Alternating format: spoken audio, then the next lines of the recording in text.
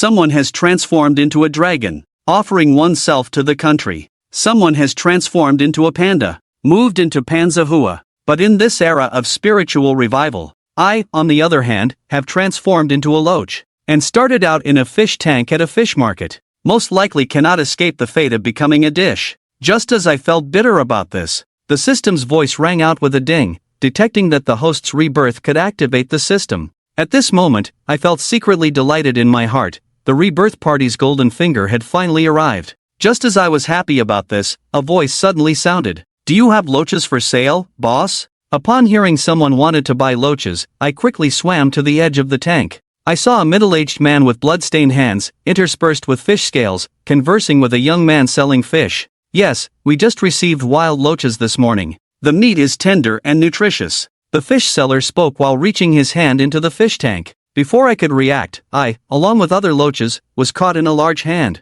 Whether stewed or made into loach tofu, the taste is absolutely delicious. Upon hearing this, 1,000 curses echoed in my heart. Just as I felt despair, the system's voice rang out with a ding again. Detected that the host has triggered the devouring technique and sound collection technique. At this moment, the passive divine eye of the system opened, and I saw strands of black and red aura pulsating on the fish shop owner's hands. "Will the host devour it?" The system's voice rang out again. I regained my senses and without hesitation, chose to devour it. As my thoughts shifted, that twisted and faint evil aura drilled into my loach body all at once. Ding Shurching's cultivation opened the host's identity, the loach's merit forest, the Sin Death Stone cultivated into a mortal body, specializing in the divine eye of the Ding Shurching technique. As the Ding Shurching technique circulated, my body inexplicably stretched, seeming to gain some resilience. "Oh, my God," the fish shop owner exclaimed. The palm suddenly came, like being stung by a fishbone, and the loach in his hand was thrown back into the fish tank.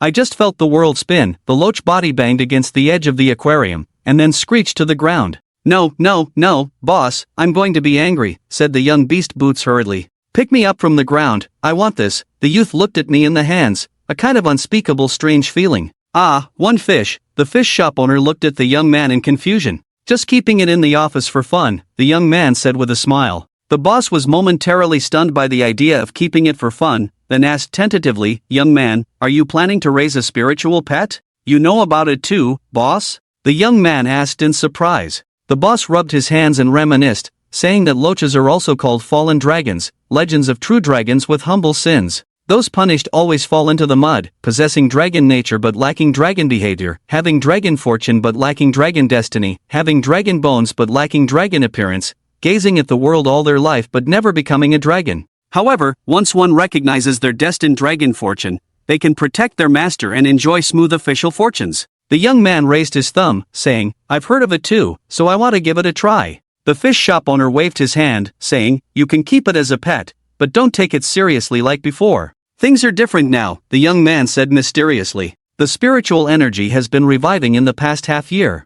I didn't believe it at first, but why hasn't the official media spoken out?" Upon hearing this, the boss couldn't help but frown, as it seemed to be true. The young man chuckled and said, "Boss, I'll take this one. We have a connection. How much is it? What are you talking about buying or not buying? A loach isn't worth much. Consider it a gift from me," the fish shop owner generously said. The young man, not shy at all, said, "Brother, I'm Guofeng. We're in the same boat as aspiring journalists. Let's exchange contacts for opportunities to communicate more." Inside the plastic box, I was quite satisfied with this future poop scooper. After bidding farewell to the boss, Guofeng took me back to the office and placed me in a clean fish tank prepared in advance. Guofeng sat in front of the fish tank, smiling and pointing at the glass, saying, "Little loach, oh little loach, I'm Guofeng. Once you become enlightened, my official career will prosper. How's it going, kid? As long as you serve me well, when I become capable, I will definitely help you." I opened my loach mouth, but only a string of bubbles came out. After Guofeng left, I swam on my own to hide in the water plants. This is also the nature of a loach. For the time being, I didn't need to worry about survival. I breathed a sigh of relief and started thinking about my own matters. What's the use of this system's merit and sin debts? Answering the host, merit and sin debts can unlock the system mall to exchange items, skills, and abilities. As soon as I heard about the system mall, I decisively opened it to check, but I had to give up because the required exchange values were too high. However, the system's passive cultivation function is quite good. Skills can run automatically, and the spiritual energy concentration of the environment determines the speed. After setting to auto-train, I hid in the bushes to take a nap. I was awoken by the sound of tapping on the glass. Xiaohei must be hungry, Guofeng's voice came. Damn it, Xiaohei. Unable to speak, I had to accept it. Guofeng took fish food and put it into the fish tank. Hearing it was fish food, I thought, even if I starved to death. It didn't seem like much, but as the fish food entered the water, a fragrant smell wafted over. Oh my, it's really fragrant. The host devoured a small amount of fish and shrimp, and his muscle cultivation improved. Upon hearing the system's reminder, I couldn't help but feel excited, and ate more enthusiastically. Seeing you eat fish fins, Guofeng felt relieved. The post said that you should read a scripture to your spiritual pet every day to cultivate spirituality. Guofeng opened the booklet, and the words he muttered to himself were not quite to my liking. Not sure if the Pure Land Sutra would work, he started reciting it. Guofeng read it very seriously, enunciating clearly. The weak voice made me in the fish tank feel a burst of energy, and my spiritual mind became clear. Facing the vast starry sky, the host listened to the Pure Land Sutra, and his merit increased by 1. The system's reminder sounded. Merit is so simple. I originally thought that merit mostly came from accumulating good deeds. Fellow Taoist, please stay a bit longer and read more. It's only a few hours until work ends. You're still young. Aren't you like an ox or horse? Don't you need to work overtime? I watched as my merit stayed at 20 and no longer increased. I quickly swam to the edge of the fish tank, calling out eagerly. After packing up, Guofeng glanced at the fish tank and saw me looking at him through the glass, blowing bubbles one after another. Indeed, all things have spirituality. Guofeng sighed. I have a bit of spirituality. On the second day after rebirth, I began to adapt to the life of an eel without hands or feet. The sound of the office door opening woke me up. Looking through the fish tank, I saw Guofeng entering the office with a bag and breakfast. I watched Guofeng systematically turn on the lights, set down breakfast, and start cleaning and organizing the office. Xiaobo helped take out the trash. Guofeng finished cleaning, just sat down, took a bite of the bun, and heard a sweet voice. Okay, son sister. Guofeng set down his breakfast and ran out. Xiaobo helped me print a document. How are the meeting materials for Director Xiaoguo and Zhang? I watched Guofeng going in and out, and also saw 2 office colleagues coming to work one after another. Unlike Guofeng's busyness, those 2 were just scrolling on their phones, drinking tea, and reading newspapers. At noon, Guofeng sat in front of the fish tank holding a plate of egg-fried rice. It seemed like he was hungry after a busy morning, so he devoured it. I looked at the food in the lunchbox and couldn't help but salivate. Do you want to eat? Guofeng looked at me in the fish tank with some surprise. Although it was a bit absurd, he always felt that I was sincere, staring blankly at his fried rice. Bubbles appeared in the fish tank, as if responding to him. The fish tank splashed, and I couldn't wait to pounce on it. Indeed spiritual. Guofeng took a bite of chicken leg and spoke with satisfaction. Xiaoguo, what kind of thing are you raising? Loaches? A heavily made-up older sister with eyes full of disdain walked into the office. It's nothing, sister's son. A little loach given by a fish-selling brother. Just keeping it as a pet. Guofeng stood up to reminisce. Oh, it really is a loach. Sister Sun said disdainfully, so dirty, yet you love it. Loaches are all in muddy water. As she spoke, she pointed at the water's surface with her finger. The originally clean water surface instantly formed an oily film, emitting a nauseating smell, making me dizzy in the fish tank. Detecting a nickel gas, the sound of whether the host should devour the system suddenly came. There was a faint purple light flashing in my eyes. Through passive skills, I saw 3 misty nickel gases entwined in a twisted manner around her waist and abdomen, resembling an undeveloped infant shape. His hands were also surrounded by nickel gas, with shapes of cats, dogs, and birds swirling amidst a chilling scream. The sound of whether the host should devour the system came again. I suddenly remembered. What system? If I devour the evil gas, will he still have it on him? Evil gas, when tainted by impure mortals, brings about calamity and misfortune. She doesn't seem like a good person either. Isn't helping him by devouring the evil gas? Currently, the host Shuringdong's cultivation is insufficient to devour the evil gas. The root evil gas will continue to generate, as explained by the system. Oh, then there's no problem. As I devoured the evil gas, the yin qi circulated. The hostility on Sister Sun's body was inexplicably drawn towards me. At this moment, I noticed that the black nickel gas around the woman's waist and abdomen was surprisingly still, with a level higher than the host's cultivation, making it temporarily unabsorbable. Ouch, this loach bit someone. Suddenly, Sun Dajie felt a needle-like pain in her finger, causing her to jump and scream in fright. How could a loach bite without teeth? Guo Feng hurriedly approached to inspect. Besides some water stains, there was no sign of injury on Sun Dajie's finger. Xiaoguo, just throw away this loach. It's too ugly and disgusting, Sun Dajie said with disdain. She cast a venomous glance at me in the fish tank, planning to seize the opportunity to kill this little loach, harboring bitter thoughts in her heart. There's something wrong with this Sun Guilan. After she left, Guo Feng furrowed his brow, thinking it's none of his business what she raises. However, thinking about what other colleagues had said, he felt helpless. This Sun Guilan has a romantic relationship with a leader in the unit, making it impossible to offend her. I absorbed a lot of negative energy and hid in the water grass to digest it on my own. Using the power of the stone quartz, my loach's body condensed with dark energy, its scales and flesh becoming even more cautious. The almost invisible loach teeth also seemed to protrude slightly. Checking my negative energy level again, I couldn't help but be surprised. It had actually risen directly to 200. Sun Lan is indeed not a good person. After finishing a day's work and waiting for everyone in the office to leave, Guo Feng finally sat down. Sprinkling some fish food, he began to recite the Tranquility Sutra. Master Ding comprehended the Quiet Sutra technique. When I heard this, I was so excited that I almost jumped out of the fish tank. I never expected that besides the system's default technique, I could also comprehend one myself. Without a word, I woke up in the midst of unlocking. Thinking it was feeding time after a night of hunger, I darted out from the aquatic plants. A familiar yet nauseating smell wafted over. My animal instincts sensed malice, so I twisted my body and dove back into the aquatic plants. Damn little loach dared to bite me. Just watch, I'll crush you. A malicious voice echoed. Sun Guilan appeared on the fish tank with a sinister yet excited expression. The terrifying scene almost scared the urine out of me. Relying on my agile body, I kept dodging her clutches in the water. The water quickly became murky. Seizing the opportunity, I activated the stone shade palace in my mouth. Though my teeth were small, they were like blades as I lunged at Sun Guilan in the murky fish tank. Sun Guilan screamed and retreated, a fresh wound on her finger. Blood flowed as I'll smash you to pieces. Sun Guilan, full of resentment, grabbed the nearby ashtray and was about to smash the fish tank. Sun Jian, what are you doing? At the critical moment, Guo Feng arrived. The loach bit me. Look, Sun Guilan raised her bleeding finger to accuse. Hurry and deal with this damn loach. Son, why did you come to the office so early? Guo Feng frowned, looking at his dirty fish tank. No one is a fool. I didn't come early. I wanted to help you clean up a bit. Sun Guilan spoke guiltily. Clean up?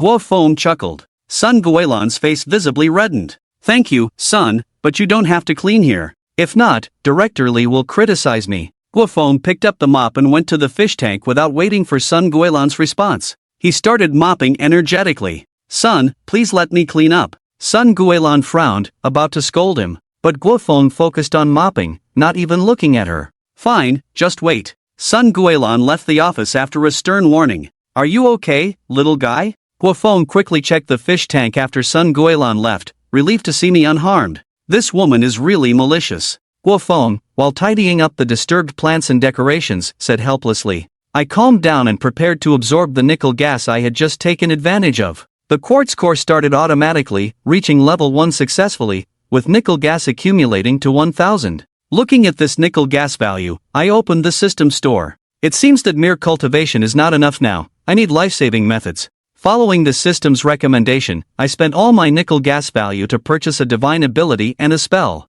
Those heavily affected by the divine ability of poisoning will experience unbearable pain and slight paralysis in the wound. Those greatly impacted by the spell of terrifying souls will feel intense fear and mental agitation, with a chance of losing their soul if physically weak. Combining the soul-shocking spell with poison and physical tearing, executing a series of small moves, I figure that even facing opponents much larger than myself in the water, armed with a gun, Sun Guilan learned from experience and hasn't caused trouble these days. Life returned to peace, but good times don't last. That day, Guo Feng returned to the office with a worried expression, and the company arranged for him to go on a business trip for 7 days. Surprisingly, the one who recommended the trip was Sun Guilan. I thought he had been behaving these days, but turns out he was brewing trouble. Guo Feng was indignant and discontented, but he had no choice. Guo Feng's family lives in the countryside, and now he rents a house. If left alone for a week, most likely he would starve to death. Thinking about this, Guo Feng took out his phone, walked towards the office door, and said, Hey Li Gu,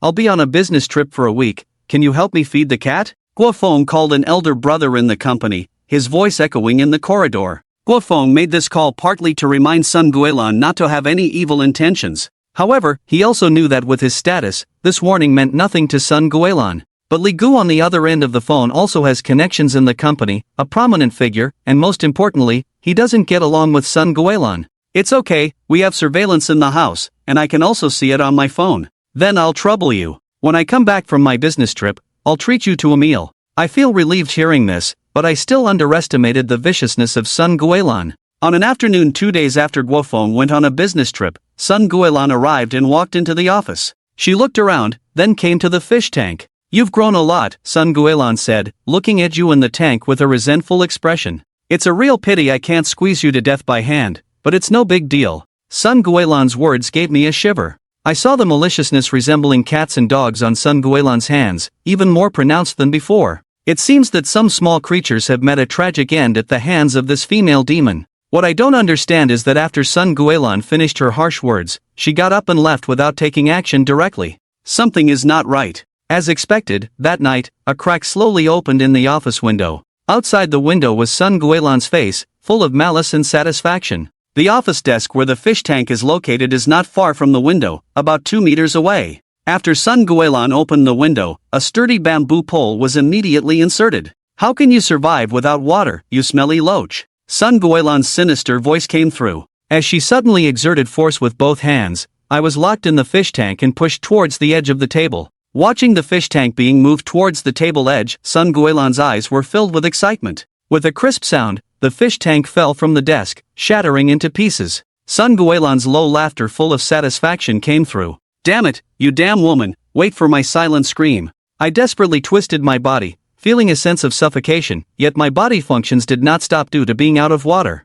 Sun Guilan's idea is not wrong, but what she doesn't know is that apart from breathing through its gills, the loach can also swallow air through its mouth for a short time and breathe through its intestines. Just when I was relieved and ready to find a water source to save myself, Sun Guilan did not hurry to leave. I won't let you die so easily, Sun Guilan smirked sinisterly. She was wearing thick gloves and pulled out a half-sized black cat with its mouth taped shut from a black plastic bag. This little kitten has been hungry for 2 days. At this moment, Sun Guilan's voice was like a demonic chant from hell, making my scalp tingle. This semi-large black cat, measuring just over 20 centimeters, was held by Sun Guilan by the back of its neck, its eyes filled with fear. Even when Sun Guilan removed the tape from its mouth, it dared not make a sound. Sun Guilan threw the black cat from the window into the office. Upon landing, the cat instantly fled in fear into a dark corner, emitting a faint whimper. Go eat that loach, Sun Guilan put away the bamboo pole, smirked sinisterly, then closed the window slightly before leaving at ease.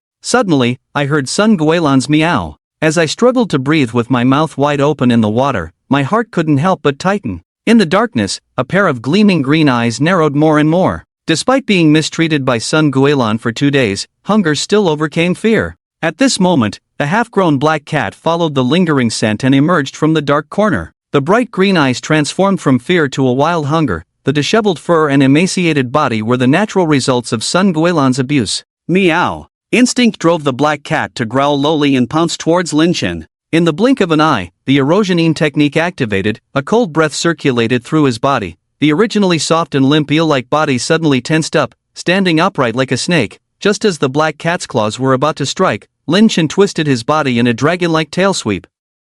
In the dim office, a crisp sound suddenly rang out. Meow. Who am I? Where am I? Why does my cat face hurt? The half-black cat looked puzzled, trying to recall. It pounced on a plump eel, then got a hit on the face, followed by a 360-degree mid-air spin plus a smooth landing on all fours, just right, not hurting its brain. Meow meow meow. The black cat shook its head, its pupils slightly narrowing, once again focusing on the eel emitting a tempting fishy smell. A single strike hit the mark. Lin Chen was not careless. Felines are natural hunters. The black cat's previous carelessness did not harm it, but what followed was crucial for Lin Chen's life or death. The summoning system. Host, Lin Chen, species, eel, merit, 500, sin, 0, cultivation, mortal body, primary cultivation techniques, erosioning technique first layer, tranquil scripture entry level, treasures, none, divine ability, dharma I, passive, basic venom cultivation, spells, basic soul shock. Come here. Lin Chen stood up, his long fish fins gesturing towards the small black cat.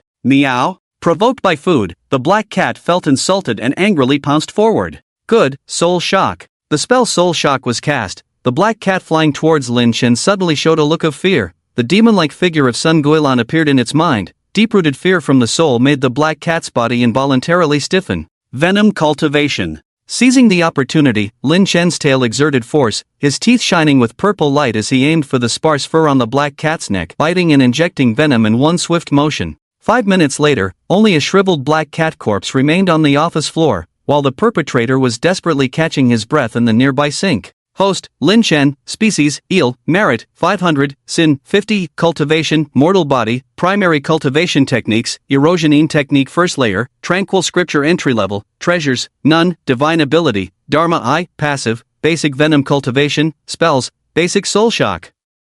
Although the system data only changed by adding 50 sins, Lin Chen's eel body exuded a mysterious blood-red color. After killing the black cat with poison, Lin Chen inexplicably felt a bloodthirsty impulse rising. Under the operation of the erosioning technique, he actually devoured most of the black cat's essence blood. Damn, this is eerie. Despite feeling his body strengthened, the sensation of killing and a hint of madness after consuming the black cat's essence blood made him break out in a cold sweat. Wasn't this the side effect of sinister demonic cultivation techniques in novels? Right, tranquil scripture. The classic Taoist scripture emphasized tranquility and inaction, a piece of cake to counteract the side effects of the erosioning technique. As Lin Chen's thoughts circulated, the sound of the tranquil scripture echoed faintly in his mind, the blood-red color on his body visibly receding at a speed visible to the naked eye, the bloodthirsty and frenzied heat turning into a cool sensation, nourishing like spring rain. Comfortable. Lin Chen felt his bones shaking with joy, the warm blood circulating through his body, a drowsiness washing over him.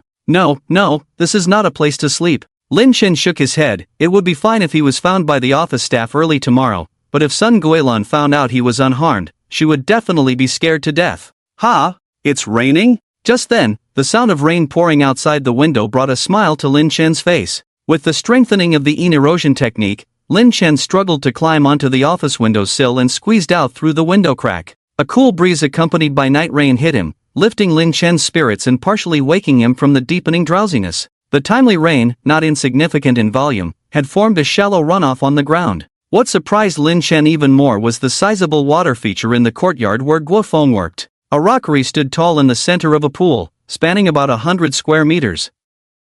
Feeling the encroaching drowsiness, the erosion technique was operating slowly. Lin Chen made a quick decision and leaped off the windowsill, swiftly sliding towards the pool in the pouring rain. Splash! Lin Chen plunged into the pool amidst the heavy rain. The pool was about 1.5 meters deep, with a smooth bottom covered in some mud. Leveraging the nature of an eel, Lin Chen swiftly burrowed into the muddy pit at the base of the rockery in the center of the pool, finally succumbing to the inexplicable drowsiness and falling into a deep slumber. Rumble! Distant thunder rumbled faintly. In the dark depths of the pool, Lin Chen's eel-like body remained motionless as if made of clay, only the fine scales on his body shimmering in shades of green and black.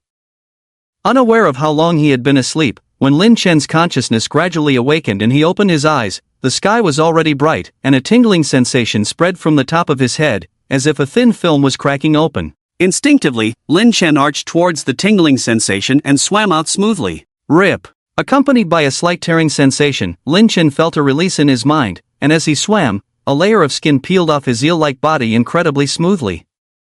Is this molting? Do eels molt? Lin Chen stared blankly at the shed skin stuck at the base of the rockery, as in his understanding, eels did not possess the ability to molt. In the pool, Lin Chen revealed his transformed form. His eel-like body had changed significantly, with a robust head, distinct bone armor, and 5 pairs of elongated flesh whiskers. His body was as thick as an eel, over 30 centimeters long. His previously short fins had grown considerably, each fin supported by 5 bone spines resembling fan bones. It's like a rebirth. Although he couldn't see the changes in his body, Lin Chen couldn't help but marvel after swimming a few laps. Was this considered evolution? Host, Lin Chen, Race, Mutant Thorn Eel, Merit, 500, Sin, 50, Cultivation, Mortal Body Second Stage, Primary Cultivation Technique, Erosion Technique First Layer, Tranquil Scripture Entry Level, Treasures, None, Divine Ability, Divine Eye, Passive, Basic Venom Cultivation, Spells, Basic Soul Shock.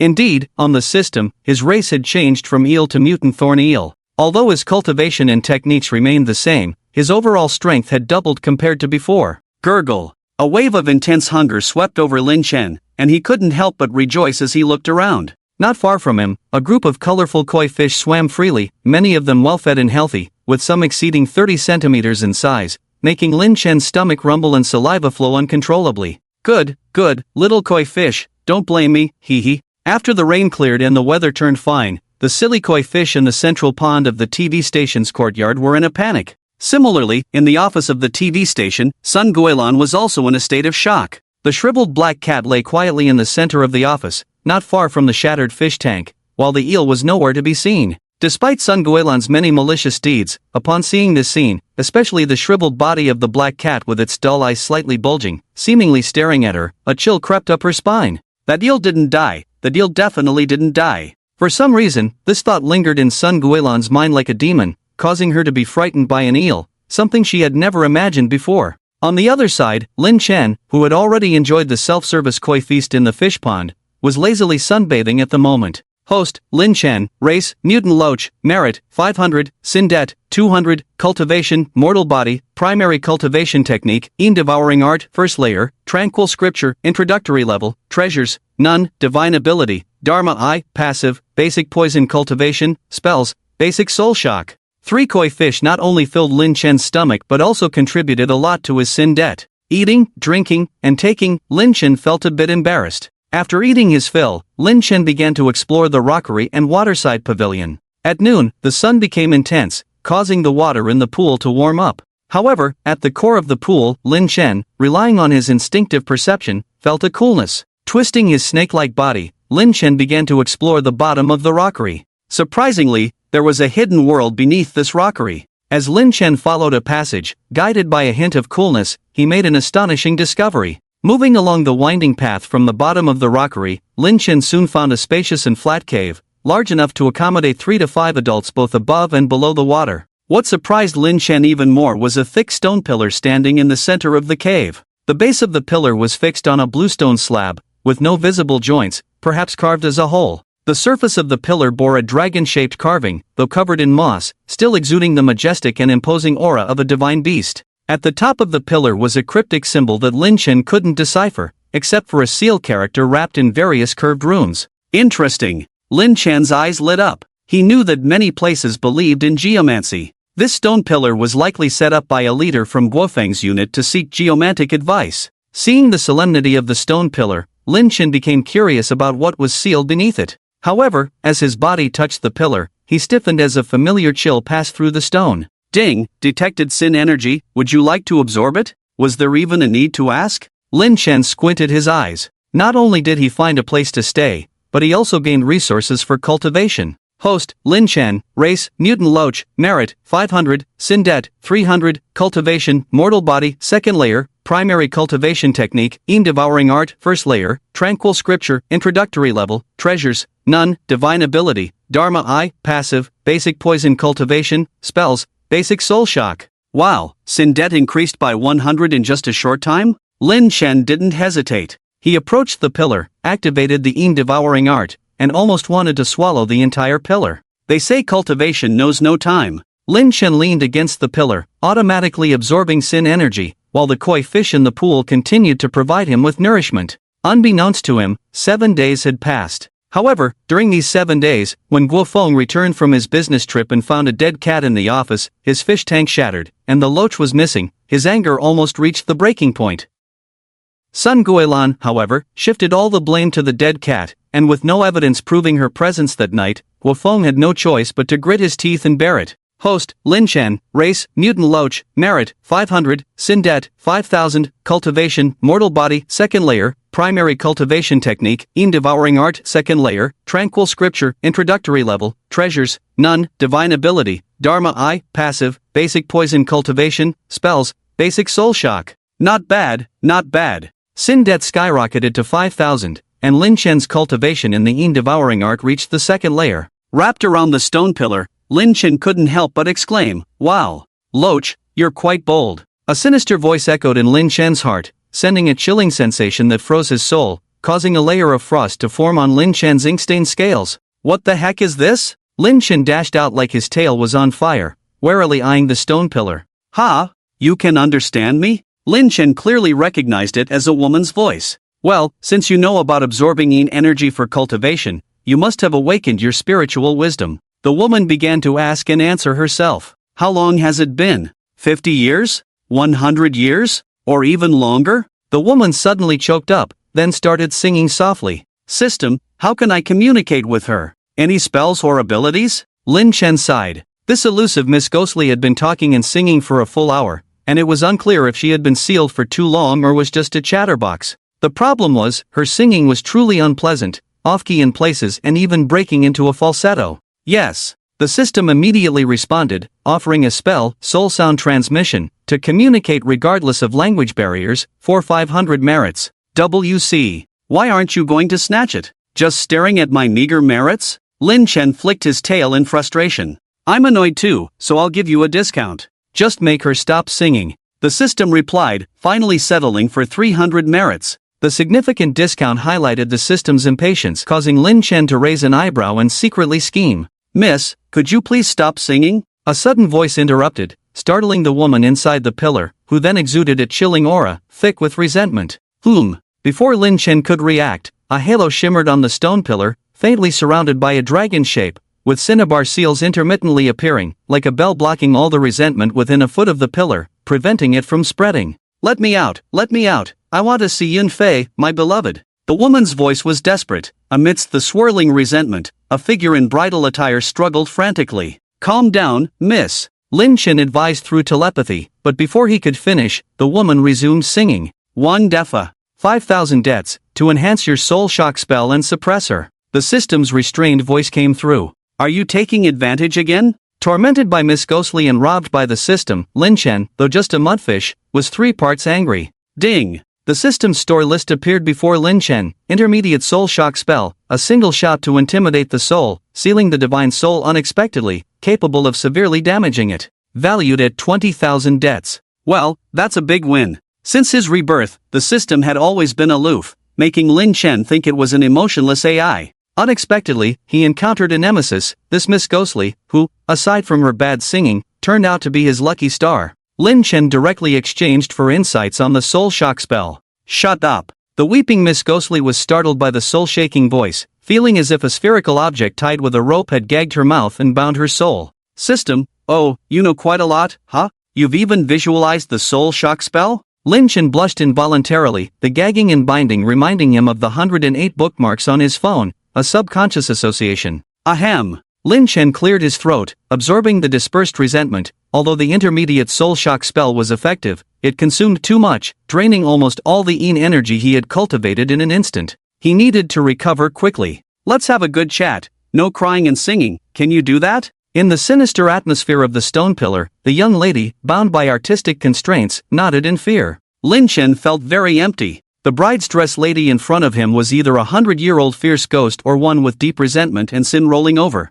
Perhaps she had been sealed for too long, her mind not very sharp, or perhaps she had been frightened and intimidated by his spells, otherwise 100 Lin Chens would not be enough for the bride's dress lady to consume. But it seemed like she was intimidated. Plus, with the seal of the stone pillar still in place, Lin Chen felt it necessary to continue pretending to be a superior being. Organize your thoughts, tell your story in detail, no crying or singing. Lin Chen's voice was profound and unfathomable. Otherwise, I will seal your soul for 1,000 years, and you will not speak for 1,000 years. Please, noble one, please don't. I'll talk.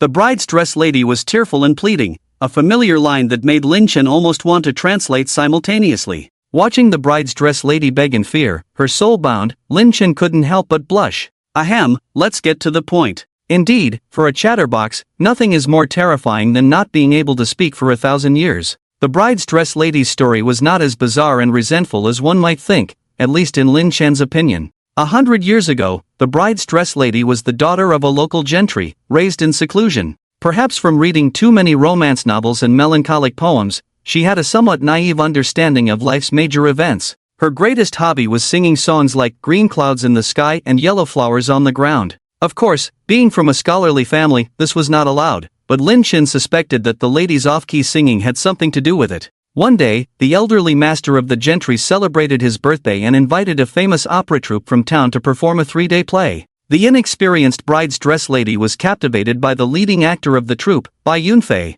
According to the lady, Bai Yunfei not only lived up to his name and appearance but was also a talented all-rounder in the troupe, excelling in singing, recitation, acting, and martial arts. He captivated many of the gentry's female relatives at first sight, including the bride's dress lady. And so, a supposedly tragic love story unfolded. The bride's dress lady was convinced that she had met her destined one, her ideal husband, a perfect male protagonist shaped by the melodramatic novels and plays she had read. Unconsciously, she projected this image onto Bai Yunfei, who, according to her, was deeply in love with her. He said he loves the songs I sing the most, like the Nightingale and Oriole, and can never get enough for a lifetime. The bride's dress lady spoke tearfully. Ha! The system mercilessly mocked with just one word, expressing Lin Chen's speechlessness. It was confirmed that as a professional and excellent actor, he was blatantly flattering the bride's dress lady, clearly with ulterior motives. However, besides being unable to see reality clearly, the bride's dress lady was also hopelessly romantic.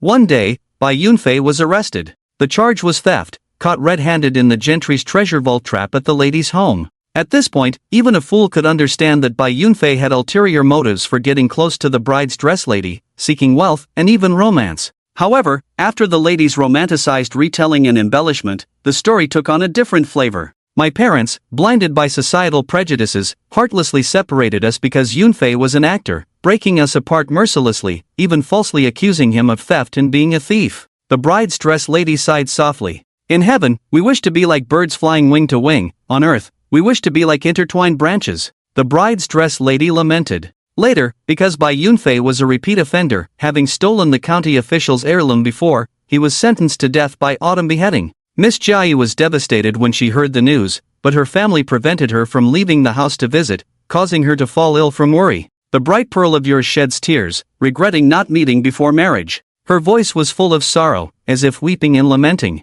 Well, it's a good poem, but it seems completely unrelated to Miss Jiayi's situation, doesn't it? Lin Chen felt awkward. Miss Jiayi didn't seem to be well read at all. Sigh. And so, while singing mournfully, she sewed her wedding dress day and night, stitching and singing simultaneously.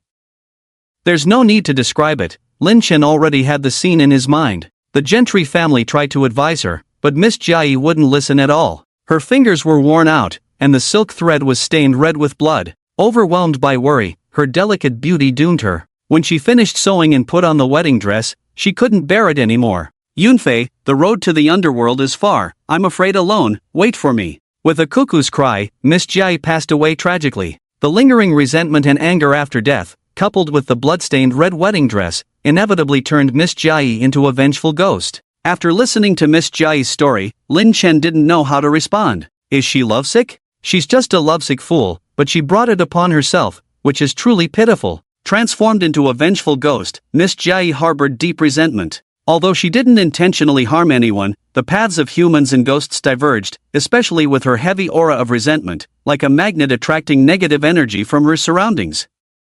Resentment is inherently impure and sinister, easily corroding weak minds. Even with a strong will, prolonged exposure to resentment can gradually change one's character. Miss Jiayi remained steadfast in her lovesickness, especially during her late-night singing performances, disturbing the peace of the gentry and the surrounding areas, yet she didn't harm anyone. However, decades later, the accumulated malevolent aura naturally led to sinister occurrences, harming the innocent. The town sought the help of a powerful Taoist from Longhu Mountain to suppress the malevolent forces. Time passed swiftly, over 100 years went by in a flash. If Lin Chen hadn't triggered the malevolent forces, Miss Jiayi might have slept until her malevolent essence dissipated, turning to dust. Master, please allow me to leave. I promise not to harm mortals, I only wish to find Yunfei. Kneeling in the malevolent aura, Miss Jiayi pleaded, if he has reincarnated, I will wait for him until my essence dissipates. If he is still in the cycle of rebirth, I will follow him, bearing any punishment in the underworld. Faced with her request, Lin Chen was in a dilemma.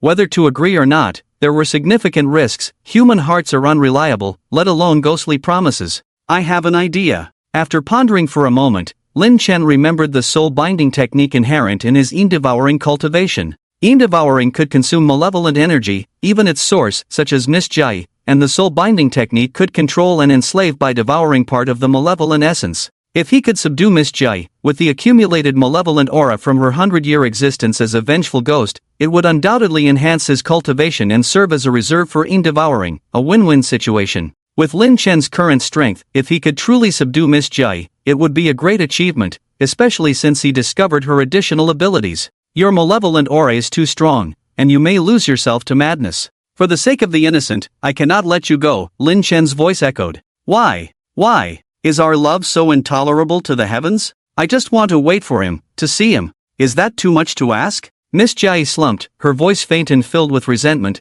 thickening the malevolent aura, making the entire artificial mountain feel like an icy cave of millennia. Lin Chen carefully seized the moment. However, Miss Wedding Dress was on the verge of exploding with anger when Lin Chen suddenly took a deep breath. What? Miss Wedding Dress felt like a drowning person grasping at a last straw of hope when she saw a glimmer of light in her despair. I have sealed a part of your soul with a secret technique, containing your inherent anger so it won't disturb the mortal realm. This way, you can roam freely, Lin Chen explained, and a glimmer of hope shone in Miss Wedding Dress's eyes, though she hesitated. Why should I trust you? What if you're deceiving me? Miss Wedding Dress's sudden question left Lin Chen feeling uneasy. To subdue Miss Wedding Dress and consume the soul ban, it had to be voluntary, otherwise, with Lin Chen's current cultivation level, it was impossible. Really? After being in love for over 100 years, suddenly you're so rational? Lin Chen was curious. Yunfei once said, there's no love without reason, no free lunch in this world. Lin Chen was taken aback. He had indeed overestimated Miss Wedding Dress.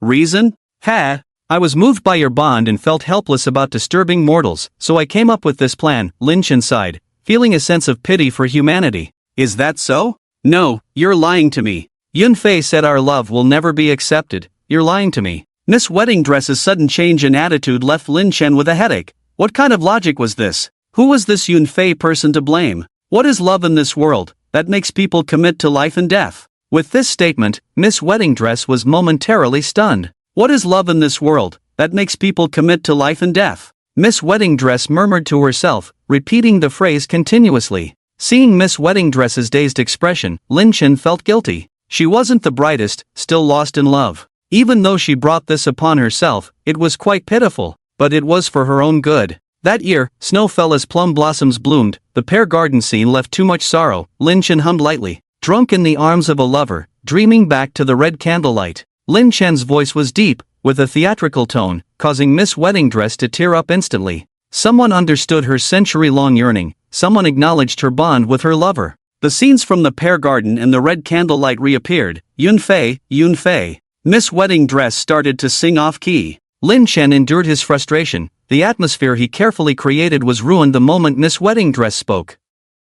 Foolish woman, have you made up your mind? Lin Chen interrupted Miss Wedding Dress's emotions, his voice tinged with dissatisfaction. I value my time, and although spiritual energy has been restored, the path to cultivation is arduous. Don't delay my practice, Lin Chen said as he was about to leave. I agree, Miss Wedding Dress eagerly said, as a surge of anger flowed, revealing a delicate blood-colored halo on a wooden comb in her soul. This is the token of love between Yunfei and me, also the anchor of my soul. Lin Chen accepted it indifferently, displaying an air of superiority, even a hint of indifference, making Miss Wedding Dress more respectful. However, no one could tell that deep down, Lin Chen was ecstatic. If not for fear of Miss Wedding Dress regretting it, he might have burst into laughter. Lin Chen activated the soul band technique, and the wooden comb was drawn towards him, turning into a stream of light that entered his mouth. The wooden comb was the essence of Miss Wedding Dress, her source of anger. For the soul band technique, it was a significant supplement, but only a fool would be greedy.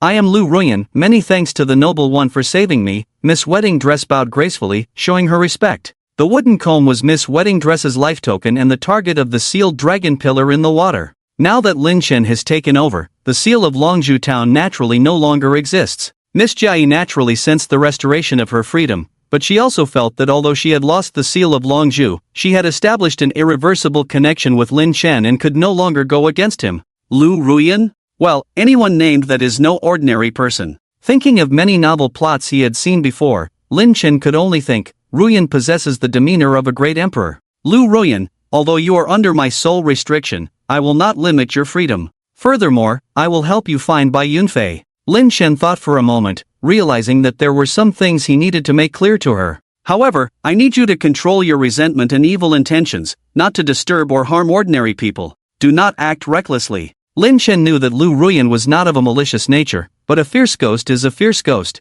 It can control its nature but cannot erase it. Lin Chen didn't like the word what if, so he took precautions. Ding, obtained the ghost servant Lu Ruyan, merit plus 1000. An unexpected joy? Lin Chen never expected that by taking in Lu Ruyan, he would also gain merit. Upon further thought, it made sense. Lu Ruyan is a fierce ghost, and even unintentionally, she could cause trouble in the mortal realm. By taking her in, he was doing a good deed, so gaining merit was only fitting. Of course, Lin Chen also realized that if Lu Ruyan did evil, the blame would naturally fall on him. Host, Lin Chen, race, mutated thorn loach, merit, 1500, blame, 200, cultivation, double-layered mortal body, primary cultivation technique, erosionine technique, entry-level tranquil scripture, treasures, none, divine ability, dharma I, passive, basic poison cultivation, magic, intermediate soul shock, ghost servant, Lu Ruyan. In the Long Kingdom, within a quaint Taoist temple on Longhu Mountain, an old Taoist with a white beard who was meditating suddenly opened his eyes.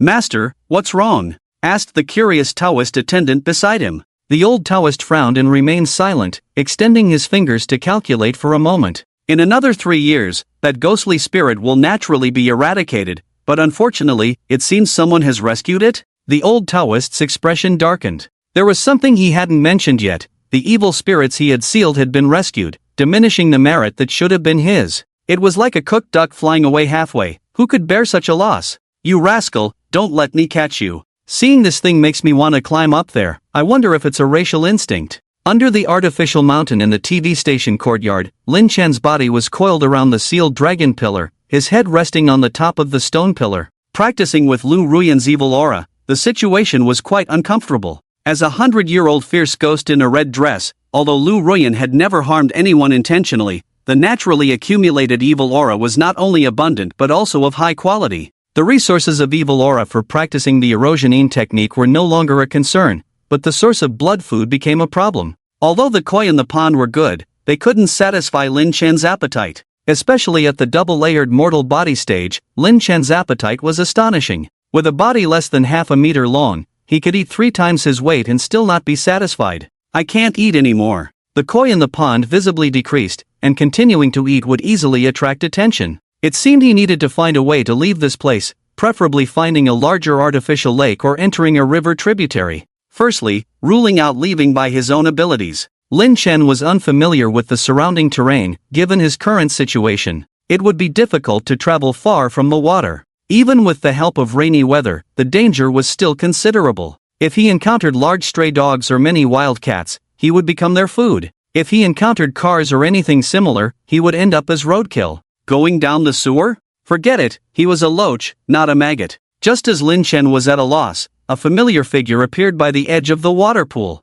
It was Guo Feng, sitting by the water pool with a box of food. "Hey, little brother, it's been a while since we last met." Lin Chen wanted to reveal himself and say hello.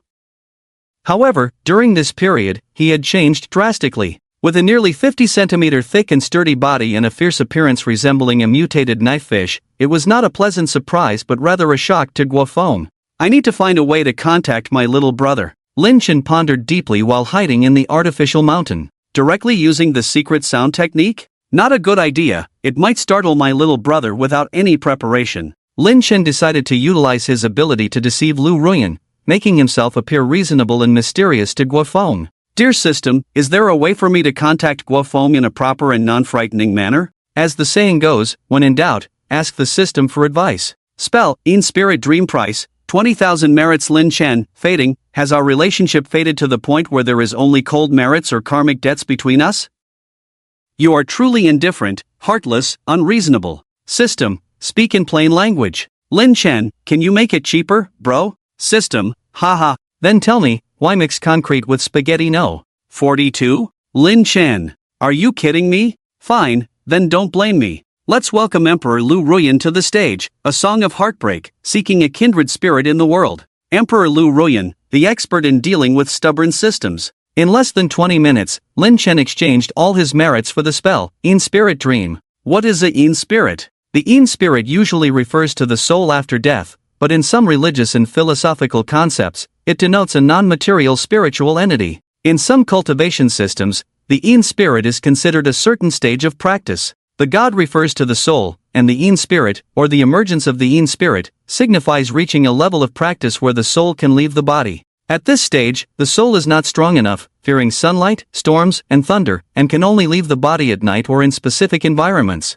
Correspondingly, after achieving the In Spirit, Further spiritual cultivation leads to the yang spirit. At this point, the soul can travel during the day without fear of thunderstorms, reaching the legendary realm of immortals. Dream entry is a form of dream manipulation, with the prerequisite being the projection of the soul. After a while, the system angrily remarked, "Lin Chen, you are truly shameless." Lin Chen, we promise not to prioritize Emperor Lu Ruyan's conditions, speak nicely, and lower the price. System, there's a saying that goes. Now, the spelling spirit dream has high requirements for spiritual cultivation. However, Lin Chen, being reborn, already possessed a human soul with innate wisdom, giving him a significant advantage over other beings. With everything prepared, all that was left was to wait for Guofeng to fall asleep at the TV station at night, as the Yin spirit could not travel far. Soon, the opportunity arose. With the arrival of the summer rainy season, the TV station had flood prevention duties that required 24-hour shifts. Guofeng, young and unmarried, was naturally assigned to the task.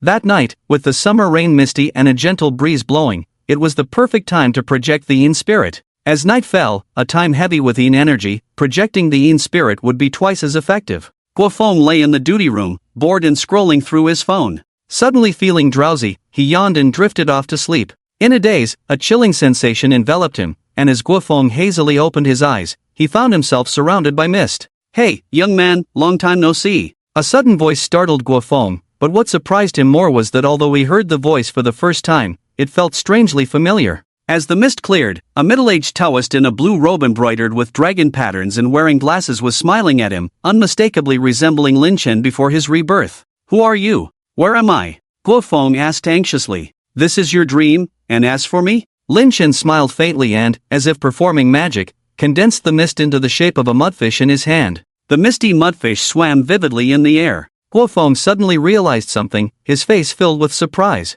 Just as he was about to call out the word eel, he saw the misty eel suddenly transform into a dragon, majestic and extraordinary. Guofeng quickly shut his mouth, thinking to himself that this was no ordinary eel but a divine dragon. No wonder the spiritual pet post mentioned that eels were fallen dragons. Lin Chen couldn't help but smile. In this dream, Lin Chen already knew what Guofeng was thinking. He then responded, "I am Qing Xian, encountering changes and falling into the mortal world." The title was naturally made up on the spot, as it was necessary to maintain the air of a powerful immortal. However, when Lin Chen spoke, the name Qing Xian became somehow associated with him, a connection that even Lin Chen hadn't anticipated. Lin Chen then mentioned how he had escaped Sun Guilan's clutches and was now recovering in the TV station's pool, regaining some strength and needing Guofeng's help to move to a larger water area. Guofeng readily agreed, and Lin Chen gave some instructions before dispelling the spell that had sent his soul into the dream, returning his soul to his body. Empty, utterly empty. Hungry, terribly hungry. Lin Chen hadn't expected that casting the spell to send his soul into the dream would be so mentally and physically exhausting. The feeling of exhaustion was unbearable, but he endured it, swallowing 4 koi fish and absorbing a lot of negative energy to barely restore some vitality. Rainy night, TV station duty room. Guofeng woke up from his sleep, looking up at the clock, a little past 2 in the morning. Was that just a dream? Guofeng hesitated, but could a dream be so vivid? The eel he had intended to raise as a spiritual pet turned out to have such a remarkable background, almost like a mythical legend. Hesitation, excitement. Guofeng got up and headed towards the artificial mountain pool. The night rain and cool breeze invigorated Guofeng, making him feel more awake. Ignoring the drizzle, Guofeng quickly arrived at the edge of the pool. Under the light, the pool was calm, with only the rain creating ripples on the surface. For some reason, the pool, usually transparent to the bottom, now gave Guofeng a sense of deep-sea mystery. Suddenly, a slender figure appeared on the water's surface under the reflected light. It looked like an eel but with some features of an eel. The dorsal fin was supported by dark bone spurs, faintly shimmering in the light, leaving Guofeng momentarily stunned. Was this the eel he had brought back a few days ago? No, it was a fallen dragon. Thinking back to what was said in the dream about recovering a bit, Guofeng's eyes gradually brightened and became fervent. The spiritual pet was real, and the revival of spiritual energy was indeed real. Witnessing such an extraordinary moment in this world was truly remarkable. Qing Xian, is that you? After a moment of daze, Guofeng asked in a slightly stuttering voice. Put. Lin Chen was speechless. Seriously, Qing Xian, are you really going to show up now? Ha? Show up? A flash of inspiration struck Lin Chen's mind. He had encountered this before in his past life. It originated from the Central Plains, spread to the northeast, and was a folk sect that combined shamanism and Taoism. Disciples could use the powers of the spirits they worship to deal with supernatural events through methods like voice transmission and possession, granting them temporary extraordinary abilities. Thinking that he would need Guofeng's help in the future and wanting to repay him, Lin Chen decided to consult the system to see if he should consider adopting a similar approach to strengthen their relationship.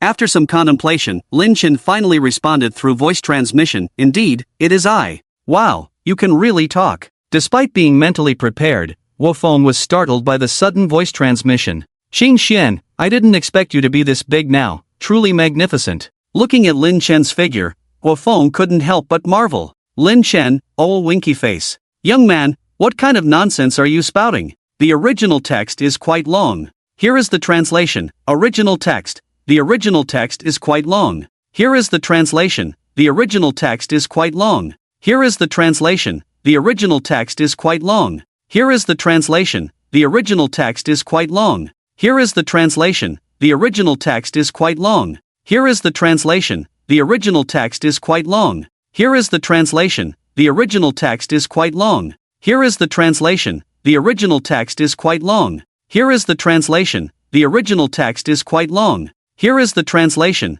The original text is quite long. Here is the translation. The original text is quite long. Here is the translation. The original text is quite long. Here is the translation. The original text is quite long. Here is the translation. The original text is quite long. Here is the translation. The original text is quite long. Here is the translation. The original text is quite long. Here is the translation. The original text is quite long. Here is the translation. The original text is quite long. Here is the translation. The original text is quite long. Here is the translation. The original text is quite long. Here is the translation. The original text is quite long. Here is the translation. The original text is quite long. Here is the translation. The original text is quite long. Here is the translation. The original text is quite long. Here is the translation. The original text is quite long. Here is the translation. The original text is quite long. Here is the translation. The original text is quite long. Here is the translation. The original text is quite long. Here is the translation. The original text is quite long. Here is the translation. The original text is quite long. Here is the translation.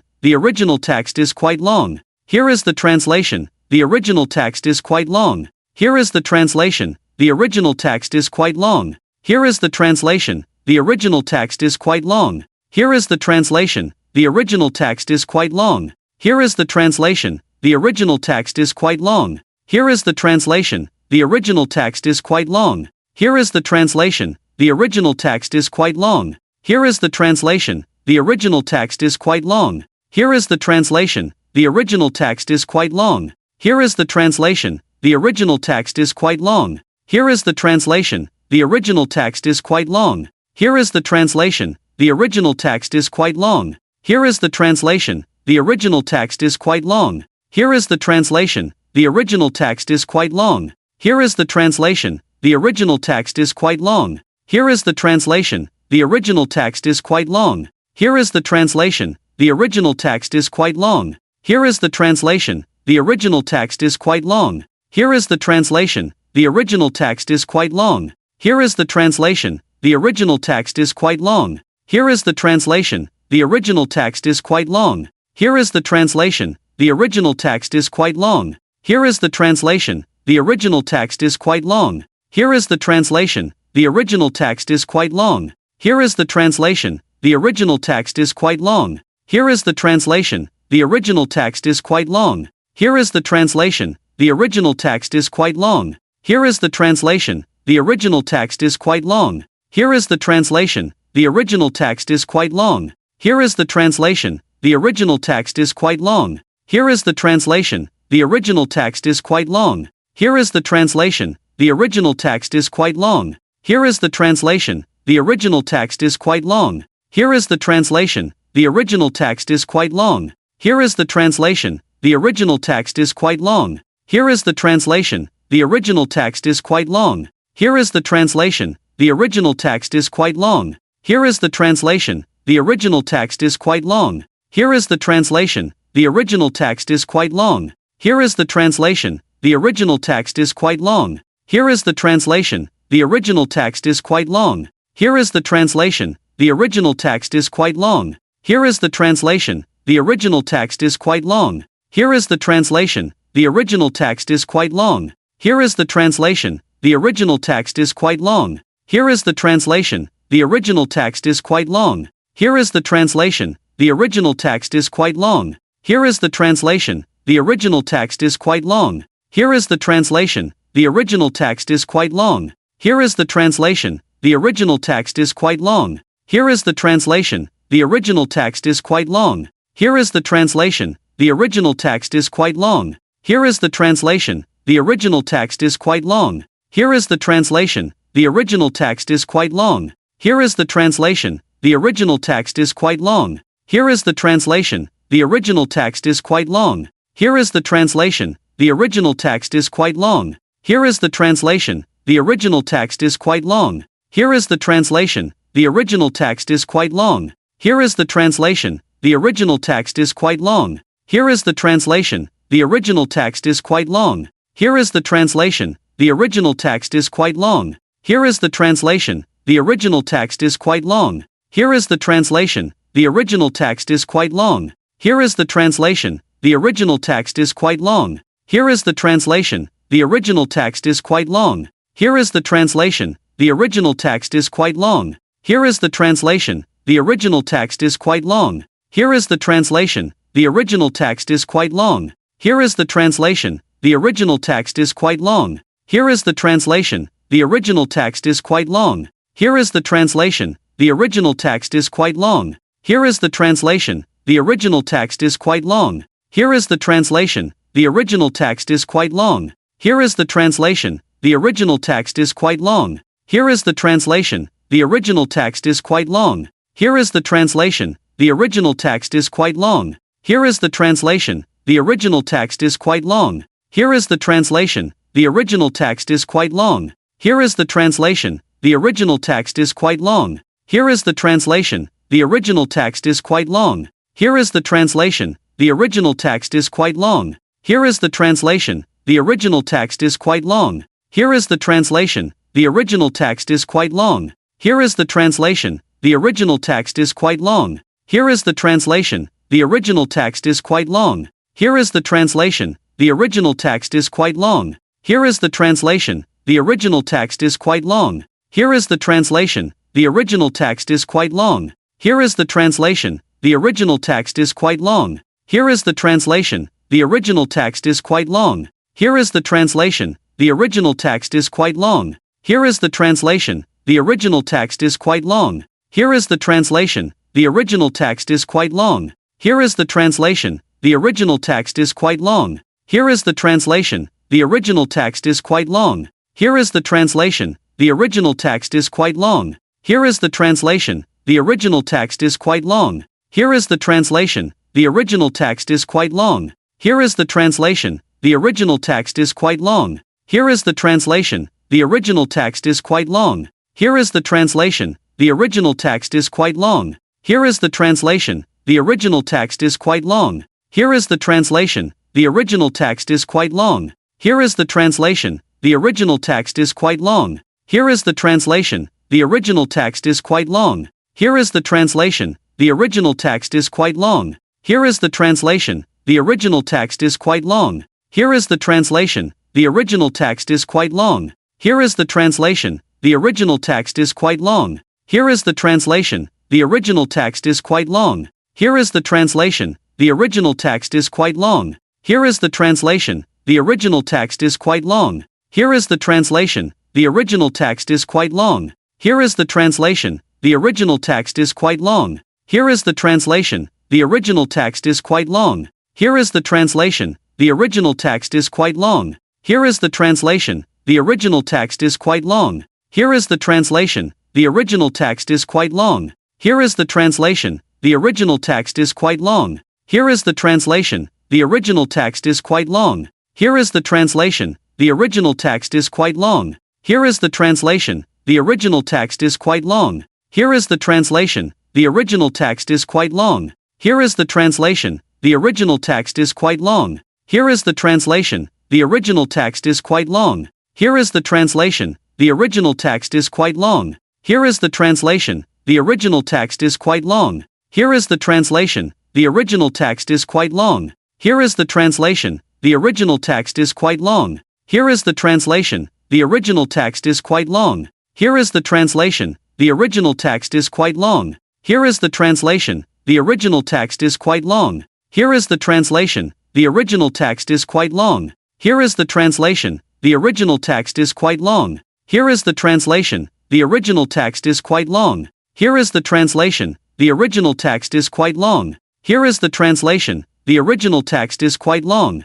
Here is the translation, the original text is quite long. Here is the translation, the original text is quite long. Here is the translation, the original text is quite long. Here is the translation, the original text is quite long. Here is the translation, the original text is quite long. Here is the translation, the original text is quite long. Here is the translation, the original text is quite long. Here is the translation, the original text is quite long.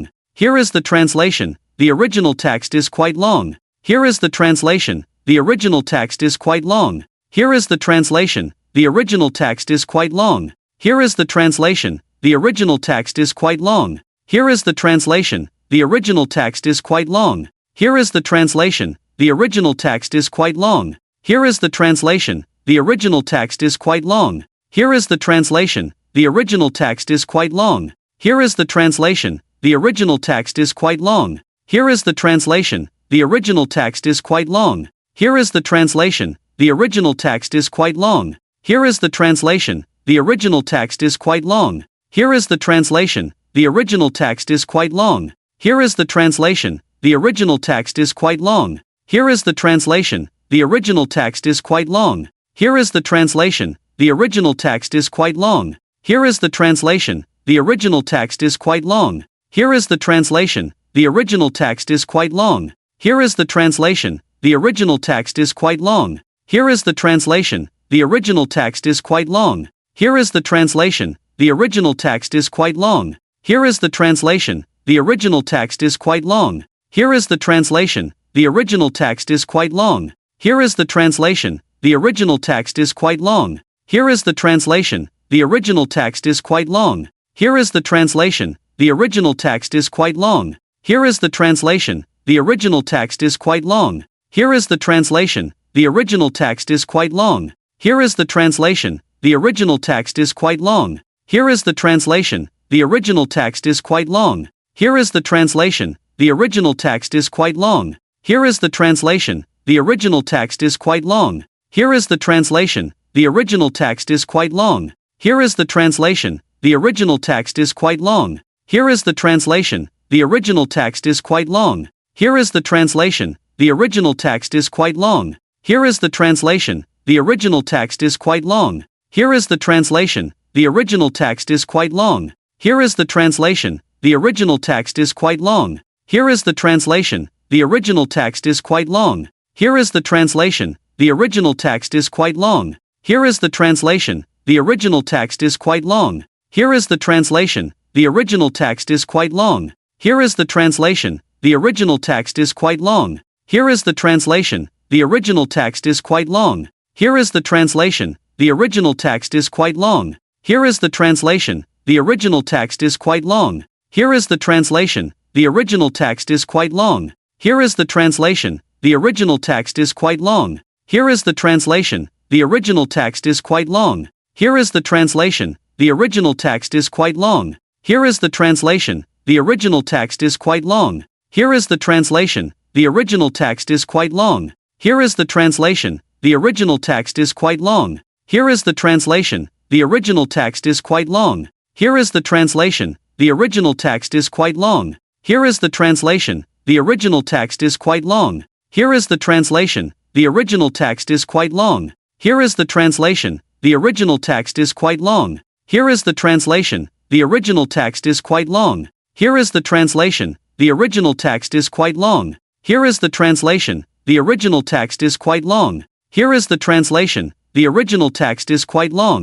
Here is the translation, the original text is quite long. Here is the translation, the original text is quite long. Here is the translation, the original text is quite long. Here is the translation, the original text is quite long. Here is the translation, the original text is quite long. Here is the translation, the original text is quite long. Here is the translation, the original text is quite long. Here is the translation, the original text is quite long. Here is the translation, the original text is quite long. Here is the translation, the original text is quite long. Here is the translation, the original text is quite long. Here is the translation, the original text is quite long. Here is the translation, the original text is quite long. Here is the translation, the original text is quite long. Here is the translation, the original text is quite long. Here is the translation, the original text is quite long. Here is the translation, the original text is quite long. Here is the translation, the original text is quite long. Here is the translation, the original text is quite long. Here is the translation, the original text is quite long. Here is the translation, the original text is quite long. Here is the translation, the original text is quite long. Here is the translation, the original text is quite long. Here is the translation, the original text is quite long. Here is the translation, the original text is quite long. Here is the translation, the original text is quite long. Here is the translation, the original text is quite long. Here is the translation, the original text is quite long. Here is the translation, the original text is quite long. Here is the translation, the original text is quite long. Here is the translation, the original text is quite long. Here is the translation, the original text is quite long. Here is the translation, the original text is quite long. Here is the translation, the original text is quite long. Here is the translation, the original text is quite long. Here is the translation, the original text is quite long. Here is the translation, the original text is quite long. Here is the translation, the original text is quite long. Here is the translation, the original text is quite long. Here is the translation, the original text is quite long.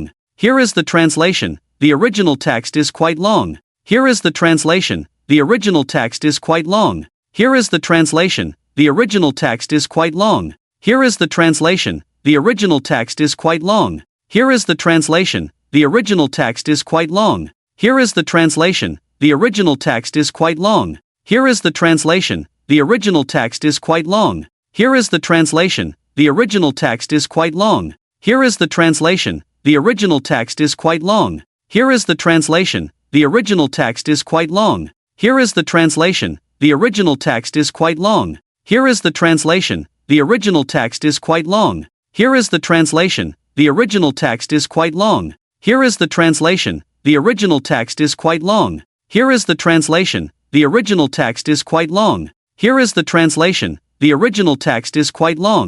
Here is the translation, the original text is quite long. Here is the translation, the original text is quite long. Here is the translation, the original text is quite long. Here is the translation, the original text is quite long. Here is the translation, the original text is quite long. Here is the translation, the original text is quite long. Here is the translation, the original text is quite long. Here is the translation, the original text is quite long. Here is the translation, the original text is quite long. Here is the translation, the original text is quite long. Here is the translation, the original text is quite long. Here is the translation, the original text is quite long. Here is the translation, the original text is quite long. Here is the translation, the original text is quite long. Here is the translation, the original text is quite long. Here is the translation, the original text is quite long. Here is the translation, the original text is quite long. Here is the translation, the original text is quite long. Here is the translation, the original text is quite long. Here is the translation, the original text is quite long. Here is the translation, the original text is quite long. Here is the translation, the original text is quite long. Here is the translation, the original text is quite long. Here is the translation, the original text is quite long. Here is the translation, the original text is quite long. Here is the translation, the original text is quite long. Here is the translation, the original text is quite long. Here is the translation, the original text is quite long. Here is the translation, the original text is quite long.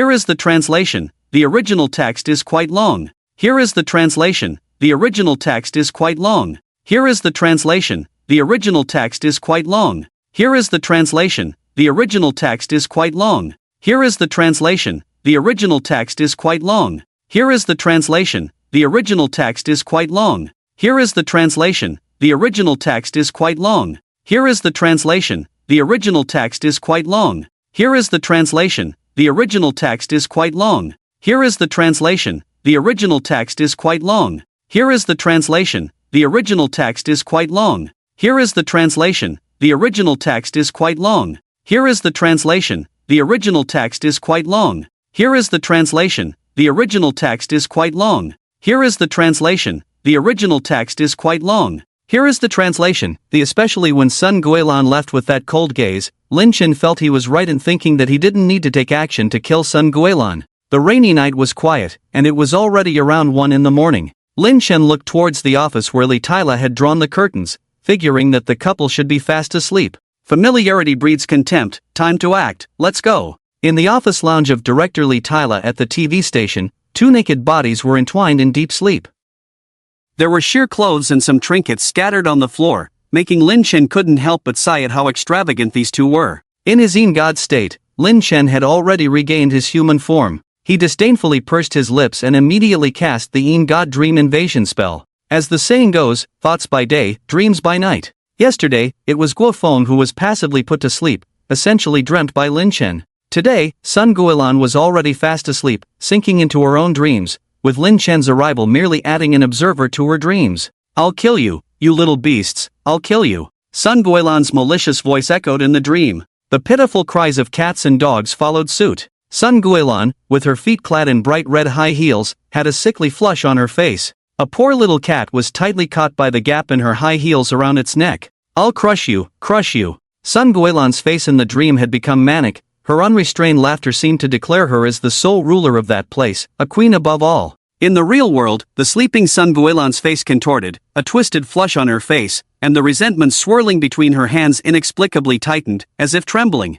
Kneel before me, all of you, kneel. Sun Guilan's voice in the dream grew louder, then abruptly stopped in the next moment, like a duck being strangled. A chill spread in Sun Guilan's dream. Just as she was reveling in the pleasure of slaughter, a monstrous creature suddenly appeared before her. With its elongated skull, menacing bone spurs, 5 pairs of tentacles moving on their own, pale yellow eyes with pitch-black vertical pupils, jagged mouth corners bearing a mocking human-like curve, and a chilling white mist emanating from the intricate gaps of its sharp teeth, this was the amplified demonized eel that Lin Chen had tailored for Sun Guilan. Sun Guilan, shall I chew off your arms or your legs? The eerie voice reverberated in Sun Guilan's dream, accompanied by vivid images. Flesh and blood shattered, tendons and bones crushed. Sun Guilan never imagined that what she did to the little cats and dogs would happen to her. The sudden change brought fear. Yes, fear. This was the first goal that Lin Chen wanted to achieve. With fear catalyzing, Sun Guilan's dream began to fragment, like a skyscraper in an earthquake, followed by a reconstruction of scenes, all guided by Sun Guilan's subconscious. The dream invasion spell of the God couldn't forcibly change someone's dream, at least not yet within Lin Chen's capabilities, but Sun Guilan could do it herself. In the new dream, Sun Guilan was tied to a chopping board like a lamb to be slaughtered, in a room stained with blood like a butcher's workshop. There were rusty iron hooks, gleaming knife blades, and a mysterious figure hidden in a black cloak. Do you enjoy listening to screams and witnessing flesh and blood being torn apart? The hoarse voice rubbed against Sun Guilan's body like a cold wind. She tried to speak but found herself voiceless. There's a little game that might suit you. With those words, a garment-shaped black cloth bag appeared, and the cloaked figure helped Sun Guilan put it on, gently securing her hands, feet, and neck. Look at these little cuties. The black-clothed figure had somehow acquired a few gray-haired old mice, which they promptly released onto Sun Guilan's clothing, unzipping her garment as she stared in terror. Why are you so afraid? Are you scared of mice? The black-clothed person asked, seeing Sun Guilan's body trembling uncontrollably. The natural enemy of mice is cats, let me help you. Before the words had even finished, the black-clothed person brought in a black cat with crimson eyes, causing a piercing scream. Ah, the little cat has already started hunting the mice. The black-clothed person pointed to the bulge moving under the black cloth bag, unable to contain their excitement. Woo! Woo! Sun Guilan was now completely filled with fear. Oh, will the mice bite your body? The little cat can't breathe, is it also tearing your skin? Like a demonic whisper, Lin Chen felt like he had become a complete villain and a maniac. Let me help you instead. The black-clothed person sighed, reaching to unzip the black bag. Sun Guilan widened her eyes, filled with the excitement of surviving a disaster. Oh, it's stuck? The black-clothed person apologized, but it's okay, I'll just saw the bag open. A shimmering saw, conjured from the black mist, was placed by the black-clothed person at Sun Guilan's chest, so she could clearly see if the mice or black cat had escaped. Creak! A sound came. Sun Guilan didn't see the shadows of the mice and black cat, but saw the black cloth on her chest dampened, saw her white chest split under the jagged edge, blood gushing out. In the early morning, a sharp, piercing scream suddenly came from the TV station, and all the motion sensor lights in the entire office building lit up simultaneously. Ah, get away, all of you, get away, ah. Director Lee, who was sleeping soundly, suddenly felt a sharp pain in his abdomen, then collapsed with a thud from the bed, followed by a crisp sound from his tailbone. Sun Guilan, what the hell is wrong with you? Ouch! Director Lee cried out in pain, unsure whether to hold his stomach or his buttocks. Sun Guilan, who was struggling and shouting in bed, finally came to her senses at this moment, realizing that it was all just an incredibly vivid nightmare. When she saw Director Lee grimacing and half lying on the ground, she hurriedly got out of bed to help. However, Director Lee was seriously injured, probably with a fracture, and any slight movement caused him excruciating pain. Get someone, get help. Director Lee hoarsely growled in anger due to the pain. Oh, okay, I'll call an ambulance right away. Sun Guilan hurriedly took out her phone. You fool, call a private car, call your husband, do you want others to know about this? Director Lee slapped Sun Guilan across the face, leaving a slowly emerging fiery red mark. Okay, I understand. Sun Guilan, feeling wronged, dialed her husband's number. Come to the studio, to the lounge on the 3rd floor, yes, come by yourself. Sun Guilan frowned slightly. What nonsense, when I ask you to come, you come, useless waste. Li Ji is injured, come a bit later, I want you to see this. 10 minutes later, a small car drove directly into the TV station. Lin Chen, hiding in the pool, watched Sun Guilan's husband get out of the car in a hurry, look around, and then enter the office building. Phew! Lin Chen spat out a large fishbone. Retribution comes quickly. Lin Chen noticed that the man had a bullhorn hammer tucked behind his waist. Great Immortal, Jingxin Great Immortal, are you there? Lin Chen, with a black line, reluctantly surfaced, only to see Guofeng's face full of mystery and caution. Seeing Lin Chen, Guofeng suddenly became excited. You truly foresee things like a god. Sun Guilan's retribution has indeed arrived. Guofeng spoke mysteriously. Last night, she was having an affair with Director Lee at the office.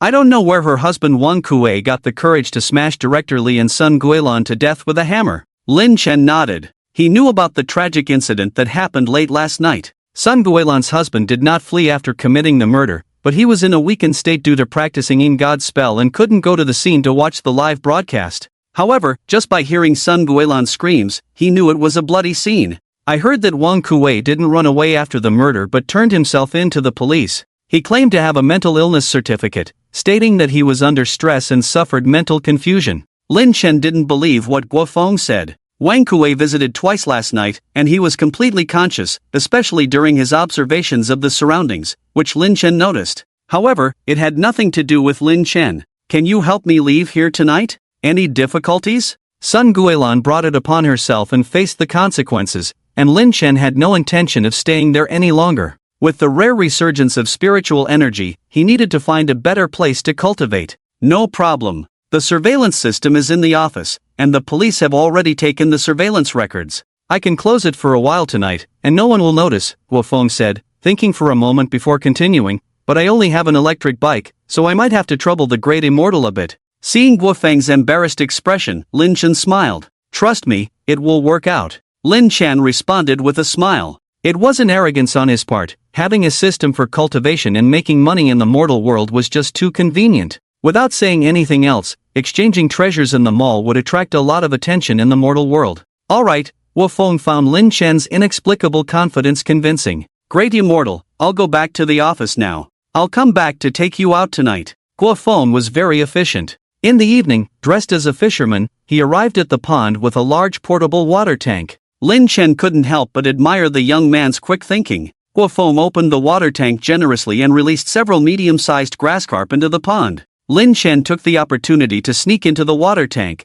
a clever way to deceive others. Great Immortal, Guofeng was interrupted by Lin Chen before he could speak. Don't call me Great Immortal in the future, it sounds too old-fashioned. Lin Chen transmitted his voice. My real name is Lin Chen. You can call me Lin Gu or Night Gu in private. If there's a chance, I'll help you with your cultivation. This was the first time Lin Chen had been so open with someone since his rebirth. He felt that Guofeng was indeed a good young man, and there was some fate between them. Of course, there was also an element of winning him over. Guo Feng was slightly stunned. He had wanted to ask why Lin Chen trusted him so much. Although he understood Lin Chen's extraordinary abilities, he was still curious and wanted to ask. By the way, what were you going to say earlier? It's nothing, Night Gu. There's a man-made lake nearby, not too big, but it was built on the foundation of a pit and is said to be connected to an underground mine. Guo Feng dispelled his thoughts and began a simple introduction. The man-made lake is connected to a small river called Jinlin River. The source of Jinlin River is the city's largest reservoir, the Black Dragon Pond Reservoir.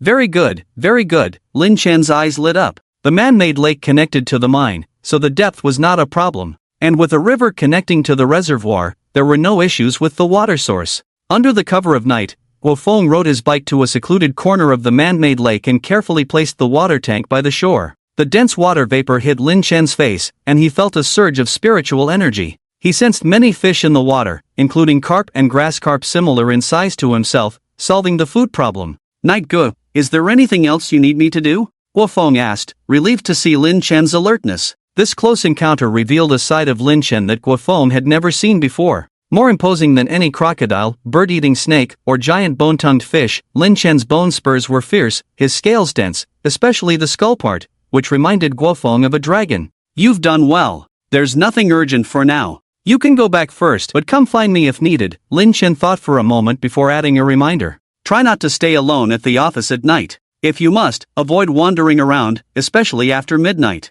It wasn't just Lin Chen's exaggeration. When he left at night, he felt a gathering of malevolent energy in the TV station building, and Lu Ruyan also warned that evil spirits were breeding. Guo Feng wasn't foolish. He naturally understood Lin Chen's meaning. Don't worry, it's nothing serious. Someone at your station will handle it. From the sealed area where Lu Ruyan was at that time, not only did the top leaders of the TV station know about it, but they even inquired about the construction of the artificial mountain and water pool. Although Lin Chen understood that this was a parallel world after his rebirth, it wasn't much different from his original world, especially in terms of culture. So, it wasn't surprising that the leaders were interested in feng shui and metaphysics. With Lin Chen's assurance, Guo Feng left at ease. Now, Lin Chen had time to explore his new residence. Besides the dull vegetarian fish and the vast artificial lake, there were also predators. With Lin Chen's current size and strength, as long as he didn't encounter overly exaggerated predators, there shouldn't be much danger. However, caution was necessary.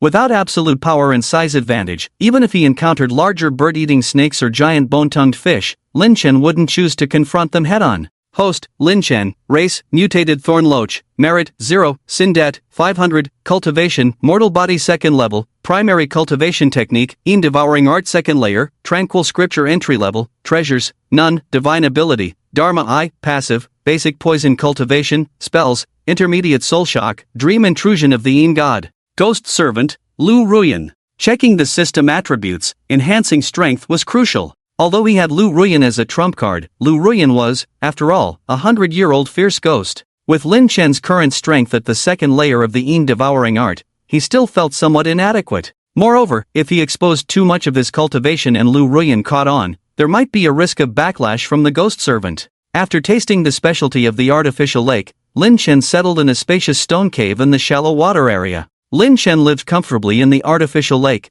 especially not having to worry about food, which was quite enjoyable. In just 3 days, Lin Chen's body had grown more than 10 centimeters. At this rate, Lin Chen remembered a humorous comment: an eel grows into a snake into a python into a dragon into a king, and the king of kings is a ham sausage, one section longer than 6. Yawn. Lin Chen yawned in his small cave. Host, Lin Chen, race, mutated thorn loach, merit, 0, Sindet, 2000, cultivation, mortal body 2nd level, primary cultivation technique, devouring art 3rd layer, tranquil scripture entry level, treasures, none, divine ability, dharma I, passive, basic poison cultivation, spells, intermediate soul shock, dream intrusion of the Yin god, ghost servant, Lu Ruyan. The high spiritual energy in the artificial lake, combined with the 100-year-old malevolent energy nourishing Lu Ruyan, allowed the cultivation of the Yin devouring art to smoothly enter the 3rd layer, accumulating a sin debt of 2000, although there was no progress in merit or tranquil scripture.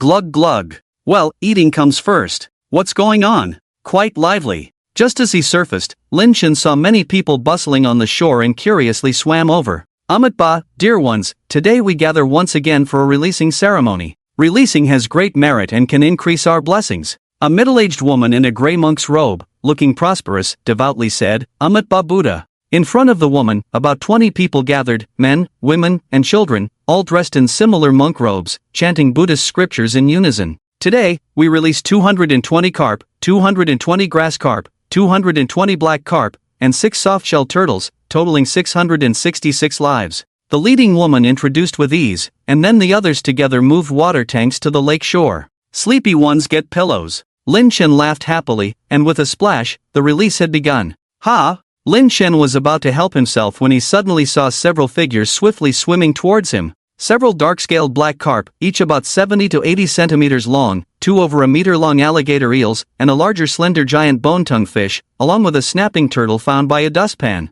These were all notorious tough characters. Compared to them, Lin Chen, who was less than 70 centimeters tall, seemed small. What surprised Lin Chen even more was that each of these creatures was surrounded by varying degrees of malevolent aura. Activating his eroding technique, Lin Chen, with his menacing bone spurs, exuded a chilling aura, causing the previously unfriendly black carp to sensibly keep their distance. These little tyrants probably had some level of intelligence. They now tacitly took their positions, waiting for the feast to begin. The dustpan-sized snapping turtle occasionally glanced at Lin Chen with its pitch-black eyes, its intentions unclear. Lin Chen raised his guard internally. Among these little tyrants, the most threatening was the large snapping turtle with its thick, menacing shell, sturdy limbs, sharp claws, and formidable bite force, evident from the missing tail segment and scars on its neck, indicating its combative nature. As the release continued with a splash, the plump carp and grass carp were suddenly thrown into the lake, only to be mercilessly attacked by the waiting predators in the deep water before they could even celebrate their newfound freedom.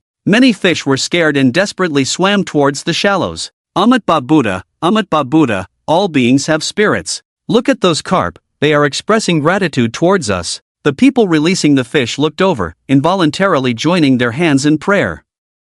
At this moment, if the released fish could speak, they would surely be cursing their ancestors for generations. Small fish, you guys are ruthless, releasing us straight into the mouths of predators. Although the little tyrants were fierce characters among fish, they had average appetites and didn't eat too much, including the snapping turtle, which ate about 2 to 3 fish. However, Lin Chen was not so polite. His mouth full of serrated teeth specifically targeted the plump carp that could be swallowed whole, quickly devouring 6 or 7 of them. Just then, the sound of chanting scriptures came from the shore. Ding, listening to the Diamond Sutra. Merit +2, +2, +2. Well, what a pleasant surprise. Lin Chen was overjoyed and couldn't help but move closer to listen more clearly, his merit continuously increasing. No wonder in fairy tales, some creatures who listen to the teachings of great gods for a long time can ascend to immortality. The people on the shore continued releasing fish and chanting scriptures for over half an hour, during which Lin Chen's merit increased by over 400.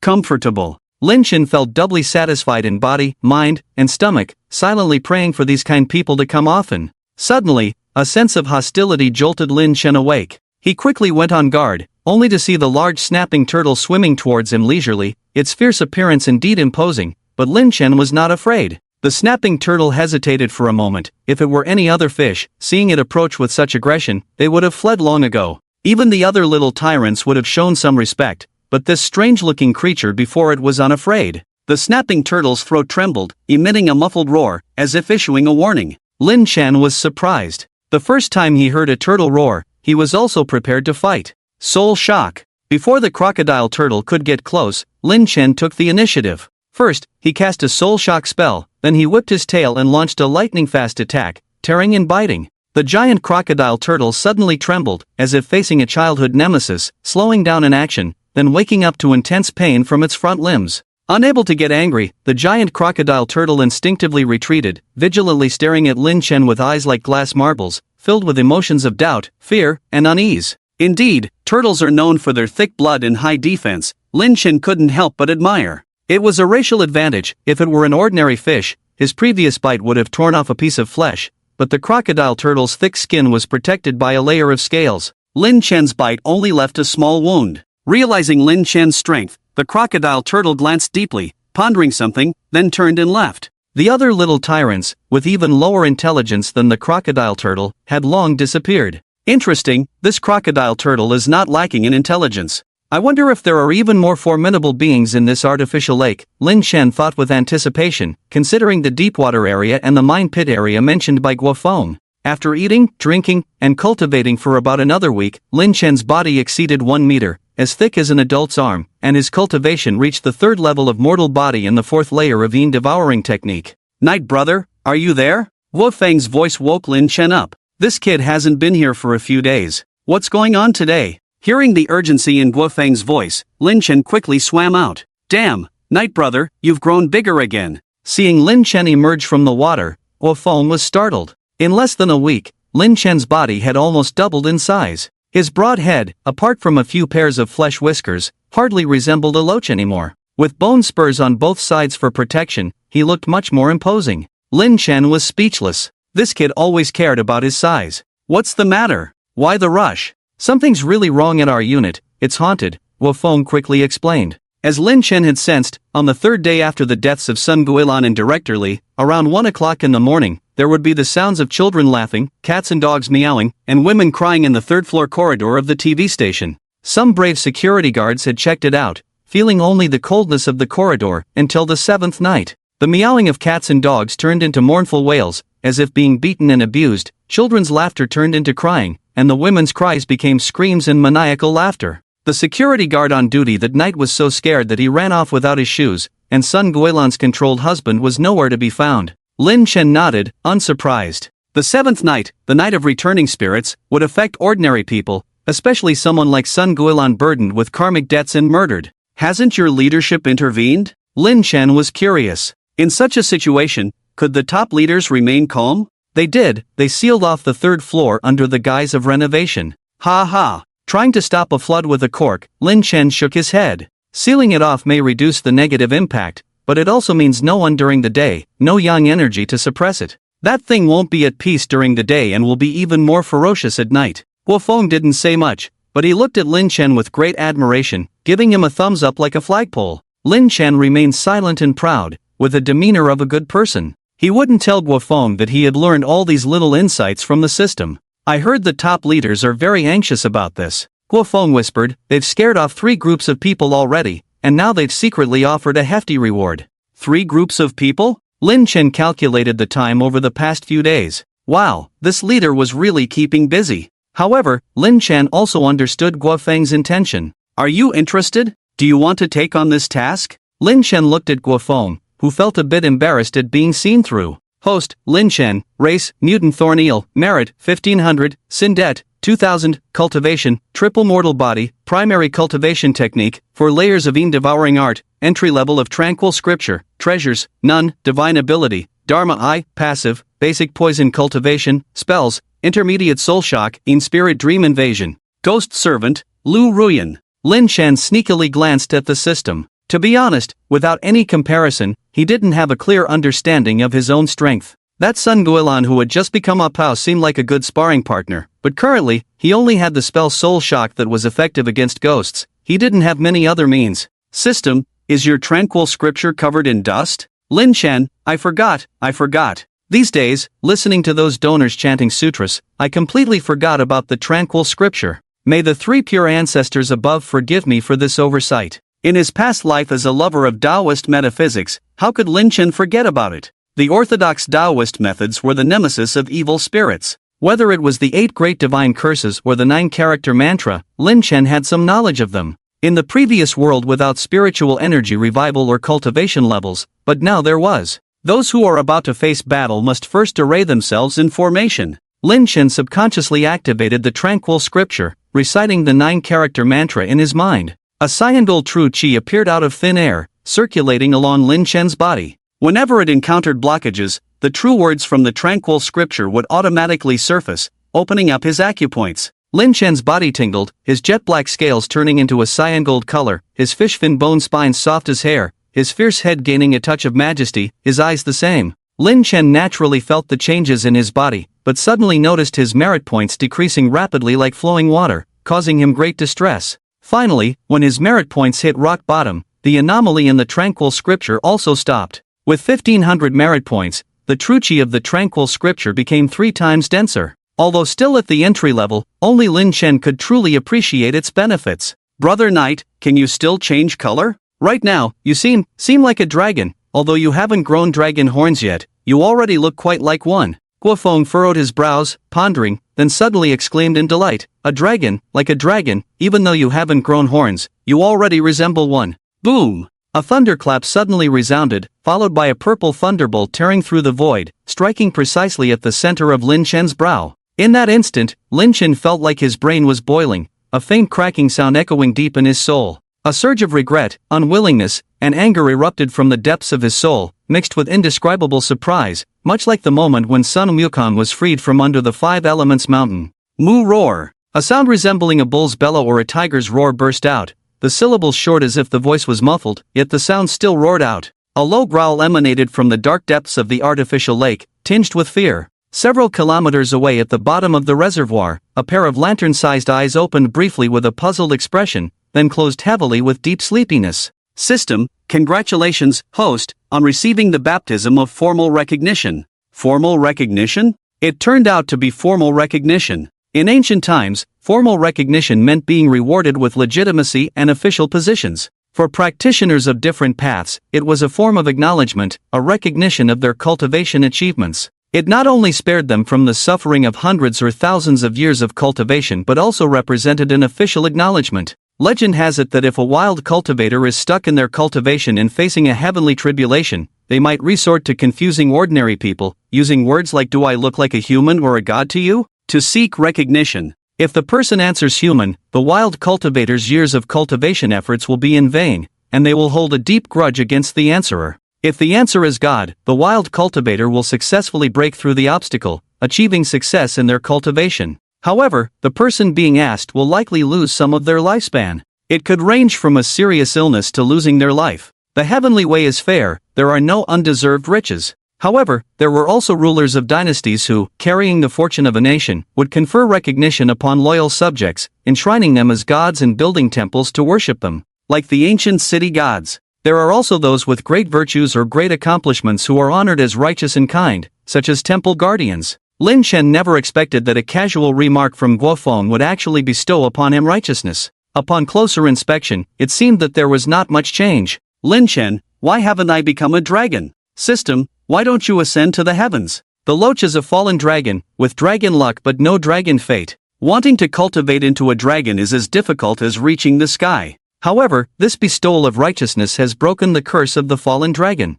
Although not completely broken, it is still a stroke of luck akin to ascending to the heavens. After the system explained, Lin Chen realized how lucky he was. The curse of the fallen dragon is like shackles on the loach. Even if you embark on cultivation, unlike snake species that can shed their skin and transform into dragons, without dragon fate, heaven will not give you the chance to change your fate. But now, with the bestowal of righteousness breaking the curse of the fallen dragon, the shackles are broken, and the fallen dragon now has hope to soar like a dragon, especially for those already carrying dragon luck. Their cultivation will be even smoother. Host, Lin Chen, race, loach, merit, 0, sin debt, 2000, cultivation, fourfold mortal body, main cultivation technique, erosioning technique, fourth layer, tranquil scripture, beginner level, treasures, none, divine ability, dharma I, passive, primary poison cultivation, spells, intermediate soul shock, in spirit dream invasion, ghost servant, Lu Ruyan. In the system, the race has changed, and the power of the bloodline imprisoned by the curse of the fallen dragon is being reborn.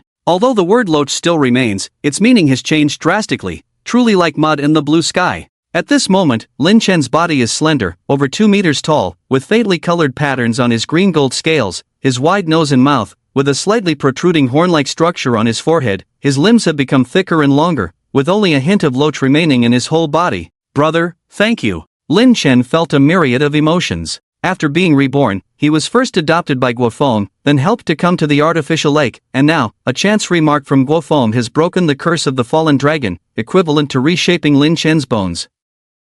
Cough. What happened? Guofeng's weak voice came from under the willow tree on the shore. Lin Chen hurriedly looked over and saw Guofeng slowly getting up against the willow tree. In the light of the lake, Guofeng's face was pale, with traces of blood at the corners of his mouth. Just as the purple thunder struck, Guofeng was struck back by a powerful force, flying out and hitting the old willow tree by the lake, coughing up blood, almost fainting. Brother, your casual remark just now bestowed righteousness upon me, which helped me greatly. Lin Chen didn't hide anything, explaining as succinctly as possible. Ah, that's great. Guo Feng was overjoyed. Then let me say a few more words to completely break the curse of the fallen dragon. No, brother, please don't. Lin Chen hurriedly stopped him, feeling a mix of emotions. Bestowal of righteousness cannot be forced. Tonight's incident was purely accidental and also a stroke of luck. If not for this, Lin Chen wouldn't have gained this benefit, and Guo Feng wouldn't have suffered only minor internal injuries. If Guo Feng were to try again, Lin Chen might not gain any benefit, and Guo Feng might end up worse off. So that's how it is. After hearing Lin Chen's words, Guo Feng suddenly realized, feeling relieved and also sweating for himself. He had almost spoken a sentence that would have caused his own demise. Truly, disaster almost came from his own mouth. Guo Feng, wait here for a moment. I'll find something for you. Lin Chen suddenly remembered something, instructed Guo Feng, and then dived into the water. At the bottom of the artificial lake was a cement platform, probably the base of an old mining operation. At this moment, a crocodile-sized snapping turtle was lying on it, eyes closed, a spherical bulge forming on its neck covered by armored scales, slowly moving up and down. Gurgle. The snapping turtle suddenly opened its eyes, watching a familiar yet unfamiliar figure swiftly swimming towards it. My little brother is injured, I'll borrow some of your flesh and blood. Under the astonished gaze of the snapping turtle, Lin Chen's entire body suddenly transformed, his scales turning ink black, bone spurs becoming fierce, like a common abyssal beast pouncing. The eroding technique operated on the 4th level, and the domineering power burst forth with the surge of chi and blood, causing the crocodile turtle to be both shocked and angry. The crocodile turtle's throat trembled with angry roars, its large jaw like a pair of giant pincers, swinging its thick and sharp limbs towards Lin Chen. Lin Chen swiftly wrapped around the upper body of the crocodile turtle, whose eyes, like glass beads, carried disdain and a hint of glee. I am not an ordinary turtle, I am a crocodile turtle. My neck and back shall have bony spikes. If you insist on entangling, you will surely end up with your guts pierced. Sizzle. A piercing friction sound was heard, and in the moment the crocodile turtle was distracted, Lin Chen entwined it. It didn't see Lin Chen's guts pierced but instead heard the harsh scraping of bone armor and felt the chilling sensation. The imminent threat of death prompted the crocodile turtle to struggle with all its might, but the moment Lin Chen entwined its neck, the outcome was sealed. Soul Shock. In order to end the battle quickly, Lin Chen decisively unleashed the Soul Shock spell. A fear and pressure originating from the bloodline petrified the crocodile turtle, freezing even its soul, only able to sense its neck being torn apart and its life rapidly fading. The vitality of the crocodile turtle's blood gathered towards Lin Chen's mouth, and under Lin Chen's deliberate control, the eroding technique did not completely devour the crocodile turtle's flesh and blood essence but condensed it into a mass of flesh and blood. Ha! What is this thing? Such a strong spiritual energy. A spherical object was sucked out by Lin Chen along the crocodile turtle's neck, about the size of a duck egg. Could it be a turtle egg? Lin Chen wondered. The system, however, provided the answer. This is a turtle bead, also known as a turtle treasure, only nurtured by aged turtles or those who have achieved cultivation. Similar to the legendary demon cultivator's inner core, but far from comparable. At best, it is just a rudimentary inner core. The crocodile turtle's lifespan is only 70 years. This fellow was probably released into an artificial lake and shouldn't have many years left. Unexpectedly, it grew a turtle bead, also a fortunate one under the revival of spiritual energy, but unfortunately encountered Lin Chen. As the crocodile turtle was on the brink of death, it was filled with unwillingness and helplessness. You are noble, you are powerful, and you are using my turtle bead to show favor. On the shore, Guo Feng didn't have to wait long before seeing Lin Chen leave and return. However, at this moment, Lin Chen's appearance was ferocious, like a demon from the abyss, intimidating and awe-inspiring, far from the dragon-like appearance just now. Don't be afraid, this is one of my battle forms. Lin Chen thought he had scared Guo Feng, as the clear tranquil scripture replaced the eroding technique, transforming into the appearance of a blue-gold dragon eel. No, brother knight, your previous form was so cool, cold, and sinister, like a hellish demon dragon. Lin Chen, huh? You know what, Guo Feng's sense of aesthetics is still intact. This is for you. Lin Chen tossed the turtle bead to Guo Feng, who clumsily caught it. What is this? An egg? The turtle bead felt slightly cool in his hand, with a hint of fishy smell, the size of a duck egg, and a texture like a large piece of soft candy. Swallow it, it's good stuff. Lin Chen smiled. Ha! Swallow. Swallow it? Looking at the mysterious round ball the size of a duck egg in his hand, Guo Feng frowned. Brother knight, this is too big. A turtle bead condensed by a nearly spiritual crocodile turtle in the artificial lake. Don't want to eat it? Give it back to me. Lin Chen said with a smile. Eat, of course, I'll eat. Knowing that the spiritual energy was reviving, Guofeng naturally understood that the turtle bead given by Lin Chen was definitely a good thing. Without hesitation, he swallowed it in one gulp.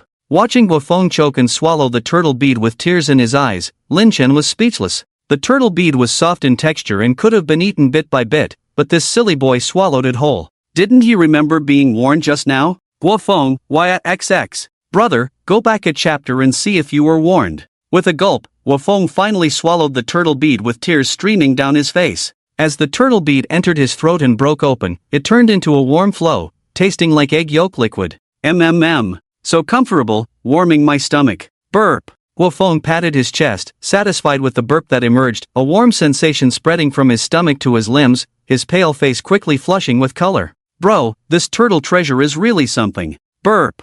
Guofeng's cheeks blushed, silly grin on his face, looking like he was a bit tipsy. Not feeling well? Lin Chen couldn't believe that Guofeng, an ordinary person, had just undergone a reverse backlash, swallowing the essence of the entire turtle in one gulp. It couldn't have been that easy. Bro, I'm sleepy. Guofeng's words trailed off as he collapsed on the nearby bluestone, dozing off while muttering about feeling hot and tearing at his clothes. Lin Chen didn't dare to be careless, spraying water nearby to cool down. After managing to find something to help Guofeng, he thought of repaying the favor, ensuring he didn't end up confused or become a fool. That would be a disaster. The sky brightened, morning stars fading. Guofeng, still in his slumber, furrowed his brow, slowly opening his eyes. Guofeng stretched lazily, feeling full of energy as if he could take on a bull, couldn't help but let out a shout towards the artificial lake. Why scream so early in the morning? Lin Chen's voice startled Guofeng.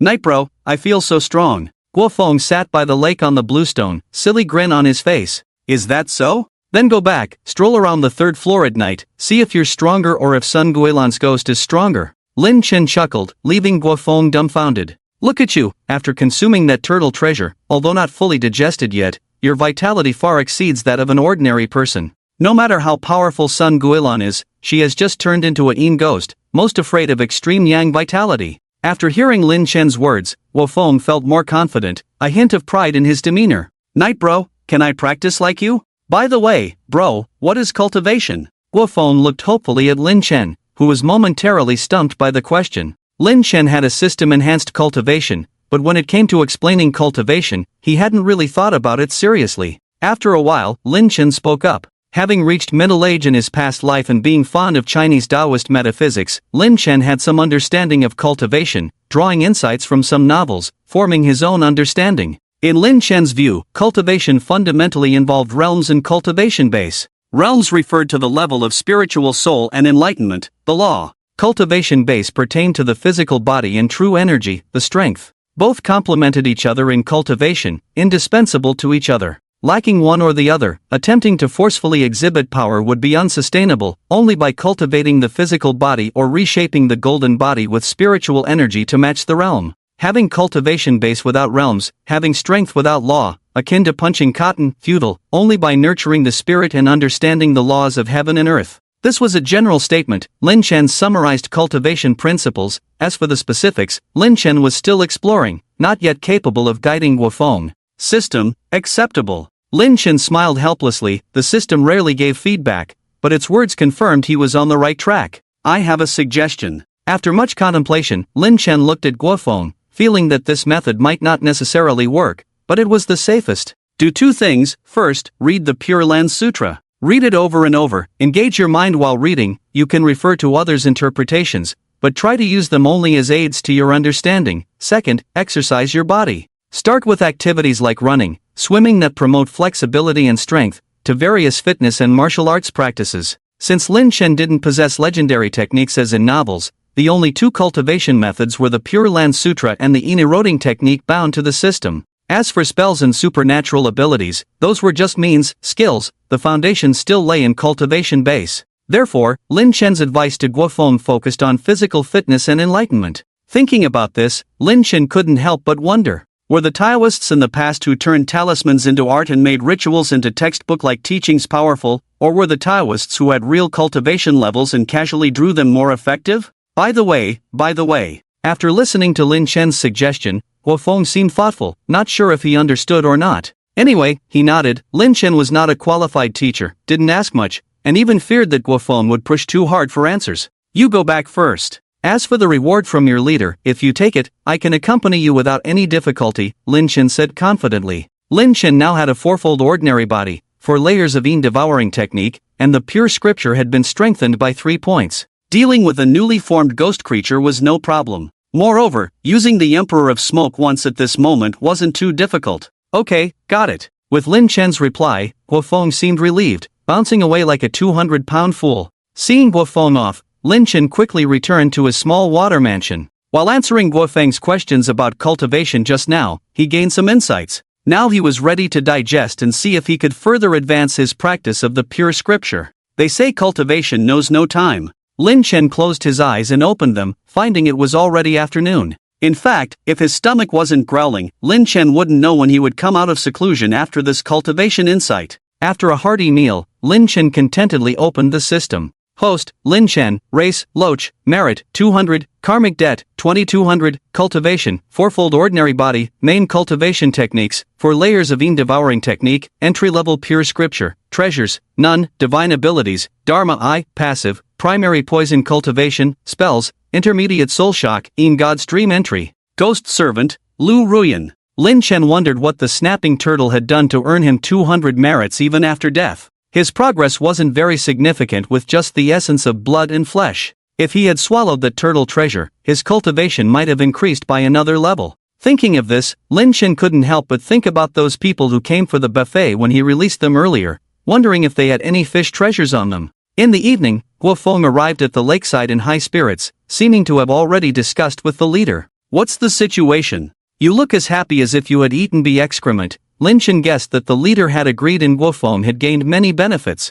"Brother Yi is truly insightful, I admire him," Guofeng flattered. It had to be said that Guofeng was also a talent. A rookie journalist dared to self-recommend in front of the leader of the TV station for such intangible matters. Those who didn't understand the situation thought it was a self-promotion of a charlatan. Your leader actually believed you? With some experience and a broad view, how could someone easily persuade a seasoned person like the leader? Lin Chen felt it was unlikely. Although the matters at the TV station were strange and obviously supernatural, they wouldn't make a leader act in desperation.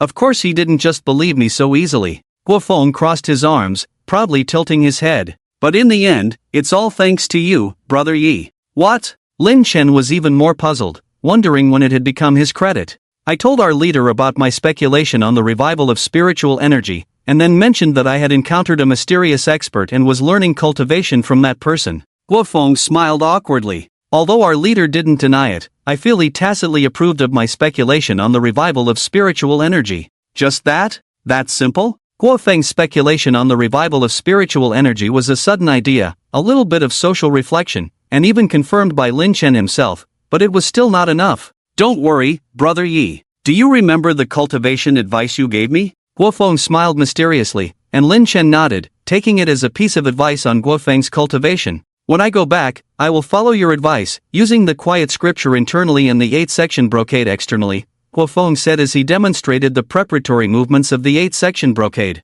"Ha!" Lin Chen widened his eyes in surprise. With Guofeng's breath, he could actually feel the subtle spiritual energy around him slowly converging towards Guofeng. Although slow, it was indeed initiated by Guofeng. Could this be the legendary sense of qi? Has he learned to draw in qi so quickly? When it comes to human cultivation, authenticity depends on the Chinese tradition. The teachings of the ancient Huanglao school instructed the Chinese people to follow the laws of nature. The Yellow Emperor's inner canon established the realms of true man, transcendent, sage, and virtuous person for cultivation. The preaching alchemists further refined this, creating the practice of refining qi. Although the methods of the alchemists were powerful, few achieved great success due to the scarcity of spiritual energy in the world. Therefore, the later generations of Taoist sages established the practice of alchemy on this basis. What Guofeng was doing was exactly in line with the practice of alchemists drawing qi into their bodies, as the legends say. Wow, this is incredible. Could it be that Guofeng is a martial arts genius?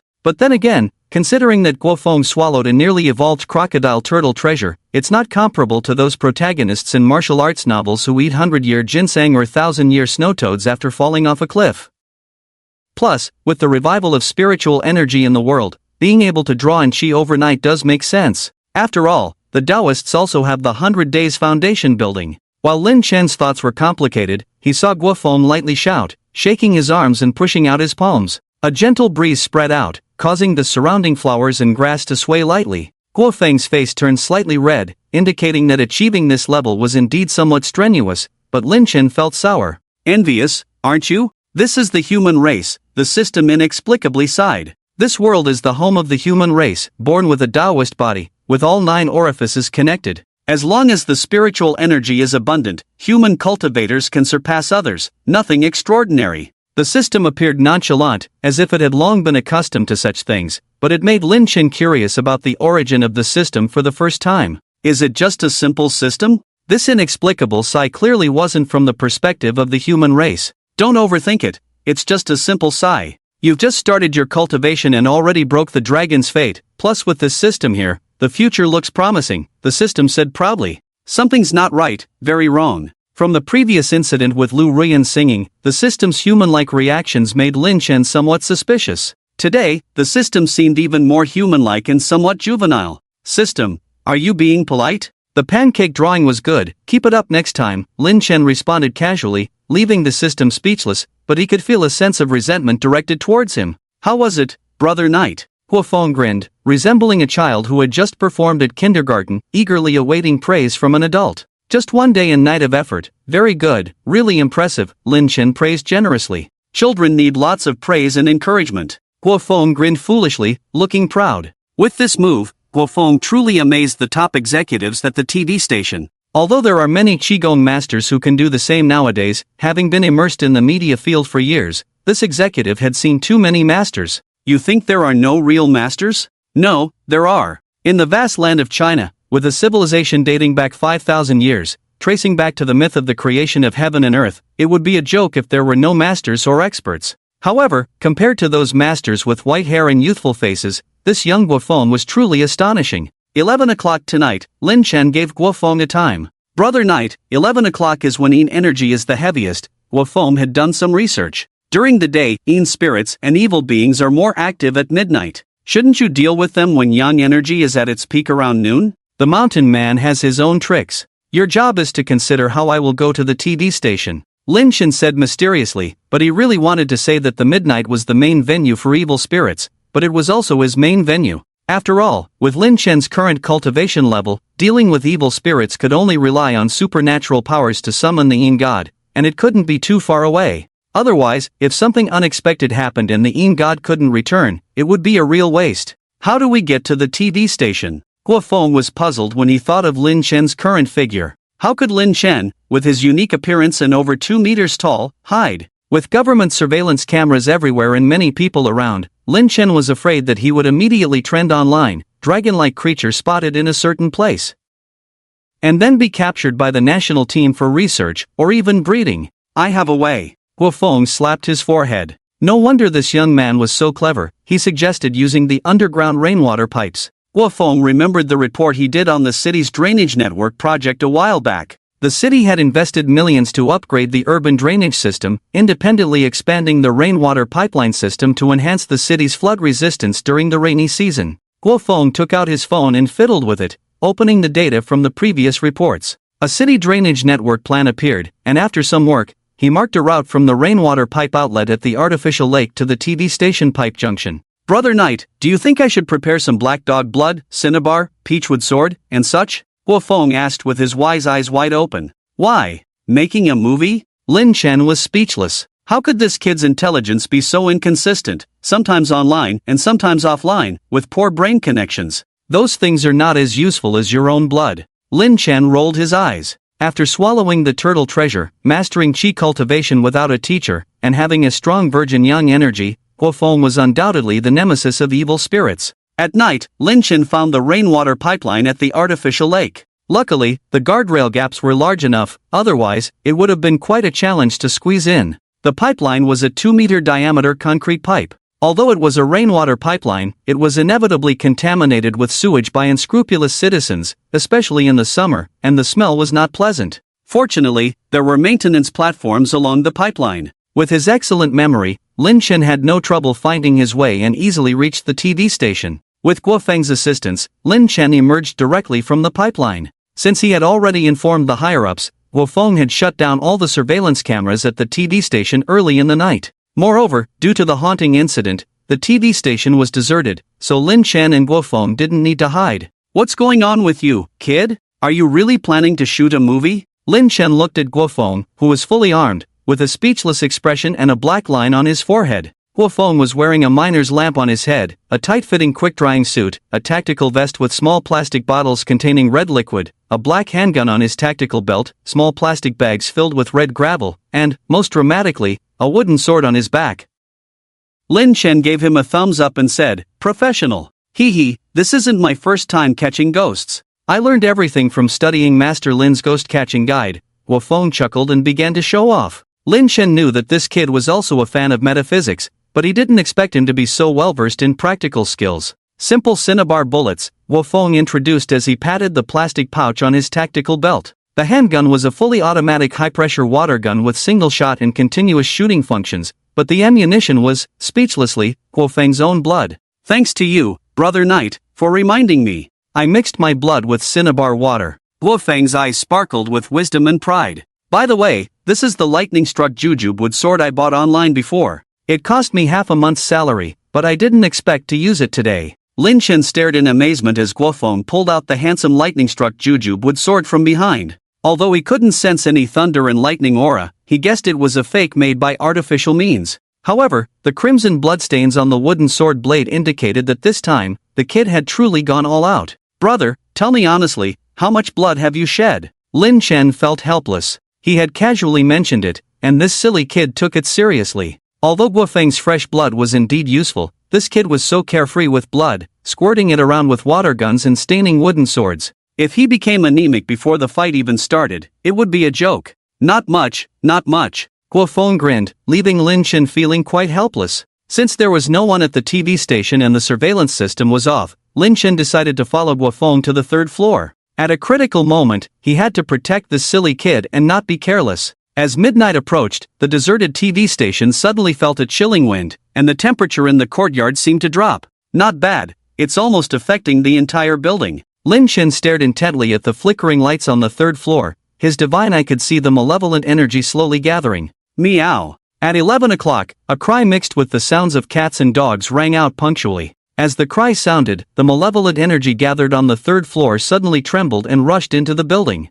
Cackling. An eerie laughter faintly echoed, indicating the arrival of the main culprit. "Shall we go up?" Guo Feng looked at Lin Chen by the pool. Scared? Lin Chen had already calmed his mind with a technique. At this moment, he was full of vitality and clear-minded. A little bit, Guo Feng scratched his head, but more excited. "Very well, acting all green and inexperienced, but that's what makes it interesting, isn't it?" Lin Chen smiled, his slender figure breaking through the water. Although he was not considered reborn and his cultivation was only at the 4th level of the mortal body, when his dragon's destiny shattered and awakened the dragon blood, he transcended the category of wild beasts. "Let's go." Upon entering the TV station building, a cold atmosphere enveloped them. The higher they climbed, the more the temperature dropped, and the resentment and malevolent energy grew stronger. "Wait." In the stairwell, Lin Chen suddenly stopped Guo Feng, who was holding the water gun like facing a formidable enemy. "What's wrong, Knight brother?" Guo Feng nervously asked, swallowing his saliva.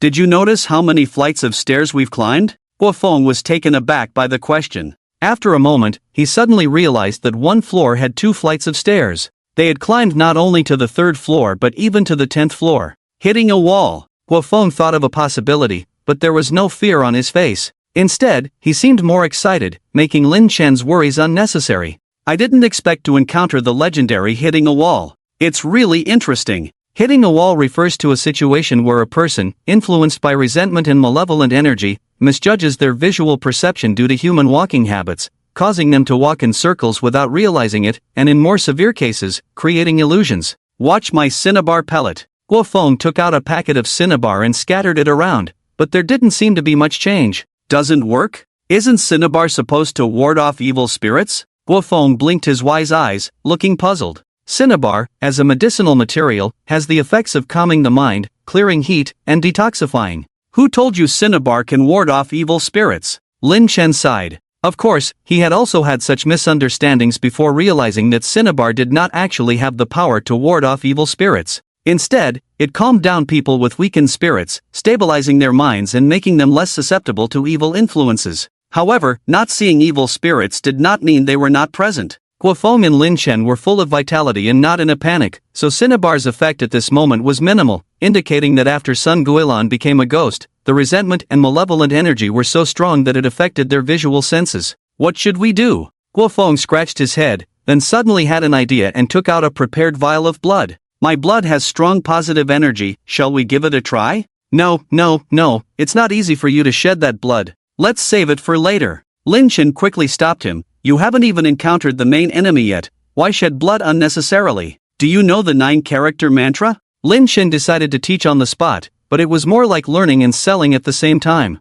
I know, those who face the enemy are all arrayed in formation, also known as those who face the enemy are all arrayed in formation. It's a powerful mantra from the Taoist Gutian master. It is said to have great power, and it's rumored that if you lack the power, you can't just recite it casually. Without enough power, you'll lose blood. Guofeng said seriously. What kind of thing can't be recited casually and makes you lose blood? Are we playing a game? Lin Chen was speechless. It's all just high-level people pretending to be mysterious to increase their value. The true mantra is a technique of invoking magic, relying on cultivating magical power and reaching a certain level of cultivation to activate it. Even without cultivating magical power, at most, it's useless when recited, and it will deduct your mana and cause blood loss. If there's a backlash, it's because the cultivation of magical power was interrupted and reversed. If you have nothing, what backlash are you talking about? The 9-character mantra is one of the many divine mantras of the Taoist tradition, frequently seen in the eyes of ordinary people. It comes from the inner chapter 17 of the Biopuzi by the Taoist immortal Guhong of ancient China.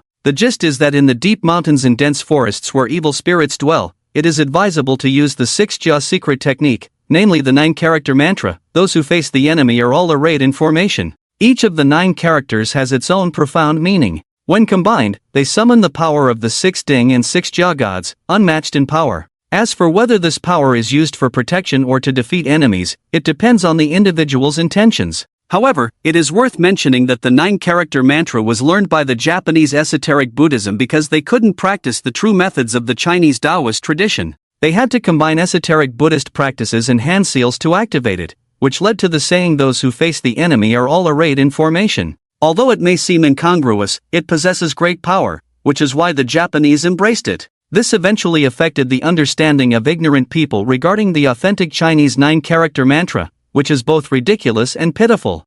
Talking nonsense, everyone, just listen, don't take it seriously. Thank you for your understanding and spreading positive energy. Lin Chen activated the purified Taoist true essence from the Qingjing scripture. A majestic and powerful force seemed to descend upon him, and the 9-character mantra flowed through his mind, shimmering with golden light. Those who face the enemy are all arrayed in formation, break the deadlock. As the 9-character mantra was activated, Lin Chen felt a third of his Taoist true essence and mana being instantly drained. Impressive, indeed, coming from the true mantra and blessings of Gutian master. Lin Chen reminded himself silently that he must not neglect the practice of the Qingjing scripture. As Lin Chen's 9-character mantra resonated, Guofeng couldn't help but feel a surge of energy in his heart, filling his whole body with strength. Watching the surrounding buildings distort and the lights flicker in the corridor, he turned to see the fire door on the 3rd floor crack open slightly, emitting a chilling aura as if it connected to a refrigerated room on the other side of the door. They had already reached the 3rd floor, only a push away from entering.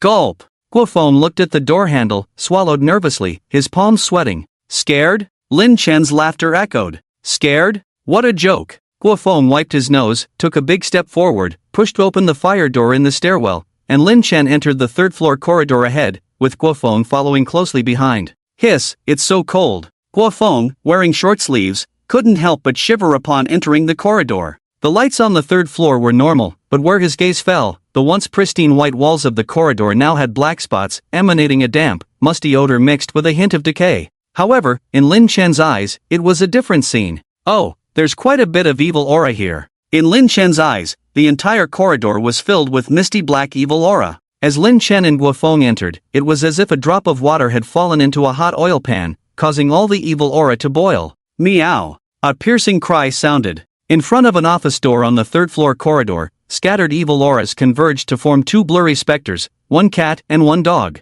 A prostitute's grudge spirit dares to be so arrogant, actually summoning two evil spirits before a master, truly disrespectful. Lu Ruyan's crisp voice came from the mahogany dressing table, full of disdain. Although this young lady is often lost in love, her intelligence is not always present, and she sings off-key severely. However, she is a loyal and pure devotee of love, sneering at Sun Guilan's actions. She usually stays indoors at the mahogany dressing table, but unexpectedly, she was provoked by Sun Guilan's malice and spoke up. "Your Majesty, let me tear apart these two evil spirits, and then let that prostitute vanish into thin air." Lu Ruyan volunteered for the battle, her demeanor as sharp as a sword, catching Lin Chen off guard. The formidable ghost in red clothes is not a match for Sun Guilan, but Lin Chen is reluctant to let Lu Ruyan tear them apart, as they are malice, the nourishment for erosion cultivation, the resounding karmic debt. "Ruyan, don't act impulsively. I am currently undergoing a tribulation and these little ghosts are excellent whetstones, not to mention testing Guofeng in the process. Stay calm, don't show yourself, don't scare her away." With Lin Chen's words, Lu Ruyan reluctantly retracted her malice and fell silent. "Brother Knight, is there something powerful appearing?" The miserable cries of the cat and dog echoed, and Guofeng instantly became vigilant, aiming his gun wildly. Helpless, Lin Chen forgot that although Guofeng has some insights, he is still an ordinary person who cannot see evil spirits. He then used his malice to create a black eye mask over Guofeng's eyes. This is the basic operation of using malice in erosion, allowing visibility of evil spirits. What the hell? One doesn't look like a dog, the other doesn't look like a cat, truly ugly. Guofeng felt as if he had put on a pair of icy glasses, then he saw the two evil spirits in front of the office door. Those are the resentful spirits of the cats and dogs Sun Guilan tortured to death. They were entangled with her while she was alive and became puppets of evil spirits after her death, Lin Chen explained. "Oh, I see, aiding and abetting. But this woman is indeed vicious." Guofeng understood. It is said that those eaten by tigers turn into evil spirits controlled by the tiger, attracting other beings to be eaten by the tiger. Lin Chen speculated that Sun Guilan did not possess the powers of a tiger, but the cats and dogs were tortured by her during their lives, instilling deep fear in their souls, thus succumbing to her evil influence after her death. As Lin Chen and Guofeng communicated, the two cat and dog evil spirits had already pounced towards them. "Watch out." Lin Chen remained still, but Guofeng couldn't hold back and fired 2 shots. The two cat and dog evil spirits faced Guofeng's fiery bloodwater and let out a miserable cry before dissipating into malice. "Is that it?" Guofeng chuckled, initially tense but finding the situation less challenging than expected. "Don't be careless," Lin Chen reminded, and Guofeng quickly remained on guard.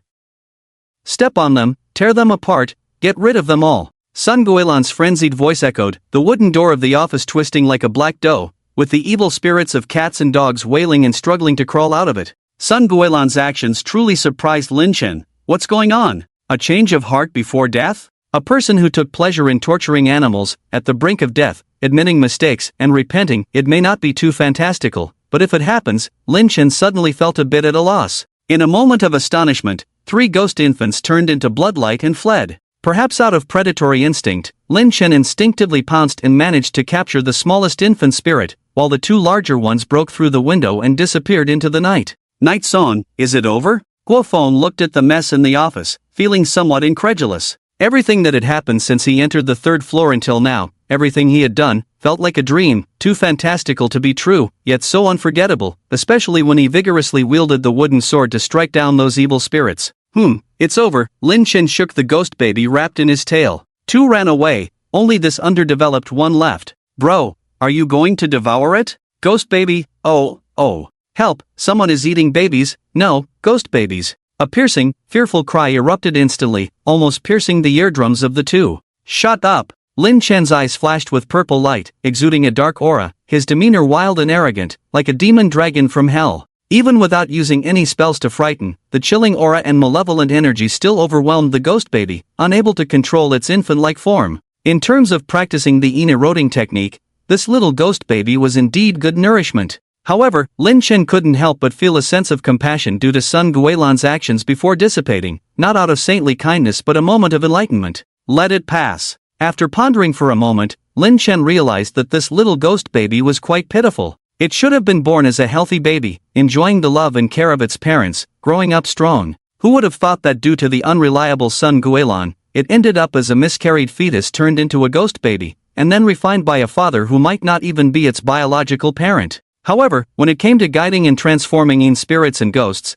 Lin Chen naturally recalled a passage from a film and television work, where a group of disciples from Mount Shu recited solemn lines. Humanity is vast, immortality is vast. Ghostly paths are joyful when life's door opens. Immortality values birth, ghostly paths value the end. Immortality has always been since ancient times, ghostly paths have always been sinister. This is the Taoist scripture on guiding souls, the full title being Supreme Mystical Treasure of the Upper Cave, Inexhaustible Scripture on Guiding Souls, Superior Grade. Yeah, good. What do you think of this? Guo Feng approached Lin Chen with his phone, tapping the screen as if presenting a treasure. Drip, drip, drip, drip. The melancholic sound of the swana echoed in the office. How about that? As soon as the swana plays, the atmosphere of guiding and transforming comes rushing in, right? Guo Feng added. An atmosphere of encountering ghosts? Bro, take a break outside. Lin Chen looked at Guo Feng with a dark expression, restraining the urge to hit him. Oh, okay. Guo Feng, puzzled, turned and left. Oh, and this phone is for you. Suddenly remembering something, Guo Feng turned back to remind him. Get lost, Lin Chen shouted. Completely speechless, he had thought Guo Feng was quite smart before. Did he lose his intelligence after starting cultivation with the turtle treasure? Setting aside his jumbled thoughts, Lin Chen calmed down. The quieted scripture stimulated the flow of Taoist true essence, and the profound sound of the guiding soul scripture entered the struggling ghost baby's ears. In the deep night, not far from the television station building, in a dilapidated and empty house. I didn't expect a real expert to be invited. On the sofa, a thin middle-aged man muttered to himself. The cold mirror reflected the dim yellow light, his slightly gaunt face showing a hint of seriousness. If Lin Chen were here, he would have recognized this middle-aged man as Sun Guilan's husband, Wang Kuei. Dad, that person is so fierce, the wooden sword in his hand seems to be on fire, scorching us. A ghost baby's voice came. Yeah, and there's a big monster, like a giant snake. Another ghost baby added. No, it's a big fish, a very fierce big fish. No, it's a giant snake. The empty room echoed with harsh noise, the two ghost babies who had escaped from the television station showing their bluish figures, seemingly about to start a fight. Big brother, second brother, be good, no fighting. Wang Kuei smiled, looking at the two ghost babies with affectionate eyes. Whether it's a snake or a fish doesn't matter. What matters is that you both came back safely. Ah, unfortunately, the youngest one didn't escape. Wang Kuei's tone turned cold, his face full of murderous intent. Yes, yes. Okay, Dad. Two ghost babies came to Wang Kuei sensibly, looking up at him with their eerie little faces. Dad, we're hungry, one ghost baby complained. That bad person stole our resentment and wanted to eat us. Another ghost baby gestured with a lingering fear. Don't be afraid, it's all over now. Wang Kuei comforted them tenderly, resembling a kind father. Dad knows you're not full, but he didn't expect that prostitute to actually help you escape. Wang Kuei tapped his glasses, somewhat surprised by Sun Guilan's actions. Although she didn't feed you enough, Dad had snacks prepared for you a long time ago. Wang Kuei smiled, pointing to a corner of the room. On a black 8 Immortals table sat a basin-sized black incense burner, with a small triangular black flag in the center. The black flag seemed to be made of some kind of leather, worn and patched, with faint rows of crooked small characters resembling ghostly symbols. Go ahead and eat. Wang Kuei's voice carried a hint of madness as the black flag in his eyes suddenly exuded resentment, forming a swirling vortex of resentment.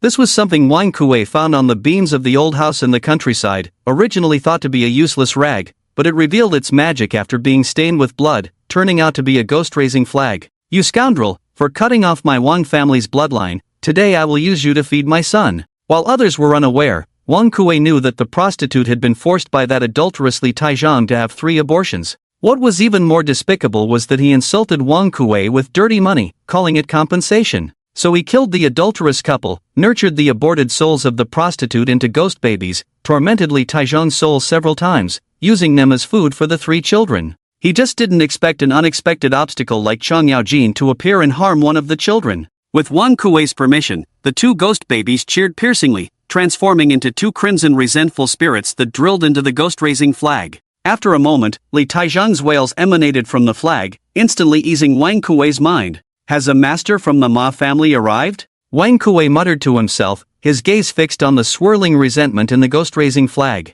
Don't be afraid, there's still a long way to go. The grating noise was irritating, and Sun Guilan's eerie swollen belly was in chaos. Lin Chen's gaze was solemn. He had always thought Sun Guilan was the final boss, but now it seemed she was not as simple as she appeared on the surface. Brother Knight, what's this? Can Sun Guilan still get pregnant after death? Guofeng stared blankly at the bizarre scene before him, never having seen such a sight before, something only found in movies. That's the resentment spirit formed after Sun Guilan's miscarriage during her lifetime. It's just unexpected that it turned into a ghost after her death, using Sun Guilan's ghostly body to conceive again. Lin Chen sighed. Everyone was practicing for the first time who had ever seen such a scene. What about the system? System, can you give us some guidance? System, consultation fee, 500 merits or sins each time. Lin Chen, I'll give you a chance to reorganize your language. Don't make me ask Ri and Dottie to sing a song, 100 each time. System, #at. Deal a figure in a light-colored short-sleeved shirt, wearing glasses, with a timid smile, Wang Kue,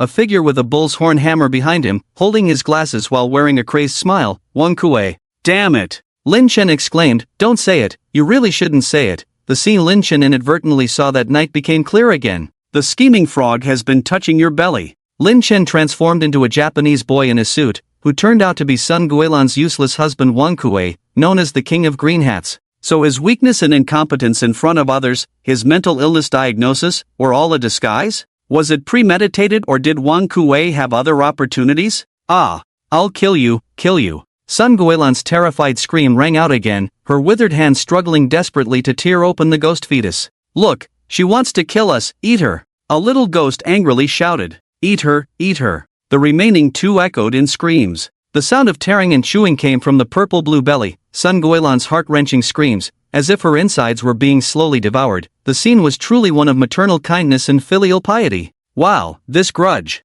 Lin Chen keenly noticed that the three resentful infant spirits in Sun Guilan's ghost fetus were rapidly growing, developing towards the little ghosts mentioned by the system, and Sun Guilan, along with the entire room's evil aura, was visibly dissipating at a rapid pace. Lin Chen was angry. Sun Guilan, how are you teaching your children? How are you stealing someone else's evil aura? The full power of the eating technique was unleashed. Lin Chen transformed into an evil aura vacuum cleaner, his fierce blood-stained mouth opened wide, and the rolling evil aura was instantly drawn towards him. Brother Knight is amazing, he can swallow this. Guofeng widened his eyes, transformed into a fanboy. All he could see was Lin Chen in black armor, looking fierce and menacing. Brother Knight, you're awesome. Oh, someone is trying to steal our food. The ghost babies who were frantically devouring Sun Guilan let out a shrill cry. Looks so fierce and ugly. Then let's tear it apart and eat it. A tentacle of condensed evil aura shot out from the fetal belly towards Lin Chen's head. The three ghost babies' eerie laughter was piercing.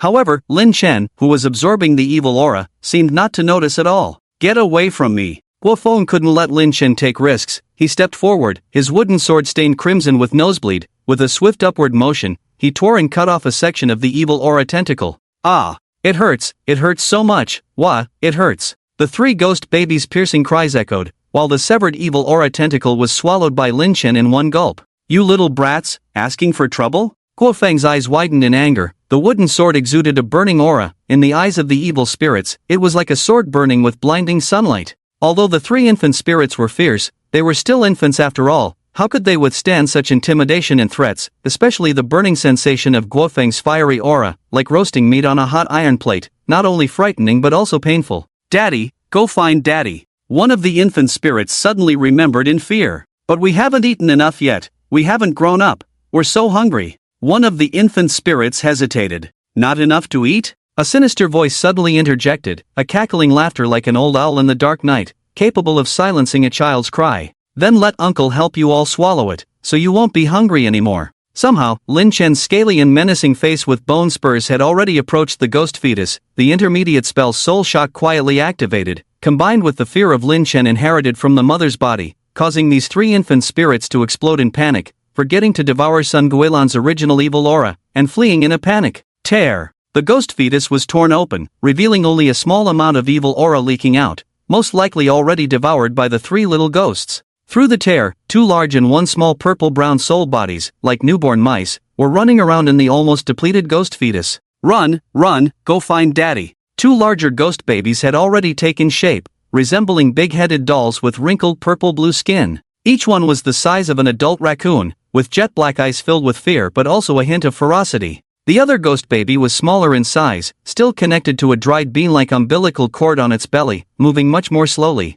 Don't rush, they can't escape. Lin Chen grinned, the three baby spirits no longer as fierce as before. With a toothy smile from Lin Chen, they were almost scared out of their wits. Ah! The 3 ghost fetuses transformed into 3 rolling masses of evil energy, about to break free from the ghost womb. Lin Chen had anticipated this, activating his ineroding technique, forming a web of evil energy in an instant. To Lin Chen's surprise, the 2 obviously larger ghost babies simultaneously used the smaller one as a shield to charge at the web. Truly worthy of being ghost fetuses, mischievous at heart. Lin Chen sneered, not about to let them have their way. Please spare them, Sun Guilan, freed from the constraints of evil energy, pleaded as her ethereal form rushed towards Lin Chen. It seemed she intended to cling to Lin Chen with her last breath, buying time for the 3 ghost babies to escape. I know I was wrong, please spare them, I know I was wrong, I deserve this. To Lin Chen's skeptical gaze, Sun Guilan exhausted the little evil energy she had left and charged directly at Lin Chen's gaping mouth. Was she offering herself to feed Lin Chen in exchange for the 3 ghost babies' lives? One by one, the vengeful spirits struggled towards Guofeng and Lin Chen, the agony of being tortured turning these poor creatures, already lacking much intelligence, completely controlled by frenzied resentment, into bloodthirsty evil spirits. Bang! Bang! Bang! Guofeng's pistol fired continuously. The quality of the product from a certain platform was indeed good, automatic and powerful, with sufficient range. Under the assault of blood-red water bullets containing yang energy, the evil spirits were shattered, but the burning pain from the yang energy made these vengeful spirits even more frenzied, their piercing wails unbearable. Brother Yi, we can't kill them all. Guofeng, taking the opportunity to reload, saw the defeated evil spirits reforming. The birth of vengeful spirits requires a leader and sufficient resentment and evil energy. Lin Chen looked towards the door harboring the vengeful spirits. Your blood and yang energy can disperse some, but it's not enough. Lin Chen was also curious. Despite Sun Guilan's inherently malicious nature and tragic death, where did all this evil energy come from? Damn, out of power. Guofeng's annoyed voice came as he dropped the water gun, drawing a blood-stained wooden sword from his backhand to cleave an evil spirit into dissipating evil energy. It's still so satisfying. Feeling the sensation of the sword cutting through, Guofeng couldn't help but admire. Lin Chen was stunned, not expecting this kid to have a penchant for battle. Coupled with swallowing the turtle treasure, undergoing a transformation, he advanced while hacking away, managing to push back the cat and dog evil spirits and evil energy. Be careful, the yang energy on your sword is running low, Lin Chen reminded. Guofeng's wooden sword was just an ordinary jujube wood, not even as good as regular peach wood, only able to cleave those vengeful spirits under the enhancement of the scorching yang blood. At this moment, it was depleting rapidly, the area stained red by blood on the sword fading quickly, a sign of severe loss of yang energy from the blood. Let's do this, watch me use my nosebleed to empower the sword. Lin Chen thought Guofeng would retreat and ask for help, but this guy gritted his teeth, a surge of determination erupting as he punched his own nose. Woo woo. Although it doesn't hurt as much as cutting my hand, it's still so uncomfortable. In an instant, nosebleed mixed with tears streamed down as if they cost nothing. Damn! Lin Chen was dumbfounded. What kind of move was this? Punching himself in the nose to draw blood, bloody hell, blood empowering the sword. Is that how you got your blood before? Following closely, Lin Chen was afraid Sun Guilan would pull some tricks, worried Guofeng would suffer a great loss. Well, the main thing is that cutting your fingers bleeds too little and hurts, cutting your wrist is too dangerous, and punching your nose bleeds a lot, so it's cost effective. You just need to pay attention to the force, bleeding without too much pain is better. Guofeng wiped the blood from his nose onto the sword while explaining seriously, I was too hasty just now, and it hurt. Lin Chen lamented not having hands, otherwise, he would definitely applaud and praise Guofeng. What a talented guy, even gaining experience from making his nose bleed, and he even compared cutting fingers to cutting wrists. Is he planning a strategy? Is this kid the reincarnation of the red boy? Others ignite the samadhi true fire from their noses, while Guofeng makes his nose bleed by hitting himself. A real man, a skilled blood collector. After a series of actions, the wood sword in Guofeng's hand was filled with vigorous positive energy, causing the evil spirits to scream and retreat, rushing all the way to the office door. Bah! Guofeng, full of momentum like a fierce tiger, reached the door and spat a mouthful of bloody mucus onto it. Oh my! Lin Chen looked disgusted. Sacrificing blood for the sword was one thing, but this phlegm breaking the door was too much. Sun Guilan, with a mix of resentment and helplessness, said, your move is really dirty. The door, permeated with evil energy, was hit by the scorching positive blood, making a crackling sound, dispersing the miserable howls of the evil spirits like cats and dogs. Good stuff, don't waste it. As the ineroding technique rapidly operated, Lin Chen opened his mouth wide, sucking up all the overflowing evil energy in one go. Karmic debt +10 +10 +10. As the evil energy was absorbed, the practice of the yin-eroding technique deepened, and the karmic debt increased rapidly, making Lin Chen look radiant. Perhaps sensing the rapid disappearance of the evil energy, Sun Guilan behind the door completely severed the connection to the evil energy, and the office door returned to its original state. What a pity! Lin Chen sighed with regret. Guofeng, kick the door. All right. Guofeng twisted his nose with the back of his hand, raised his foot, and gave a big kick. The office door opened with a bang, the loud sound echoing throughout the 3 floors of the office building, startling a puzzled evil spirit inside the office. Coming towards them was a black-clothed young man with a face covered in blood, holding a blood-stained wooden sword. Beside him was a monstrous snake-like creature over 2 meters long, with adult-sized arms, standing upright, and covered in black bone spurs. It's you, it's you! Before Lin Chen and Guofeng could react, Sun Guilan's piercing voice of terror rang out, originating from the depths of her soul, the source of Sun Guilan's nightmares before her death. The room was filled with evil energy, and on the wall directly opposite the door, a black, viscous unknown liquid fixed Sun Guilan's upper body to the wall, her terrified eyes occupied by a strange black color. Damn, a spider demon? Guofeng widened his eyes. Sun Guilan's lower body was covered by a large belly full of purple and blue veins, making her look like a big-bellied spider if not examined closely. Something's not right. The sticky, thread-like substance on the wall was a condensed evil energy, but strangely, Sun Guilan at that moment seemed more like she was forcibly fixed there. Be careful of her belly. Lin Chen remained on high alert, ready to summon the Smoke Emperor at any moment. Guofeng quickly rubbed his nose hard, causing it to bleed again after stopping, and under the scorching positive blood energy, the twisted evil energy seemed to retreat as if alive. Gurgle. Before Lin Chen could finish speaking, Sun Guilan's exaggerated purple and blue belly twisted. Who's there? A childish voice came from inside Sun Guilan's belly. I don't know. Can we eat it? Another voice followed closely. It's not tasty, we'll be beaten to death, like those cats and dogs. Another childlike voice came, innocent and naive, but the conversation sounded eerie. I'm so hungry. I'm hungry too.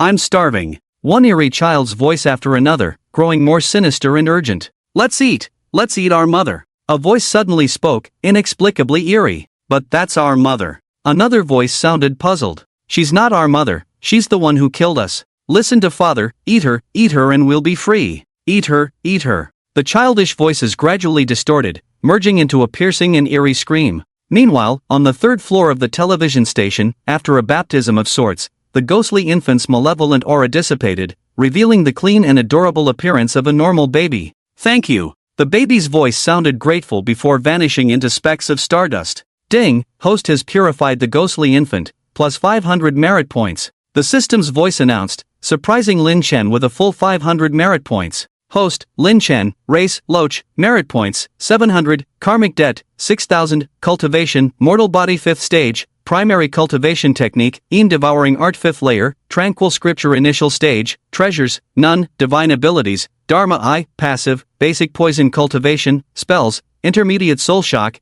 spirit dream invasion. Ghost servant, Lu Ruyan. Not bad, not bad. Indeed, no windfall, no wealth, no night grass, no fat horse. Lin Chen was quite satisfied with today's gains. Apart from acquiring 500 merit points and 6,000 karmic debts, his cultivation, which had stagnated after consuming the essence of the crocodile turtle's blood and flesh, had unexpectedly reached the 5th stage. Additionally, his devouring art had advanced, but what surprised Lin Chen the most was the progress in the tranquil scripture. All the merit points had been used to enhance the Taoist true essence cultivated through the tranquil scripture. Perhaps due to the merit gained from purifying the infant spirit, his practice of the tranquil scripture had taken a small step forward. Should I have Guofeng read the tranquil scripture to me for 8 hours every day? It would not only earn merit points but also help me gain insights and improve my cultivation in the tranquil scripture. As Lin Chen pondered the feasibility of this idea, poor Guofeng, who was guarding outside, was unaware that he had become a tool. My thunder-striking jujube wood sword.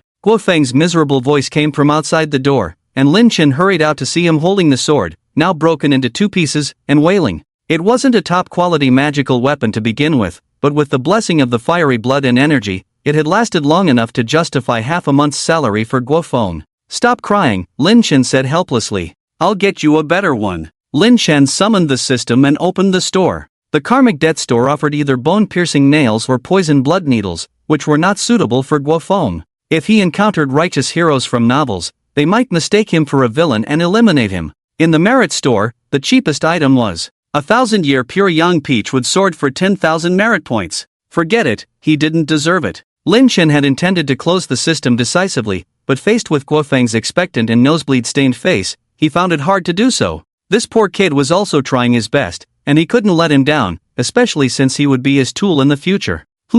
Suddenly, Lin Chen remembered the green stone dragon pillar that sealed Lu Ruyan at the bottom of the television station's pool. After soaking in the water for decades and sealing a 100-year fierce ghost in red clothes, even with the Taoist expert's talismans, it should be extraordinary. Since Ruyan Emperor had become his ghost servant and wouldn't harm anyone, it would be a waste if the dragon pillar was valuable. Why not bring it out for Guofeng to use in exorcism and binding evil spirits? That would be the right thing to do. The expert who sealed Lu Ruyan, you're quite something. Moments later, at the bottom of the television station's artificial mountain pool. Returning to this familiar place, Lin Chen felt a bit excited, not for anything else but because he sensed that the dragon stone pillar that sealed Lu Ruyan was indeed a valuable item. What a coincidence! Perhaps it was due to Lin Chen's current practice of the tranquil scripture and his authentic Taoist true essence. As soon as he entered the area, Lin Chen naturally felt a subtle connection. Although the sensation was weak, it was certain that there were treasures of the Tao within this stone pillar, or, rather, within the stone pillar. Without saying anything more, let's get to it first. Lin Chen approached and wrapped around the stone pillar, exerting 12 times his strength. With a body of 5 layers and true dragon blood, the stone pillar was easily pulled out of its base by Lin Chen without any hindrance. What skillful craftsmanship, what good fortune, Guofeng. After pulling out the stone pillar, Lin Chen discovered that there was another world inside the stone pillar. Beneath the stone pillar was a brown wooden sword half a foot into the ground. The wooden sword had a simple design, carved as one piece, 3 feet long and 3 fingers wide, with lightning-shaped scorch marks on the blade, exuding a familiar thunderous aura to Lin Chen. This was an authentic thunderwood sword, which couldn't be obtained without 30 to 50,000 merits in the system merit store. Lin Chen even hesitated whether to let Guofeng use it. Looking at the stone pillar, it was hollowed out from the bottom to the inside, and the hollow perfectly matched the shape of the wooden sword. In the era of Emperor Yan, there were no modern tools or high technology, so this was definitely handmade. Brother Knight, after all this effort, is this inconspicuous thing? Seeing the wooden sword Lin Chen brought up, Guofeng, with his rustic demeanor, couldn't see anything outstanding and couldn't help but complain. Ha! You don't recognize a treasure when you see one, do you? Lin Chen said as he was about to take back the wooden sword. Here, I'm afraid of wasting things. Don't take it back, brother, you can't take back something you've given away. Guofeng quickly reached out and snatched the wooden sword. Hiss! It's electric! The moment the wooden sword was in his hand, Guofeng felt a tingling sensation in his palm, as if he had been shocked. Thunderwood, a genuine thunderwood sword. The 3-foot wooden sword was heavy in his hand, with residual thunderous energy, which was exactly the natural thunderwood sword Guofeng had been dreaming of. Thank you, Brother Knight, thank you, Brother Knight. Guofeng cheered and jumped with the wooden sword in his hand, looking like a silly person weighing over 100 pounds. Alright, put it away, don't flaunt your wealth, and don't casually let others touch it in the future. In his own world, where there was no revival of spiritual energy and no cultivation, a natural thunderwood weapon was a rare treasure.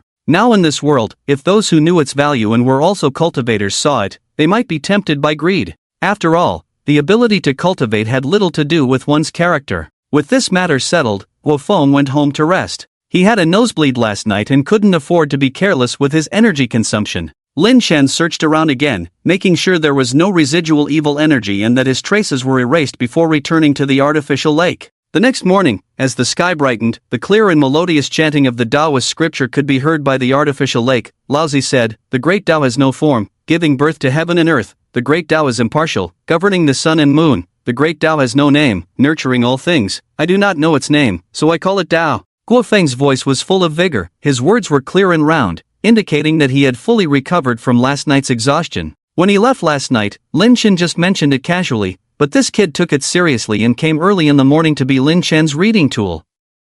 Great, the thunderwood sword was not given in vain. Lin Chen was quite satisfied, of course, ignoring the occasional bizarre thought process. The Pure Land Sutra was indeed an important classic of the Tao, with concise words containing profound Taoist thoughts and life philosophies. Every time it was heard, it evoked different responses, and Lin Chen's mind drifted along with Guofeng's voice, entering a state of effortless and egoless being. What is the Tao? The Pure Land Sutra provides different answers to everyone. Tao is the origin and creator of the universe, a transcendent existence beyond material and phenomena. It bestows life and order upon all things, guiding the operation and changes of the universe. Tao is the law and order of nature. It represents a state of harmony, balance, and governance through non-action. People should follow the principles of the Tao and merge with nature. Tao is the inner tranquility and serenity. By pursuing the Tao, people can rid themselves of distractions and desires, achieving inner peace and enlightenment. The deeper one delves, the more they realize how insignificant their insights are in the grand scheme of things.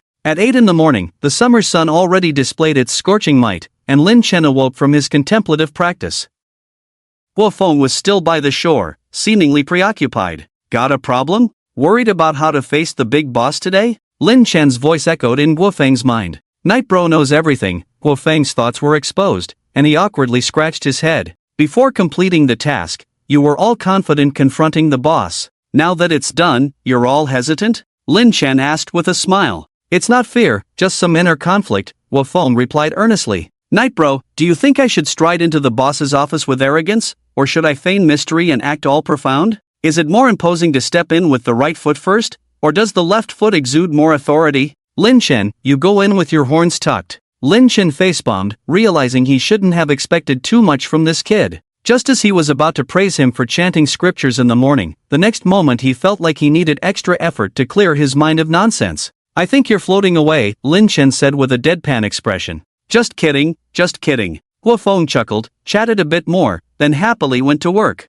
This kid. Watching Guo Feng's departing figure, Lin Chen couldn't help but laugh and cry at how he hadn't noticed before how quirky this kid was. At the TV station, in the office of the station chief. I never expected this, truly never expected. This was the third time station chief Sun Guofu had expressed such amazement after hearing the report from the office director. He truly hadn't expected Guo Feng to actually resolve the situation. When they arrived at work in the morning, the office director found the glass on the third floor shattered. Remembering the chief's arrangements from yesterday, he gathered a few brave souls to investigate the third floor. Everything seemed normal, no eerie feelings, the hallway warm with a summer breeze, devoid of any chill. Knock, knock, knock. The knocking startled Sun Guofu. Come in. The door opened, and Guo Feng walked into the office confidently. Chief, I didn't disappoint. Guo Feng smiled at the expectant Sun Guofu. The matter is perfectly resolved, you don't need to worry. Great, great, great. Sun Guofu repeated 3 times, excitedly pacing back and forth.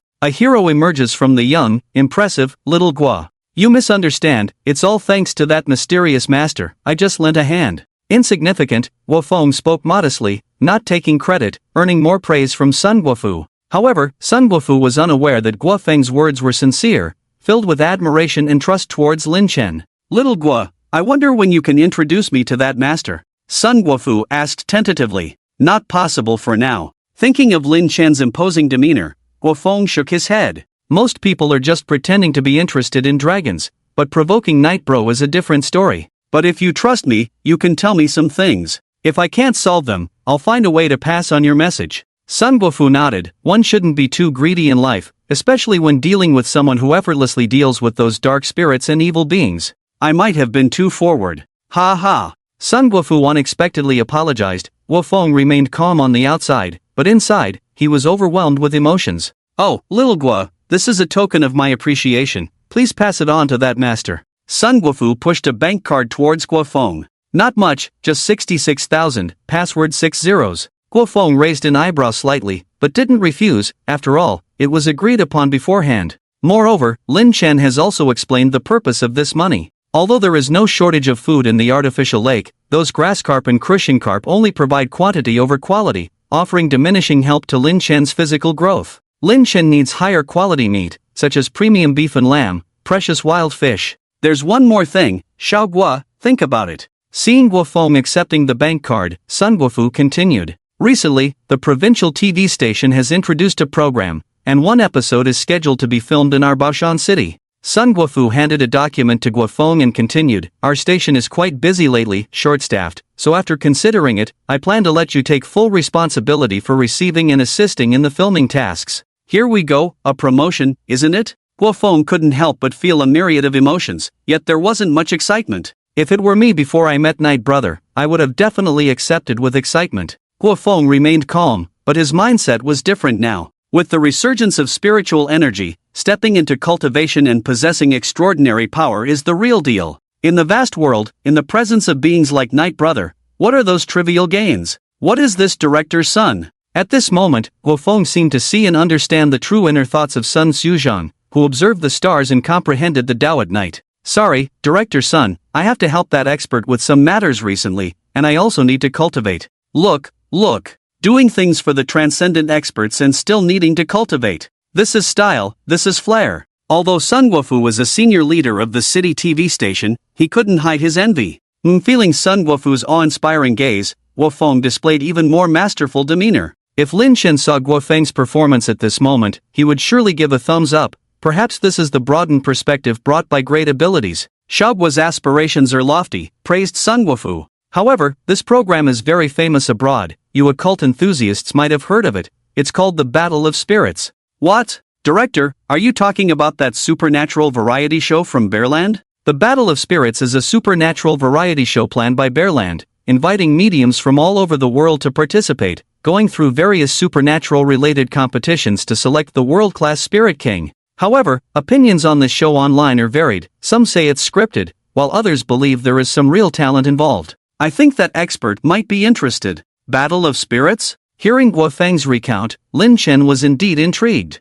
He didn't expect a show like the Battle of Spirits in this parallel world, but with the resurgence of spiritual energy here, the challenges set by the show's producers for the contestants might be more interesting. Night Brother, are you going? Guofeng was also eager to try, driven by the strong curiosity brought by his first contact with the field of cultivation. Why not go? Lin Chen responded with a smile. He also wanted to participate in this program to meet more cultivators and further understand the cultivation world of this world through them. Despite having the system by his side, lacking sufficient information might lead to passivity or even danger. Lin Chen, a former state-owned enterprise worker, understands the importance of information. Alright, but I have a concern, Night Brother. Guofeng looked at Lin Chen. How will you participate? A wise man may have 1,000 thoughts. Lin Chen realized that participating in the Battle of Spirits is not as simple as dealing with Sun Guilan. He couldn't just crawl through a rainwater pipe based on the filming location. But if he goes in person, the chances of exposure are high.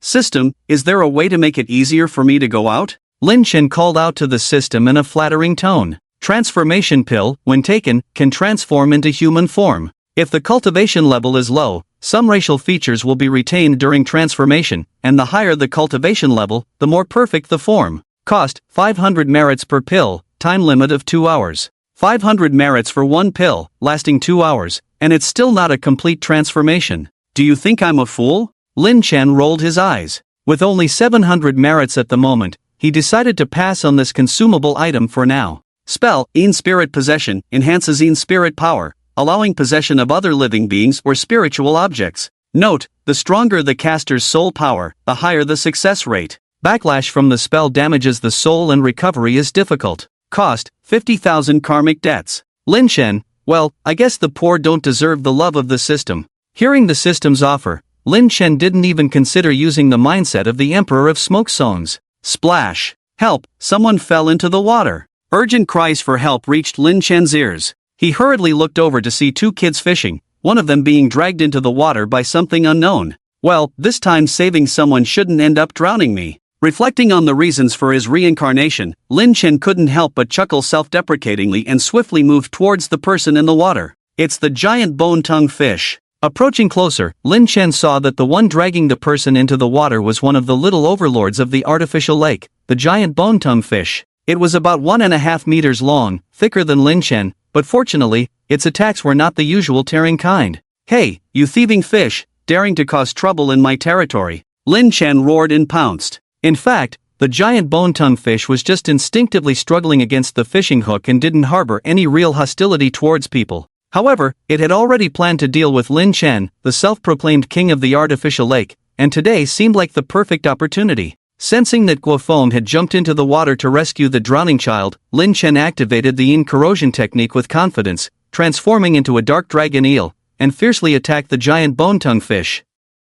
The fish realized the danger approaching and tried to swim towards deeper waters while dragging the fishing rod. However, it was no match for Lin Chen, who swiftly tore open its belly with his saw-like dorsal fin and then entangled its body. Try this. With a low growl, Lin Chen's pitch-black scales stood up like rotating blades, instantly cutting the giant bone-tongue fish's body into pieces. Devour. A terrifying suction force emanated from Lin Chen's gaping maw, consuming the essence of the giant bone-tongue fish. After swallowing the fish, Lin Chen was still not satisfied. Under the yin corrosion technique, his dragon eel body turned ink black, exuding a fierce aura like that of a savage beast. Ha! Just as Lin Chen was contemplating his next move, several familiar figures appeared in the distance, a few black fish. They probably smelled the blood and came to investigate. Since you're here, let me entertain you properly. Without hesitation, Lin Chen pounced, considering them as nothing more than a good meal now that he was the new ruler of the artificial lake. Like a tiger among sheep, Lin Chen, now even more robust than before, easily overpowered the black fish that attempted to flee as he approached. By the time Guofeng had rescued the child from the water, Lin Chen had already satisfied his hunger.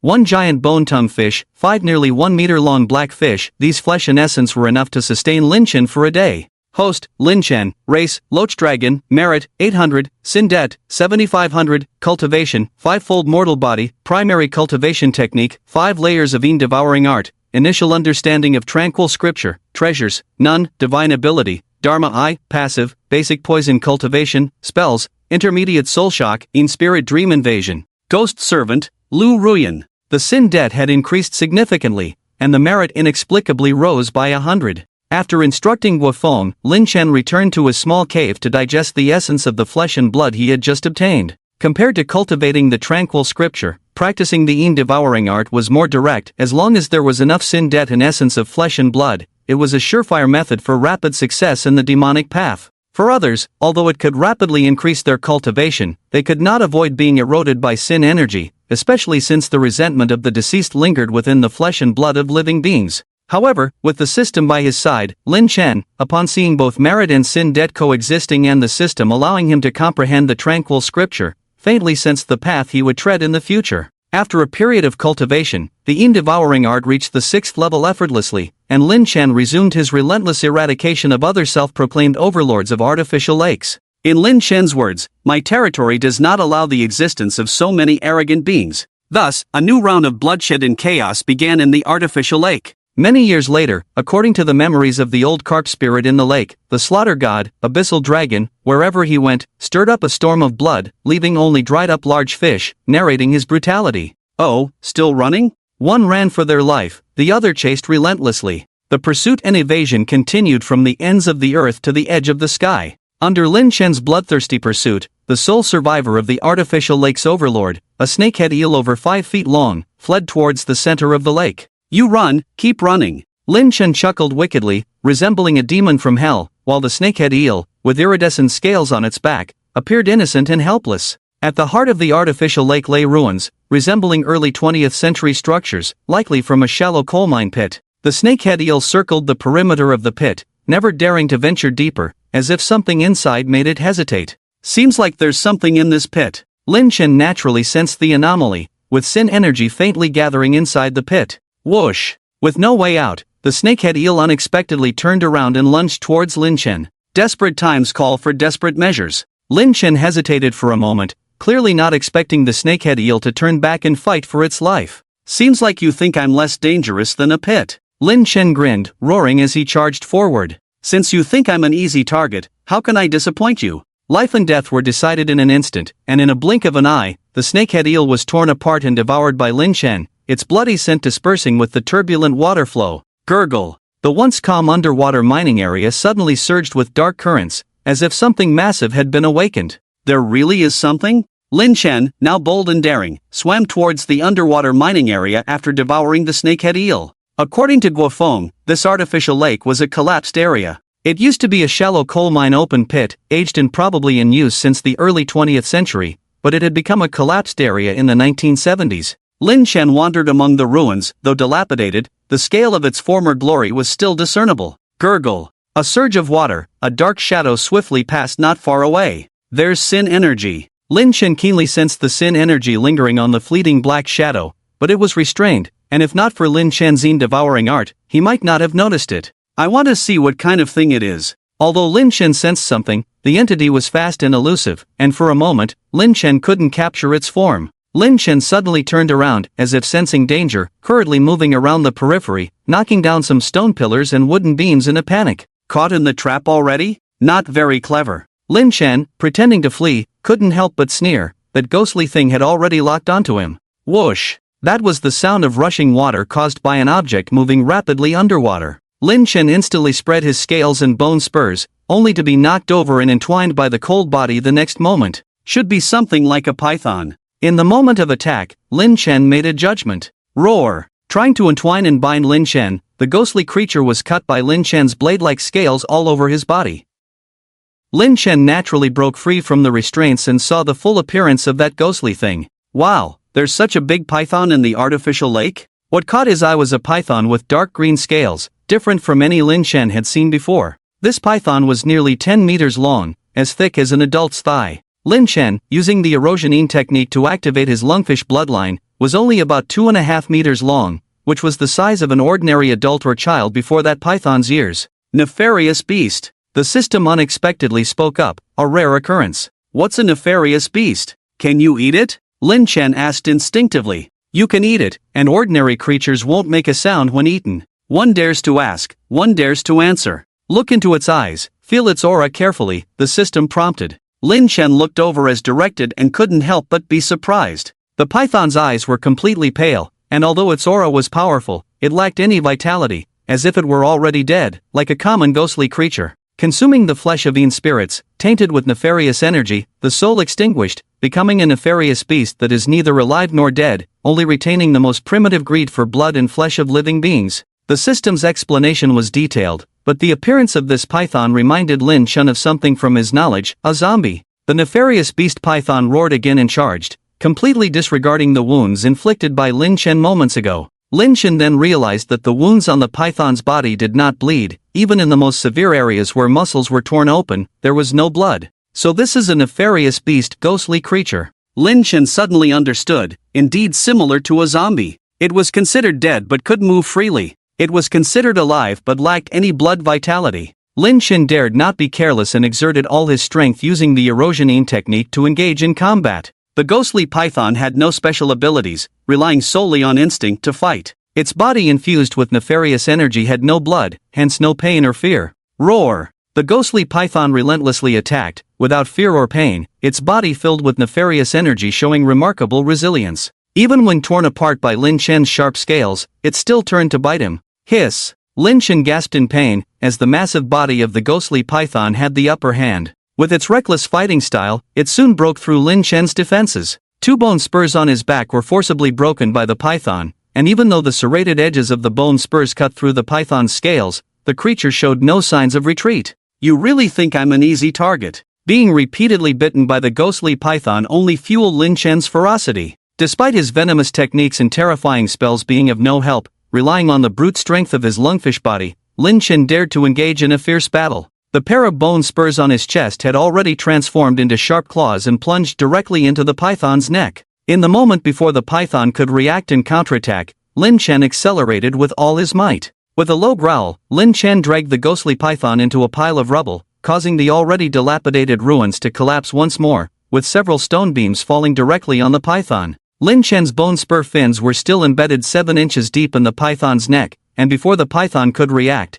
it opened its gaping mouth and began to tear and bite. Ding! Devouring the sinful beast, sin energy plus 200. Lin Chen frowned. System, why don't you mention that this thing doesn't make a sound when an ordinary creature devours it? System, are you an ordinary creature? The ghost python struggled fiercely, but it was pinned down by a stone beam, half of its body trapped, and unable to resist being impaled by Lin Chen's bone spikes. It was forcefully bitten on the neck by Lin Chen. Sinful beasts have no pain or fear, but they do have weaknesses, and their heads are one of them. Ding! Killing the sinful beast, merit plus 2000. What's this? Sinful beasts are worth so much? Lin Chen was pleasantly surprised by the sudden reminder, realizing that devouring a sinful beast not only brought merit but also accumulated sin debts. Is there more to it? After deciding to devour this ghost python, Lin Chen continued exploring the mining pit. Cultivation knows no time, eating without regard for seasons. Lin Chen didn't know how long it took to devour the ghost python, only that the devouring technique was saturated 3 times,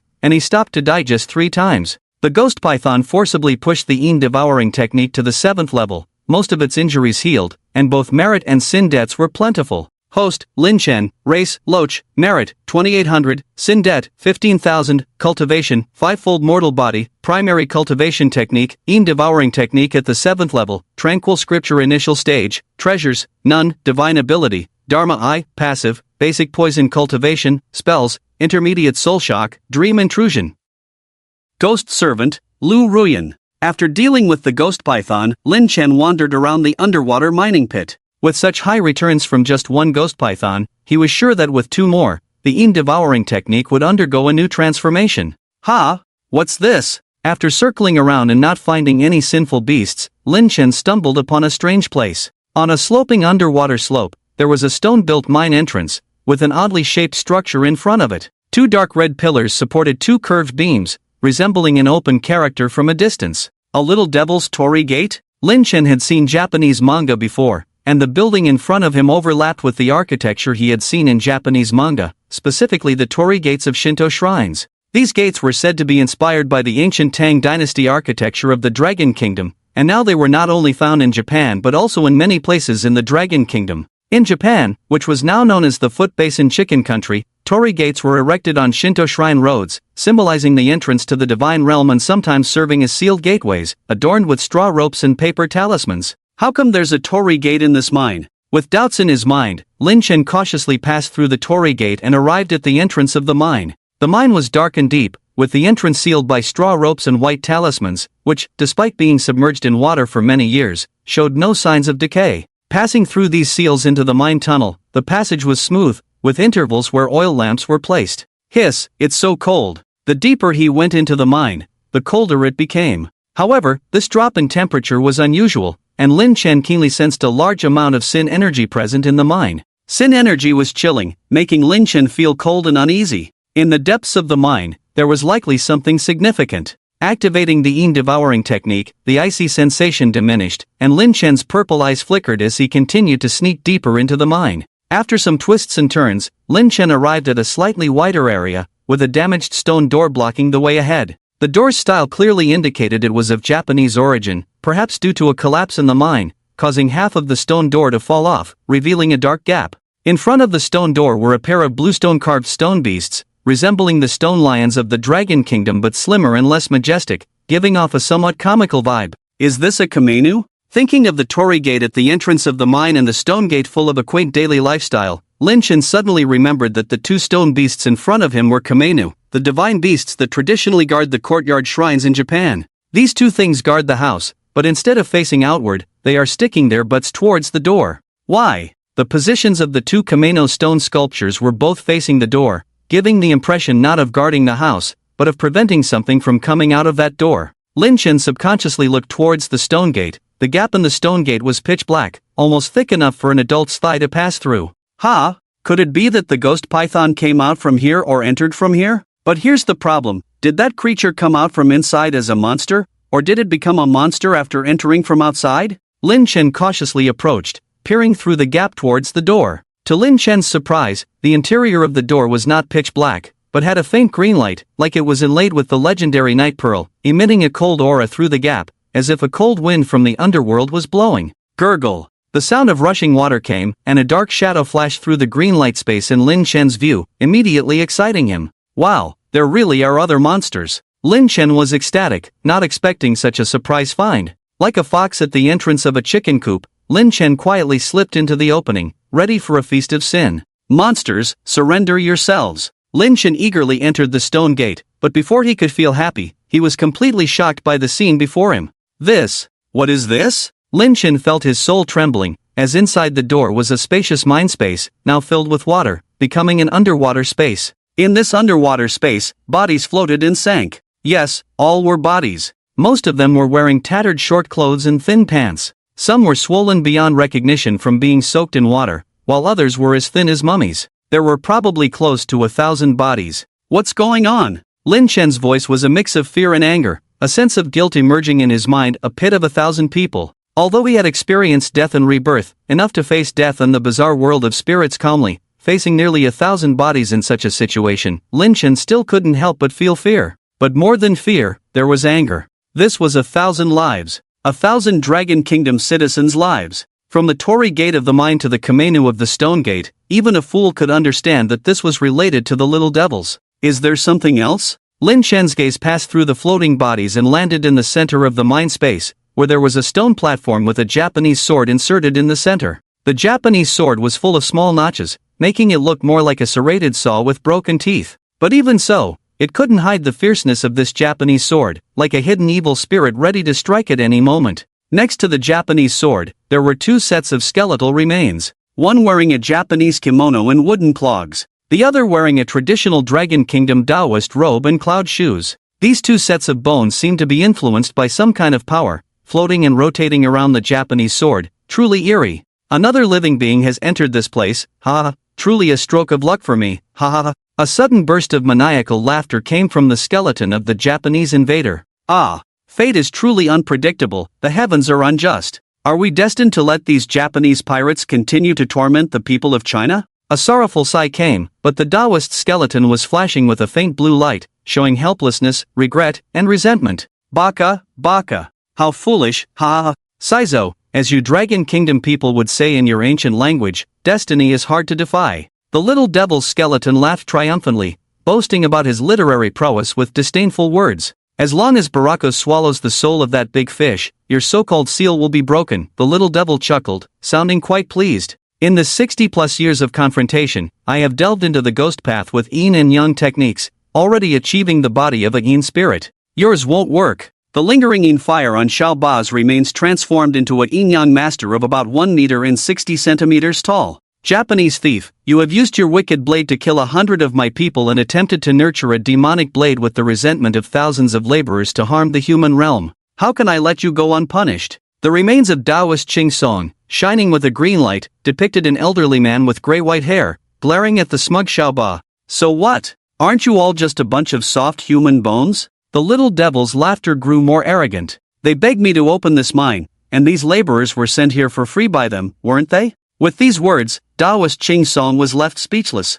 Even Lin Chen, who was watching from a distance, saw the same. Some spineless individuals betrayed their ancestors and national hatred for a little profit, only to have their knees and spines shattered by Xiao Ba's sugar-coated bullets. There were also some short-sighted fools who seemed to be earning foreign exchange for the country but were actually allowing the little devil to profit from their people while suppressing the development of national enterprises, making it difficult for them to survive and compete in crucial sectors. Even a small component had to pay exorbitant patent and technology fees to the little devil. Hearing this, Lin Chen also understood the origin of the mass graves. At the beginning of the last century, Xiao Ba, taking advantage of the victory of the first round of imperialist competition, occupied many areas of the Dragon Kingdom. Under the guise of cooperation and mutual benefit, they ruthlessly exploited and plundered the resources of the Dragon Kingdom, with the coal mine being a product of that era. This yin ghost Xiao Ba was named Maeda Ichiro, the third-generation illegitimate son of a yin-yang master family in the Foot Basin Chicken Country.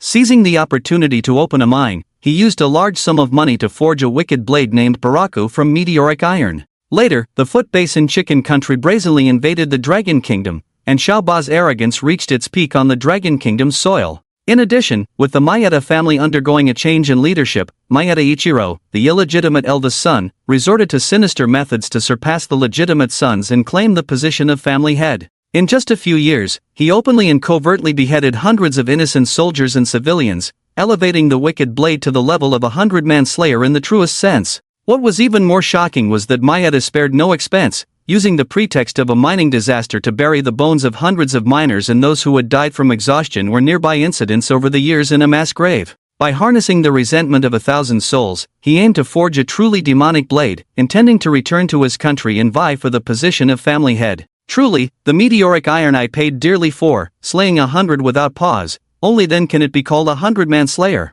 Maeda's yin spirit hovered around the serrated wicked blade, his face twisted in a maniacal trance. Once the power of the resentment of these souls is fully absorbed here, coupled with your wretched soul, Baraku will undoubtedly rival any legendary demonic blade in the history of the Yamato people, if not surpass them all, hee hee. Maeda laughed wildly, his grating voice igniting a fierce anger in Lin Chen's soul. By then, I will return to Wa country with the blade, ascend to the position of family head, lead the Maeda family to become the top yin-yang family in Wa country, and of course, there's your precious treasure. Mayeda then turned to look at the bamboo scroll emitting a golden-green halo above Taoist Ching Song's head. What a precious treasure, capable of protecting one's soul. With it, my Yin spirit will reach the level of possession. When the time comes, I will return, grind your bones to dust. Mayeda's delusional fantasies abruptly shifted as a strand of Yin spirit extended towards Lin Chen, intending to lure him over as the final supplement to break the seal of the wicked blade. You dare, you fiend? The radiant light from the bamboo scroll above Taoist Ching Song's head blossomed, just as a sharp sound of a blade rang out. The ominous blade named Bora Amaru trembled slightly, revealing a faint shadow of a fierce demon with green face and fangs, restraining the energy of the venerable Ching Song Taoist. You fool, why haven't you fled yet? Ching Song's helpless voice echoed, leaving Lin Chen somewhat speechless. Fool, old man, I respect you, but if you call me that, I have my pride too, you know? Very well, over these past 10 years, Bora Amaru's spiritual power has been growing stronger, ha.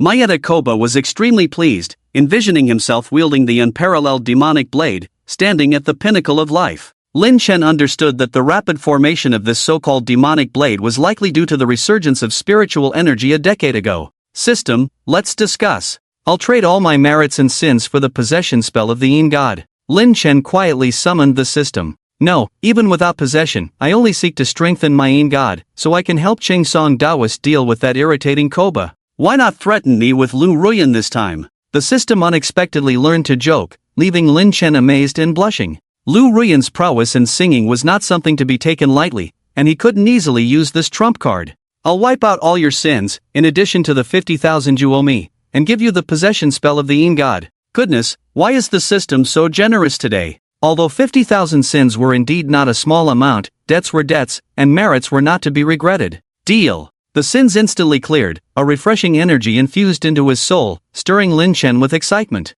The essence of soul elevation, sought after by cultivators, could lead to a form of immortality through a powerful Yin God possession. As Lin Chen strengthened his Yin God, his physical body, the dragon eel, appeared dazed, as if guided by some summoning force, swimming slowly through the floating corpses towards the central stone platform in the mine. Well done, Mayeda exclaimed excitedly, almost dancing with joy. What species is this big fish? Although it's not as large as that python, I can sense its extraordinariness. Lin Chen sneered at Mayeda's excitement. Koba, just wait, I'll give you a big surprise soon, a huge surprise. Ching Song watched helplessly as Lin Chen drew closer, unable to do anything. He regretted not fully understanding the bamboo slip he had obtained, otherwise, even if this demonic blade truly formed, he would have no fear. Very good, come here, little fish, come here. With each call from Koba, Lin Chen approached. Mayeda Koba's excited and lecherous face drew closer, not just exciting him but also Lin Chen. Yin God, come forth. Just as Koba was about to unleash the Bora Amaru blade to strike Lin Chen's soul, a loud shout rang out. I'm here for you, Koba. A loud crack followed, as Mayeda's Yin spirit took a direct hit, leaving him stunned. A perfectly fine big fish, supposed to be the final step in his grand plan, why did a Yin spirit suddenly appear and give him a hard blow? Surprised or not, pleased or not, Koba, you are. Mayeda roared in anger, about to ask, but was interrupted by another blow. Smack. I'm your uncle. Bah, if I were the uncle of this scum, wouldn't I be insulting myself? Koba.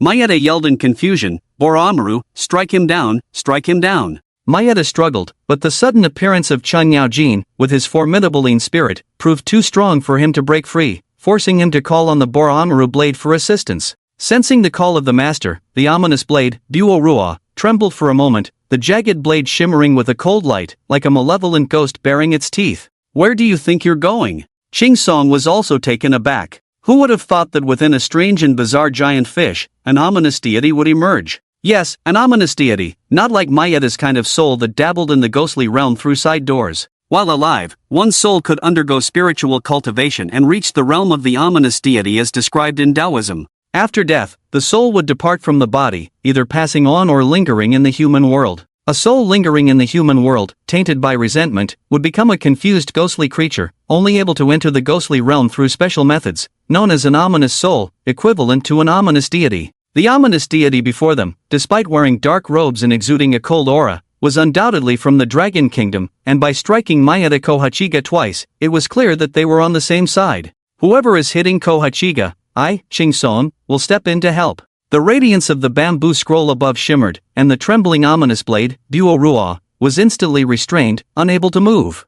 You damn Kohachiga, you still want to resist. Lin Chensheng was angry, and the consequences would be severe. System, Ghost Beating Stick, made from the tanned branches of a 1,000-year-old ominous willow tree, infused with 1,000 years of resentment. It inflicts a certain amount of damage on ominous souls, primarily used for interrogation, an essential tool for the ominous. How much? Just say it. Lin Chensheng, feeling helpless, thought that the system had learned to take advantage of the situation and knew what he needed at that moment. 50,000 deaths of resentment. You can try it for an hour, and if satisfied, we have a deal. What? Did I hear that right? And there's even a trial for this kind of personalized service? Thank you, system, I'll give it a try first. A surge of resentment flowed, and Mayeda was surprised to find that this sudden person had a green branch with leaves in hand. Before Mayeda could react, the branch fell on him with a crackling sound. It hurt, a piercing pain from the depths of his soul. Mayeda never imagined that even in death, he could feel such intense and vivid pain.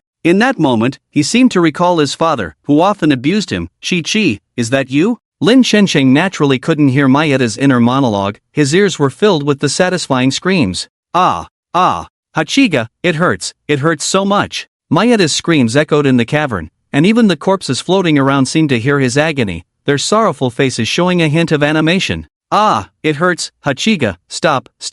Mayeda rolled on the ground, convulsing rhythmically. Ignoring Mayeda's pleas, Lin Chensheng continued to strike with the force of a father disciplining his son. The ominous blade, Buo Rua, embedded in the stone platform nearby, trembled slightly, shocked by the brutality. Ah, it's unbearable. At some point, Mayeda's cries took on a hint of lewdness, even a sense of enjoyment. Fellow Taoist, please stop. Ching Song's call snapped Lin Chensheng out of his vengeful state. What's wrong, Elder Taoist? I haven't had my fill yet. Lin Chensheng looked puzzled at Chang Song. I don't know if you've had your fill, but Kohachiga seems to be quite satisfied. Ching Song pointed to the wailing Mayeda, who indeed seemed to be enjoying himself. Damn, this is sick. During the pause in Lin Chensheng's actions, Mayeda suddenly darted to the side and lunged towards Buo Rua. Oh no. Ching Song was shocked and immediately regretted why he had tried to stop Lin Chensheng. But it was too late, the ominous ghost Mayeda had already reached Buo Rua. You forced me into this, Hachiga, it's all you're doing. Mayeda roared in anger, facing Ching Song and a stranger from the Dragon Kingdom. Mayeda no longer harbored any illusions of escaping unscathed, there was only one way out now. You despicable humans have forced the great Lord Mayeda to this point. I must say, you've done well. Mayeda's spirit grasped the hilt of the Harakamaro sword, and his spirit power erupted, breaking through the faint seal on the stone platform. Not good, this little scoundrel is going to merge with the sword, forcibly possessing it, completing the demonic sword. A solemn expression crossed Aosong's face, the seal he had set with his dying breath was broken, allowing the demonic sword to freely devour the resentment and grudges in the mind. He never expected Mayeda, as despicable as he was, to make such a decision. Mayeda forcibly merged with the sword, becoming one with it, cutting off the path for the spirit to possess and be reborn. He, in the heavens above, all gods shall be exterminated. Harakamaru emerges, staining the world with blood. At this moment, the cursed sword Harakamaru seemed to undergo a final transformation.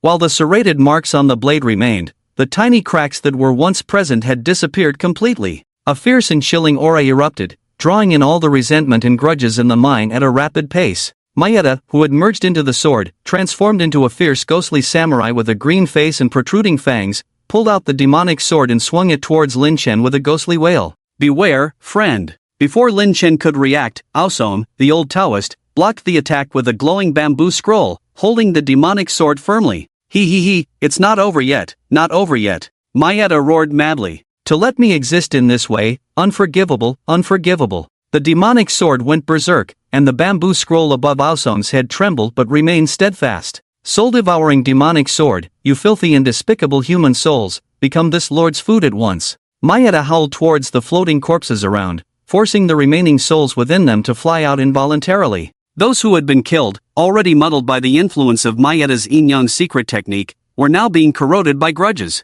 Over the years, despite Aosong's efforts to prevent the sword from devouring, many souls had been consumed, leaving them broken and vulnerable. Now, under the tyranny of the demonic sword, they were unwittingly offering themselves up. Just as Aosong was feeling extremely anxious, a sigh came from behind him. You are all innocent, all citizens of Longwa. Your unjust deaths in the past were a tragedy for the nation, but today, Longwa has risen, and Huaxia no longer needs to be timid. The blood feuds remain, why are you not awake? A deafening shout echoed from Lin Chen's heart. Some blood feuds were engraved in the blood and soul, and even in this world, Lin Chen would not forget. Lin Chen's shout, empowered by a soul-shocking spell, froze the approaching spirits in place as if they had been hit by a petrification spell. Scoundrels, you despicable remnants, come to me. Maeda's ghostly roar went unheeded by the hovering remnants around. Shut up. Just as Maeda was about to act, Lin Chen's soul-shaking roar stopped him in his tracks, instilling fear and intimidation deep within his soul. Lin Chen took a step forward, his large hand gripping the hilt of the Harakamara sword in Maeda's bewildered gaze. Before Maeda could react, his spirit was forcibly pressed into the menacing blade by a powerful force. Impossible, how can there be such a powerful in-spirit power, comparable to a mighty ghost? Maeda exclaimed in terror. Such a profound in-spirit power can only be achieved through the cultivation of chi refinement and spiritual transformation. Alsom also marveled. In the Taoist practice, the realms are roughly divided into the foundation establishment stage, essence refinement, chi cultivation, spiritual transformation, void return, and Tao fusion, each stage further divided into the entry, initial, advanced, and consummate stages. Foundation building is the basis, it is the cultivation of the mortal body, the stage of laying the foundation. At this time the means of cultivation are mostly mundane. When refining essence and transforming chi, one can generate the true chi of Taoism, practice and display techniques, while nurturing the soul. Giving birth to the Yin God is the sign of mastery at this realm. When the realm of refining essence and transforming chi is perfected, the Yin God leaves the body, the Yin God becomes strong, only then can one further reach the realm of refining chi and transforming the spirit. However, Ching Song was only at the stage of perfecting the refining essence and transforming chi during his lifetime. It was only with the help of the treasure of the Taoist sect, the bamboo scroll, that he could barely reach the threshold of transforming the spirit, supporting the ceiling of the demonic blade until now. Which senior has possessed and wandered here? Please kill this sinful beast. Ching Song was emotional, the Taoist sect was declining. When the Japanese pirates invaded, blood-stained the land, the Taoist sect ordered disciples from various sects to come down the mountain to save the country. Ching Song was also one of those who followed the elders and experts of the sect down the mountain with a sword, witnessing those seniors sacrificing their lives to cast spells, controlling the winds and rain to fight against the Japanese pirates. It was precisely because of this that he spared no effort to kill Ma Qian before his death, forcibly seeking the power of the Yin God, and sealing the evil blade's growth. However, at that time, many elders and powerful figures in the Taoist sect who had reached the realm of refining chi and transforming the spirit fell. Ching Song did not expect to encounter such an expert at this realm again when he was in despair. Was it a senior of the Taoist sect or a folk Taoist? Senior, please forgive me. Taoist Ching Song will witness me killing the thief. Lin Chen grabbed the Bo Luo one that had turned into a demonic blade, the heavy power of the Yin God pressed down like a mountain, and Ma Qian within the blade also erupted with ferocity, like a vicious dog biting. Dare to resist. Lin Chen cast another intermediate spell of shock, while also using the Yin devouring technique to forcibly restrain and subdue Ma Qian, to tame the demonic blade. Seeing Ma Qian struggling violently, with a faint feeling of breaking free, Lin Chen was not in a hurry. Lu Ruyan, come quickly. With Lin Chen's call, accompanied by a sorrowful and poignant tune, the surrounding evil aura suddenly stagnated, even the surrounding water seemed to freeze. Suddenly, a faint blood light appeared. A figure in a bright red dress carrying boundless resentment, with delicate steps, appeared next to Lin Chen. As soon as the aura of the 100-year-old red-clothed fierce ghost appeared, not only was Ma Qian stunned, but also those floating corpses and lingering souls that had been standing still all moved aside, like quails. Respected one, Ruyan has not worked for a long time. Lu Ruyan smiled. Between her white and tender fingers, bloodlines appeared out of thin air. Her toes moved erratically, tightly binding the demonic blade. The thieves are hateful, harming my fellow villagers. Lu Ruyan suddenly raised her eyebrows, but among those floating corpses and lingering souls, she saw several familiar figures, vaguely remembering the short workers who had come to repair the house in the town back then. As she spoke, the bloodlines gathered, like iron wires sharpening a knife, almost sparking the Bo Luo Wan blade, causing Ma Qian to scream in pain. It turns out to be the lord-level great ghost of the Lu family. It's no wonder Ma Qian recognized Lu Ruyan, because back then, in order to collect resentment and cultivate the demonic blade, he had set his sights on Lu Ruyan. However, at that time, although Lu Ruyan had just become a red-clothed fierce ghost, she was not someone Ma Qian could deal with alone, and coupled with the need to conceal the legitimate son of the main family, Ma Qian gave up, never expecting to become a subordinate of the person in front of him, even more terrifying and astonishing. Ghostly creatures ran rampant in Japan, and the Japanese pirates worshipped and fed these creatures as gods. In Japan, Ghostly creatures were divided into categories such as small ghosts, powerful ghosts, lord-level great ghosts, general ghost kings, and ghost gods. Ma Chen, who used the secret techniques of yin and yang to enter the ghost path, could at most dominate small ghosts. Facing a powerful ghost like Lin Chen, he could still resist a bit, but in front of the lord-level great ghost like Lu Ruyan, he had no intention of resisting. I am willing to submit, I am willing to submit. A fawning cry came from within the demonic blade. Respected sir, such a powerful lord-level great ghost is under your command. Please be merciful, I am at your service. Ma Qian's fawning figure appeared, like a flatterer's dog showing its soft belly. Ichiro Maeda swears to follow the respected one to the death. Please allow me, sir. With Maeda present, Harakamaru would become the sharpest weapon in the hands of adults. But I don't want to. Lin Chen looked coldly at Maeda Ichiro. In terms of controlling malice and restraining evil spirits, Lin Chen had not seen anything stronger than the yin devouring technique. Maeda was still in a panic over Lin Chen's refusal. Didn't he understand the significance of possessing a demonic sword? It was an existence that could be cultivated into a weapon to slay gods. However, at that moment, a powerful force crushed down, and Maeda could not refuse, as he was about to be torn out of Harakamaru by force. No, what are you doing? Stop! Maeda shouted in panic, like a fair young master coveted by a group of burly men. You can't do this. Without me, Harakamaru won't be able to unleash its full power. Its bloodthirsty nature will erode the minds of adults. With loyal Maeda by your side, you can wield Harakamaru without worry and freely slaughter. However, no matter how Maeda begged for mercy, the man who seemed like a demon god ignored him, and under the influence of those silver needle bloodlines, Maeda couldn't resist at all. Koga, do you know? Lin Chen's voice suddenly sounded. My lord, I await your command. Maeda, receiving a response, clung to the last straw like a drowning man. What I fear the least is the erosion of bloodthirsty nature. Lin Chen smiled mysteriously, and Maeda suddenly had a very uneasy feeling. Behave, I will release you later. Those who died because of you won't harm you, but I won't let you die. Trust me, no one understands malice better than me, and no one knows how to control evil spirits better.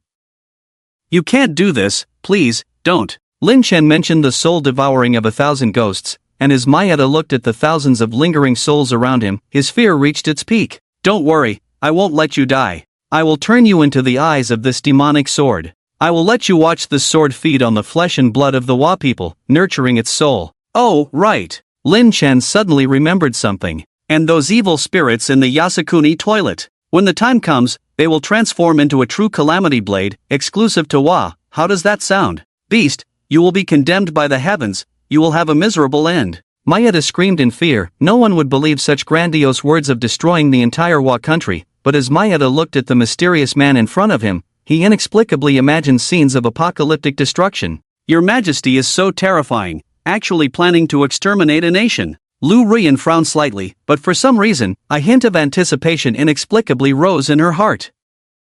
No, I am not a wicked woman who kills. If I scare Yunfei, that would be so unbecoming. By the way, your Majesty looks quite handsome, a bit better than Yunfei, just a little bit. Look at you, why are you in such a hurry? That's not good. What did you say before? The Maeda family is a prominent family of yin and yang masters, you lack refinement. Lin Chen smiled persuasively, but he seemed like a demon from the depths of the underworld. Maeda Ichiro, right? You better open your eyes and see clearly. Among the beings devoured by Haruka in the future, there will surely be people you know. Maeda wanted to curse, but the pain of his soul being torn apart turned his curses into pleas once again. My lord, I know the secrets of the Wa country's yin and yang master families. I know the location of the legendary artifacts of the Wa country. I know the entrance to the sacred realm of the Wa country. Xing Song Lao Dao looked at Maeda, who was pleading for mercy like an ordinary dog, with a complex expression, then glanced at Lin Chen, who was smiling. For a moment, he couldn't distinguish between good and evil.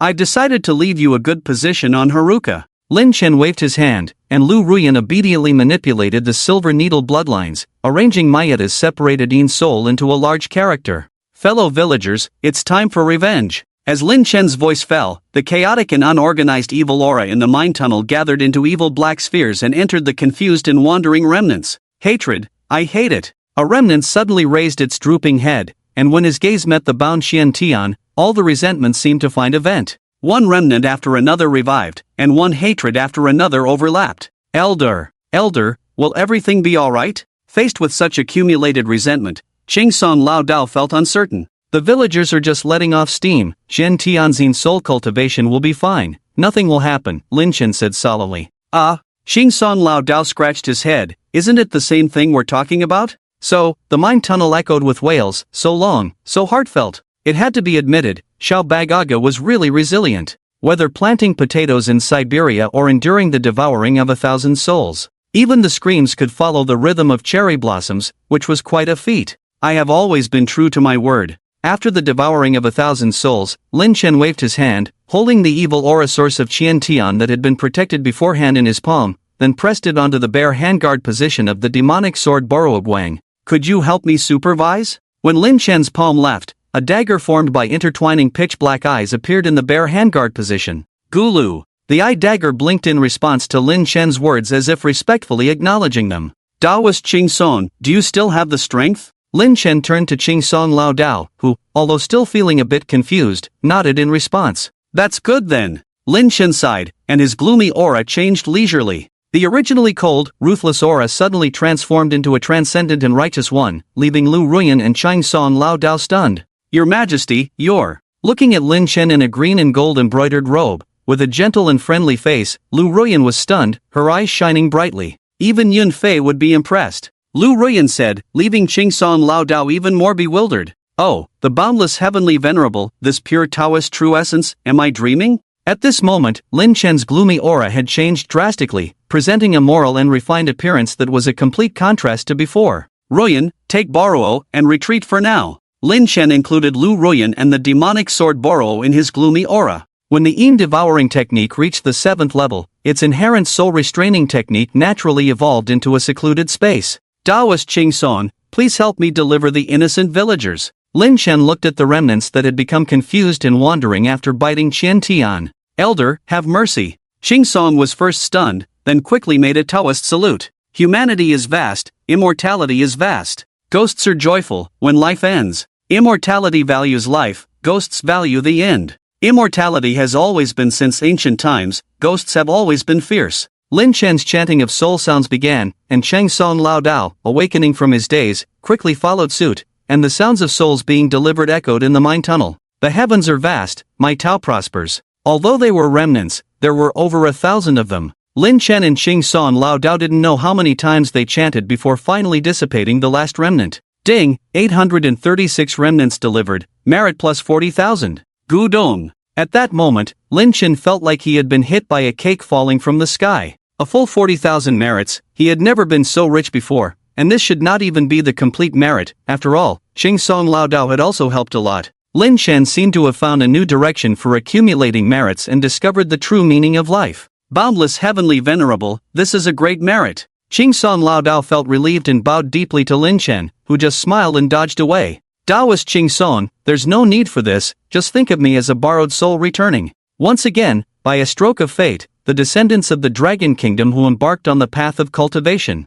Lin Chen really didn't know how to explain parallel worlds, rebirth systems, and the like, so he could only use similar terms to explain to Qingson Lao Dao. Qingson Lao Dao was stunned for a moment, then suddenly realized and didn't continue to inquire. I was wondering how a big fish could jump out of a human god. Turns out it's a case of borrowing a body for reincarnation. Within the Taoist sect, there were many cases of borrowing bodies for reincarnation, one of the most famous being Taiguili in the Eight Immortals legend, who borrowed a beggar's body for reincarnation. I see that your original form is not ordinary, already possessing 3 parts of a dragon's appearance. The day of transformation into a dragon is foreseeable. Qingson looked at Lin Chen's eel-like body and couldn't help but praise. Just an eel, transforming into a dragon is still far off. Thinking about the future path of transforming into a dragon, although Lin Chen was looking forward to it, he also faced many difficulties. Fortunately, with the system in place, he was full of confidence. Seeing Lin Chen's cheerful smile, Qingson Lao Dao nodded silently.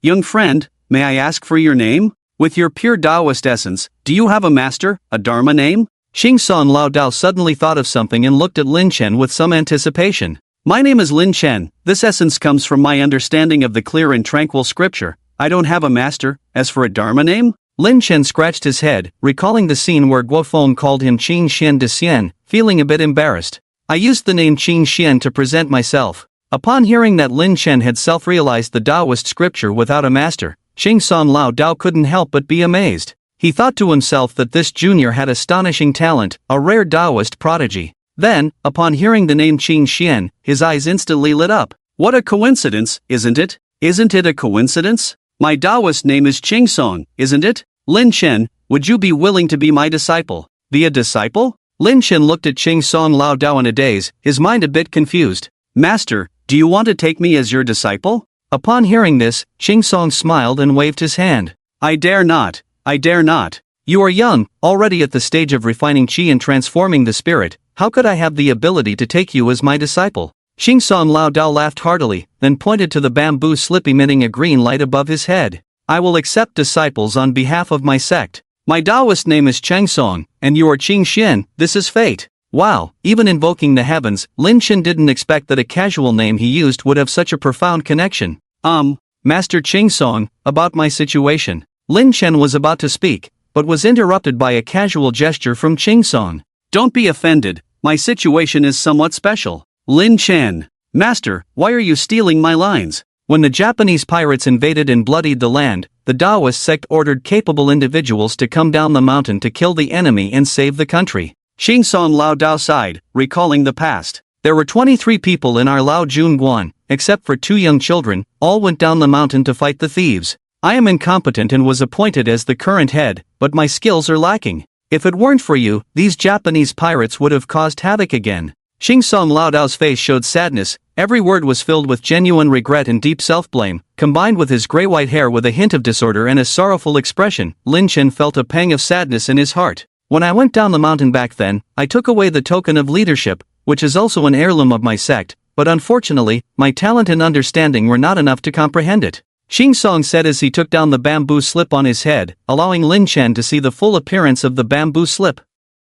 Although it was a bamboo slip, its texture was like emerald jade, with visible inscriptions, but upon closer inspection, they were blurred by a layer of green light. Ha! With the bamboo slip in front of him, the Taoist essence condensed from the understanding of the clear and tranquil scripture felt like seeing a loved one, instantly becoming lively. Ha! Qing Song Lao Dao's slightly surprised voice came. This treasure of mine is destined to be with you. It has always been that I have a connection with this treasure, but it was the first time Lin Chen heard that this treasure had a connection with you. Taoist, I understand your intention to recruit me, but I, Lin Chen, have to say, this method is truly amazing. Talking and joking aside, as the person involved, Lin Chen understood that Taoist Qing Song was not joking because at that moment, with a gentle push from Qing Song, the bamboo slip that had been under control floated towards Lin Chen. Swoosh! Before Lin Chen could react, the bamboo slip turned into a stream of light and entered Lin Chen's god's head.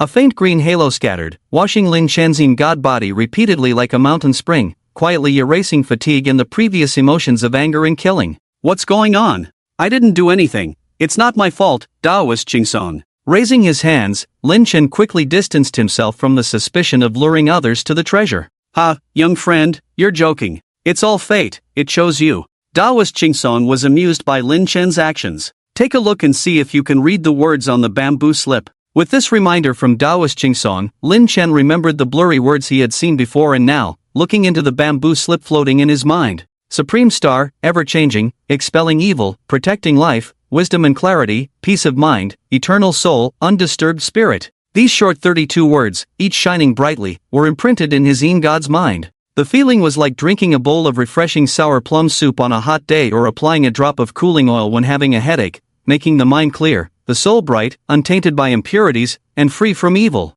Wow, it's actually the first of the 8 divine spells of the Taoist sect, the pure heart and spirit spell. Many people were familiar with the 8 divine spells of the Taoist sect, and the pure heart and spirit spell was the first among them, capable of dispelling distracting thoughts, enlightening the mind, purifying the spirit, and aligning perfectly with the Quietude Sutra. No wonder it resonated with Lin Chen. It was just unknown which great Taoist saint this bamboo slip came from. It could already be considered a treasure of the Taoist sect. This karma has been formed. Lin Chen smiled helplessly, feeling a bit like taking advantage and acting coy. Elder brother, please represent the sect and accept 3 bows from your disciple. Both being tough guys, beating around the bush was pointless. Since he had obtained the treasure of Lao Jun Guan, he naturally had to bear the consequences of Lao Jun Guan. Moreover, with his inherent national sentiment and respect for his predecessors and martyrs, Lin Chen felt that being able to join Lao Jun Guan was already a great advantage. Who knew that just hesitating for a moment would lead to this treatment? Good, good, good. Daoist Qingsong clapped his hands and laughed heartily, accepting Lin Chen's 3 bows calmly. You shall be known as Qing Xian, and that shall remain unchanged. After Lin Chen's 3 bows, Daoist Qingsong stepped forward to help him up. Our Lao Junguan lineage originates from the Tianshi mansion of the Dragon and Tiger Mountain, the direct 3 branches of Zhang Doling's lineage. The ancestral lineage is enshrined in the ancestral hall of the sect, and there is also this branch of Daoist scriptures. I wonder how many are left today. Daoist Qingsong intended to explain the lineage of Lao Junguan to Lin Chen in detail, but thinking that only 2 Daoist disciples were stationed there in the past, he lost interest in elaborating. Qing Xian Jr. brother, if the Lao Junguan lineage still exists today. Daoist Qingsong looked at Lin Chen solemnly. If you are willing, you can become the head of this lineage and strive to revitalize Lao Junguan. If you are unwilling, then choose a disciple who can be nurtured and supported. If the Lao Junguan lineage no longer exists, follow your heart in cultivation. There is no need to force it, let it be natural. Why are you saying all this, Daoist Qingsong? It sounds like you're entrusting me with something like an orphan. Lin Chen smiled helplessly. You also have Yin God cultivation. At worst, you can switch to cultivating the ghost path. I also have a way to ensure that your Yin God does not disperse.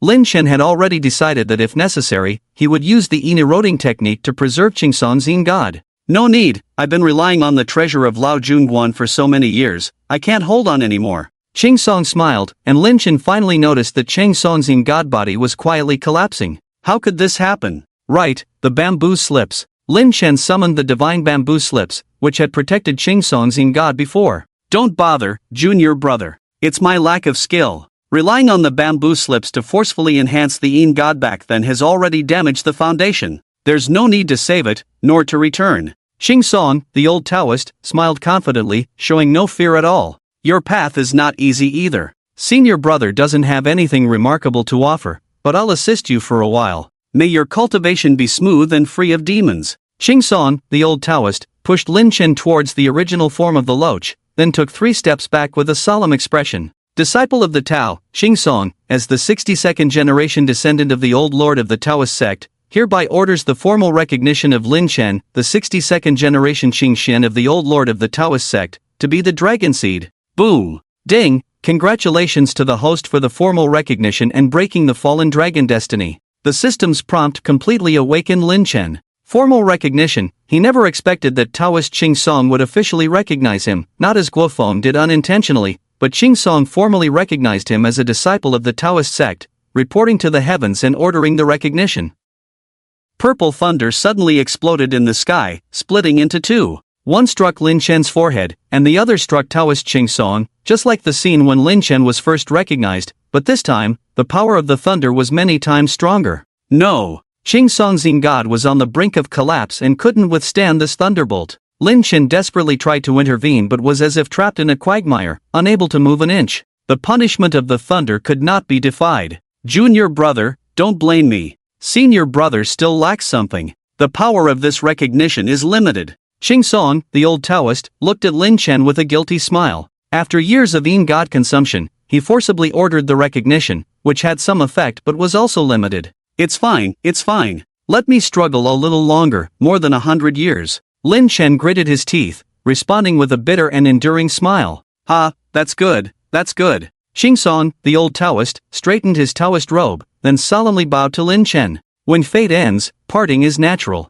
Qing Xian Jr. brother, I hope you become a true dragon soon and protect our land. As his words fell, Qingsong's Yin God finally dissipated into starlight, leaving only his white bone robe on the ground, with Qingsong no longer in the world. Junior brother Qing Xian. Lin Chen knelt on both knees, feeling a deep sorrow in his heart. Thank you for the recognition, senior brother. His shout received no response. When Lin Chen stood up, the familiar drowsiness came over him again, signaling the transformation brought about by the recognition was about to begin. You old Taoist, inexplicably treating me as a junior brother and making me owe you a great favor, it's really unreasonable. As his Yin God returned to the loach body, Lin Chen arrived at the stone platform, disdainfully sweeping away the bones in front, then carefully gathering Qingsong's bones before lying down peacefully and falling into a deep sleep. Yawning lazily, Lin Chen woke up from his slumber. Looking at the bones in front of him, scenes from before his sleep reappeared in his mind. Old brother Qingsong, do you really trust me this much? I might not be that reliable.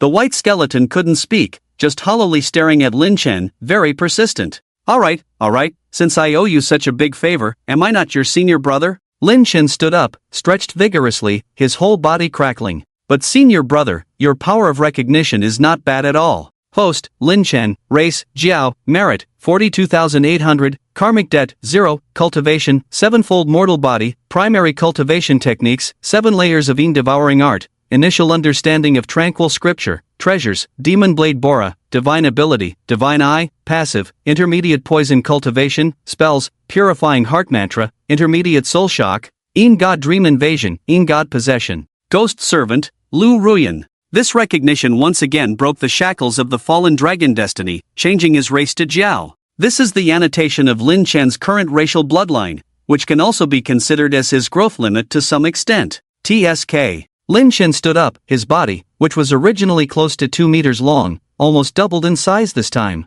The 4 fins turned into 4 short bone claws, the skull became thicker, with fierce bone spurs but no horns, the spine bone spurs became dense, spreading to the tail like a black iron saw. It looks scarier now, just ugly, really ugly. Lin Chen felt disgusted, feeling that he now looked more like a Komodo dragon with slightly shorter limbs and a lengthened body. However, the improvement in physical toughness was obvious. If he encountered a monster like the ghost python he had faced before, Lin Chen was confident he could end the battle in 3 rounds. After tidying up the bones of the green pine, Lin Chen turned and swam out of the mind space. The sins created by Xiao Bahir must be exposed to the world, and Guofeng was naturally more professional in handling such matters than Lin Chen. Swimming out of the heart of the lake mine, returning to his own underwater cave, Lin Chen faced an awkward situation, which was that his original underwater stone cave could no longer accommodate him. After some thought, he had to use the platform position previously occupied by the giant tortoise as his nest. Night brother, are you there? Just as Lin Chen settled down and was about to catch some big fish for a feast,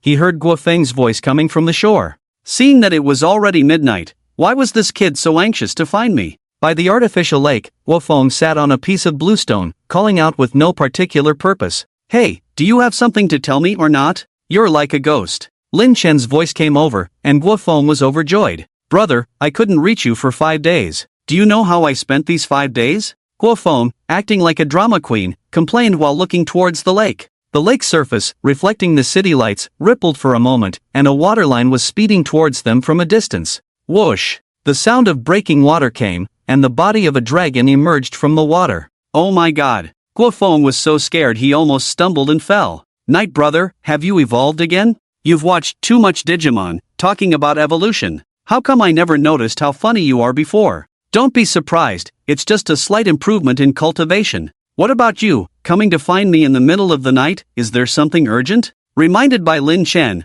Guofeng finally remembered the main reason for his visit. Well, Night brother, remember we talked about that spiritual battle reality show last time? The schedule has been set, it's the day after tomorrow. After discussing with Lin Chen that day, Guofeng called Sun Guofu back, and in the end, he participated in this reality show as the assistant director. Great, since everything is going smoothly, why are you in such a hurry to find me? It's not really urgent, I just haven't seen you in these few days, and I was a bit worried. Guofeng scratched his head, as Lin Chen was his backbone. You, at least, have some cultivation skills, can't you handle things on your own? Lin Chen smiled helplessly, understanding Guofeng's lack of confidence. With the foundation of the turtle treasure, and Guofeng's exceptional talent in cultivation, while others spent 100 days laying the foundation, this kid could directly cultivate his chi in 3 days. According to the division of cultivation in the Taoist sect, the foundation building period is the basis, followed by refining essence and transforming chi. Before the revival of spiritual energy, even in the early stages of spiritual energy revival, those who entered this realm of cultivation were considered to have reached a high level and were respected by ordinary people as masters. Night brother, there's actually someone else I want to trouble you with. When it came to cultivation, Guofeng couldn't help but speak up. Following Lin Chen's instructions these days, he had been studying the Taoist scriptures, actively exercising to keep fit, and now his sense of qi was getting stronger, and his qi circulation was smoother than before. However, he was unsure about what to do next. The practice methods have always been precious and highly confidential existences in any era, even serving as the foundation of some sects. However, it is unfortunate that in recent times, Manhwa has experienced wars and invasions by foreign powers, leading to the looting of a large number of precious scriptures. In the mid to late 20th century, amidst turmoil, a portion of surviving treasures that had been plundered by invaders were once again destroyed. In an era of spiritual resurgence, the practice will inevitably flourish, highlighting the significance of practice methods. Without these in Longwa's practice community, they might face difficult times ahead. In his practice, Guofeng was unlike Lin Chen, who used a pure scripture as a general outline and had little need for specific techniques. Guofeng required a clearer path and more specific guidance. I overlooked that, Lin Chen nodded in response. Although he had recently received the inheritance of the Lao Jun observation lineage, the specific scriptures and practice methods were still with the Lao Jun observation. Moreover, after so many years and enduring natural disasters and human calamities, the existence of those practice methods was questionable. System, check if there are any suitable practice methods for Guofeng. Lin Chen gestured generously. Despite owing some karmic debts, he was worth around 40 to 50,000 merits as a jiao. Recommendation: True Explanation of the Supreme Laojuan's Inner Alchemy Classic. Would you like to preview? Lin Chen was familiar with this book, as he had once been a lover of metaphysics with dreams of practice. However, upon glancing at it, he was perplexed by the obscure words and meanings. Without studying the classic scriptures systematically and lacking guidance from a respected teacher, one could not grasp the essence or the true path of the practice methods. Preview. A short passage of ancient and obscure text appeared in Lin Chen's mind, along with annotations and even a segment of unknown insights. What divine technique is this? The service is too thoughtful, providing the original text, annotations, and insights. It's like being carefully fed. System, is it good? Lin Chen, good. Very good. System, is it fragrant? Lin Chen, fragrant. Truly fragrant. System, 66,000 merits. 40,000 plus a bonus. Lin Chen calmly began to negotiate with the system over the price. 40,000 merits, with 5 transformation pills as a gift. Deal. The system promptly responded, and before Lin Chen could react, a bamboo slip and 5 dragon-eye-sized red pills were exchanged. Something was amiss. Had the system made a mistake today? 66,000 became 40,000, and 5 transformation pills were added as a bonus. Lin Chen quickly checked the bamboo slip, confirming it was indeed the true explanation of the Supreme Laojuan's Inner Alchemy Classic. However, upon closer inspection, he noticed a few small words. Golden Elixir section. This meant that this technique could only be cultivated up to the Golden Elixir stage,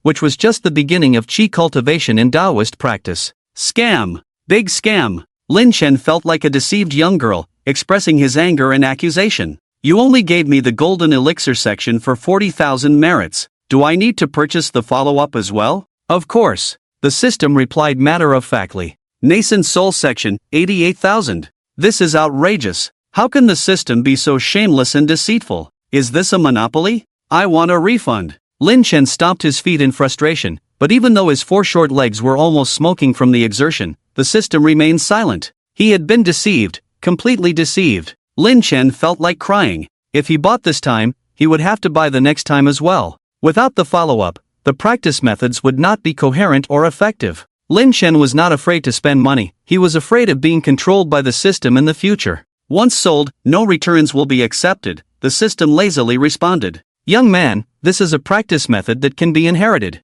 It is a method that directly points to the path of the Golden Elixir, with a guarantee of more complete follow-ups. Although it is a bit expensive, it is definitely worth it. The system was coaxing him like a child, saying, this is a technique worthy of being the heritage of a sect, a technique that leads straight to the pinnacle of cultivation. There is absolutely nothing more perfect in this world. It had to be said that the system's sales pitch was quite effective. Lin Chen had to admit that the system's products were indeed top-notch. Thinking about how Chang Song Lao Dao left his Lao Junguan to him, planning to pass down this lineage in the future, he realized the importance of having a profound technique. Moreover, the system had been quite righteous inside the mine. If this technique was as good as the system claimed, Lin Chen would definitely profit from it. Guofeng. Lin Chen called out, and Guofeng quickly responded. I have 2 things to tell you. First, there is an abandoned mine under the artificial lake. Lin Chen organized his words and narrated to Guofeng about the underwater mine and the sins committed by Xiao Bagaga inside the mine. Beast! Beast! Upon hearing that there was a mass grave under the artificial lake, Guofeng was furious, his eyes wide with anger and teeth clenched. Although Xiao Bagaga has been punished, it's not enough. I hope you find a suitable opportunity to make this matter public, let the world know, and remind those peacedoves who are about to forget their national enmity not to forget their national shame. Don't worry, Night Brother. Although that place is hidden and not easily discovered, I have already thought of a reasonable solution. Guo Feng's eyes lit up, indicating that he had an idea. I know of an underwater exploration club. I once accompanied a senior for an interview with them, and I also became a member on the way. This artificial lake is one of the locations where they hold activities, and they always wear video recording devices when diving. Lin Chen, who was impressed by Guo Feng's intelligence most of the time, instantly understood Guo Feng's intention. It was a good plan. As long as Guo Feng subtly guided them during the diving activity, they would discover the mine at the center of the lake. Once they captured Xiao Bagaga's birdhouse on camera, curious netizens filled with national hatred would surely uncover the sins of Xiao Bagaga in a very short time. Secondly, I actually come from the lineage of Lao Junguan and the Taoist sect, as the 62nd generation disciple. Qing Xian is my Taoist name. By a fortuitous coincidence, I am recultivating under this identity. Lin Chen cleared his throat and told Guo Feng a legendary story, using this opportunity to give himself a traceable background. Lin Chen's story was 30% true and 70% false, combined with his experience in state-owned enterprise writing in his past life, which left Guo Feng in awe without a hint of doubt. I knew it. Night Brother is truly extraordinary. I just didn't expect Night Brother to be a master of the Lao Junguan lineage. Reincarnation and rebirth. It is said that only cultivators at the level of refining the gods and reversing the void have such abilities. Guo Feng was like someone discovering a new continent. After Lin Chen roughly narrated the story, he imagined a sci-fi and fantastical scene of reincarnation and rebirth. It's not that extraordinary, just a fortuitous coincidence. Lin Chen coughed at the right moment, stopping Guo Feng's imagination. By the way, how is the Lao Junguan lineage now, do you know? Of course, if I'm not mistaken, the Lao Junguan you mentioned, Night Brother, is the Lao Junguan on Mount Luoyang.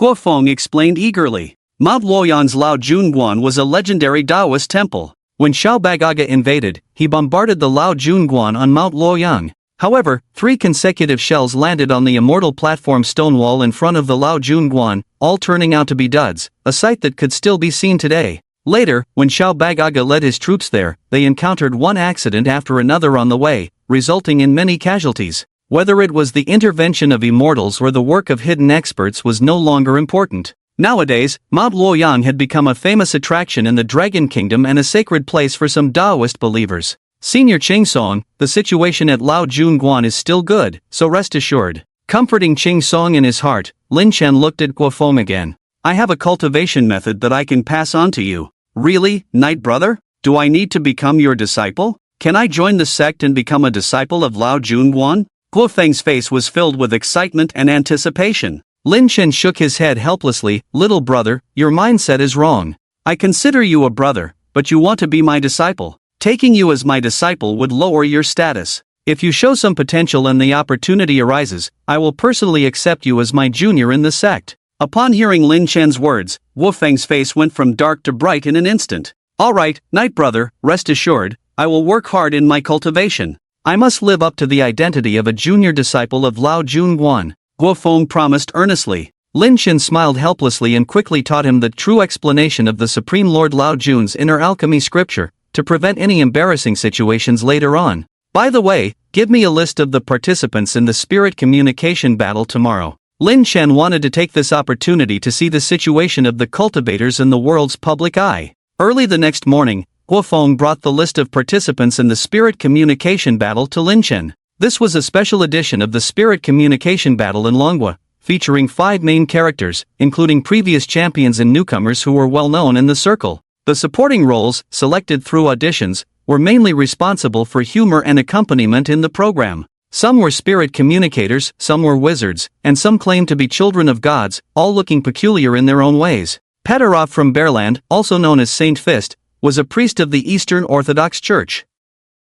His introduction stated that he was called by God, had fought demons in hell, and was a powerful exorcist. However, from some descriptions of his deeds, it seemed that this exorcist priest was more skilled in physical exorcism. After all, his magical tools were a medieval silver cross and a pair of finger guards soaked in tears of angels. Glenn, the undead wizard from Pastaland, was a slender yet extremely fair-skinned young man with a noble air. He was said to inherit dark magic from medieval Europe, able to communicate with the undead and summon and control them. Kong Song from Siam, a young girl with a trendy look and tattoos all over her body, was reputed to be a talented sorcerer in Southeast Asia, specializing in driving away evil spirits and performing witchcraft rituals. Shenyang from Longwa, a handsome young disciple of the Ma family, was rumored to have a blend of Buddhism and Taoism, capable of invoking the help of celestial beings. He possessed strong spiritual power and had a large following in the online spiritual community, enjoying considerable fame. As for the last participant, Lin Chen chuckled, finding it quite a coincidence that it was an old acquaintance from the Maeda family.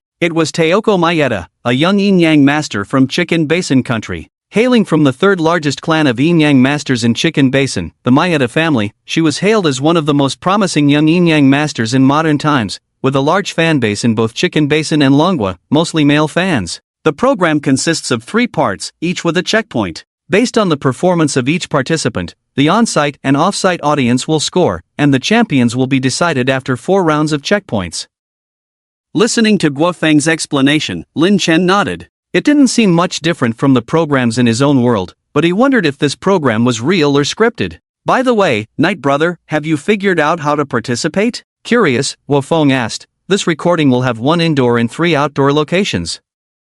The locations are easy to find with a little inquiry, but the routes through the rainwater pipes or waterways may not be so easy to locate. No need to worry about that. In the mine, Lin Chen had gained the ability of the Yin God possession, greatly enhancing the strength of the Yin God. The Yin God possessed a living being or some special objects, such as some long-placed objects contaminated with resentment, like human dolls or Thai amulets. It's not difficult to make such things, especially when it comes to controlling resentment with the Yin God's power. Creating a resentful doll or other props, infusing a trace of the Yin God possession, works perfectly for remote monitoring. Moreover, senior brother Chingsong is desperately trying to legitimize himself, and as his cultivation improves, his race also changes. This time, using the transformation pill, Lin Chen can almost transform into a perfect human form, making it no problem for his real body to go out. 2 days later, at the city gymnasium, Guo Feng, as the deputy leader of the assisting production team, quickly found the best viewing spot. Since others were handling the specific tasks, he enjoyed the leisure.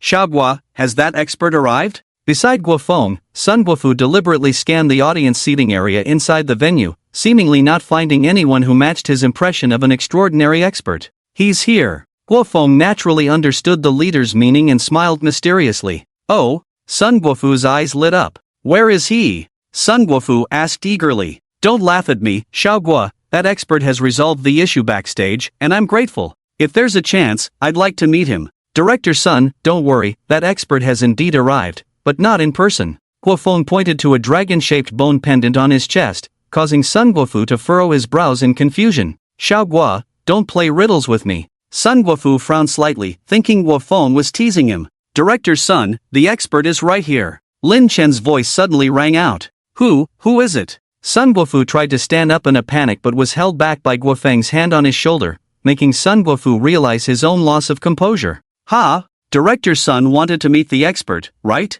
Lin Chen's voice changed. Oh, I apologize, the expert couldn't come in person due to some matters, so a part of him came instead. Please forgive the inconvenience. Are you speaking? Sun Guofu finally reacted, looking incredulously at the bone dragon pendant on Guo Feng's chest. I am Qing Xian, Director Sun, I've heard of you for a long time. Sun Guofu was a bit excited, a true expert. The voice wasn't heard with the ears but came from the depths of the heart. I dare not. Your words are too kind. Sun Guofu was somewhat awed. Once the matters here are settled, I look forward to meeting Director Sun. Sure.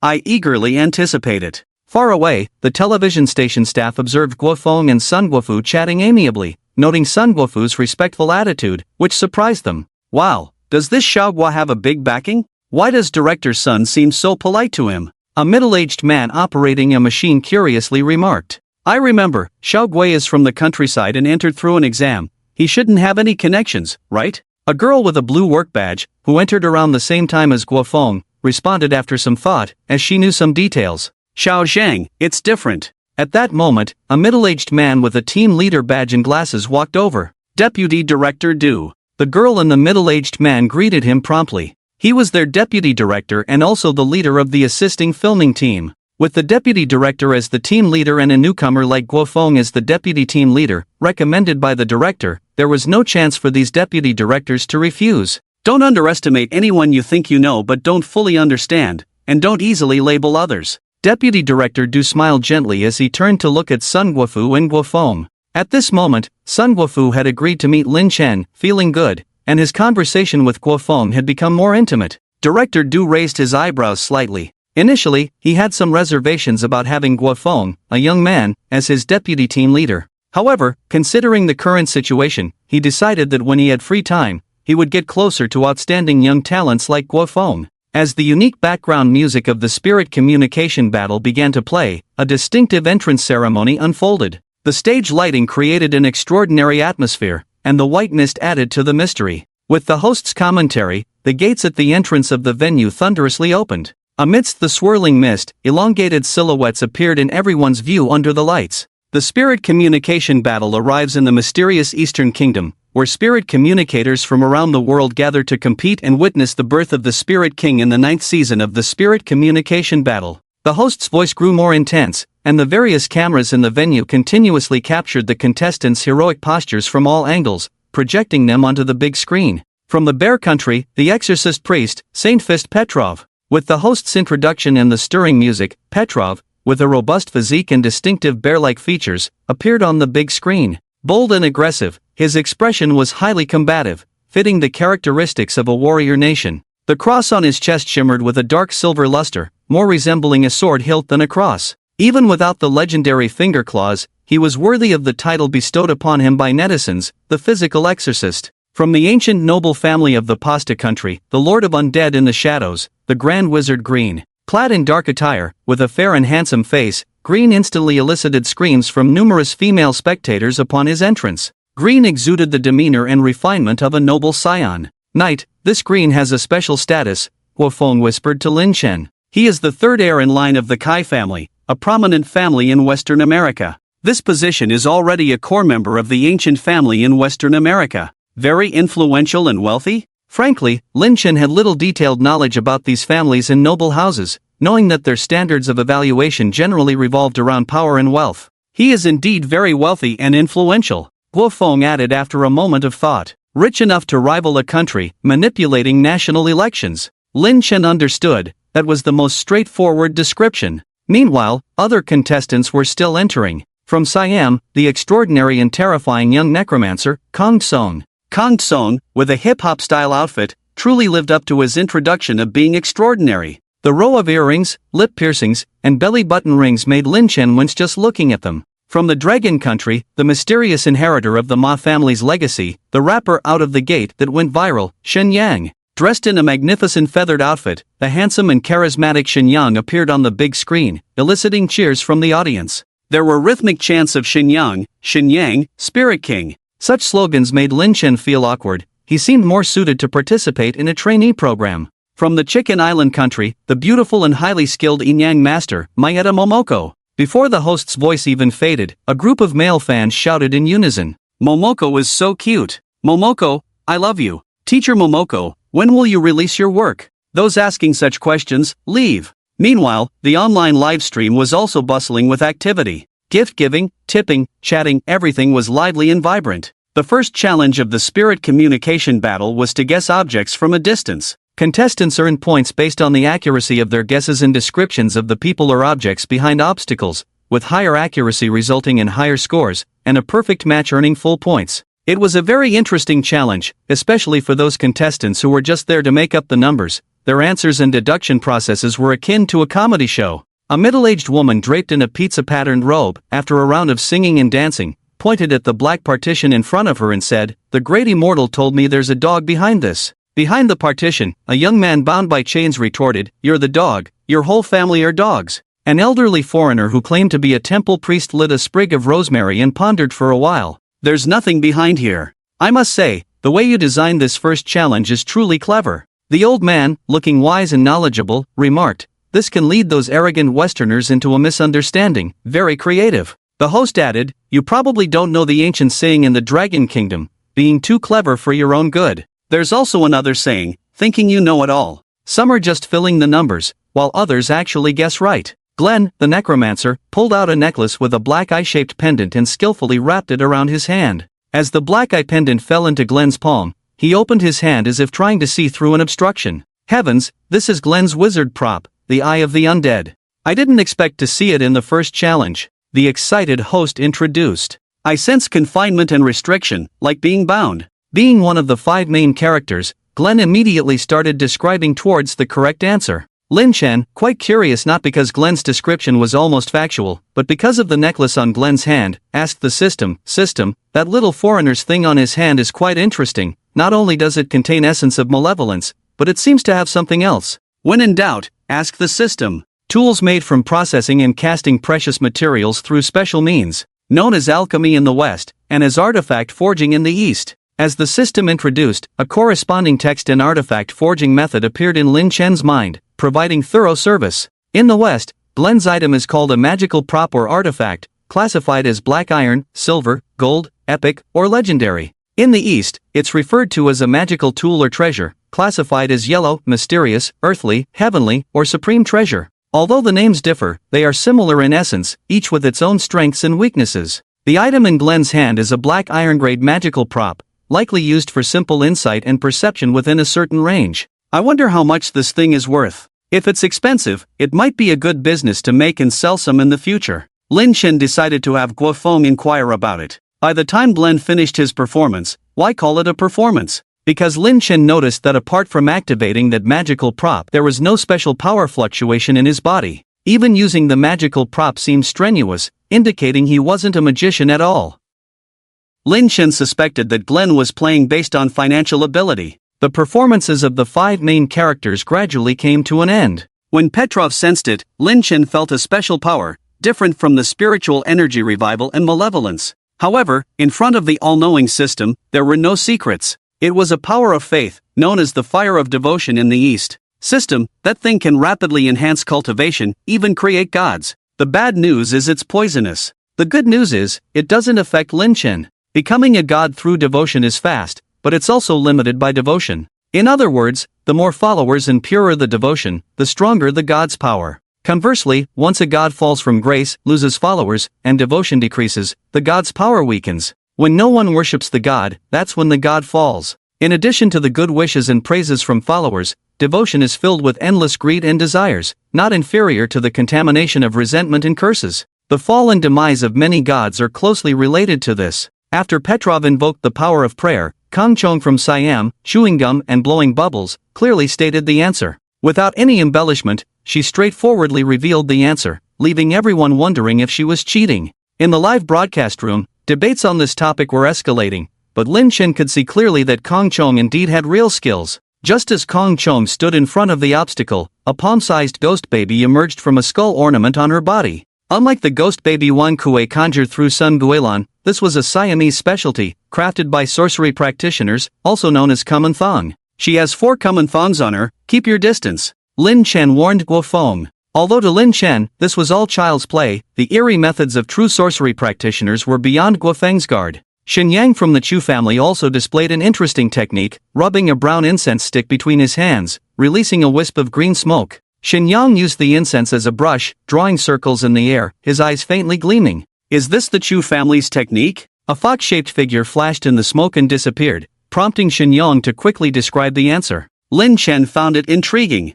Just now, he sensed a spiritual fluctuation, different from evil spirits or Taoist techniques. You're a descendant of loaches, although you've broken the dragon's fate to become a dragon, you're still classified as a demon clan, yet you don't recognize demon souls. The system mercilessly mocked, leaving Lin Chen speechless. Dude, I practice orthodox Taoist techniques. Besides, I've never seen a real demon, at most just crocodiles, turtles, and eels. The last to appear was Mayeta Momoko. Clad in a pink modern kimono, high socks, and wooden clogs, she had a lovely face with a hint of lowly charm, a slender figure, but Momoko was quite something. Especially with her proud and slightly disgruntled demeanor, she immediately attracted the fervent admiration of the male otaku audience and the Akita dogs in the live broadcast room. Unfortunately, Lin Chen's true form wasn't present, so Mayeta Ichiro, with eyes transformed into the Bora demon blade, couldn't witness the splendor of his descendants. The techniques of the Yin-Yang masters were peculiar. Mayeta Momoko raised her right hand, holding a white paper talisman between her index and middle fingers.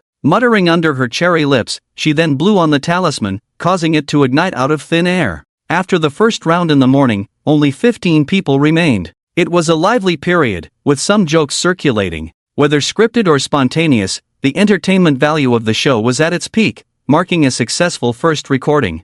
In the backstage area, the 5 main characters rested under the care of their respective assistants. This is so boring. A complaint echoed in the quiet dressing room. When the 5 gathered at the TV station's crime scene, the screen displayed the process of the case. However, some character information was skipped, as it involved the station's deputy director, which wouldn't look good. A murder occurred here, with that horned hammer. Grin rotated the skull ring on his hand, looking confident. No, it's more than that. Kang Chon, usually carefree and outspoken, furrowed her brows, looking serious. It seems like some kind of ritual to conceive a Yin demon, simpler than making our common thongs, but more cruel. However, once successful, the Yin demon conceived will undoubtedly be exceptionally powerful. Lin Chen agreed with Kong Chang's conclusion, but added that the loyalty of the conceived Yin demon was incomparable to that of common thongs. No, I sense a strong malevolence, full of slaughter, resentment, and bloodlust, like a demon devouring souls. Petrov nervously raised the cross, on guard.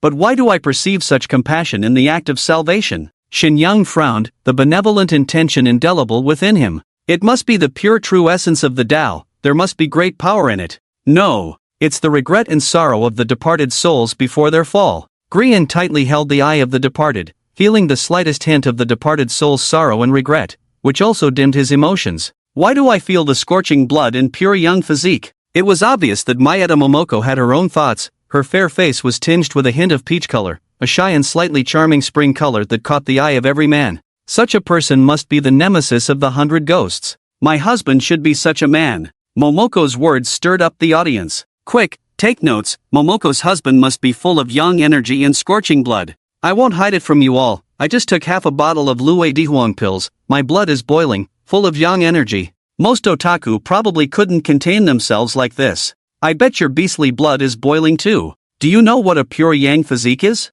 Some sober individuals began to educate. After all, this was a kind of metaphysical supernatural variety show. Please enlighten us. The so-called pure yang is the body of a virgin. The body of a virgin means a virgin. Are you a virgin? A soul-searching moment appeared in the live broadcast. Many wanted to say yes, but were too embarrassed to speak up. If you said no, most fat otaku only had the company of their dakimakura, having one more wouldn't make much of a difference. Asterisk sputter. Asterisk Guofeng, who was drinking water, suddenly sprayed water out and started coughing violently. Lin Chen couldn't help but be curious and only then realized it was because several comments like this had suddenly appeared in the live broadcast. Crime scene of a murder, rare virgin spotted. What is his connection to this crime of passion? Is it a loss of morality or a distortion of humanity? The untold story of a virgin and a crime. It must be said that no matter which world it is, netizens are all unique, and each comment is magically unique. As the lively banter in the live broadcast room heated up, the 5 main characters of the crime scene also began their debate. The 5-person group, full of confidence in their abilities, firmly believed in the truth of their respective deductions, thus the debate began. Petrov, that is an evil and cruel existence that needs the purification of the gods. Grian, that is a pitiful departed soul, who has completely repented. Kang Song, that is a mysterious Eastern expert in ghostly arts, who has raised a ghostly infant. Xinyang, he is a compassionate high-level practitioner who has saved the departed souls here. Momoko, he is a man of pure young energy and scorching blood, terrifying the 100 ghosts. Guofeng, who had just awakened from the stimulating comments, weakly said, could it be that what you all said coexists? Let's boldly imagine. While the 5-person group continued their endless debate, Grian suddenly proposed, what if our deductions coexist? Impossible. Evil, cruelty and kindness and goodness cannot coexist in this narrow space. Petrov was the first to question. If it's an evil and cruel existence, using the souls of the deceased to refine ghost infants, and then discovered by a pure young Taoist master with scorching blood. Grian's eyes sparkled with wisdom. Right, Grian, your deduction rivals that of Kudo Shinichi. Obviously, Mayeda Momoko agreed with this deduction. It's possible that the Taoist master drove away the evil practitioner and used the proper methods of the Tao to save the souls here. Xinyang added his thoughts. Then everything makes sense. Kang Song was unusually serious for once. In that case, the evil ghostmaker is very likely the culprit himself. The remaining 4 and all the cameras turned to Kang Song simultaneously. This speculation was indeed astonishing. The perpetrator of a major tragedy turned out to be a mysterious alchemist and evildoer. This was not just a new gimmick for the show, but it also brought a glimmer of hope to the troubled officials at the Yamen. What a great excuse, no, a breakthrough in solving the case. Truly a master in the field of the supernatural, renowned both domestically and internationally. Through the bone dragon pendant, Lin Chen saw everything that happened at the scene, leaving him speechless. As the ancients said, 3 cobblers with their wits make a zhuge liang. Indeed, they did not deceive me. These 5 people managed to piece together a truth, although it was a bit scattered and disjointed, but at least it resembled a human form, and Big Peach's speculation was completely correct. Too small, the scope is too small, Hua Feng arrogantly commented, as the brother of the evil and tyrannical person mentioned by these people, a senior disciple of the Taoist master Lao Jun, and the pure yang gentleman in Big Peach's words. Hua Feng was one of the only 2 qualified to evaluate the reasoning of these people. Why not make bold guesses and speculations? Hua Feng, with Shuiwei's satisfaction, had an air of expertise. Why can't the evil and the compassionate be the same person? Why can't 2 people eliminate evil spirits and demons? The ghost infant created by the perpetrator has escaped in that direction. Big Peach displayed extraordinary skills, a white folding fan appearing in her hand at some point. At that moment, Big Peach pointed at the already repaired glass window, and a white paper figure floated out, drifting towards the direction where the ghost infant had fled. So, everyone, I'll take the lead. Big Peach scanned the room. If anyone is not up to the task, you can follow me. This statement seemed modest but was actually arrogant, pointing out that everyone was inferior to her. Big Peach proudly turned and left, leaving the others looking at each other. They were all proud individuals with exceptional abilities, yet no one was hitching a ride on Big Peach's success at the moment. In the lounge, Mayeta Momoko's slender legs were propped up on a small sofa, her delicate black wooden clogs playfully hanging on her fair toes. These cliched plot checkpoints are so boring, they fail to showcase my true abilities, a waste of time. The simultaneous translation earpiece relayed her words to everyone's ears. Miss Mayeta, don't worry, I heard that the final stage of this psychic battle is very interesting. Petrov grinned, his big eyes not hiding his fiery gaze towards Mayeta Momoko. Regardless of the challenge, it's all the same to me, the psychic battle is just one of my many prestigious titles. Gregor swirled his wineglass, dressed in a designer suit, with a silver-haired waiter holding an expensive red wine and a white towel in hand. Relying on what? Your financial power? Petrov smirked, mocking the young white-faced man from Western Europe. Elegance, please maintain your dignity and grace. Gregor smiled calmly. It's not my fault that I come from a privileged background. If you harbor envy towards that, then it's your problem. You useless pretty boy, would you like to taste the power of the sacred artifact? True to their warrior nature, they were ready to fight at the drop of a hat. This was Petrov's style. You adults are so boring, fighting is not good. Kong Chong playfully blew a bubble. Why not summon a corpse demon? Sitting nearby, Shenyang gently twirled the beads in his hand, smiling without saying a word, only occasionally glancing around, particularly focusing on Peach's and beautiful legs. These foreigners are really interesting. The director just mentioned a bit of internal conflict in the plot, and they took it seriously. Variety shows need some gimmicks and controversies, otherwise how will the audience enjoy the spectacle? Fans engage in heated arguments, media earn traffic, and investors make money. Just as the tension in the room was palpable, a task card from the production team appeared right on time. Psychic battle, second stage, find the person. Without any keywords, clues, or hints, there was only a photo, a bloody bull horn hammer. When Lin Chen learned about the second task, he couldn't help but smile. Well, it seems the local authorities are getting involved in this show. Are they planning to use these contestants as free tools, or are they unable to find Wang Kuei and are pinning their hopes on this? Interesting, I wonder if Wang Kuei and those 2 little ghosts can escape the hunt of the main characters of the spirit battle? As Lin Chen pondered this, Wang Kuei, who was focused on studying the soul-feeding banner in an old residential building somewhere, sneezed. Oh my, Dad, are you catching a cold? A ghost baby flew over, dragging a thin blanket. I'll pour hot water for Dad. Another ghost baby quickly brought a cup of water. The 2 ghost babies had grown quite a bit, showing filial piety, which moved Wang Kuei deeply. That damned witch, harming my Wang family's bloodline. Wang Kuei rubbed his nose.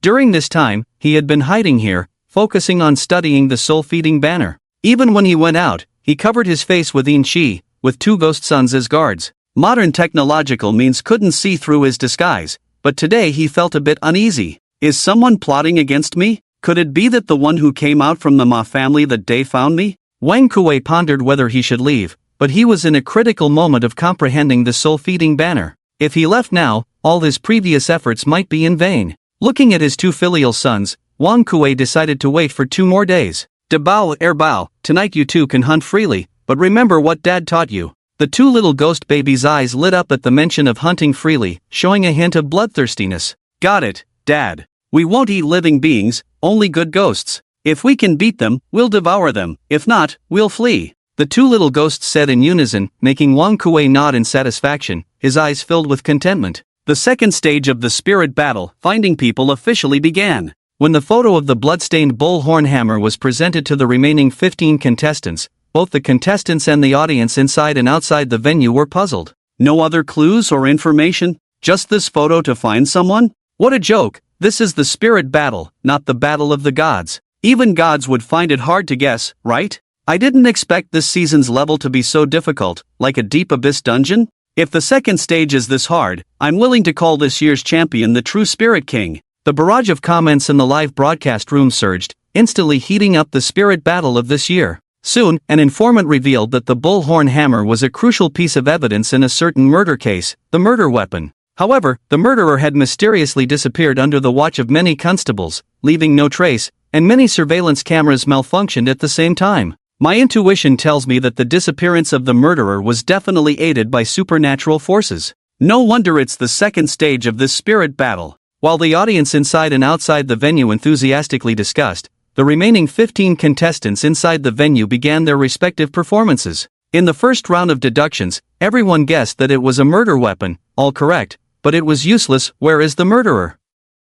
In the second round of deductions, the gender, age, appearance, and other characteristics of the murderer, 7 people passed, including the main characters. However, among the 5, Petarov and Green scored high, while the other 3 scored full marks. In the final round of outdoor pursuit, the 7 outdoor teams set off separately. Led by the contestants, starting from the gymnasium, they began their respective pursuits. The big screens in the gymnasium displayed the dynamics of the 7 teams, and their discoveries were highlighted in real time.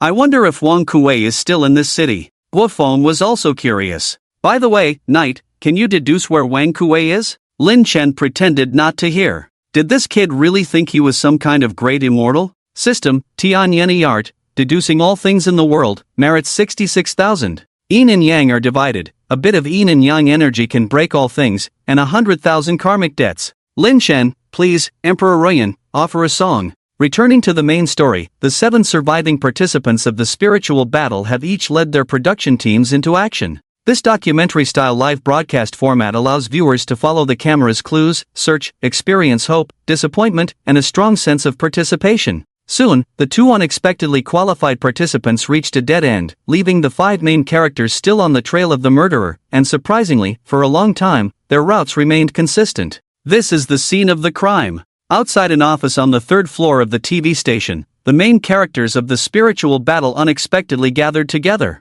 De Tauzi was far ahead, with a proud and aloof figure. The remaining 4 looked at each other, each using their own means. Petarov knelt with a cross in hand, devoutly praying, a glimmer of holy light flickering, seemingly guiding him, but only Lin Chen could see clearly. Kanchong released a slender ancient boy, who was originally the ghost infant refined by Wang Kuei, sharing the same origin as the ancient boy. Then I'll leave first, goodbye. Watching everyone leave one by one, Shenyang lit another incense, but this time it was black. As the black incense burned, Shenyang closed his eyes slightly and chanted softly. After a moment, a gust of Yin wind appeared at his feet, swirling. Please, old compassionate king, guide your disciple. Shenyang respectfully prayed. This was the clear wind compassionate king among the many old immortals worshipped in the Xian family. Generally, they were Yin spirits or ghost cultivators who had cultivated, and it was said that there were also accomplished ghost immortals among them who could communicate between Yin and Yang and discern the 5 elements. What is Green doing? 4 of the 5-member group had left, leaving only the nobleman Green standing awkwardly in place.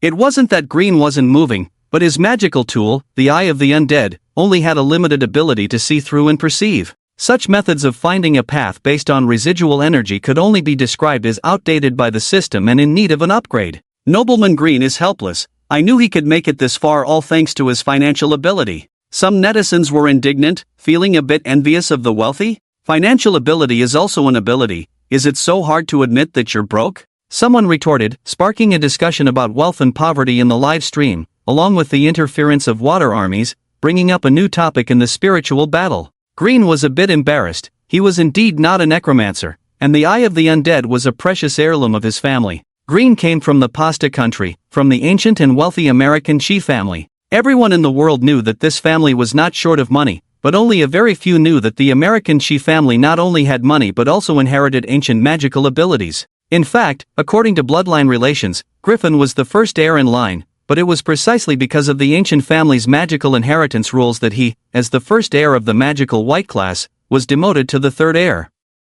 This was his last chance. If he couldn't prove his worth or awaken his miraculous magical abilities, Green might only become a tool for the continuation of the family bloodline. Green, do you need help? Just as Green was almost desperate, a gentle and mysterious voice suddenly sounded in his mind. What? Who is it? Green was surprised by the voice that appeared out of nowhere, and his unusual behavior also piqued the curiosity of the audience. Even the core members of the American Chi family in the pasta country were intrigued by Green's actions. Green, my dear son, may miracles come upon you. In front of an exquisite and luxurious high-backed chair, a noblewoman prayed devoutly. Her face was delicate, not stunningly beautiful, but exuded an air of elegance from within. Miracles may happen, but they will never be bestowed upon a talentless waste without magic. A younger woman with a hint of charm chuckled, astonishingly a world-famous female star. Clarice, mind your status. A cold voice rang out, belonging to a middle-aged man with golden hair and blue eyes, exuding an aura of nobility even while sitting there doing nothing.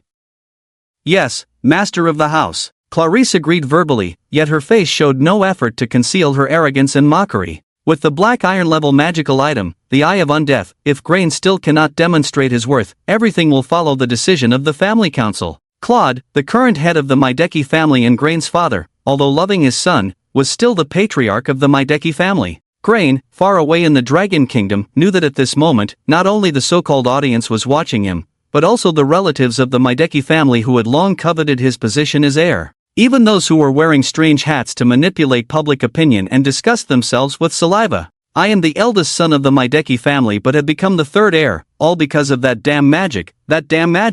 However, despite his anger, Grain had to admit that what he hated was precisely the foundation on which the Maideki family had thrived and prospered in ancient times. If he were an elder of the family, he might have made the same decision. After all, one person was insignificant compared to the future of a vast family. Who I am is not important, what matters is that you need me now. Lin Chen's voice echoed in Grain's mind once again. After studying the participants' information, Lin Chen made a decision to turn Grain into his ally. Firstly, Grain was the heir of the Maideki family, so even if he failed to inherit, he was not lacking in money and resources, which were necessary to cultivate oneself. Secondly, although Grain held a magical item and had no abilities, Lin Chen could sense his urgent desire for that power. Thirdly, he was quite intelligent, not a useless playboy, and could be nurtured. At this moment, Grain was already aware that a mysterious presence was communicating with him. This was no dream, and he needed help at this moment, whether that person was an angel or a devil. Once he made this decision, Grain quickly adjusted his mindset.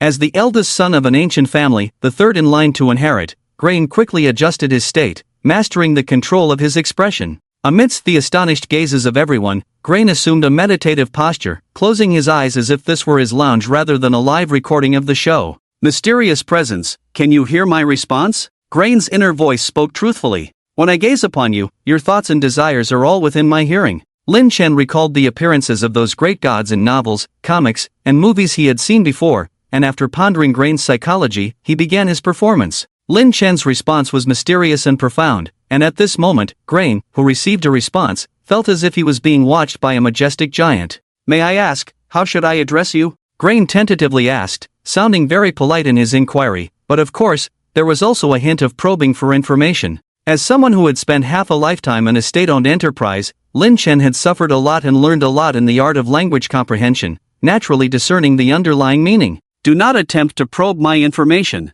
Lin Chen's voice showed no emotion, but he had already begun the mode of pretending to be mysterious. You only need to know that I control darkness and light.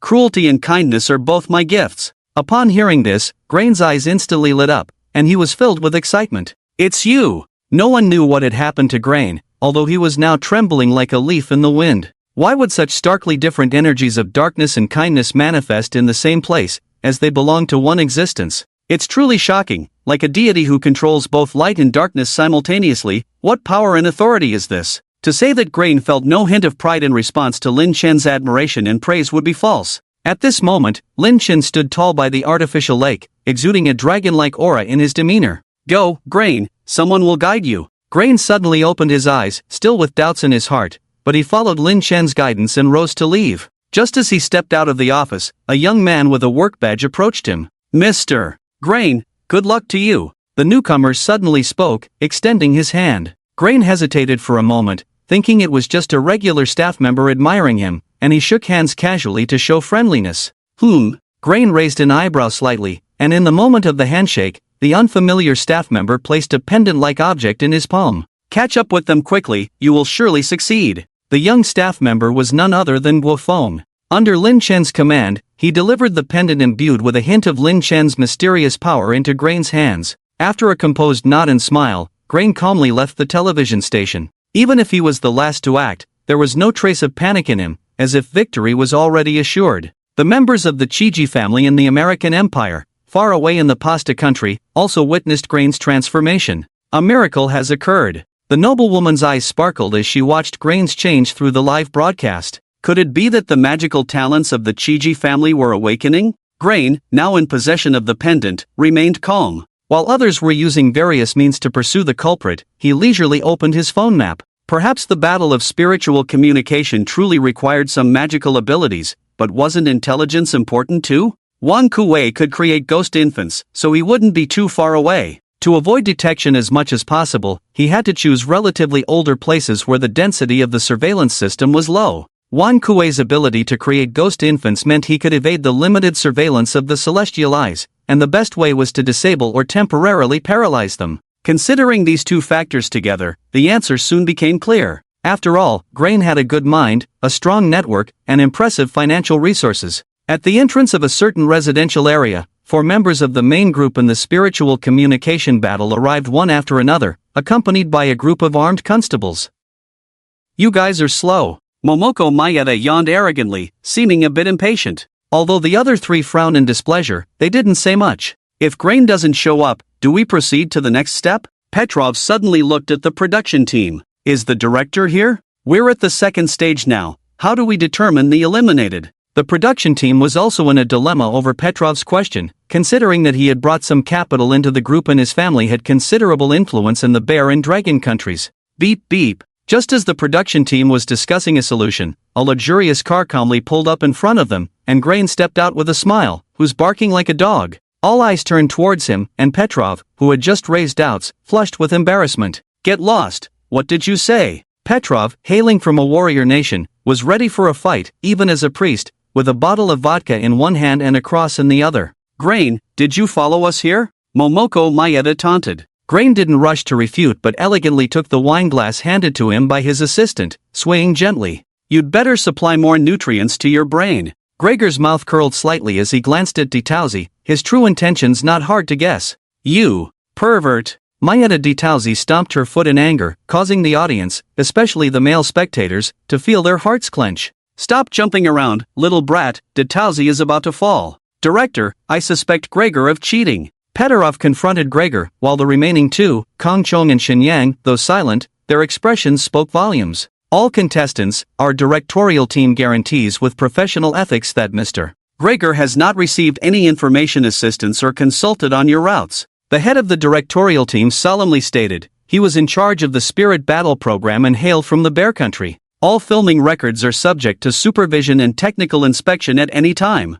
Oof. Petrov chuckled lightly. There's a saying in the Dragon Country, a dog's eyes look down on people. Gregor's mouth curved up 45 degrees as he walked towards the old residential area amidst the astonished or puzzled gazes of the crowd. Hurry, keep up. Just as everyone was bewildered, Wofeng tapped the production crew beside him, and the filming crew hurried to catch up. At this moment, Gregor was feeling ecstatic. It's exhilarating to play the game, no wonder the Dragon Country's war gods like to smirk. Normal people's reasoning would surely be far off, as they were unaware of the cultivation world's news and had no idea that Wang Kuei was refining ghost infants with ghostly spells. Guided by Lin Chen, Gregor quickly pinpointed the residential area where Wang Kuei was hiding. Once they reached Wang Kuei's location, with Lin Chen's sensitivity to evil spirits, Wang Kuei was doomed. What is he doing? Did he directly find the exact location of the murderer? Seeing Gregor's performance, everyone speculated, with the audience both inside and outside the venue marveling at Gregor's transformation. Are you feeling proud? Lin Chen's voice echoed in Gregor's mind. Yes, it's even more exhilarating than I imagined. More satisfying than conquering 10 female celebrities or acquiring a publicly listed company. Lin Chen, is the satisfaction of a child from a large family so high? Approaching the destination. With Lin Chen's reminder, Gregor stopped in front of Building No. 4 in the residential area. Although well hidden, Lin Chen could clearly sense the familiar evil spirit. What kind of experience had Wang Kuei gone through to learn ghostly spells? Mr. Gregor, have you found any clues? The production crew inquired. The murderer is upstairs. Gregor calmly stated, I sense a strong dark power. This must be the murderer's final hiding place. Everyone's eyes lit up, and a team of armed constables quickly appeared, preparing to apprehend the suspect after receiving the exact floor from Gregor. How is this possible? Isn't Griffin just a silver-tongued flatterer? It must be a mistake. De Tauzi is the real deal. There were doubts in the live broadcast room, especially among De Tauzi's fans, considering Gregor had just arrogantly teased their goddess. 3 minutes after the constables rushed up, the production crew received a precise response. Indeed, this was Wang Kuei's hiding place, and based on the scene, Wang Kuei had likely left less than half an hour ago, meaning everyone had crossed paths with him. He actually guessed it right. Everyone couldn't help but marvel. Although the culprit wasn't caught, Gregor was undoubtedly the closest to the truth. At the constable's request, Gregor went to the room where Wang Kuei had stayed, hoping to use his abilities to continue detecting Wang Kuei's whereabouts. The old room exuded a chill, giving people goosebumps even in the scorching summer. Gregor looked around but found nothing unusual, as the room was small and devoid of any decorations or furniture blocking the way. The armed constables had searched carefully, even tapping lightly on the walls, afraid of hidden doors or the like. Glenn, pay attention to the black sensor on the table by the wall. Lin Chen's sudden reminder made Glenn alert. Before coming to the Dragon Kingdom, Glenn had a systematic understanding of Dragon Kingdom culture and knew that the sensor Lin Chen mentioned was used by the people of the Dragon Kingdom for worship and offering to ancestral spirits, very mysterious, with many magical props in the Dragon Kingdom having such designs. Such pure malevolent energy. Lin Chen, controlling the artificial lake remotely, was almost drooling. The black sensor was full of ashes, seemingly inconspicuous but containing pure malevolent energy, a treasure. Bury the pendant in the ashes of the sensor, then wait for my signal. As for not arousing suspicion by doing so, you figure it out. Glenn stared curiously at the black sensor in front of him. He was curious how such an item could be treated this way by a mysterious powerful individual. However, burying the pendant in the ashes of the sensor in front of everyone seemed somewhat unlikely. After a moment of contemplation, Glenn turned to the others. I need to perform my necromancy, please do not disturb. Glenn said politely, gesturing towards the camera behind him, indicating they should film from behind. Please give me some privacy, after all, this is my secret. The staff naturally accepted Glenn's polite request, stepping back to capture his mysterious figure on camera, while Glenn took the opportunity to bury the pendant in the ashes. Hiss! Lin Chen's sinister body couldn't help but tremble. What a good thing, truly a good thing. Glenn was indeed a lucky star. Lin Chen couldn't help but sigh comfortably, activating his devouring technique to absorb and refine the pure malevolent energy. Ha! What's this? Lin Chen raised his eyebrows. Within the restrained malevolent energy in the ashes, there was actually something good, a small plaque enveloped in a faint golden aura. What's this? Lin Chen was curious, but he proceeded to absorb the malevolent energy as usual. Swoosh! Just as Lin Chen was absorbed in absorbing the malevolent energy, the small plaque enveloped in golden light seemed to be triggered by something, swiftly turning into a stream of light and entering the dragon-shaped pendant. Damn, what is this? Suddenly, Lin Chen's sinister body had an additional faint golden wooden token, as a strand of consciousness separated through the possession spell entered his original body. Ding, obtained unclaimed land god position, merit plus 20,000, malevolent debt plus 100,000. Am I dreaming? I must be dreaming. Regardless of the land god position or not, a total of 20,000 merits and 100,000 malevolent debts, unexpected windfall, made Lin Chen almost jump with joy. A trip to the mine usually only yielded around 40,000 merits, not to mention such a large amount of malevolent debt, yet this small plaque brought in so much gain. System, come and take a look, I've struck it rich. Lin Chen quickly called the system to witness his fortune. Well, indeed, you've had a stroke of luck. It's indeed a good thing for you with all benefits and no harm. Ignoring the slightly jealous tone in the first half of the sentence, the system rarely spoke in a human-like manner, then continued to explain. The land god position, responsive to the will of heaven or bestowed by a mortal dynasty, condensed by the power of incense and merit, overseeing the affairs of one side of yin and yang.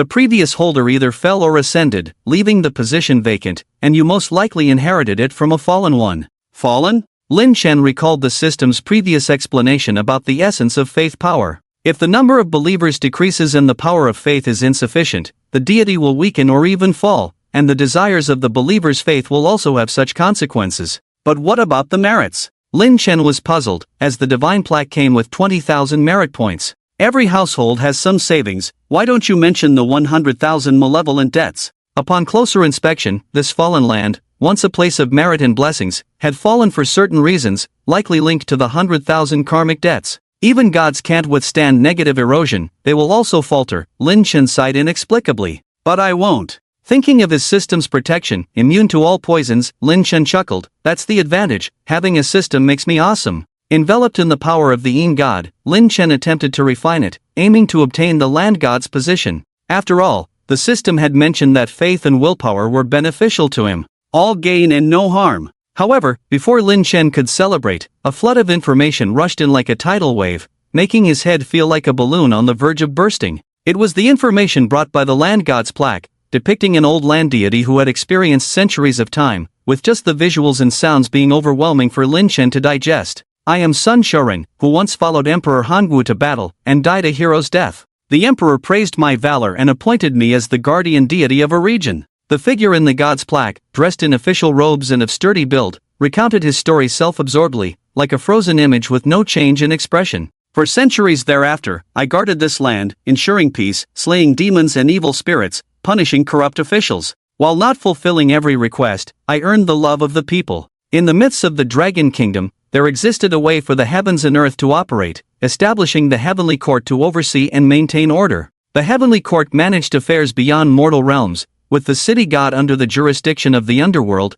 all under the heavenly court's authority. This old sun bravely fought enemies in life and in death, protected the region, truly a benevolent deity. Lin Chen listened as Sun Shorin's image continued narrating. With the change of dynasties, a new regime appointed a new city god, demoting me to a land deity. Damn those barbarians! Sun Shorin's figure cursed expressionlessly. But the innocent people within my domain suffered. Land is just land, and we continued to guard the villages. However, human nature is unpredictable. We never expected those we protected to desecrate our temples and defile our statues. Curses and resentments erupted, the poison of incense flared up, and our merits were forsaken, left for future generations. With these final words, Sun Shorin's image vanished, marking the disappearance of his last trace in this world. Thank you, Grandpa Sun, for your generous bestowal. Lin Chen felt a sense of respect, and his name was successfully imprinted on the land god's position. Host, Lin Chen, race, Jiao, god position, land, merits, 22,800, karmic debts, 100000, cultivation, eightfold mortal body, primary cultivation techniques, 8 layers of Yin devouring technique, initial understanding of tranquil scriptures, treasures, demon-slaying sword Bora, divine abilities, divine eye, passive, intermediate poison cultivation, spells, purifying heart mantra, intermediate soul shock, Yin God's dream invasion, Yin God's possession. Ghost servant, Lu Ruyan. The god's plaque brought many gains, revealing additional god positions on the system, and Lin Chen's cultivation smoothly reached the 8th level. He also understood the marvelous use of the censor. Back then, Sun's comrades teased him for becoming a city god, a civil official who didn't need to fight. So, they used the iron armor he wore in battle to forge this black iron censer, which became Sun's dining tool. After enduring countless battles and being infused with the wishes and karmic debts of hundreds of years, it became a precious item that could gather impurities and store merits. It was unclear how Wang Kuei coincidentally obtained it, but now it seemed to benefit Lin Chen. In the old and dilapidated neighborhood, Glenn was puzzled. The being had been silent for over 10 minutes. Why hadn't there been a response? Had something gone wrong? Don't overthink it, Glenn. Lin Chen's voice came in timely, easing Glenn's tension and worries. May I ask, what should I do next? Based on the situation at the scene, Wang Kuei seemed to have left temporarily for some reason, as there were a few pieces of clothing left unpacked. Calculating the time, it had been almost an hour since the production team arrived at the residential area. Wang Kuei wouldn't be gone for so long, perhaps he had already escaped again. Lin Chen analyzed and reminded. Glenn furrowed his brows slightly, but soon understood Lin Chen's meaning. Everyone, quickly check near the entrance of this residential area. The culprit just left temporarily, not permanently. We have alerted him, Glenn suddenly said urgently. Everyone was momentarily stunned, then quickly reacted. The armed constables were the first to rush out of the room, simultaneously contacting surveillance personnel outside the residential area to search for suspicious individuals. However, they all understood that with so many people from the psychic program team, unless the culprit was a fool, he must have escaped long ago. The 5 protagonists of the psychic battle had just arrived downstairs, and before they could come up, they saw many staff members rushing down in a panic. What's going on? Isn't it here? Shinyang confirmed that the direction indicated by their senior immortal was correct,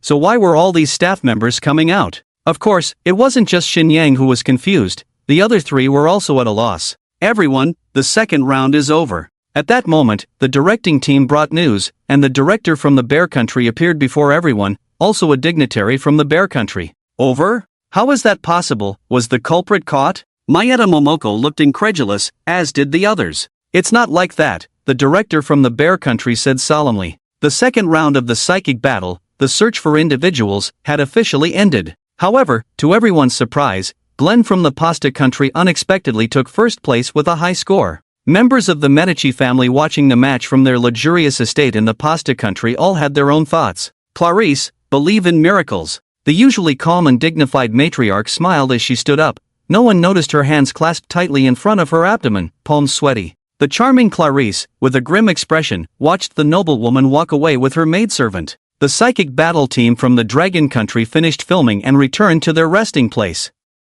Glenn, I admit you're strong. Mayeta Momoko suddenly walked up to Glenn, her fair little hand slightly raised towards Glenn, like a proud princess waiting for a knight's hand-kissing gesture. What's going on? Why is Lady Momoko showing favor to Glenn? The spectators who were still focused on the contestants were unsettled, especially Momoko's male admirers. Glenn is impressive, handsome, and wealthy. Isn't it natural for little girls to bend to the strong? Someone made a sharp comment. Is it wrong to admire strength? Is it so difficult to admit someone is stronger than oneself? Someone retorted, besides, Momoko didn't bend. However, while everyone was still debating, Glenn made a move. Glenn took a step forward, maintaining a noble smile in front of Mayeta Momoko's proud and delicate face. Please behave yourself, I am not a casual person. With the most elegant tone, he uttered the most provocative words. Even Lin Chen couldn't help but give Glenn a thumbs up. This guy was also a talent and would surely come in handy when dealing with the little girls in the future. You! Mayeta Momoko was stunned for a moment,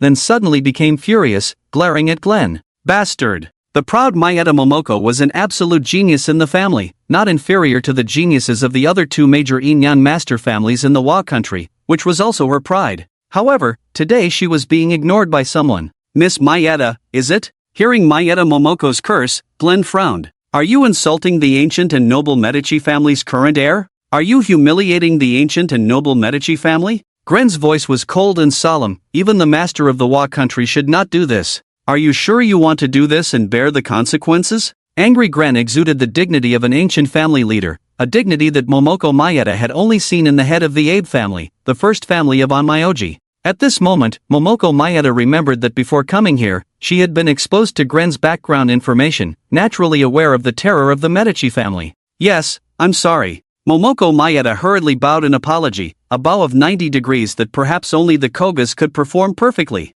Ha, isn't that a bow? Someone in the live broadcast room chuckled. And those who had just been defending Koga had already fled the live broadcast room. Gren snorted disdainfully and turned to leave. Is it over? The small farce quickly ended, but the Mayeta family in the Wa country was thrown into chaos 10 minutes later. Damn it, why is this happening? Why did they do this? Aren't they afraid of compensation? Mayeta Shin roared in anger. Just now, he had received notifications that several foreign companies involved in projects with them were suddenly withdrawing their investments in personnel, without any hesitation or room for negotiation, not even caring about the breach of contract in the project cooperation. Head, their reason is that someone from our family insulted the ancient and noble Medici family, and we must pay the price for it, a middle-aged man who looked shrewd and capable quickly answered. Who was it? Mayeta Shin's head was about to explode. Although the Mayeta family could receive a considerable amount of liquidated damages from these unilateral withdrawals, it was insignificant compared to the economic and reputational losses inflicted on the Mayeta family. Head, I think it was Miss Momoko. A humble attendant stepped forward to reply and briefly explained the situation of the program being filmed at the Spirit War Festival in the Dragon Kingdom. Koga, what a fool. Mayeta Shin was angry but helpless. After all, Momoko Maeda was not only a genius and hope of the Maeda family but also his daughter. Who was the fool who investigated the information, claiming that Gren, who performed so well, was a useless member of the Medici family on the verge of decline? Find him, Maeda Shin angrily accused. Good, the person responsible was found. Gren in the Dragon Kingdom was unaware of the events in the Wa country and the Maeda family, as he was preparing for something, a gift. There is an old saying in the ancient Dragon Kingdom that one cannot be blamed for giving too many gifts. Frison, bring that black censer over. Gren played with the bone dragon pendant in his hand. After taking it out of the censer ashes, the dragon pendant had a faint golden hue, so he concluded that the censer or its ashes were useful, even very useful, to that mysterious entity. Following Gren's instructions, Frison, dressed in a tailcoat, stepped forward. Can it be delivered in half an hour? Gren pondered for a moment and added, 20 minutes, and please ask Mr. Guofeng to come over, it's an invitation. Guofeng, who was assisting in arranging the next filming matters, looked at the butler who was as polite as a penguin in front of him, without much excitement. He was not surprised by Gren's invitation, as it was arranged by Night Brother himself. However, despite being mentally prepared, when Guofeng followed the butler to Gren's room, he was still surprised by Gren. Hello, Mr. Guofeng. Gren bowed slightly to Guofeng and gestured towards the table beside him. Looking at the table, where abalone and lobster were not even worthy of being served, some ingredients Lin Chen had never seen before looked quite valuable. I actually quite like the drinking culture of the Dragon Kingdom, please have a seat. It was hard to imagine that someone of Gren's status would not necessarily receive such treatment from a city-level leader, considering the huge family behind him that could influence the fate of a small country. Mr. Glenn, you're too polite. Guofeng cleared his throat, trying to remain calm and composed, not wanting to embarrass Night Brother. He tried his best not to look at the delicious food. To be honest, he had never seen such a variety of dishes before. Since he started cultivating after swallowing the turtle treasure, Guofeng's appetite had increased significantly. It was already good enough that he could resist the temptation of so many delicacies. Glenn seemed to sense Guofeng's restraint, especially since his stomach had started growling. I believe Mr. Guofeng can consider me as one of his own. We should be on the same side regarding that mysterious existence, so please don't be too formal in front of me. Ha, since we are on the same side, I won't be polite. Guofeng chuckled and casually picked up a lobster that looked delicious but unfamiliar. To be honest, ever since I started cultivating, my appetite has grown, and my digestion has become faster. I mostly need more energy to support my cultivation. Glenn didn't mind Guofeng's eating manners. When Guofeng mentioned cultivation, the longing in Glenn's eyes never faded. Cultivation, an ancient and mysterious term in the Dragon Kingdom, was equivalent to mastering magic as stipulated by their family. Glenn enjoyed some novels from the Dragon Kingdom, especially those where a naturally talentless person found an alternative path to become strong, shocking their family and enemies alike. Many times, Glenn imagined himself in those stories. However, the mention of the mysterious existence and what Guofeng said made him feel that those events in the novels might become reality. Mr. Guofeng, dear Mr. Guofeng, although it's bold of me, please tell me, how can I cultivate? Glenn eagerly approached, his face flushed with excitement. Don't come so close to me, my sexual orientation is normal. Guofeng quickly retreated, almost falling as he leaned back in his chair. I'm sorry, I got too excited. Glenn quickly stepped back. Aren't you the heir of the ancient family, a necromancer? Why are you suddenly interested in cultivation? Guofeng asked, puzzled as he took a bite of some unknown grilled meat. It's a long story. Glenn tearfully recounted the bitterness of being the heir of this ancient family to Guofeng. Wow, I didn't expect you to have such a sad story. They say the royal family lacks affection, and the same goes for large families fighting for inheritance rights. I can't guarantee if you can cultivate, I need to ask him. Guofeng shrugged. When it came to cultivation, he followed Lin Chen's lead. As for Glenn, who knew if there were hidden differences between foreigners and people from the Dragon Kingdom. He had seen foreign Taoists, but whether foreign practitioners could practice Dragon Kingdom's techniques, who knew if it would work? Okay, please help me. Glenn was extremely excited, although not certain, it was still a glimmer of hope. Young master, the things have arrived. The penguin-like butler Fulison entered with a red gift box, placed it beside them, and then bowed before leaving. Guofeng curiously looked at the box, noticing Glenn's expression. It seemed like this item was very important. Mr. Guofeng, this is prepared for that mysterious existence. Please make sure to give it to him, it should be helpful. Glenn looked at Guofeng solemnly, and seeing Glenn's seriousness, Guofeng couldn't help but take it seriously too, forgetting about eating. Glenn is quite thoughtful. Guofeng left the hotel residence carrying the box, taking a few detours before arriving at the artificial lake. This little foreigner Glenn is quite something, even learning to give gifts. Lin Chen joked, well aware of what Glenn had sent. He just didn't expect there to be few items in Wang Kuei's room, making this incense burner particularly conspicuous. Most likely, it would be taken as evidence or a clue, but Glenn managed to get his hands on it. Night brother, should we accept this gift from Glenn? Of course, but I need to see him in person regarding his cultivation. Lin Chen pondered for a moment. Ah, you want to meet him yourself? Lin Chen's appearance had changed slightly from 2 days ago. His cultivation had reached the 8th level of mortal body. His limbs and body were growing, shifting towards the direction of a dragon. According to the system, the next realm after mortal body was shedding mortality. Only then could Lin Chen truly become a dragon in the real sense. Yes, contact him now and ask him to come. Now, Guofeng was a bit unsettled, fearing that Lin Chen's imposing demeanor might intimidate Green. Of course. With Lin Chen's reply, Guofeng quickly contacted Green, and about 10 minutes later, he brought Green to the edge of the artificial lake.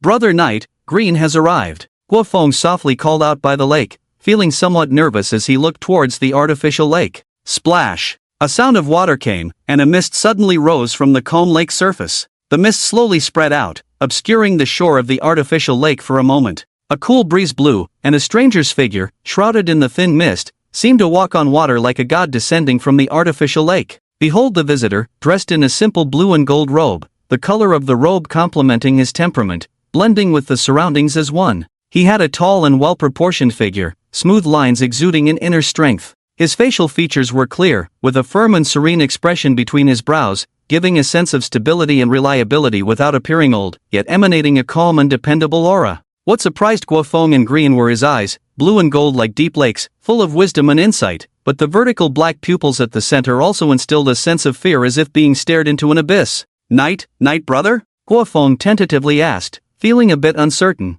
It's me. Lin Chen spoke, surprised at how effective the transformation pill was. Now, apart from his eyes and dragon features, the rest of his body was no different from an ordinary person. You look awesome, bro. If it weren't for Green's presence, Guofeng would have lavishly praised Lin Chen with all the vocabulary he had learned. The Lin Chen before him perfectly matched the image of a cultivator in Guofeng's mind. Green, you are very fortunate. Guofeng turned to Green, who only then reacted, but for a moment, he didn't know how to respond, feeling at a loss like a child. Green, thank you for your gift. Lin Chen's voice was gentle, calming Green's previously flustered state, as if that voice had a magical power to soothe one's mind. Mysterious being, how should I address you? Green regained his composure, respectfully inquiring. You can call me Qing Xian. Lin Chen paused for a moment, his divine power scanning Green before adding, of course, if you wish, you can also address me as master. Not only Green but even Guofeng, who was watching on the side, was stunned. No one had expected that just upon their first meeting, Lin Chen would consider taking on a disciple.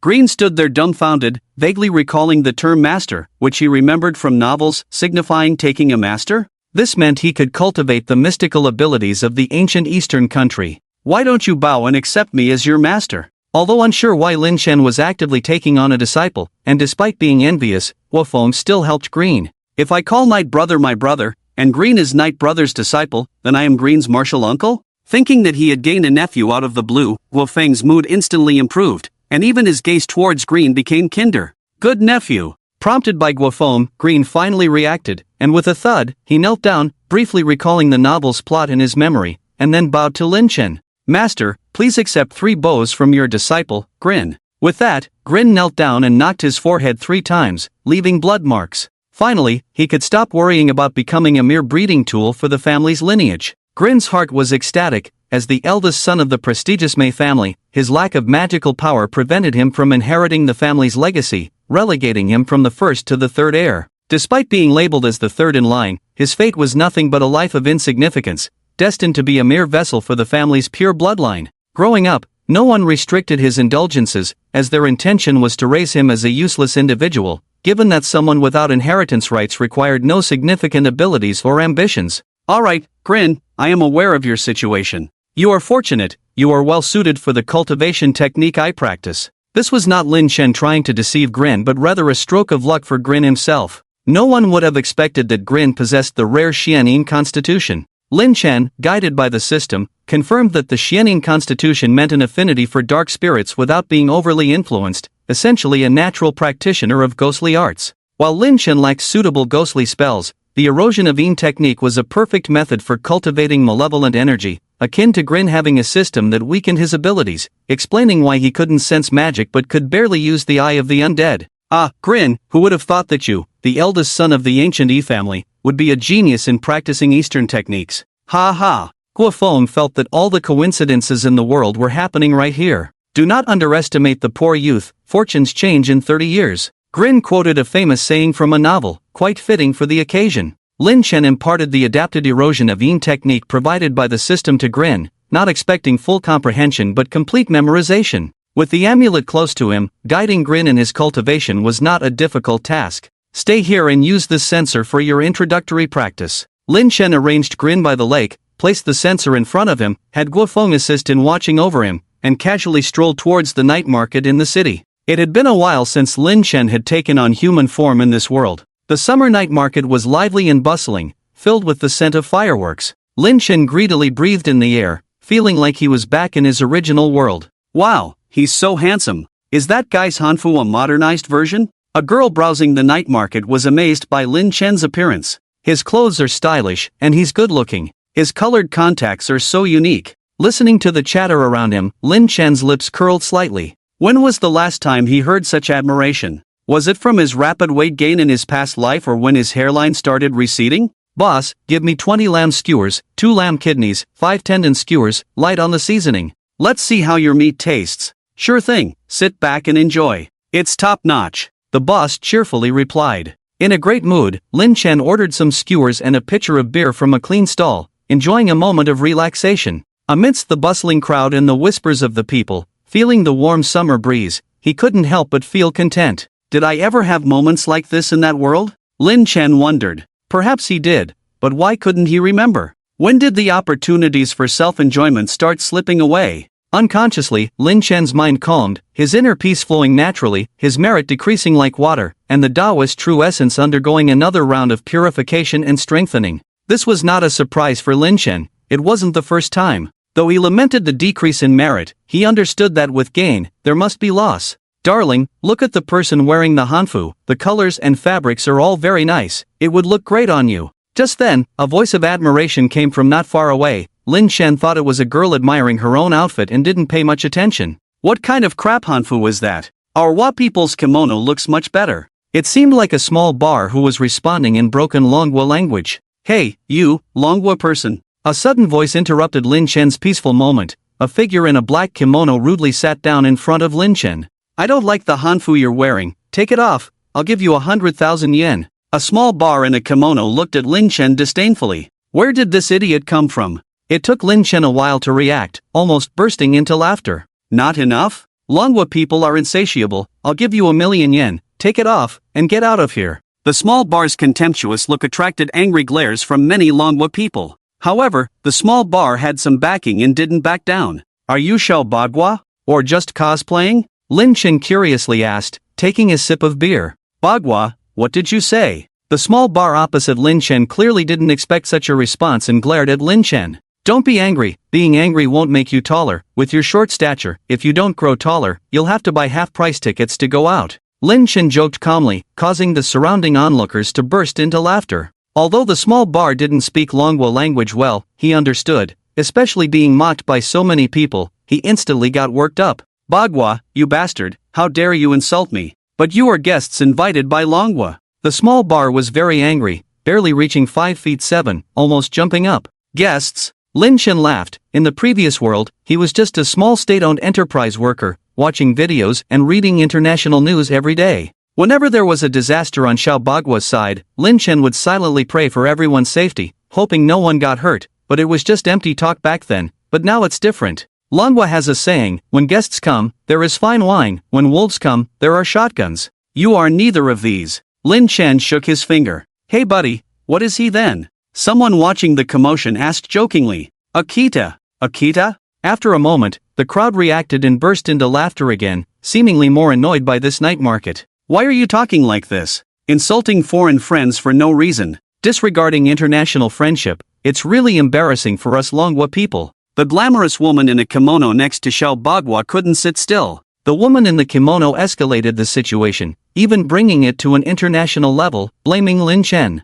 You speak without distinction, it seems you are also from Akita, biting people randomly. Lin Chen frowned. A good Longwa person, not wearing the long-standing traditional hanfu, wearing a rag and carrying a small pillow, what are you up to? Serving Xiao Bagua like a servant? Ha, typical small country thinking, hindering the progress and development of our Longwa, destroying international friendship, destroying the hard-won peace of our Longwa. The woman in the kimono spoke with conviction, her eyes full of disdain. Shut up, do you, with your kind, dare to speak for our Longwa? Dare to speak of the hard-won peace? Do you know how Longwa's peace was achieved? Lin Chen became more and more indignant as he spoke. Who gave you the courage to kneel and flatter Xiao Bagua while speaking these morally superior words? And development, kneeling like Xiao Bagua? Progress being led by the American daddy? And you have the nerve to mention peace? Lin Chen borrowed a phrase from that world, Professor AI. Dignity lies only above the sword's edge, and truth lies only within the range of cannons. There is no peace to be begged for. You are simply unworthy of enjoying the peace that our ancestors fought for with their blood and lives. Lin Chen was infuriated. This woman not only showed her true colors but practically volunteered to lick Xiaoba's backside. Very well, you Dragon Kingdom people have some backbone, but I, Mayeta Uci, enjoy the thrill of breaking tough bones. Mayeta Uci's expression was fierce. Mayeta? Lin Chen paused for a moment. Well, another Mayeta family member. It seems fate has brought them together again. This one is probably here with Mayeta Momoko from the Dragon Kingdom. I wonder if Mayeta Ichiro knows this one. Hey, Shioba, do you know Mayeta Ichiro? Mayeta Uci was taken aback. That is my grandfather, a hero who fell in the Holy War. Don't think that mentioning his name will spare you from punishment. Oh, what a small world. It seems we have met an acquaintance. Lin Chen chuckled. Although he was smiling, a hint of fear and chill crept into Mayeta Uci's heart. Mayeta, come and meet your grandson. Lin Chen awakened Mayeta Ichiro, who had transformed into a sword, preparing for a family reunion.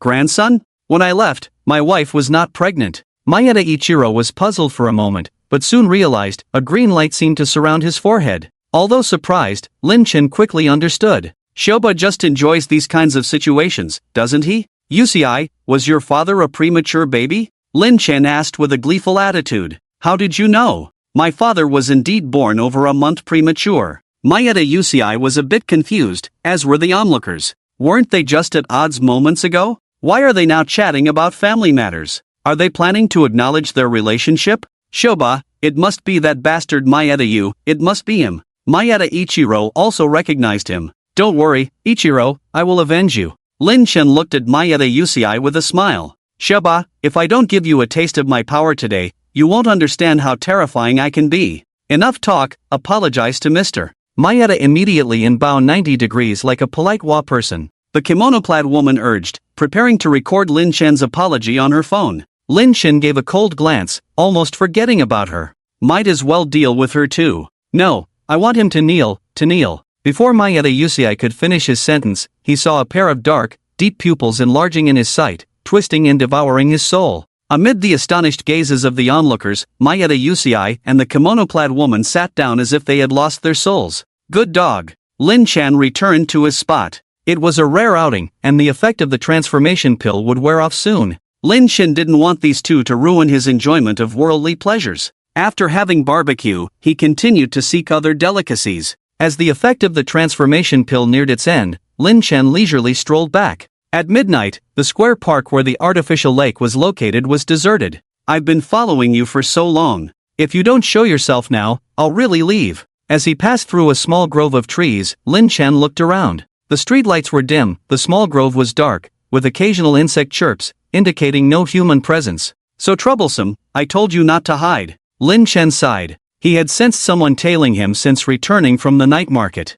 As the crowd thinned out, his senses became clearer. Momoko Mayeta, your Onmyoji spells are too weak. Who are you exactly? My Mayeta family's secret Onmyoji ninjutsu can see through everything. Shadows flickered in the grove, and Momoko Mayeta's figure appeared abruptly, her fair face showing confusion and a slight frown. The concealment technique she just used was created by combining the Mayeta family's Onmyoji concealment spell with the IGA clan's secret ninja techniques. Even the other two major Onmyoji families in Yamato had shown interest in acquiring it. Originally, Momoko Maeda thought Lin Chen was pretending to lure her out, but to her surprise, Lin Chen actually saw through the concealment technique she had used. This unexpected turn of events left the proud Momoko Maeda both surprised and more curious. Petty tricks, Lin Chen said with a smile, looking at Momoko Maeda. Under the moonlit night, Lin Chen, dressed in blue, with his smile and eerie dual pupils, managed to stir an indescribable emotion in Momoko Maeda. Humph, you are insulting the Maeda family's onmyoji arts. Momoko Maeda's anger flared, her chestnut bouncing slightly, indicating her brewing anger.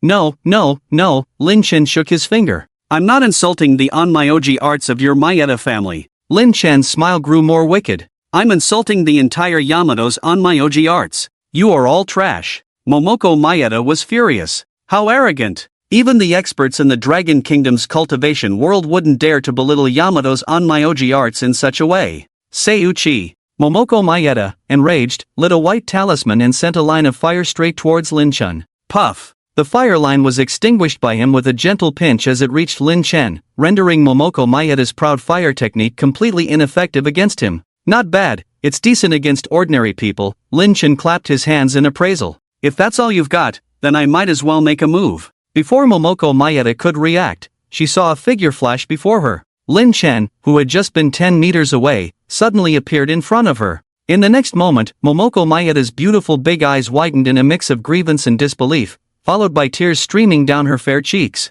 Momoko Maeda cried. She never dreamed that she would be so easily defeated. In the instant Lin Chen appeared before her, Momoko Maeda felt a punch to her abdomen. Does he have no humanity? I'm such a pretty girl, and he actually dares to strike me? Isn't he more ruthless than a steel straight man? Momoko Maeda's thoughts were not wrong, but she completely failed to understand that Lin Chen's actual thought was, such a cute girl, if I punch her, she will definitely cry a lot, right? Too much. Momoko Maeda murmured before fainting, leaving Lin Chen somewhat speechless as he looked at the collapsed Momoko Maeda. How fragile she was. It was clear she had never experienced any hardships or the harsh realities of society. System, you're really ruthless. Lin Chen looked at the unconscious Momoko Maeda with a slight frown. Sir, take a portion of her soul for me, I promise to train her well, Maeda Ichiro's voice came. I assure you, she will be your loyal mother Rakita. Get lost. Lin Chen impatiently used the soul shock spell in the night market, swallowing Maeda Yujing and the woman in kimono's three-part soul, handing it directly to Maeda for processing.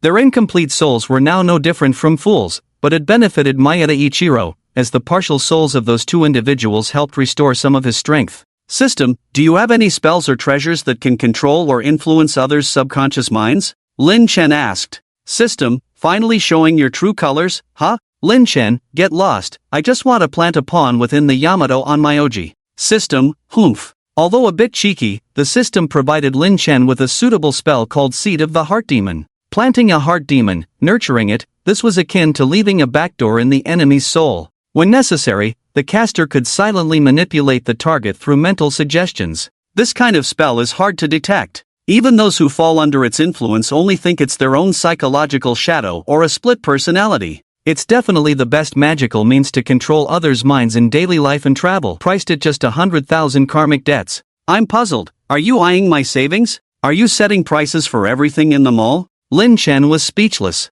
He had just paid off his debts, unexpectedly made some extra money from the land god's position, and now he was being targeted. System, follow the rules of creation, only partial discount privileges. No deception. I'll go for an honest discount. Lin Chen acted stubbornly. 80,000, worth every penny, don't buy it, forget it. The system wasn't easy to fool either. Deal. That night, some laughed, some cried, some were angry, some were confused. By the artificial lake, Greenan smiled with joy. Unable to sense magic since childhood, he was about to become a stallion for the family's bloodline propagation, but unexpectedly gained a new life in the mysterious ancient eastern country. Greenan looked at the faint black aura lingering on his fingertips, almost revealing his back teeth with a smile. My God, such a miraculous power. This was the power Greenan obtained after practicing the technique Lin Chen gave him, called Ineroding True Yuan. What surprised Greenan was that Ineroding True Yuan could actually activate magical items, meaning he could return to the family without the need for disguise, simply stating that he had awakened and could comprehend magic.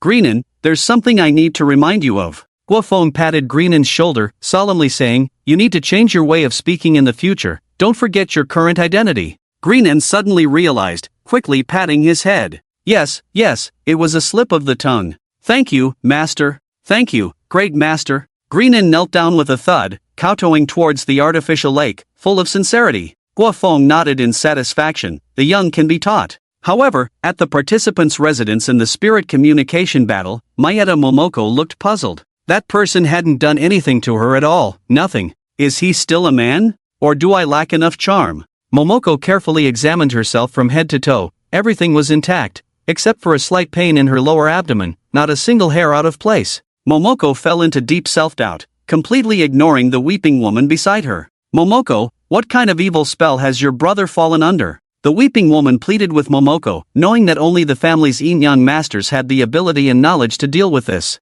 It's a kind of spell similar to soul loss, but the caster is extraordinary, I can't undo it. Momoko waved her hand impatiently, giving the tear-streaked woman a disdainful look. Go back home, seek out the elders, ask the great yin-yang master for help, maybe they can save him. The current Momoko seemed like a fool or a madman. When she was discovered by the Maeda family, she was following a Shiba Inu sniffing its butt, scaring the poor dog into hiding with its tail between its legs. What a mess! Momoko felt frustrated. The grand plan of the family to control the Long Kingdom's economy had suffered a setback, losing a key player before achieving victory. But all of this was unimportant. Why hadn't that man laid a hand on her? Momoko felt a faint sense of loss in her heart. Meanwhile, not far from the television station in an old residential area, Wang Kuei appeared, still dressed as a low-level office worker, looking ordinary enough to blend in with the crowd. Damn it, they actually used these people to find my hiding place. If I hadn't gone out to buy food, I might have been trapped here. Wang Kuei was also filled with lingering fear.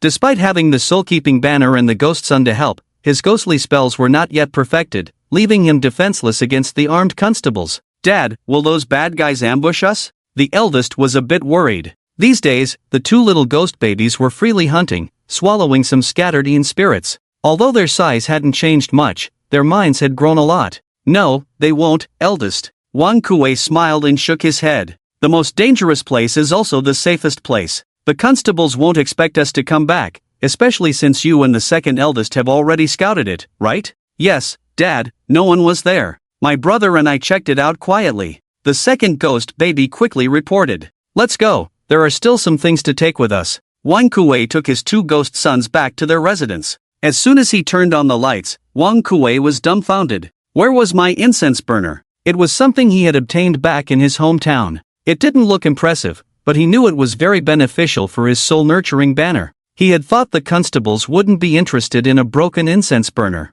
Thief! Robber! When Wang Kuei angrily muttered in his rented room, the directorial team of the Spirit Communication Battle also decided on the final level of this trip to the Dragon Kingdom, the Cursed Asylum. The second mental hospital of Shaoshan District was built and put into use in the 1920s in this city. During the invasion by the Japanese, it was used as a field hospital. After the war, it was used again until the 1990s when it was completely abandoned for some reason, now in a state of disrepair. Some say it's because the building is too old, almost 100 years old, and is a dangerous structure. Others argue that the hospital has been renovated and reinforced, and the building itself is not the issue, but rather the place is haunted and cursed. Compared to safety concerns about the building, the haunting and curse were more sensational, so this abandoned mental hospital became known as the Cursed Asylum in people's mouths. When the five main characters received all the information for the final level of the Spirit Communication Battle, each of their faces showed some unease. From the previous levels, it seemed that this Spirit Communication Battle's card changes were indeed somewhat mystical,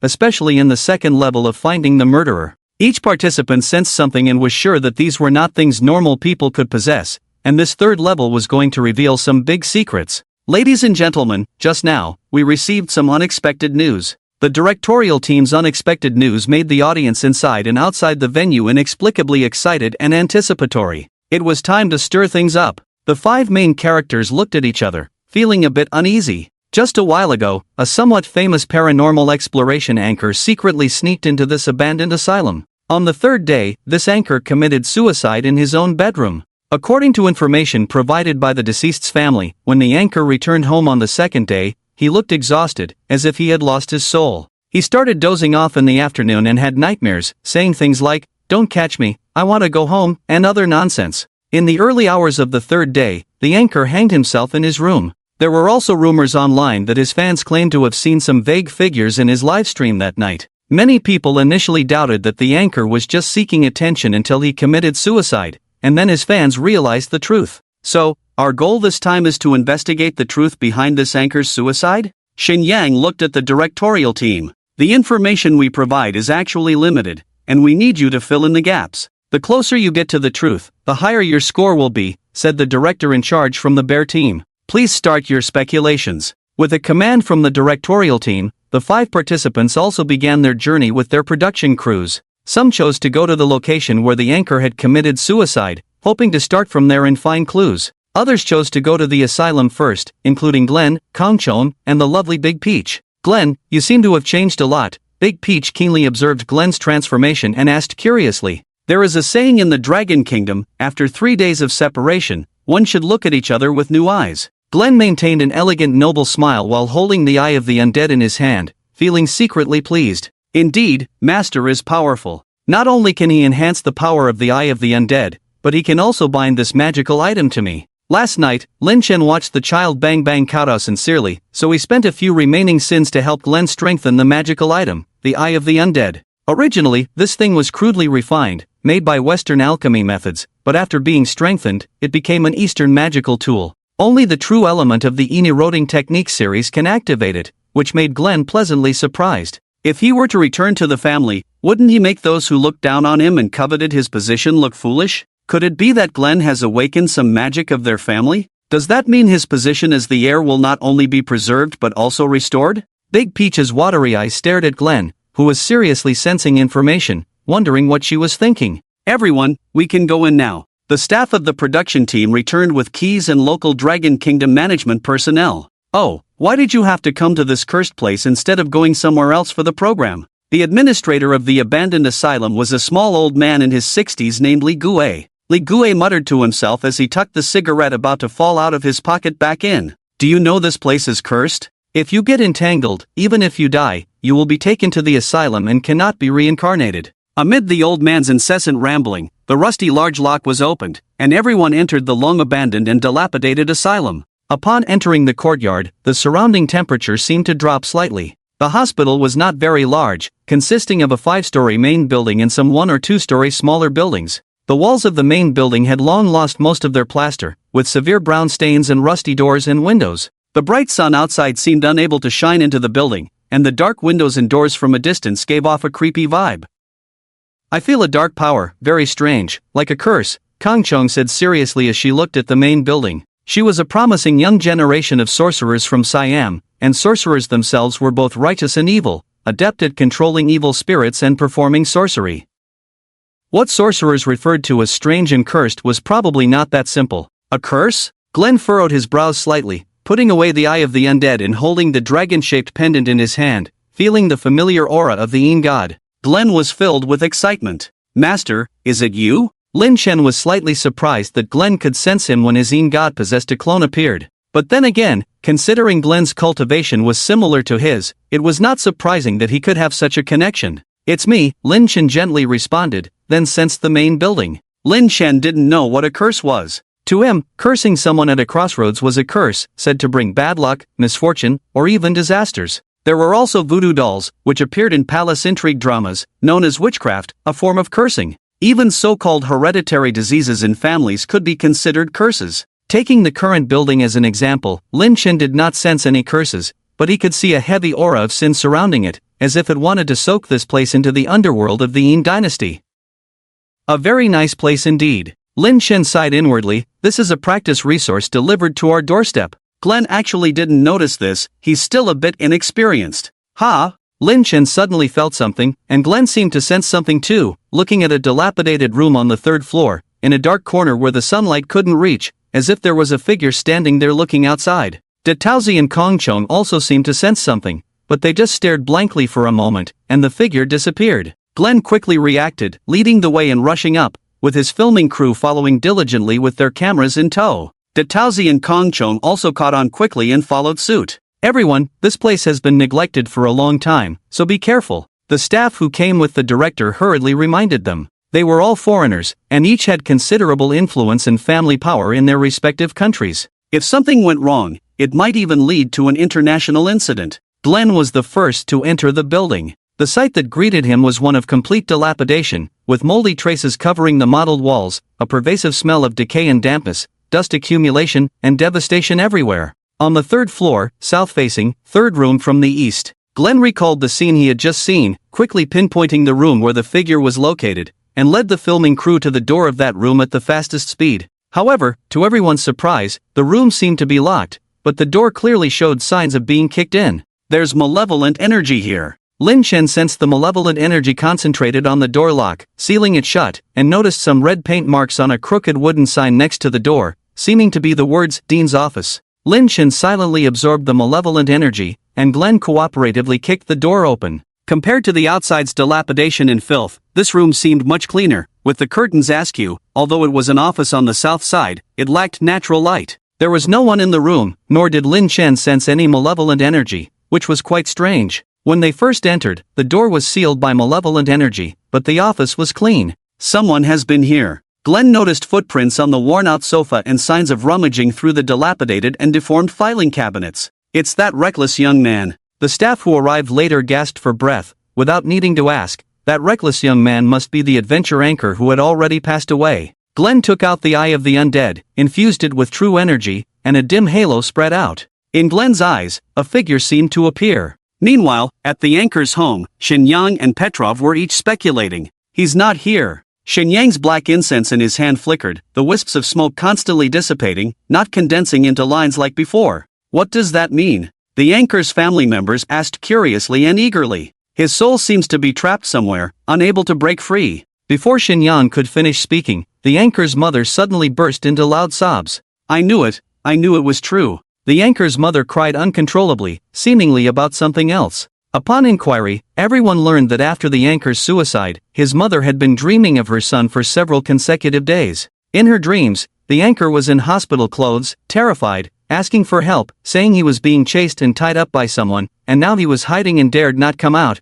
asking the anchor's family to help him. In pairs, everyone couldn't help but marvel at Shenyang's abilities. He's surrounded by dark forces. I sense a powerful evil spirit. This person is in danger. Petrov said seriously. A dead person in danger? That's a joke, but the anchor's mother clearly believed it wholeheartedly. Please help save him. I'm afraid he won't be able to reincarnate. The anchor's mother was on the verge of fainting from crying so much. Rest assured, I guarantee in the name of the Lord that I will redeem his soul. Petrov resembled a righteous hero in a movie dedicated to vanquishing evil, instantly earning praise in the live broadcast. It's not going to be easy. Shenyang quietly put away the black incense. Just a moment ago, the black incense in his hand suddenly extinguished, as if someone had directly snuffed out the spark. Shenyang's master had once told him that this situation indicated forced intervention by someone or something else. The fact that Qingfeng Beiwang didn't stop it just now meant that whatever it was should be on par with their Beiwang. On the third floor of the abandoned asylum office, Dadaozi and Kongchong were also trying to figure things out in their own ways. Dadaozi took out a string of black prayer beads with green jade hooks and lit a black talisman, chanting words in a foreign language, probably from the Wa country. Lin Chen could make out some of it, roughly understanding it to be a spell for invoking or borrowing divine power. As for Kongchong, his method was simpler. He summoned a little ghost to go out and gather information. However, it seemed like they didn't gain much as they returned with downcast faces. Could it be that we came at the wrong time? Grain suddenly remembered something. How about we come back at night and try again? Grain's suggestion wasn't prompted by Lin Chen because even Lin Chen was puzzled. Could it be that he was just a weak incarnation of a Yin god, not powerful enough to sense anomalies? If that was the case, then there must be something big going on in this place. Come back at night? Like that broadcaster? Someone in the production team asked fearfully. Broadcaster? Grain suddenly realized something and quickly found the directing team. I request to see the video footage of that broadcaster's live stream that night. Even if it's not complete, there should be some clips in the station.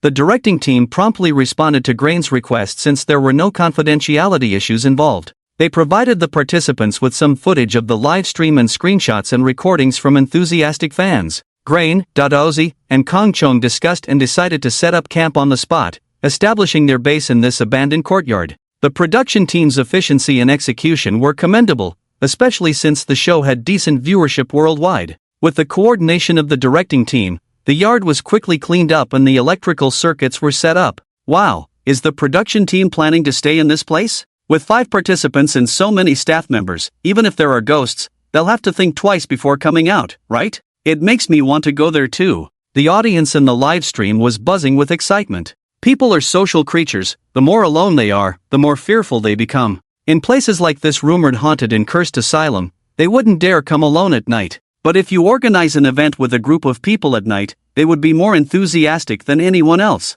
Shinyang and Petarov, who arrived later, also roamed the building before sharing some information with Grain and then watching the video footage together in a makeshift tent. Grain's brain was indeed sharp and effective. Although the information was fragmented and discontinuous, it contained what they needed. Look here. Grain took the controller from the staff member, paused the footage, and everyone frowned as they looked at the screen. It was a segment where the broadcaster had turned the camera around, seemingly just exiting a room from before. It looks like a figure in white. Dadaozi pointed at a blurry figure behind the broadcaster in the video, resembling a person in a white coat standing in the darkness. That's where the wall has crumbled, with a blurry reflection under the light. Should be on the fourth-floor corridor, Shinyang suddenly said, having just walked through the entire building with Petarov. It can't be, that's definitely a person's shadow. Dadaozi insisted on her view. Could Grain have been mistaken too? Dadaozi looked at Grain, hoping for his support. Actually, I wasn't referring to that. Grain shook his head regretfully, then, ignoring Dadaozi's flushed face in anger,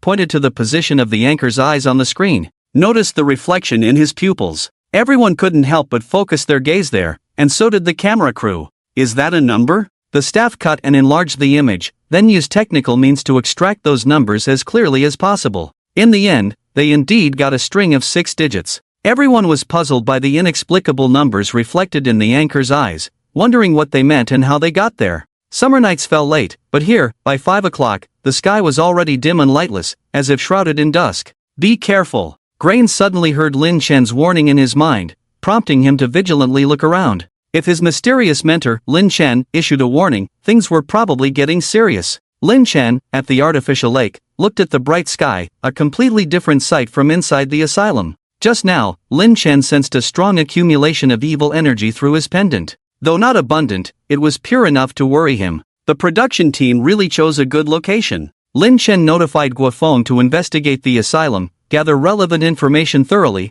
and prepare for battle with the Thunderwood sword. With Guofeng's pure yang energy, it was definitely a trump card for Lin Chen. At 6 o'clock in the evening, the people in the asylum began preparing dinner, still in contact with the outside world. It was strange that no one noticed the changes in the sky inside and outside the asylum during this time, making Lin Chen suspect whether the people inside the asylum had been subtly influenced. At 7 o'clock in the evening, everything was normal, and everyone had finished dinner. At 8 o'clock in the evening, everything was normal, and everyone had gone through the materials left by the anchor, trying to decipher the meaning of the string of 6 digits. At 9 o'clock in the evening, Grain and a few others decided to enter the main building again. It wasn't that Grain was fearless, but Lin Chen had quietly arrived outside the asylum, ready to support at any moment. The hospital's electrical system had long been out of order, but the production team had set up new lighting, causing the audience to exclaim that there must be ghosts, perhaps even scared off. This time, the group followed the route the anchor took that night, wanting to see what had happened.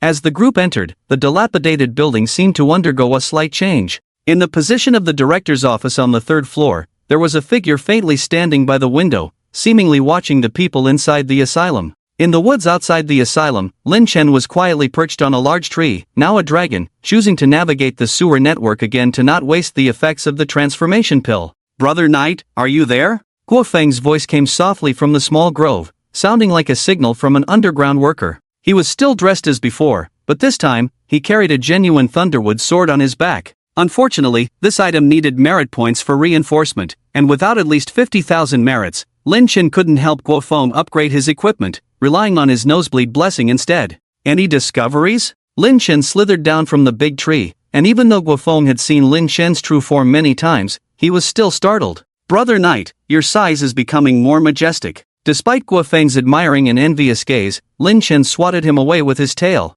If you can't praise properly, then don't praise at all. Does majestic really suit me? Lin Chen retorted. Speechless, Guofeng paused for a moment, then chuckled foolishly, unsure if he had taken Lin Chen's words to heart. What are you carrying? Spare blood vials or something? Lin Chen noticed that Guofeng had brought a bag with him, thinking the boy had prepared some kind of ammunition depot for him again. No, I followed your instructions and specifically gathered some information about the asylum, Guofeng said as he opened the bag and took out some printed materials. Some are official records, some are folklore, can't tell what's true or false, but they are wild and fantastical enough. Lin Chen frowned, wondering about the folklore. This stuff was modern, where did the folklore come from? However, as Lin Chen flipped through the materials, he discovered a history so wild that even he had never seen before. It involved the original purpose of the asylum, which was surprisingly to achieve immortality. In the 1920s, an English priest named John, who studied the culture of the Dragon Kingdom, and his friend were the founders of this asylum, originally called a mental health treatment hospital. Their intention in establishing this hospital was to research how to achieve immortality. Lin Chen scratched his head, finding it quite wild that old John, a priest, was researching immortality. Shouldn't he be praying all day long? Nevertheless, not only did old John's God not punish him, but he actually blessed him with some knowledge, specifically the method of refining yin to achieve immortality. Upon closer inspection, Lin Chen realized this was a pirated version of the Taoist method of cultivating the yin spirit. Perhaps old John couldn't comprehend the authentic Taoist method of cultivating the yin spirit from the Dragon Kingdom, so he decided to take a different path to quickly cultivate the yin spirit and become a ghostly immortal. Although in Taoist records, becoming a ghostly immortal was considered the lowest form of achieving immortality, it was still a form of immortality. Did you get all this? Lin Chen looked at the materials and then at Guofeng. In just one afternoon, how did Guofeng manage to obtain all this information? Even if it was folklore, wouldn't it involve some secrets? He, caught red-handed, huh? Guofeng scratched his head, feeling a bit embarrassed. I actually asked Glenn for help. He arranged for his steward to gather this for me. Otherwise, how would I know about old John's story? Lin Chen shook his head helplessly. This kid did have some brains. Glenn's family reputation was well known, and they were a local Western power, so it wasn't difficult to inquire about such information, just a matter of spending a little money. What about these photos? Lin Chen suddenly pulled out a few black and white photos from the materials. These are photos of old John, hospital staff, and some patients. There are individual photos and group photos. Guofeng pointed at the photos and said, they are said to be patients, but they were actually his test subjects. As Lin Chen flipped through the photos, he listened to Guofeng's account. Old John initially couldn't understand the connection between the scientific concept of the soul and the Taoist concept of the yin spirit in the Dragon Kingdom. He began with the hypothesis of spiritual connection, attempting to experiment on living people by various means to extract their spiritual bodies. Damn it, using the common people of the Dragon Kingdom as guinea pigs. Lin Chen's voice trailed off, his eyes fixed on a particular photo. It was a group photo with old John in the middle, wearing a gentle smile. Beside him stood two individuals in patient gowns, also smiling. According to the information, old John, under the guise of treating and saving people, had taken in many patients. Some of the people he experimented on ended up being grateful, thinking that old John was saving them. This photo looks ordinary, but the numbers on the patients' chests caught Lin Chen's attention. What's the significance of the numbers on the patients' clothes? Guofeng stared at the photo for a moment. This is old John and his patients. The numbers on the patient gowns are the IDs he assigned to each patient. The 6-digit number corresponds to the date. Only the patients personally recorded by him have it. Numbered, 6-digit numbers, only patients personally recorded by old John have them. Lin Chen seemed to vaguely understand why that anchor died. It appeared that the 6-digit numbers reflected in his eyes were his death curse. In the asylum, while everyone was searching for clues in the wards, the main building suddenly plunged into darkness. After a brief panic, the production team quickly activated the backup power, but found that the machines wouldn't start. Only some temporary lighting devices were still functional, but time was limited and wouldn't last long. Director, there's an emergency. Should we evacuate? The director's team began to discuss. The situation seemed to exceed anything they had encountered before. It appeared to be beyond their control, and the 5 contestants couldn't be harmed. No, now is the time. The director in charge, Mi Deluo from Mao Xiong, looked at the others. Everyone has always said our show lacks authenticity, so let's give them a real supernatural adventure. But what about safety? Someone worried about potential accidents. Don't we have insurance? And they've all signed contracts. Here's the plan, inform all contestants, they can choose freely. Mi Deluo thought for a moment and added, film and broadcast this process live, let everyone know our fair and responsible attitude. In the end, Shenyang and Kong Tsong chose to withdraw. It's too dangerous. My family's old Bei Wang warned me to leave this place. Shenyang expressed helplessness and regret, stating that there was definitely something eerie in the building, and it was beyond his ability to solve. Kong Tsong felt the same way. After contacting her elders at home, Kang Song also decided to withdraw. Normally, contestants withdrawing would have an impact on the production team, but this time it was quite the opposite. Due to Shin Yang and Kang Song's explanations, everyone realized that the final stage of this spiritual battle was indeed intriguing. So, everyone eagerly anticipated the developments to come. Even some skeptics admitted that the script was very realistic and worth following. Very good, very good. Mi Deluo looked at the real-time data analysis report, feeling pleased. Several online platforms and the Manhwa platform had over 300 million viewers simultaneously, all highly interactive audiences. This was definitely the ceiling data for live programs worldwide. Continue, tell Petrov not to forget what the chief priest instructed. Mi Deluo arranged quietly. The final showdown of the Manhwa journey in this spiritual battle was about to begin. The production team worked hard to ensure the remaining filming tasks. Glenn, Big Peach, and Petrov chose to stay. Glenn needed to prove he had the strength to reclaim his position as the heir, and he had a mysterious and powerful mentor to rely on, giving him confidence. Big Peach was too self-assured, and more importantly, she wanted to overcome the curse of the asylum because she believed the white figure in the previous video must be the ghost of the curse. As for Petrov, he had solemnly promised the mother to bring back her son's soul. The final exploration continued, and the asylum underwent some subtle changes, shrouded in mist. In the foggy midnight, the cursed asylum and the trapped spirits within. This combination of descriptions instantly went viral, attracting the attention of numerous supernatural enthusiasts. Originally, some people doubted that this must be a script, and the environment was artificially arranged. However, the production team members who followed Shin Yang and Kang Chung down guaranteed with their integrity. The production team did not set up anything and provided on-site photos and videos. While everyone's attention was focused on this dark building, no one noticed two figures sneaking in quietly. In an abandoned small building on the second floor of the asylum, Lin Chen and Guo Feng hid in the darkness. There were signs that the fog in the yard was still thickening. In case of an emergency, Lin Chen could directly transform and rescue people without being noticed. Be careful with anything bearing 6 digits. Glenn repeatedly pondered the reminder Lin Chen gave him. That number was directly related to the anchor's death, perhaps a necessary condition for the circulating curse legend. Glenn calmly analyzed and discreetly shared this information with Petrov and Big Peach without hesitation. After all, even though they were competitors at this moment, they were allies in critical times. In the small bungalow on the second floor of the yard, Lin Chen kept an eye on Glenn's safety while pondering the information Guo Feng brought again. The power of the Medici family was immense. When Glenn clearly stated to the family that he had awakened his necromancy talent, his family status rapidly rose. For his safety, the family had increased his security level, and his authority within the family had also correspondingly increased. This secretive information was obtained through the Medici family's clandestine channels. The data showed that old John used the excuse of returning to his country at the age of 43 and never returned. Strangely, there was no record of old John returning to England. So where did old John go? After that, there were mysterious deaths at the asylum every year, which were definitely related to old John's research, including the anchor's death. So, the question arises, who is the murderer, who branded the anchor with the number, and are they the same person? As Lin Chen gazed at the building gradually enveloped by mist, he squinted slightly. Where is the missing old John? If he is still alive, old John was nearly 70 years old back then, and now it's almost 100 years. Would a 170-year-old man continue to kill?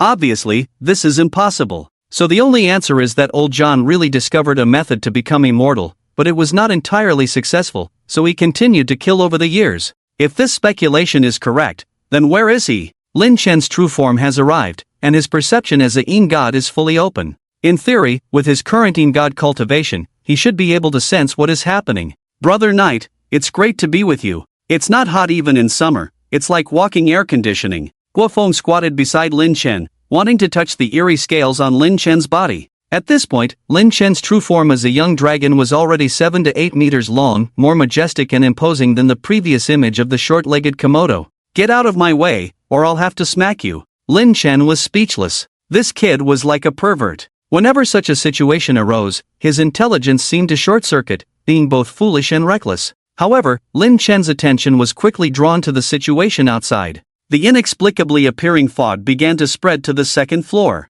Although it was present throughout the courtyard, it was particularly dense around the tightly guarded building. Something was wrong. The white mist seemed to be isolating this building from the outside world. System, take a look at what this thing is. The system remained silent, only providing Lin Chen with a piece of information. Ghostly mirage. Only when reaching the level of a fierce ghost could it be cast. Even using the power of a yin ghost, turning an area into a ghostly mirage was equivalent to a super-enhanced version of a ghost wall. However, there are different levels of ghostly influences. Ordinary ones require specific locations to manifest, such as the place where a vengeful ghost died, as it is easier for them to form in areas tainted by resentment and malevolence, like the boudoir of Lu Ruyan. There are also places like mass graves, deceitful burial mounds, and desolate fields where malevolent energies converge. On the other hand, more advanced ghostly influences can manifest wherever the spirit resides, but this requires a powerful spirit, beyond the reach of ordinary vengeful ghosts. These ghostly influences are isolated from reality and controlled by the practitioner. Although the current ghostly influence is considered ordinary, it indicates that the elusive old John has reached the level of a vengeful ghost. To prevent any mishaps, Lin Chen abandoned his plan to enter the Yin realm and instead swallowed a transformation pill, leading Guofeng into the darkness and mist within the main building. Night brother, why does it feel different in here compared to outside? Guofeng curiously looked around as they entered. It is different. Lin Chen had seen the state of the main building before, abandoned and dilapidated, but now the surroundings appeared aged yet well preserved, exuding a sense of time rather than decay. The corridors were dimly lit with a nostalgic glow, reminiscent of old-world tungsten filament bulbs, as if a force was quietly transforming the abandoned building. Oh, couldn't resist, could you? Lin Chan's eyes lit up suddenly. He had sensed a unique power sweep through moments ago, similar to his Yin spirit probing but distinct in its lack of malevolent influence. It seemed like a method of achieving immortality concocted by old John. This old man is quite talented. Lin Chen marveled at the unconventional practice that neither belonged to orthodox Taoist cultivation nor sinister ghostly practices, yet an outsider like old John had mastered it. Night brother, are you okay? Guofeng asked cautiously. Lin Chen glanced at Guofeng, a smirk forming on his lips. He had concealed himself using the power of his Yin spirit earlier not because he didn't want to help Guofeng hide but because Guofeng's pure yang energy made it challenging to conceal him. Moreover, Lin Chen needed someone to divert old John's attention, and in a place saturated with malevolent energies, Guofeng's radiant energy was the most suitable candidate. Go ahead and explore, I'll support you at any time, Lin Chen instructed. Upon hearing Lin Chen's arrangement, Guofeng's face lit up. Brother, don't abandon me, I'm a talent in the making. Guofeng pleaded with a pitiful look. Go on, my Yin spirit will be attached to your pendant, I won't let you down, Lin Chen assured as he concealed his true form, enveloping himself in a golden aura of protection while his Yin spirit attached itself to Guofeng's pendant. With Lin Chen's guidance, Guofeng marched confidently with the thunderstrike wood sword, striding through the hospital corridors like a tyrant on a rampage, causing a loud bang as he kicked open a door on the ground floor and scanned the room menacingly. Even if there were spirits present, they would be startled by his presence. Any ghosts here? If not, make a sound, if yes, come out and face your fate. Guofeng's voice echoed through the entire ground floor, causing tremors. Lin Chen was dumbfounded. If there were no ghosts, was Guofeng planning to go all out? However, in a certain part of the building, an elderly figure with a slightly hunched stature was grinding his teeth indignantly, not appreciating being looked down upon, or rather, not being respected as an immortal. The lights in the corridor suddenly flickered, a typical precursor to the appearance of malevolent spirits. Guofeng gripped the thunderstrike wood sword in one hand and a self-made bottle of yang energy in the other, eagerly watching the malevolent energies gathering nearby, where shadowy figures were forming, evidently sent by old John. Who dares to cause a commotion in the realm of immortals? A loud shout emerged from the heavy resentment, leaving Lin Chen and Guofeng stunned by the following scene. There were no fierce evil spirits or malevolent beings, not even soldiers or fighters. Instead, walking out of the resentment were a group of elderly men and women dressed in various styles reminiscent of the early 20th century. The leader, scolding just moments ago, turned out to be a small-footed old lady leaning on a cane. Night brother, what's going on? Guofeng, ready to swing his blood-stained thunderous wooden sword to conquer all, found himself at a loss. Despite knowing they were spirits, they were after all a group of elderly men and women, and they were from the Dragon Kingdom. On one side were robust youths wielding large swords and kicking doors, on the other were frail elderly spirits. No matter how you looked at it, Guofeng seemed like an unwelcome guest. Don't be afraid, it's all an illusion created by that foreign devil, just to prevent us from being too powerful. Lin Chen quickly encouraged Guofeng, even though he himself hadn't fully processed the situation. Little brat, don't call John the Great a foreign devil. Shocked. What kind of being is John the Great? Lin Chen was truly taken aback by the old lady's words. Calling someone John the Great was as disrespectful as calling a foreigner Father Wang ergo. Before the words had even settled, the old lady swiftly flew over and, without a word, raised her cane to strike Guofeng's head. Guofeng was caught off guard and was hit on the head with a bang. Ouch! Guofeng dodged, grimacing as he rubbed his head. The old lady's strength was limited, so the damage was negligible, but it hurt. You could see Guofeng rubbing his head as if it were smoking. Old sisters and old brothers, come and help. We can't let him ruin John the Great's cultivation. Otherwise, none of us will be able to ascend to immortality. The old lady called out while the other spirits cheered and rushed over, like a mob looting a market, startling Guofeng. Night brother, what should we do? Guofeng ran around, not only dodging the canes of the elderly but also fearing that his bloodstained sword might accidentally harm these elderly spirits. In the previous world, some foreigners came to the Dragon Kingdom to preach, using the love of God to brainwash many elderly men and women to join. In Lin Shen's view, this was similar to the tactics used by supermarkets and pharmacies to give away eggs. However, many people fell for this tactic, transitioning from belief to superstition to devout faith. The group of elderly men and women before them was likely a result of this, except that old John was playing by his own rules, not using the love of God but rather the Taoist path to immortality.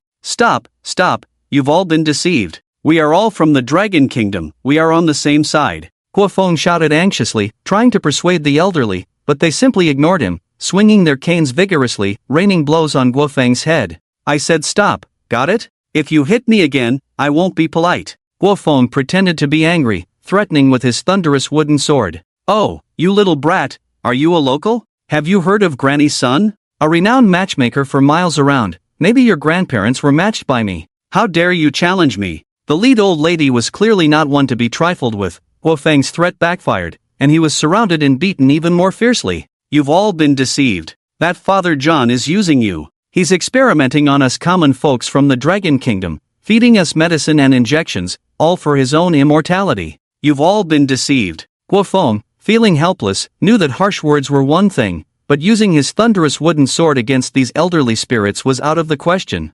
Nonsense, you're just jealous that John the Great can achieve immortality. Guofeng's words undoubtedly shattered their dreams of becoming immortals, subverted their beliefs, and now, a group of old men and women suddenly changed their appearance. The leader, Granny Sun Air, threw away her crutch, transforming into a withered mountain demon, and lunged at Guofeng. Her shriveled mouth, which had been leaking words, instantly revealed a mouthful of sharp teeth, quite terrifying. The other old men and women were the same, resembling a group of mountain ghost monkeys, screeching and rushing towards Guofeng, as if eager to tear flesh from his body. Go ahead, just don't be too heavy-handed, Lin Shen transmitted his voice while summoning the power of Lu Ruyan. Facing these fierce and malevolent old men and women once again, Guofeng also let loose. Following the principle of being able to fight without killing, he slightly adjusted the angle of the thunder strike wooden sword, using the sword face instead of the blade to strike directly upwards. Wails accompanied the dispersal of resentment. Although these old men and women had experienced nearly 100 years, they held little grudge or resentment. At most they were just older Yin spirits. For Guofeng, they were a piece of cake. Before the defeated Yin spirits could react and continue to attack Guofeng, they were bound into bundles like zongzi by a thin blood-red thread. Lu Ruyan's power was indeed handy. Before long, these little old men and women were also quieted down, each of them bound like zongzi shrimp, obediently lying on the ground unable to move. Not even the level of these Yin spirits from 100 years ago could resist them. Behave yourselves, and you will see the true face of that foreign devil in due time, Guofeng panted. Seeing the Yin spirits of many little old men and women bound and unable to move, both Lin Shen and Guofeng breathed a sigh of relief and then rushed towards the stairs. They needed to hurry upstairs because Lin Shen discovered that he couldn't contact Glenn through the pendant. At this moment on the third floor, Glenn and the others were surprised to find that they had become separated from the production crew. The main building wasn't that big, with over 10 production crew members and 3 contestants combined. The only reason they got lost was that they were currently in a special space. We have entered the devil's domain. Petrov took off his cross, his dark golden knuckle dusters already on his hands, ready to unleash his physical purification technique at any moment. Detauzi looked solemn, tightly gripping the hooked jade prayer beads in his hand, silently regretting why he hadn't brought the ancestral spirit talisman given to him by his father. As for Glenn among the 3, although he appeared calm on the surface, internally he was in a panic because he realized he had lost contact with his mysterious and powerful mentor. Compared to Petrov and Detauzi, Glenn had the latest exposure to cultivation and the least understanding of the supernatural. Without Lin Shen's guidance at this moment, he felt quite uncertain. Where are we? Are we not hitting a wall of ghosts? Just as the 3 were on high alert, two figures suddenly walked out of a room not far away, one of them carrying filming equipment, a production crew member, and the other slightly hunched, with a bunch of keys hanging from his waist, a dark face filled with fear, the administrator Li Gue.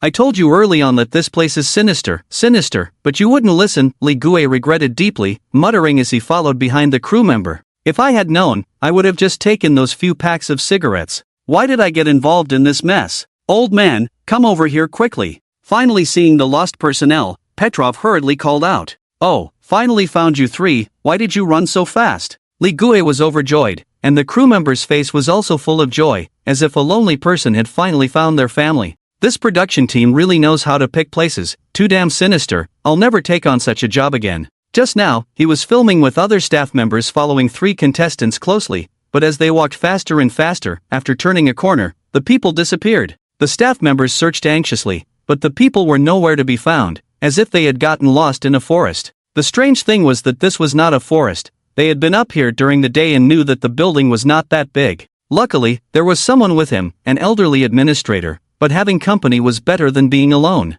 What did you encounter just now? While the staff members and Li Gue were feeling fortunate, Green looked at them solemnly. What did he say? Although Li Gue couldn't understand Green's language, he could tell from Green's expression that something serious was going on. He's asking us what we encountered just now. The staff member, with a simultaneous translation device, turned to Green, curious as to why he was asking. Nothing, we just got lost, didn't encounter anything unusual. Green pointed to the 6 blood-red digits on their chests. Green and the other two looked at each other, sensing the gravity of the situation. Although the 6 digits were presented differently, they were eerily similar to the numbers reflected in the broadcaster's eyes, indicating that the staff members and the administrator Li Gue were being targeted. How did this happen? When did it appear? The staff members panicked, trying to wipe off the 6 digits, but they were not mere doodles and couldn't be erased. It's a curse, it must be a curse. I knew we shouldn't have come to this madhouse. Li Gue sat on the ground, crying with snot and tears. I shouldn't have been greedy for those few packs of cigarettes.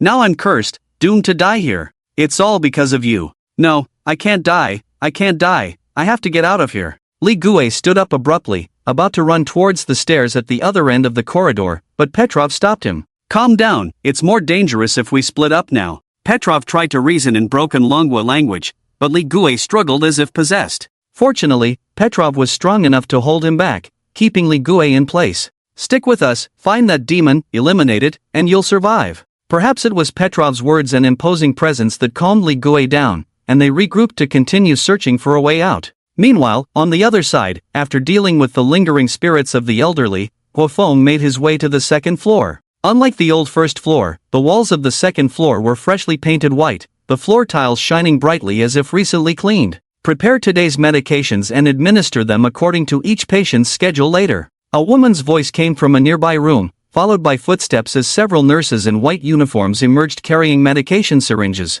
Hey, patient, don't run around outside the ward. The leading nurse frowned at Guofeng, looking reproachful. Who's the patient here? You're the ones who are sick. You demons and monsters. Guofeng was furious, realizing these must be illusions created by Zhang Laxian's subordinates. Just as he was about to unleash his wrath on the elderly, he noticed his Thunderwood sword was missing, and he was inexplicably wearing patient clothing. Alright, we're demons and monsters, and you're the great sage equal to heaven. The head nurse approached with a playful demeanor, offering the medication. Come on, have some candy, today's candy is extra sweet. Before Guofeng could react, the nurse had already grabbed his wrist. Just as Guofeng was about to shake her off, he felt the nurse's palm clamping down like a pair of pliers, leaving no room for resistance.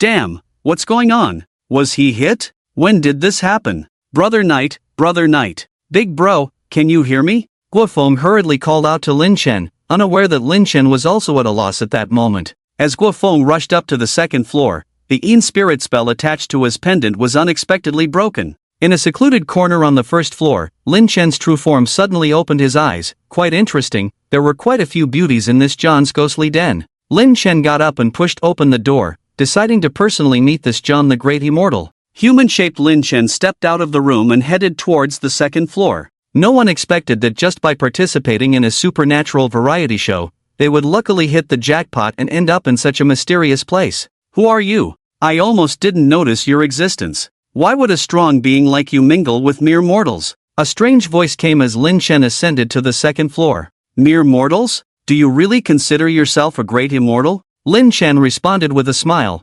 surprised that this John the Great Immortal had found him directly. Leave this place. Take your people and leave. John's voice was flat, devoid of any emotion. Ah, that won't do. I have to take everyone with me. Lin Chen climbed the steps as if he hadn't heard John speak. John, is that how I should address you? The empty staircase space remained silent, as if acknowledging Lin Chen's words. I'm curious, did your ascension technique succeed? Or rather, what's your current state, in spirit or ghostly being? Who are you, and how do you know these things? John's voice grew heavy, as if re-evaluating the composed young man approaching him. It seems you haven't, or else you wouldn't have been killing all these years. I haven't killed anyone, they brought it upon themselves, it's not something I can control. John's voice started to carry a hint of anger. Leave this place, take your people and leave, or else. John's voice abruptly stopped, as if someone had choked him from speaking. Meanwhile, Lin Chen had reached the final step, standing on the second-floor corridor. Glancing around, he saw no one, especially not Guo Feng,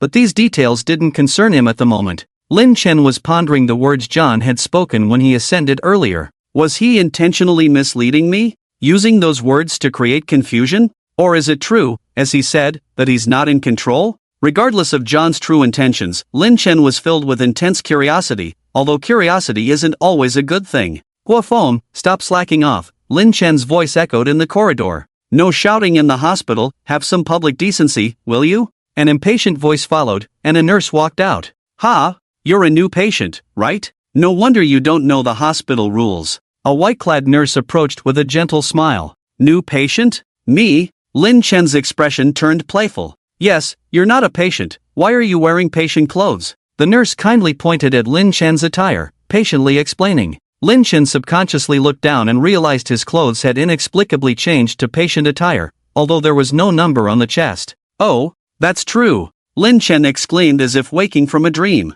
Despite Lin Chen's performance showing clear signs of acting, the nurse's smile remained unchanged. Come, let me update your information and assign you a number. The nurse took out a small notebook and pen, natural and skilled. It seemed that the hospital's business should be doing well. Miss Nurse, may I ask where is your hospital director? Lin Chen took a step back, seeming somewhat hesitant. My condition is a bit special, I have a mental illness. When my illness flares up, I will start throwing things around and hitting people randomly. I can't control myself, I need Director John's help. Lin Chen seemed emotionally unstable, and the nurse finally showed a hint of doubt in her eyes, but still approached. The director is very busy now, let's register first, and then I'll take you to see the director, okay? Okay. Lin Chen looked weakly at the nurse, a hint of cunning flashed in his slightly fearful eyes. But before registering, guess what I have in my hand? Lin Chen said as he hid his hand behind his back, looking like a naive child playing hide and seek with insufficient IQ. Ha, of course it's empty. The nurse was amused, but the next moment she couldn't squeeze out a smile anymore.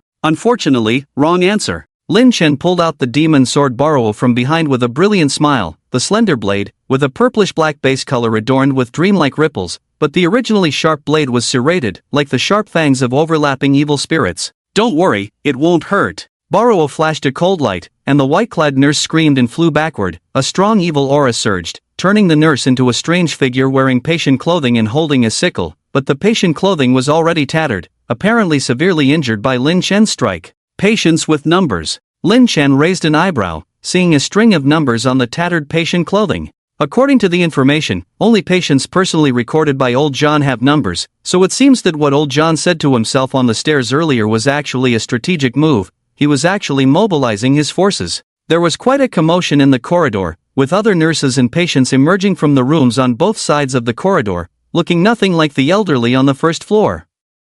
Kill him. The ghosts howled. There were many patients and nurses, but those with numbers were few, yet as long as they had a number on their chest, each one looked crazy, with deep resentment, devoid of any clarity, enough to prove that their lives before were definitely not easy. Damn it, there's no saving them. Lin Chen was also helpless. Old John used drugs and other methods to stimulate the patients, trying to study the soul and spirits, seeking the path to immortality, but these patients were tortured during their lives, turning into vengeful spirits after death, beyond salvation. Borrow wielded cold lights. No matter how fierce these vengeful spirits were, they were no match for Lin Chen. Soon becoming experiences in the cultivation of the Yin technique, the vast hospital corridor was quickly cleared by Lin Chen, and he successfully found Guo Feng. At this moment, Guofeng had his eyes closed, holding the thunderstruck wooden sword in a room reciting the calm scripture, surrounded by a circle drawn with his blood. Alright, that's enough. It's like the Tang monk from Journey to the West. Watching Guofeng's defensive tactics, Lin Chen found it amusing, but surprisingly, these tactics kept the vengeful spirits at bay.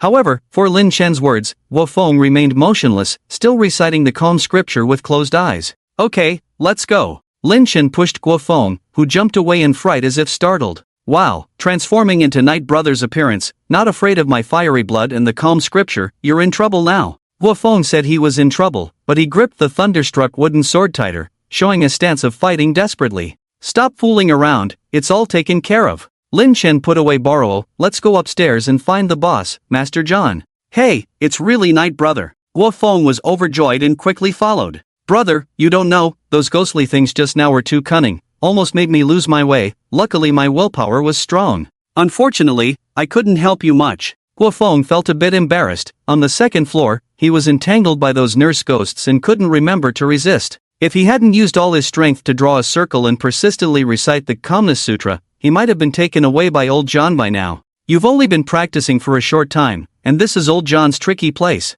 If you can avoid getting hit, you're already impressive. Lin Chen patted Guofeng's shoulder with a smile. On the third floor of the main building of the asylum, Li Gue, the asylum administrator who was following Glenn and the others in circles, furrowed his brows imperceptibly. Who on earth is this? Li Gue couldn't help muttering to himself. What's wrong, old man? Petrov curiously looked at Li Gue. Oh, nothing, just feeling old, legs not working well, can't keep up with you guys. Li Gue quickly responded with a smile. Hey, how did we get here? Li Gue's voice changed suddenly as he pointed ahead. Everyone looked in the direction of his voice and saw a crooked wooden sign with the words Director's Office written on it. This is it. Glenn's eyes lit up. When he first came to the asylum, he sensed a faint presence in this office, but when he came up, there was nothing, just traces of someone having been inside. I've always suspected that the trapped soul from the live broadcast is here. Petrov voiced his speculation. There is a fearful soul in there. Detauzi also shared her guess. Let's go in and take a look. Glenn decided to go in again to find out, and the others all had the same idea. Why the rush? Just as everyone was about to push the door to enter, a clear voice suddenly came from the entrance of the third-floor staircase. Master! Glenn was overjoyed, feeling relieved. The newcomer was none other than Lin Chen. Master? Petrov and Detauzi looked at Glenn in surprise. They all knew what master meant in the language of the Dragon Kingdom, but Detauzi was the most surprised. It's you? Detauzi widened her big watery eyes, looking at the familiar mischievous smile. This man who had puzzled her so much, was actually here. How did you get here so fast? Li Gue's brows furrowed slightly as he half-covered behind the others, his expression involuntarily tense. Master, why are you here? Glenn greeted Lin Chen joyfully. Lin Chen's arrival undoubtedly dispelled all his worries. With this mysterious and powerful master here, everything could be resolved smoothly. Lin Chen and Guofeng's appearance livened up the quiet third-floor corridor. Master, we got separated, not sure about the others' situation now. Glenn hurriedly approached, a bit anxious. It's okay, they won't be in trouble for now. Lin Chen said calmly, scanning the few people behind Glenn. His demeanor was composed with a faint smile, concealing his thoughts. Let's go in and take a look. Lin Chen arrived at the door of the director's office without paying attention to the hungry eyes of Detauzi, which made her feel a bit disappointed again, but she knew it wasn't the time to pick a fight now. Old John, Great John, we're at your door. Why aren't you welcoming us in? Lin Chen stood in front of the office door, politely greeting. Except for Guofeng, everyone present showed puzzled expressions. Old John? Great John? What kind of titles were these, and why did the mysterious visitor in front of them not seem like he was joking? Asterisk creak. Asterisk the office door suddenly opened, and an old voice sounded at the same time. I've warned you, you should leave. Everyone looked towards the office, where a middle-aged man in a British gentleman's suit was standing by the window, observing the crowd. But we are already here. Lin Chen was the first to enter the office, casually strolling over to a single sofa and sitting down leisurely. Glenn and Guofeng followed closely, positioning themselves on either side of Lin Chen like loyal bodyguards. Big Peach, with a disdainful expression and a face full of inexplicable emotions, also followed by the timid staff and administrator Li Gue. Sir, you may be powerful, but here, you cannot call the shots. I advised you to leave, but it seems you have no way out now, lamented Old John in fluent Longwa. Old John, it's you who has no way out. You scoundrel, conducting experiments on our Longwa people, researching your broken immortality technique, causing so many souls to be trapped forever. If I don't take you down today, I would be letting down those poor old men and women you deceived, Guofeng exclaimed angrily. Immortality technique? Glenn and the others heard about this for the first time, their faces showing curiosity. Those familiar with Longwa culture knew that from the emperor to the commoners, there was a peculiar obsession with immortality, which was also the ultimate goal in the cultivation world. Retract your words. You can insult me, but not my scientific achievements, Old John said, surrounded by a mysterious force, glaring angrily at Guofeng. Not perfect? If it's so perfect, why aren't you immortal? Why are you still stuck in this wretched hospital? How come you keep killing and imprisoning souls every year? Guofeng's series of questions left Old John speechless, but with Lin Chen present, Guofeng was not afraid of this foreign devil causing trouble. You, shut up, Old John fumed, his whole body emanating intense energy, causing the room and even the entire building to tremble slightly. My immortality technique is perfect, the most perfect. Perfect, my foot. How perfect are you now, neither human nor ghost? Those old men and women who used to call you Great Immortal John, I think Old Ghost John suits you better. Guofeng's verbal sparring left everyone stunned, with Lin Chen even raising an eyebrow and applauding Guofeng silently. Bastard, if it weren't for someone betraying me at a critical moment, I would have been the first true immortal in modern Longwa history. Shocking. Old John had actually researched a way to achieve immortality. Another shock. Someone had betrayed Old John, causing his downfall. So, the question arose, who was this traitor who had deceived Old John? Lin Chen suddenly remembered from the information provided by Guofeng that Old John had co-founded this hospital with a friend. Old John, who betrayed you? Was it your friend? Is he the one responsible for the killings and soul imprisonments over the years? Lin Chen recalled Old John's message in the corridor on the second floor, realizing that Old John was just a small boss being controlled, and the real mastermind had yet to reveal themselves. No, I can't say his name. Old John suddenly became fearful, as if that name was a curse, the most terrifying thing for him. Lin Chen frowned, wondering about the identity of Old John's friend and why he instilled such fear in Old John.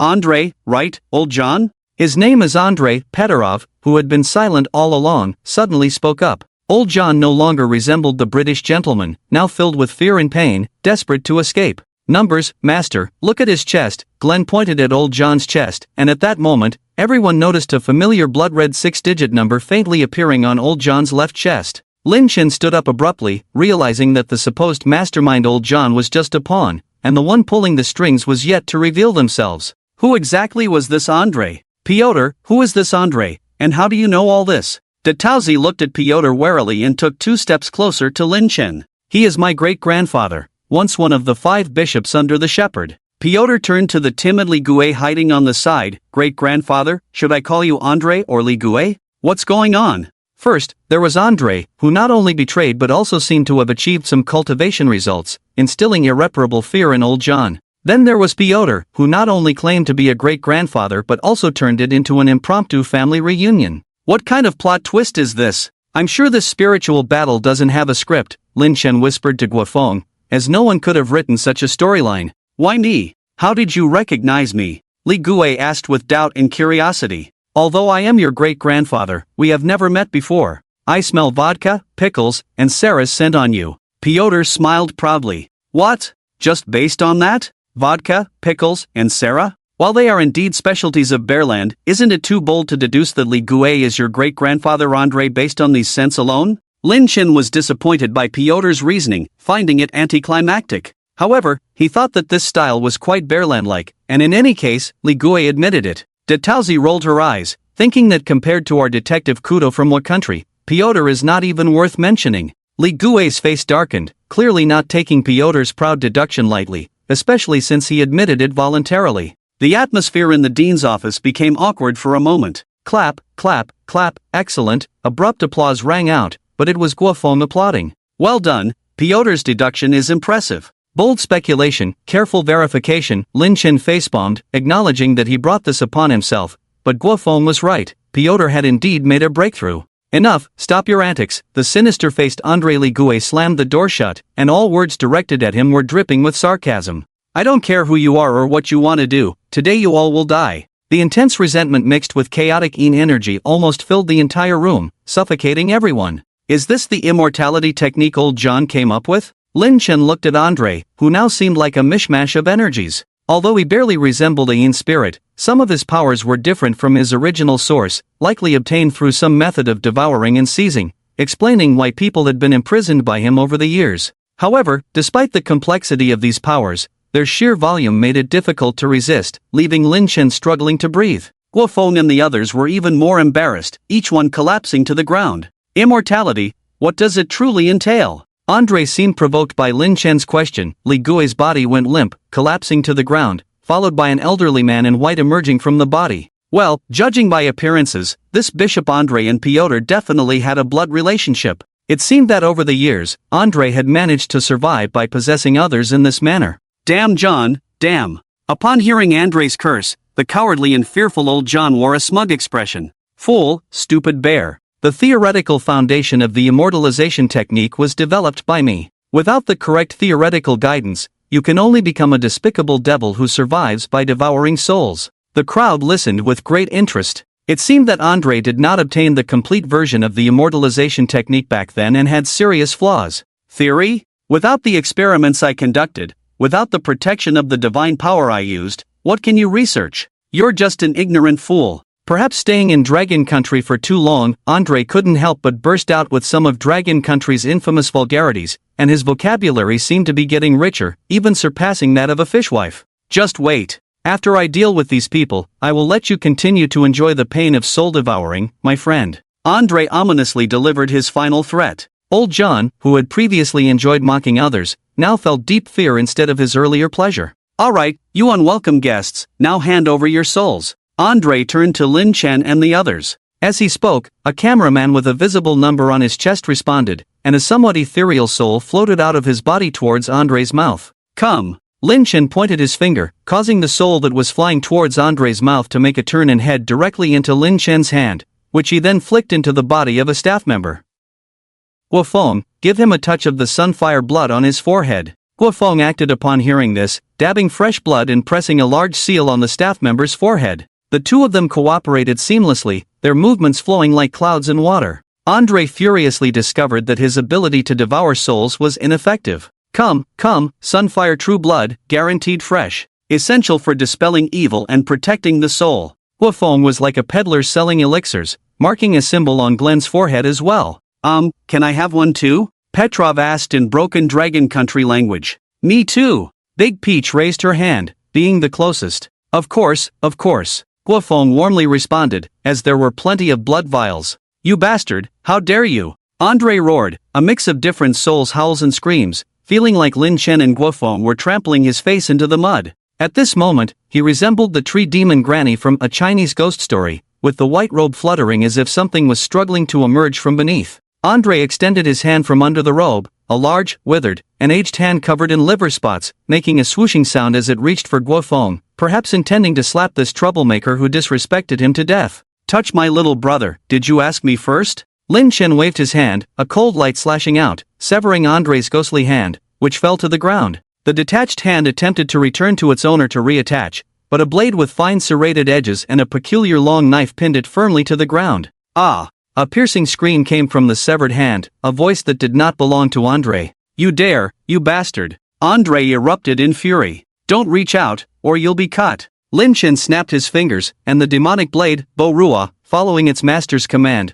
revealed a ghostly head with green face and fangs on its blade, devouring the severed hand pinned to the ground. Alright, Andre, my time is precious. Lin Chen stood up, Bo Rua back in his hand, pointing at Andre. Let's just end your salvation here. Ha! Ha ha! Ha ha ha ha! Andre burst into laughter, as if he had heard the most ridiculous joke. I admit you're powerful, but in my realm of ghosts, you want to kill me? Andre's face was full of mockery. Here, I am the king, I am the ruler. With a wave of his hand, a book with a relief of an angelic figure and a Nordic-style ancient book cover flew into Andre's hand from the office bookshelf. Rustle, rustle. The ancient book turned its pages without wind, the pale yellow pages flipping with a sound similar to Peterov's prayers. Lin Chen immediately recognized it as a magical item similar to the Gangerian Eye of the Undead, but this one belonged to the Holy See. The angel's feather is indeed in your possession. Peterov clenched his fist. Yes, the sacred book angel's feather that protects souls. Without it, my experiments wouldn't have gone so smoothly, Andre said. As he spoke, a human figure appeared in the pages, and upon closer inspection, it was none other than the deceased anchor who had committed suicide. It seemed he was imprisoned here by Andrei to serve as sustenance. You have used the sacred angel's feather for evil deeds. You are a disgrace to our family. Petrov roared in anger. He only knew that he had been personally received by the bishop this time, tasked with finding the lost relic from the Dragon Kingdom years ago, and even mentioned his great-grandfather, but he had never expected such a hidden truth. Disgrace? No, child. When the hope of eternal life is before you, everything else seems pale and powerless. Andrei, now in possession of the angel's feather, changed from a sinister demeanor to one of compassion, appearing like a merciful priest saving souls. Back then, John and I were devoted to spreading the grace of the Lord, saving the ignorant and the foolish, Andrei reminisced. We did our best to spread the grace, gaining a large following. But then I fell seriously ill. I lay in a dim room, smelling nothing but the foul medicine. There was no scent of heaven, and the so-called God was just our empty worship, unable to offer us redemption and hope. Andrei sighed, recalling the scenes of his near-death experience, the fear shrouded in death engulfing him like a tide. No matter how boldly someone claimed not to fear death, Andrei knew that facing death bit by bit was the only way to understand the great fear between life and death. Only after passing through the gates of death did I realize that only I can save myself. Only by finding the path to eternal life can one succeed. The lofty gods above will not grant us such mercy. Only in the ancient scriptures of the Dragon Kingdom can one find the path to eternal life and immortality, that is, to become an immortal. Andrei glanced at the crowd, devoid of compassion. Those who follow the mortal path are unpredictable in life and death. Those who go against it become immortals, living eternally. I will become that immortal, watching you all degrade into worldly ants, scum. Lin Chen felt a surreal sensation as Andrei's words once again challenged his understanding. Imagine an old man from the Bear Country and a former Eastern Orthodox bishop discussing the matter of immortality with you, and his knowledge and determination rivaling that of anyone in the history of the Dragon Kingdom who aspired to immortality, if not stronger.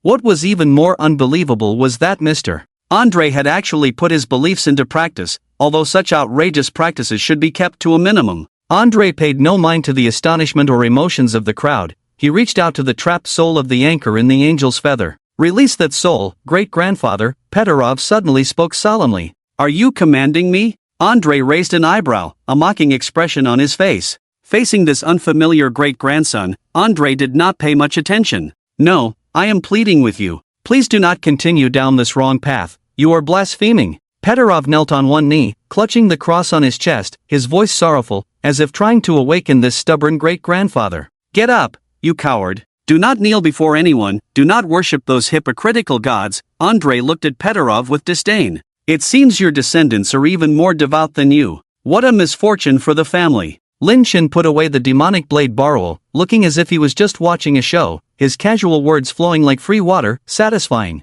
Get up, you coward, get up. Andrei's face was so dark it could drip water, but Petrov ignored Andrei's reprimand, his prayers becoming more solemn and devout. Bastard. Andrei's hand conjured a thorn whip filled with malice, cracking down on Petrov like a venomous snake. Initially, a faint white light on Petrov's body resisted, but it was quickly shattered by the whip. Petrov's back clothes tore apart, blood streaks appearing in a chaotic pattern on his sturdy back, soon drenched in blood. Yet Petrov made no resistance, not even a sound of pain, just praying devoutly, fueling Andrei's anger like adding fuel to the fire, his eyes filled with murderous intent. Then go meet your god of faith and tell him to go die. Since persuasion and the whip were ineffective, Andrei coldly responded, his thorn whip transforming into a spear. May the grace of God be with you, may angels protect you, bless the soul under your wings. Just as the malice spear in Andrei's hand condensed, Petrov suddenly stood up, a dim cross in his hand shimmering with a faint white light. Surprisingly, the angel feathers in Andrei's hand resonated, the open pages flipping once again with a loud rustle, sucking the dark spirit of the anchor back in, the angel feathers snapping shut with a bang. Quick, attack now. The use of the angel feathers is time limited. I forcibly closed it just now. It will take at least 5 minutes to reopen. Petrov, almost exhausted, shouted towards Lin Chen. However, everyone was stunned by Petrov's sudden reminder. Lin Chen, what attack? Why didn't anyone tell me about this? Guafone, brother, give us some hints. Gren, what? Big Peach, the plot is so exciting. Didn't notice anything? Ah ha ha ha. Andrei was slightly stunned for a moment, then burst into laughter. He was angry at Petrov's actions earlier, never expecting this handsome descendant to use a delaying tactic, worrying that these people would take advantage of the situation. But seeing everyone's reactions, Andrei couldn't hide his mocking expression. Petrov, my good descendant. I never thought you would resort to tactics, but your useless teammates are of no help. Ah ha ha ha. Andrei laughed, his beard trembling, pointing at Lin Chen and the others with disdain. Indeed, it takes 5 minutes to prepare for the use of the angel feathers, but Before Andrei could finish his smug words, a dark blue flame shot towards him. You're the pig, your whole family are pigs. Big Peach was the first to break through, a large fox shadow appearing behind him. Fox tail fire, burn you to ashes. Humph, the yin-yang master of Japan, your skills are shallow, far inferior to the essence of the Dragon Kingdom. Andrei paid no attention, letting the blue fox fire entwine him, a shake of his malice extinguishing and shattering the flames, proving the truth of his words on the spot. Among those present, only your wooden sword and your wicked blade behind you can be considered formidable, but that's all they are, just formidable. As for the rest, humph, they're all trash. Andrei looked towards Guofeng and Lin Chen, exuding an air of disdain towards all heroes. Swish! A sudden flash of cold light, the malice protecting Andrei exploded, a crack appearing on his white robe, emitting a faint eerie noise of wailing and howling within the crack. Why are you so talkative? How can a villain like you have so much to say, so many emotions? Have you ever heard of villains dying from talking too much? You sneak attack me, an old man over 100 years old, without any sense of martial ethics. Andrei trembled, pointing at Lin Chen with anger written all over his face. Old man Andrei, stop playing around. If you can't do it, you just can't. Guofeng chuckled and chimed in, my boss hasn't even used half of his strength, and you've already broken through. Why not just put away this broken domain and peacefully await your transformation? Oh, by the way, speaking of transformation, my brother Knight has a great Transcendence Sutra he recites. But with your heavy sins, the difficulty of transformation is high, so it'll cost you extra. Andrei's eyes were almost burning. Alright, so I missed blocking one strike. What's the big deal? No need to get all worked up. Lin Chen waved his hand, holding the knife pointed at Andrei. Come on, I'll give you another chance. I'll strike, you defend. Just one chance. Lin Chen raised a finger, making a serious gesture. Andrei, filled with rage, exuded a crazy aura of sin, as if driven mad. It's no wonder, an old man who had lived nearly 200 years with a bug possessing him, and a self-proclaimed immortal being repeatedly humiliated and provoked by two young people, having his dignity trampled and rubbed on the ground. How could he not be angry? How could he not be furious? Come on, let me. Andrei's words were cut short as a chilling blade of light pierced directly through his shoulder blade. Andrei looked at Lin Chen in disbelief, anger brewing in his eyes. I haven't finished speaking, and you're attacking again? Had enough? Andrei trembled all over. What's wrong, old Andrei? Broke your defense again? I gave you a chance, but you're useless. Lin Huashan Knight, carrying the demonic sword Baro, looked disdainful. Petrov and Big Peach looked at each other, truly impressed by Lin Chen's actions. He had effortlessly struck Andrei twice, breaking through his defense each time. Who is this mysterious figure? Never make an enemy of him, Petrov thought to himself. This man still gives off an unpredictable feeling, it's really strange. Big Peach's eyes showed an unknown emotional fluctuation. Let me speak some fairness, old Andrei. Guofeng, looking like a peacemaker, said, this is your fault. We told you not to waste time, not to ramble on, but you kept blabbering. Can you blame my brother for this? Guofeng then delivered the final blow perfectly. Ah, you've gone too far, gone too far. Andrei roared to the sky, his white robe shattering, revealing a grotesque and eerie figure. His bloated upper body seemed filled with water, stretching his skin into a white latex-like appearance. Beneath the pale skin, bulges appeared intermittently, sometimes revealing shapes of hands, feet, or faces, not just eerie but also nauseating. Is this your path to immortality? Lin Chen looked at Andrei with disgust. What kind of nonsense immortality technique is this? Clearly just devouring other souls to strengthen oneself, and not even doing it properly, resulting in those soul forces being unable to digest, eventually forming into such a disgusting monster. Die, you will all die, all of you will die. Andrei emitted a bizarre roar, a mix of the tormented souls he had devoured, now merged into one, unable to escape, with no chance of salvation. Damn John, damn gods, damn all of you. Andrei grabbed the cowering old John in the corner, his mouth opening in a grotesque manner, swallowing John whole. I'll devour you to achieve perfect immortality, perfect immortality. Andrei was almost frenzied, his body boiling incessantly after devouring old John, the intense malice and wailing of lost souls forming a powerful whirlwind that immobilized everyone. Within the whirlwind, Andrei's breath was violent, and his repulsive body gradually transformed into that of a normal person. Brother Knight, things have gone too far. It seems like this old man's ascension technique has been perfected, Wofong said, struggling to speak. It was evident from their previous states that both Andre and Old John's ascensions were not genuine, each carrying significant flaws, perhaps related to a betrayal that occurred years ago. Old John held the theoretical foundation, while Andre possessed the experimental data. Only by combining the two could true ascension be achieved. By forcibly devouring Old John, Andre had undoubtedly achieved a perfect ascension, at least theoretically.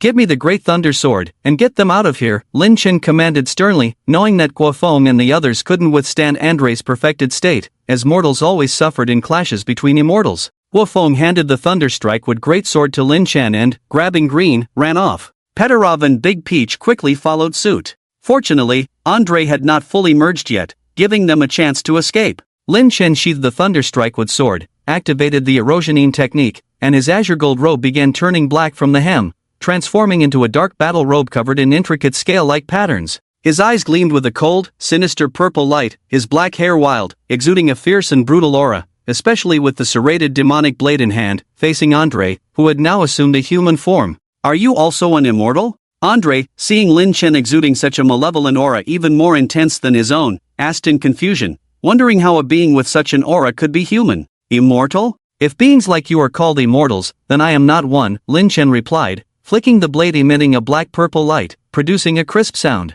It's useless. I'm prepared. It's useless. A barrier suddenly appeared in front of Andre, easily blocking the incoming strike accompanied by the sound of the blade. Then come at me, Lin Chen advanced, shattering the blade lights in front of Andre, revealing a milky white shield resembling an eggshell. It's futile. When I merged with Old John, it was like a warrior in armor wielding a spear. As Andre's words fell, a pitch-black war spear shot out from his body like lightning, catching Lin Chen off guard with no defense in place. Put! A sound was heard as satisfaction filled Andre's face. At such a close range, his surprise attack was impossible to dodge, likely piercing through or even fatal. Kid, you're not the only one who can sneak attack, Andre wanted to laugh, releasing all the frustration and anger from being toyed with just moments ago. However, the sensation from the spear in the next moment left him incredulous. Is this still a human body? Andre subconsciously looked at Lin Chen's chest, where the spear should have pierced through, but aside from some torn and disheveled clothing, there was no trace of flesh or blood damage. Having lived for nearly 200 years, Andre had never encountered such a resilient body. Perhaps only the leader of the boxers they encountered when they entered the Dragon Kingdom with the army, who used mysterious spells to protect himself, making him impervious to musket fire, could compare to this level of resilience. A perfect physical body. This is what a perfect physical body looks like. Andre's gaze towards Lin Chen began to intensify, followed by a powerful surge of energy bursting forth. Andre's elderly body started to inflate like it was being filled with air, his withered muscles swelling and toughening as if being infused with water, and his aged face rejuvenating at that moment. We can't hold on much longer in this state before truly perishing. Andre, you madman. At the base of Andre's neck, a mass of flesh struggled and transformed into a fist-sized face, unmistakably resembling Old John. No, we still have a chance. Seize him, devour him, use his flesh and soul as fuel, only then can we truly merge into perfect immortals. Andre was already frenzied, and Lin Chen could understand their fear of death and their urgent desire for eternal life, but their understanding of immortality, what exactly it was, and what state it entailed, left Lin Chen puzzled. By now, Andre had completed his final transformation, his Yin spirit reluctantly forming into a whole, its power reaching the level of possession, no weaker than Lin Chen. His physical body was condensed with the purest evil energy, constituting a purine body, more like a puppet's frame. The fusion of spirit and flesh, the unity of chaos and primordial, this is immortality. Were Andre and Old John walking this path? Old John's physical body, Andre's in spirit, perhaps they were meant to be one entity in the past, but due to their falling out, they each took their own path? The more Lin Chen thought about it, the more he felt this possibility. In Taoist cultivation, Yin and Yang spirits ultimately aim to transform Yin into Yang, achieving a pure Yang spirit and physical body. Obviously, Andre and Old John couldn't reach that level, so they took a different path, gathering and refining evil energy to form a pure Yin essence, merging the Yin spirit with the pure Yin body to achieve their so-called immortality. Don't lose focus. Lin Chen's vision blurred, and Andre appeared in front of him in a flash, his fist like cold iron, striking Lin Chen's abdomen. Cough. Lin Chen's body bent like a shrimp, now a dragon, his body reaching the 8th level of mortal flesh, almost complete, nearly spitting out from the impact of Andre's punch. Startling. Lin Chen's eyes flashed like lightning, the powerful Yin spirit's force hitting Andre like a heavy hammer, and Lin Chen seized the opportunity to wield his blade against him. However, Andre only briefly hesitated before coming to his senses, sneering as he raised his fists to meet Lin Chen, then kicking him back to where he started. What a waste! Andre looked down on Lin Chen's clumsy martial skills, having a powerful body but unable to unleash its strength. Andre was right, this was Lin Chen's first real battle in human form. Although the Bo-Rua demon blade was strong, Lin Chen lacked swordsmanship, and while the dragon's physical body was robust, Lin Chen lacked martial arts skills, making the situation quite awkward. The tranquil scripture provided him with pure Taoist true essence, and the cultivation of the Yin spirit drove the advancement of his realm. The Yin spirit's power was equivalent, but the startling effect was minimal. The opponent's body was condensed with evil energy, and the basic poison was even more useless. It was at this moment that Lin Chen realized his martial arts skills were not just a weak point but merely at a basic level. Previously, he had relied solely on the speed and resilience of the dragon's physical body. System, do you have any martial skills? I'm about to be beaten to death. Lin Chen pleaded for help. The Yin devouring technique does not have martial skills, but there is a solution. Please comprehend it yourself. The system responded dryly. What? The Yin devouring technique has this function? How come I didn't know?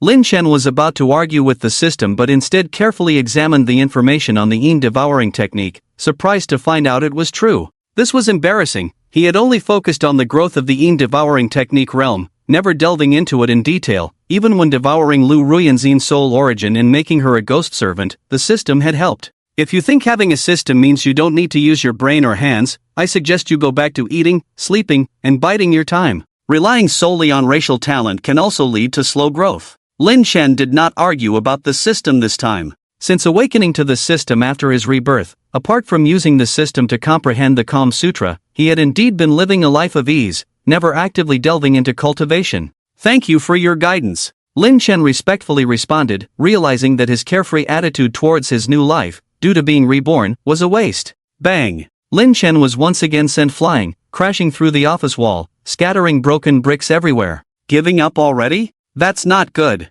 Andre stretched his neck, making cracking sounds, his face filled with regained pride and confidence. I just found the pleasure of using Slavic martial arts to slaughter enemies when I was young. How is that even comparable? Lin Chen got up, wiping the blood from the corner of his mouth. He had just discovered the illusion demon eye technique from the erosion in cultivation method, which allowed him to see through and learn any martial arts he witnessed. However, there was a flaw in the system. Once activated, it would consume karmic debt. Damn it, just when I thought the system was getting serious, it turns out to be playing this. Despite his complaints, Lin Chen sheathed his sword and activated the illusion demon eye technique. Wow, this is good stuff. Seems like I misjudged the system. With the illusion demon eye technique activated, seeing Andre's Slavic martial arts again, Lin Chen was no longer passively taking hits but learning, imitating, and analyzing his moves during the fight, instinctively starting to counter with the same martial arts. Are you learning my martial arts? Andre was surprised by Lin Chen's counterattack, using his familiar Slavic martial arts.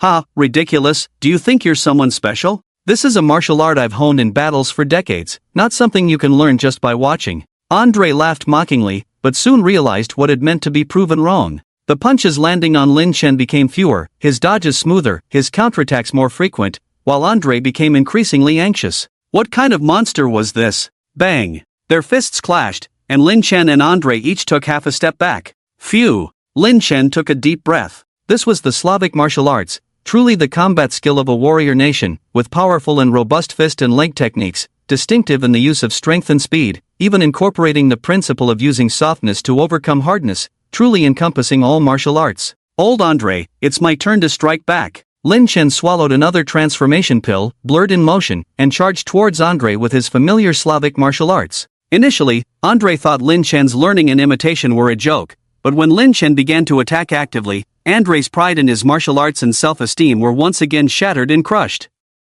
Why is it that my martial arts honed for decades are no match for your 10 minutes of learning and imitation? Why? Andre raged, unleashing his frustration with more explosive punches. Because I have a system, Lin Chen thought, educated by the system, burning karmic debt to learn from you, I'm also very distressed, you know? Of course, mere imitation couldn't beat Andre, but Lin Chen, with the illusion demon eye technique activated, had already reached a higher level of studying Slavic martial arts. Impatient, too impatient, you've used too much force. Do you know the saying, the overeager dragon will have cause to regret? Lin Chen slightly leaned to the side, deflecting Andrei's powerful punch with ease. The ancient dragon kingdom excels in using softness to overcome strength. Your Slavic martial arts focus more on efficient killing, swift but lacking in flexibility. Shut up, damn it, shut up, Andrei growled lowly, his side whip-like leg striking like a gust of wind. Lin Chen blocked to the side with his palm, dodged low, then countered by ramming Andrei with his shoulder, swiftly grabbing and pulling him back with his free hand.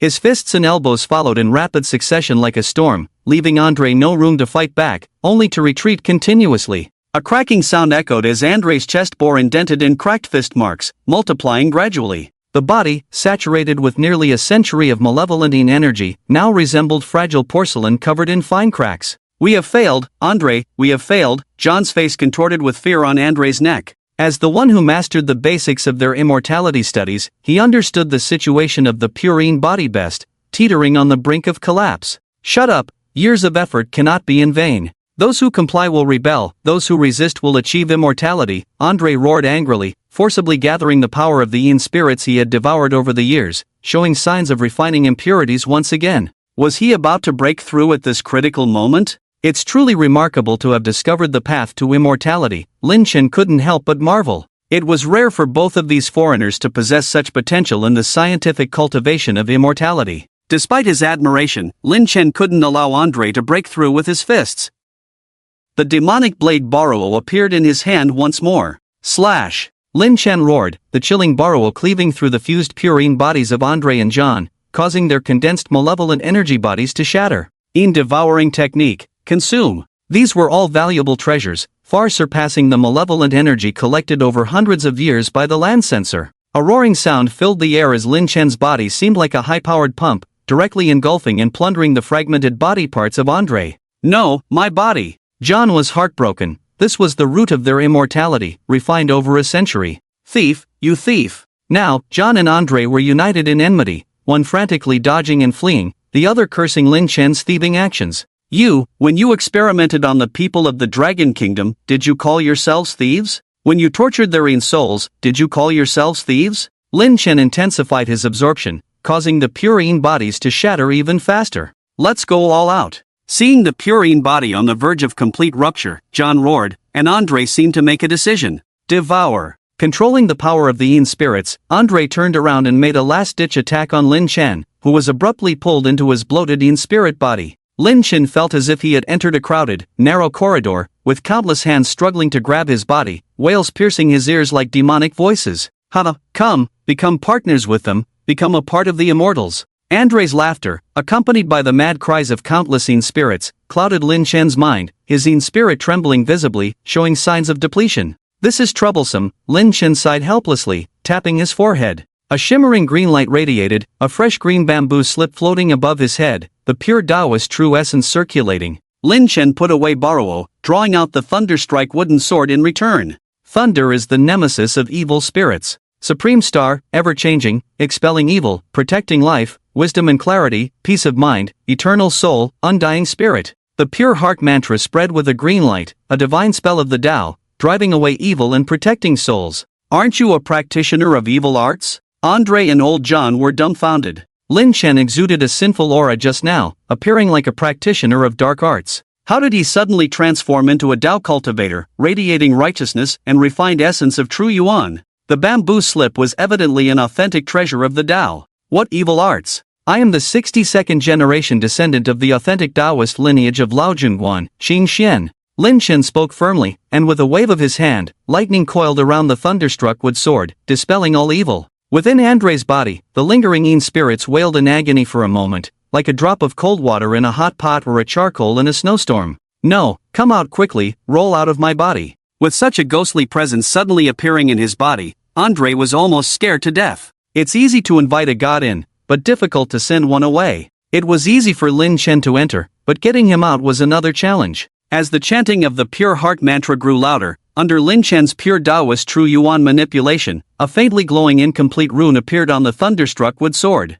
The system promptly identified it, incomplete primordial spirit rune. The primordial spirit rune is a natural force of heaven and earth that manifests in a certain appropriate moment. It can be the carrier of all things, representing the most original and genuine power of heaven and earth, irreplicable. Wow, the system gave such a high evaluation. Lin Chen realized once again that he had found a treasure and was reluctant to return it to Guofeng. With the appearance of the incomplete primordial thunder spirit rune, thunder rumbled in the sky outside, gradually approaching like a majestic chariot rolling from the void. The sudden scene attracted the attention of the people in the asylum who had been waiting anxiously. They had lost contact with the main building for nearly 2 hours due to the eerie white mist, making it impossible for anyone to enter or transmit signals. The production team was on the verge of tears. It's thundering, time to go home and collect the laundry. A shout suddenly came from the mist in the main building, followed by several familiar figures breaking through the mist, appearing like divine reinforcements in the astonished eyes of the production team.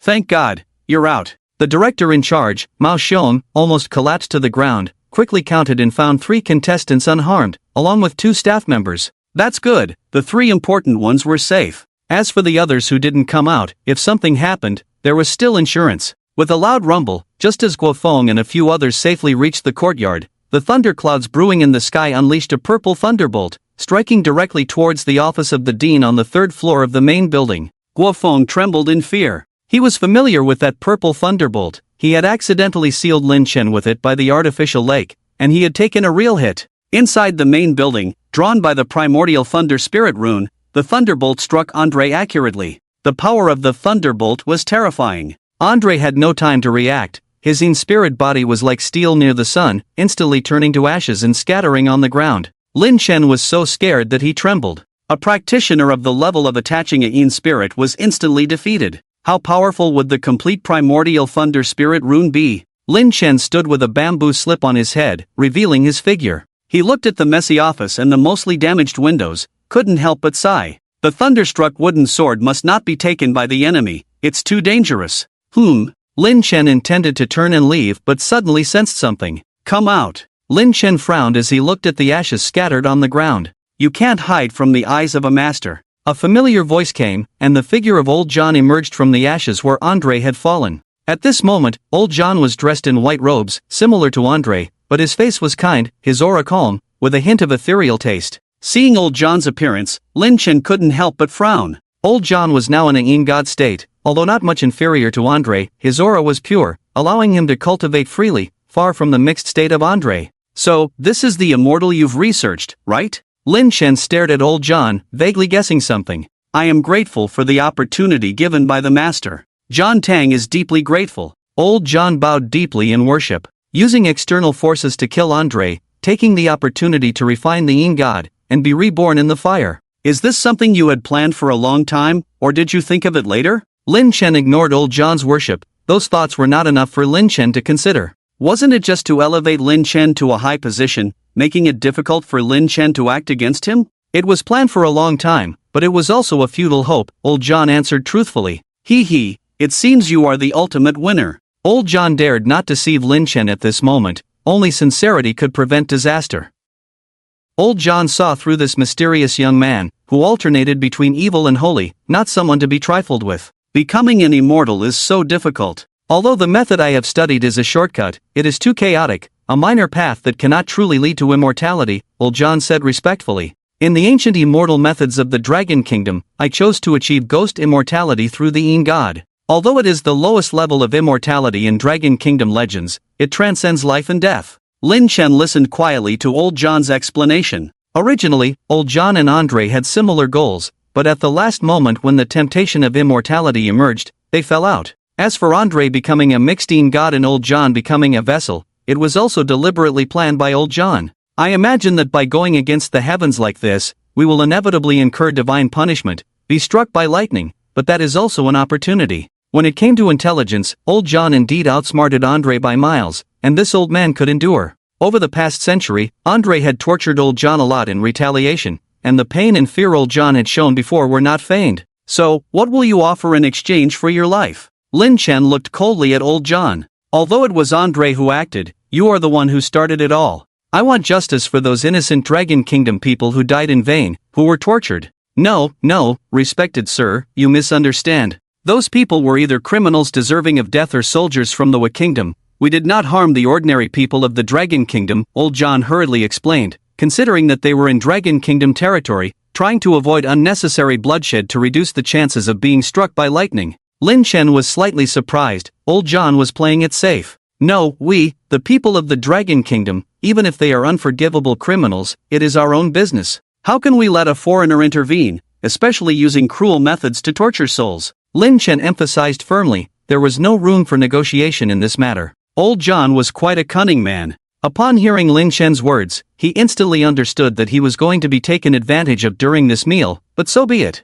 This is the Feather of Angels, capable of protecting the soul, one of the most precious treasures of the Eastern Orthodox Church. Once you bring it out, they will undoubtedly do whatever it takes to get it back. Old John brought out the ancient book, depicting vivid angels on its cover. Oh, Old John, what wicked thoughts are you harboring? Are you trying to make me provoke the Eastern Orthodox Church by carrying this thing? Lin Chen sneered, leaving Old John puzzled. What did he mean? Wasn't he supposed to sell it to the Eastern Orthodox Church? By choosing this location this time, there must be someone from the directorial team who is part of the Eastern Orthodox Church, and their purpose must be this. If I get it, are you sure they will come to redeem it? Won't they just snatch it? Won't they harm me? Lin Chen sneered, you are truly ambitious, this is confiscated. Old John stared in disbelief as Lin Chen put away the Feather of Angels, showing no hint of remorse or any other expression on his face. What's up? Old John felt as if 1,000 grass mud horses were galloping wildly in his mind. Show your sincerity, or else there will be no mercy under the blade.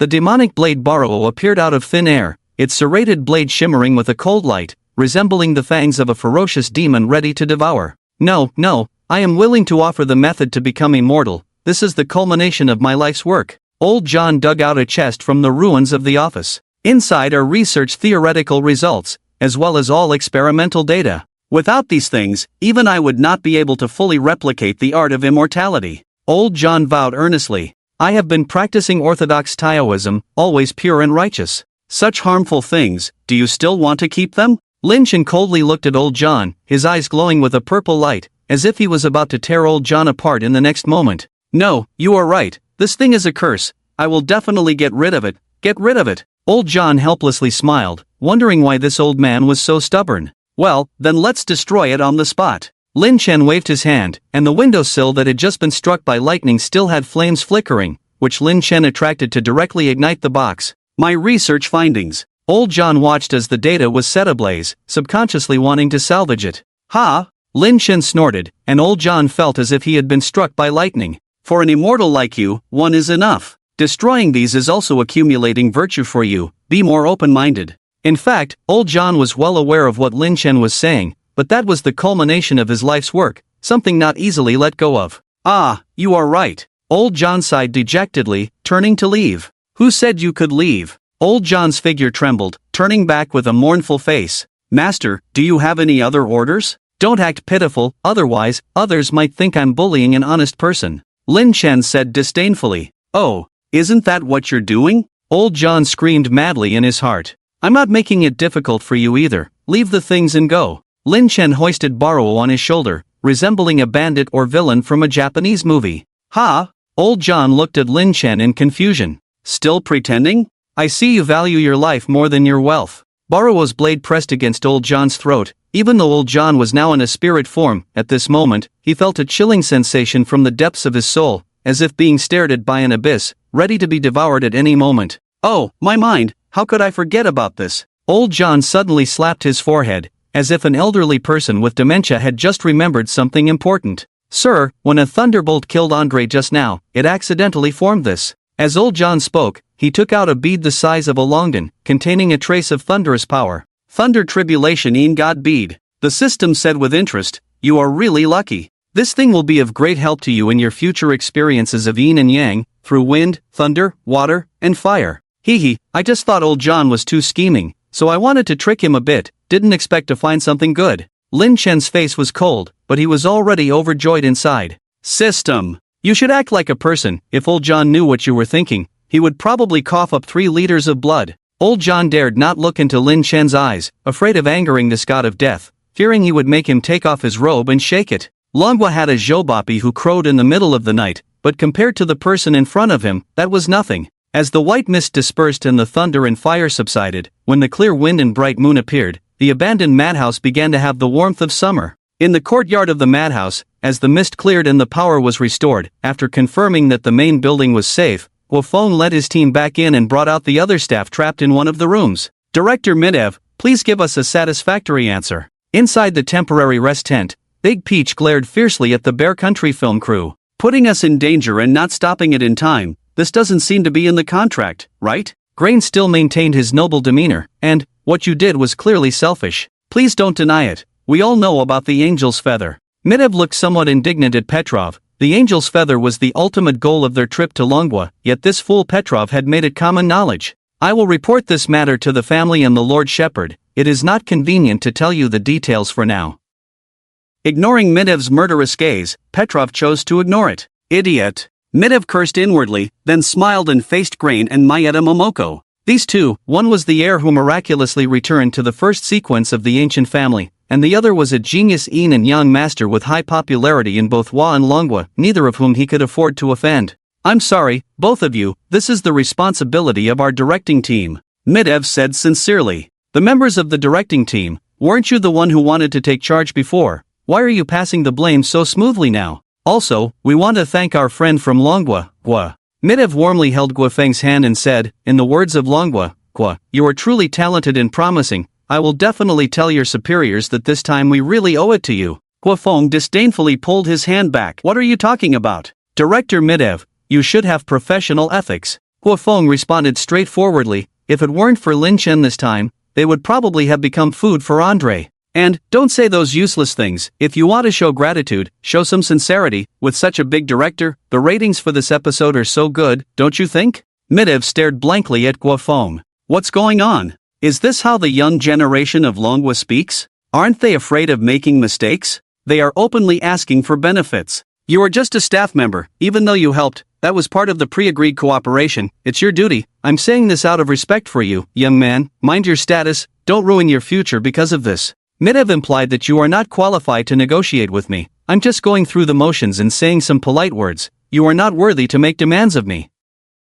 Damn it, you old Russian, are you threatening me? Guofeng wanted to step forward to argue, but was stopped by Grain. Junior Master, please don't get angry. What? Junior Master? Seeing Grain respectfully address Guofeng like that, Midev was stunned. Big Peach raised an eyebrow. That mysterious smelly man was Grain's master, so was he Guofeng's senior brother? But why was there such a big difference? Petrov shook his head helplessly. Who was the fool here? He had just searched for it, but the angel's feather was nowhere to be found. Either it was destroyed in that terrifying lightning strike, or someone took it. Initially, Petrov wanted to contact Guofeng privately to see if there was a chance to retrieve the angel's feather with the help of that mysterious strong individual.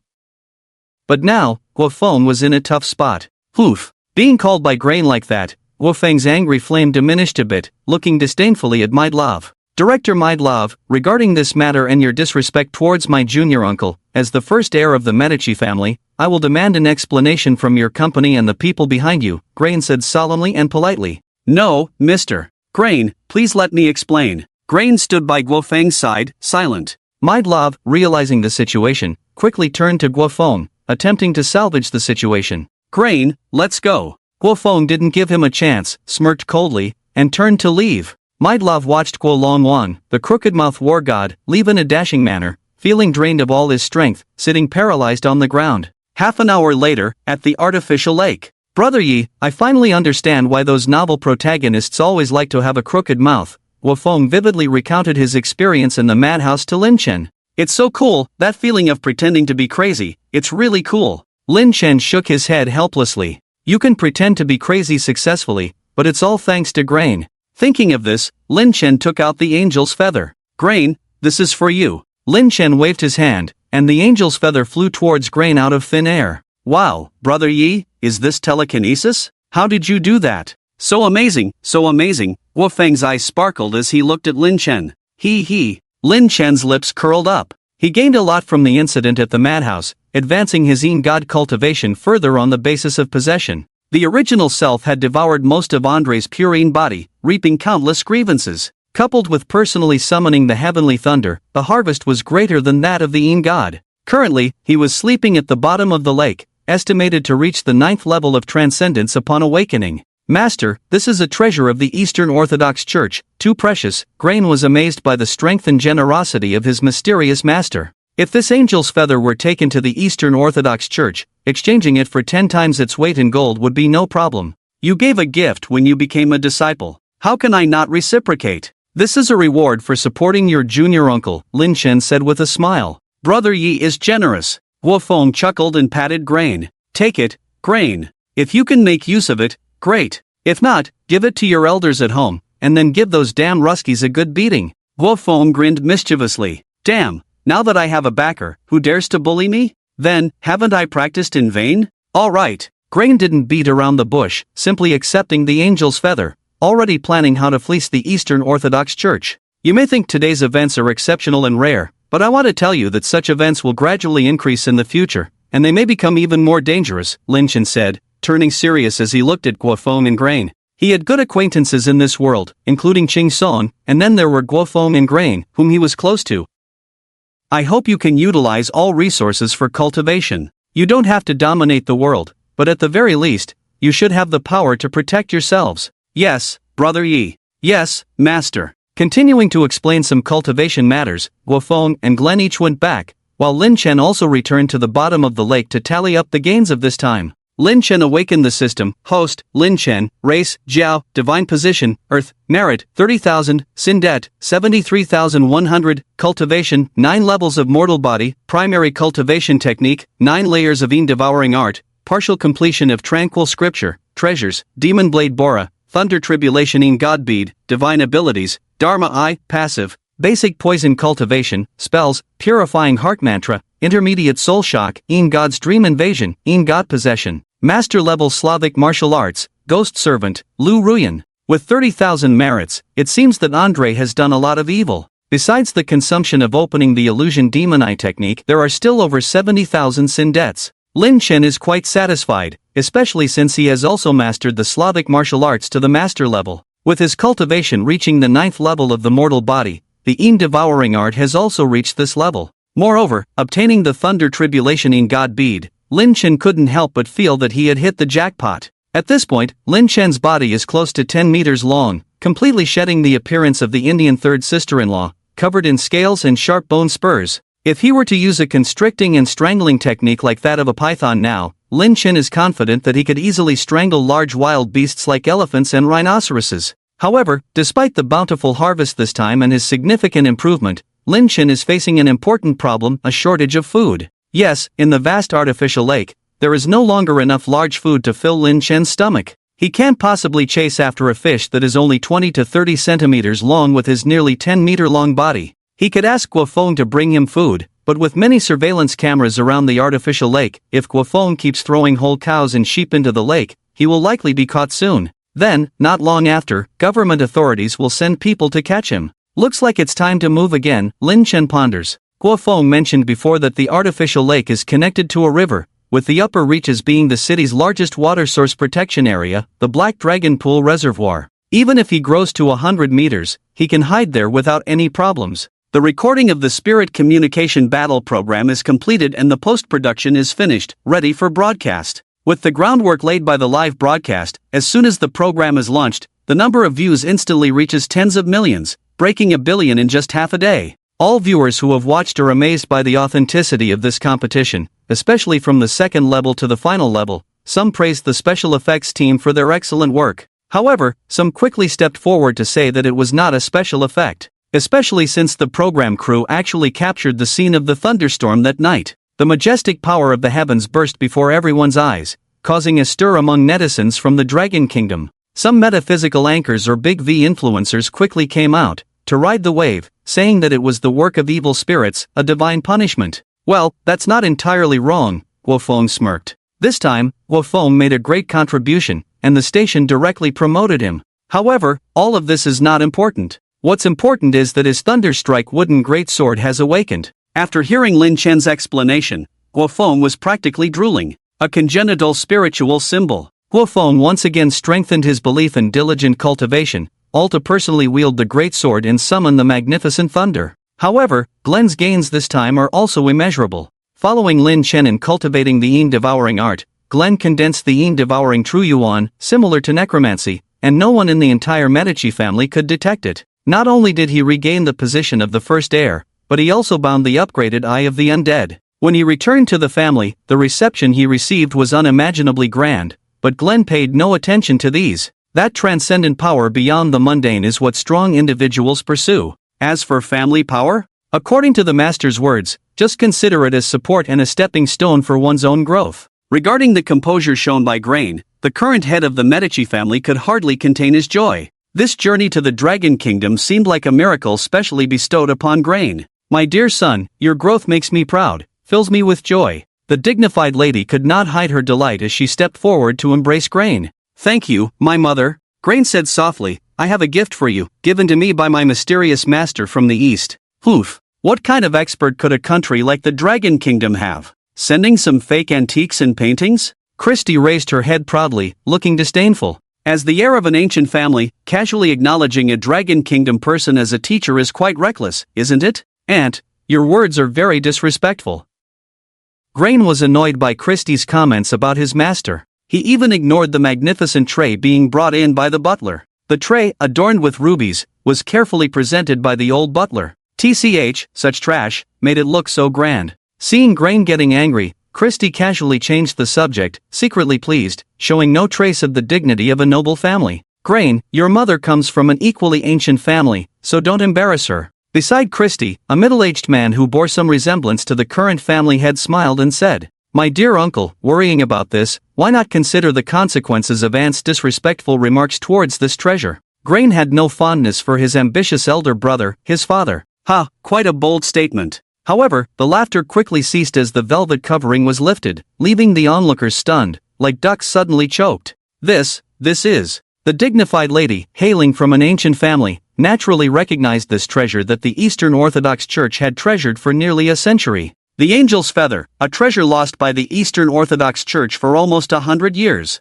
The head of the Medici family, despite managing this ancient family for many years with a deep composure, was now also astonished. "Yes, it was obtained by my master and given to me. TCH, it must be fake." Christie was still skeptical. "My young nephew, you may have been deceived. That man from the Dragon Kingdom must have tricked you. Even if it's real, he probably obtained it by chance, wanting to gain favor with our Medici family," Grain's uncle said with a smile. "Indeed, how could a person from the Dragon Kingdom get the angel's feather? Tell us, how did he get it?" "Forgive my bluntness," Grain smiled at his uncle and aunt. "The process behind this, with your status, is confidential." "What do you mean?" Grain whispered a few words in his father's ear and then turned to his angry uncle and aunt to explain. "Nothing, just the literal meaning, you are not worthy to know." The Medicis were an ancient family that placed great importance on refinement. However, Grain's words left everyone stunned. "Nonsense, Grain, you are too rude. I will appeal to the Elder Council to suspend your proposal as the first heir,"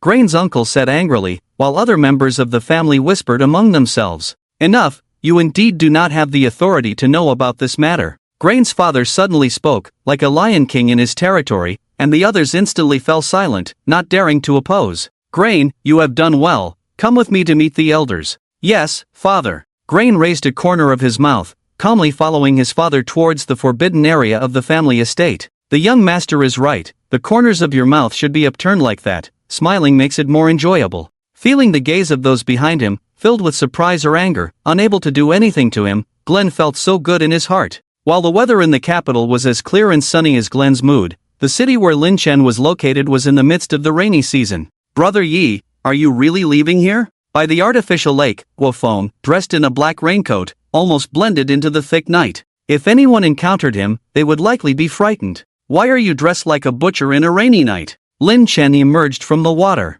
Tonight, he was planning to visit the Black Dragon Pool Reservoir. The reason for choosing tonight was that Guofeng had learned that there would be a heavy rainstorm. At this time, the water in the river was abundant, and with such terrible weather, not only would there be no people around, but some monitoring devices would also fail to function properly. It was definitely the best opportunity for Lin Chen to go against the current to the reservoir. Starting from 8 o'clock in the evening, the heavy rain arrived as expected. By almost 11 o'clock, the water level in the artificial lake had noticeably risen. "The rain is too heavy, and there's wind. Umbrellas are useless, we can only wear raincoats." Guofeng was also helpless. He had just received a warning about severe convective weather during the day, and now this heavy rainstorm had arrived right on time. With such heavy rain, vehicles on the road were moving at a snail's pace. Unless there was a special situation, no one wanted to go out. There are shelters in the park. You go there to avoid the rain. I already know the route. You don't need to follow me. It's too dangerous. Lin Chen's sturdy figure undulated in the rolling lake water. For ordinary beings, such a stormy night was torture, a nightmare, but for the dragon descendants, it was paradise. In mythology, the dragon descendants were naturally favored by water. It was said that to transform into a dragon, they had to walk the path of the dragon, advancing all the way from the original waterway to finally enter the sea. Walking the path of the dragon was not a simple process. At this time, the dragon descendants would choose rainy days to cross over shallow or obstructed areas in the rivers using the water's momentum. However, although the dragon descendants were naturally close to water and had the ability to control raging currents, when the floods were too severe and beyond their control, it would lead to flooding disasters, harming the innocent. Even if the journey as a dragon was successful, there would still be calamities when transforming into a dragon upon entering the sea. To prevent flooding disasters caused by walking the path of the dragon, the ancient people of the Dragon Kingdom would hang swords under some bridges, known as dragon-slaying swords, to deter the dragon descendants. From the artificial lake, following the reverse flow of the Golden Dragon River, although Lin Chen passed by some bridges, he did not see any dragon-slaying swords. He had seen the water-controlling centipede-like mythical beasts, but they were just ordinary stones, far from the magical beings as described in legends. As Lin Chen swam against the river's flow, the water surged, and the current became swift. Under the influence of the heavy rainstorm, the once gentle river water became violent and fierce. However, none of these were challenges for Lin Chen. In fact, in this turbulent water, Lin Chen faintly felt a mysterious connection between himself and the water. Controlling the water like a dragon, unrestrained and wild, Lin Chen swam more freely, feeling like a fish in water, with the sensation of a dragon returning to the sea. Moo! A faint low roar mixed with the sound of a bull's bellow, piercing and powerful. Drip, drip, drip. The river flowed swiftly, the rain poured down heavily, and as Lin Chen was swimming against the current, he suddenly heard faint urgent car honks, which then stopped. We shouldn't be out in this ghostly weather. Lin Chen swam over, sensing that there was likely danger ahead. Moments later, Lin Chen saw a car stuck in the middle of the river, with the swift water submerging most of the vehicle and the front windshield shattered. It was probably due to the rainy day that the driver couldn't see the road clearly, veered off the road, and plunged into the river, luckily getting stuck on something like a rock in the middle of the river.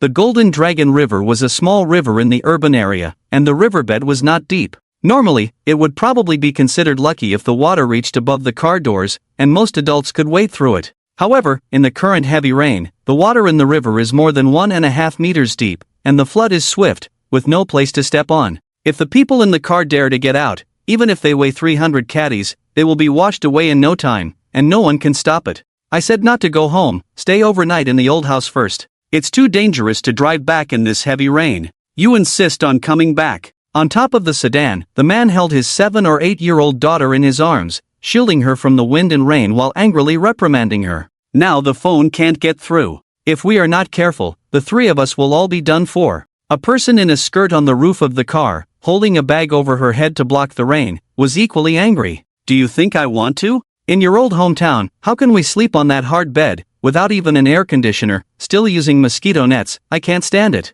The woman raged. Is safety important or air conditioning important? Is a hard bed important or life important? We are almost done for, and you still care about air conditioning. Call your parents and ask them to send you an air conditioner. The man had no time to deal with the woman, comforting his daughter in his arms while estimating the distance to the shore. The water flow was too strong. This was not a solution. Once something holding the car came loose, the small sedan could not withstand such a flood, and they would all be finished. It's your lack of backbone. If we had bought a big off-road vehicle, maybe we could have made it. The woman complained to her husband, complained about the heavy rain, and complained that the broken phone was not waterproof. We are only 3 meters away from the river embankment. Let's both get up and together throw Mingming out. The man quickly made a decision. Although it may hurt Mingming, it's better than waiting to die. Mingming, don't be afraid, you must endure, understand? The man comforted his daughter in his arms. Then what about me? Can't you carry the 2 of us into the water?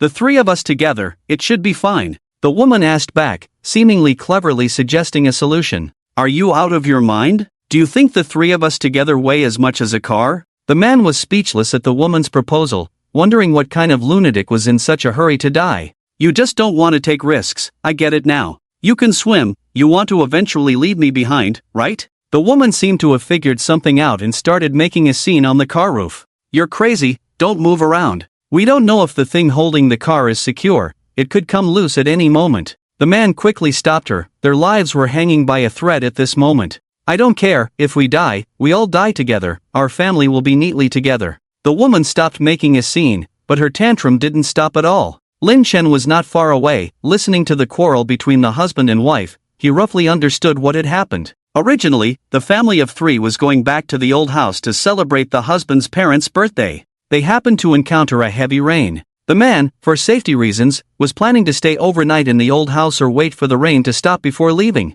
But the woman was unwilling and insisted on leaving immediately, driving away regardless. Unfortunately, due to inadequate driving skills, on such a rainy day, with one misstep, they veered off the road, screaming all the way into the water.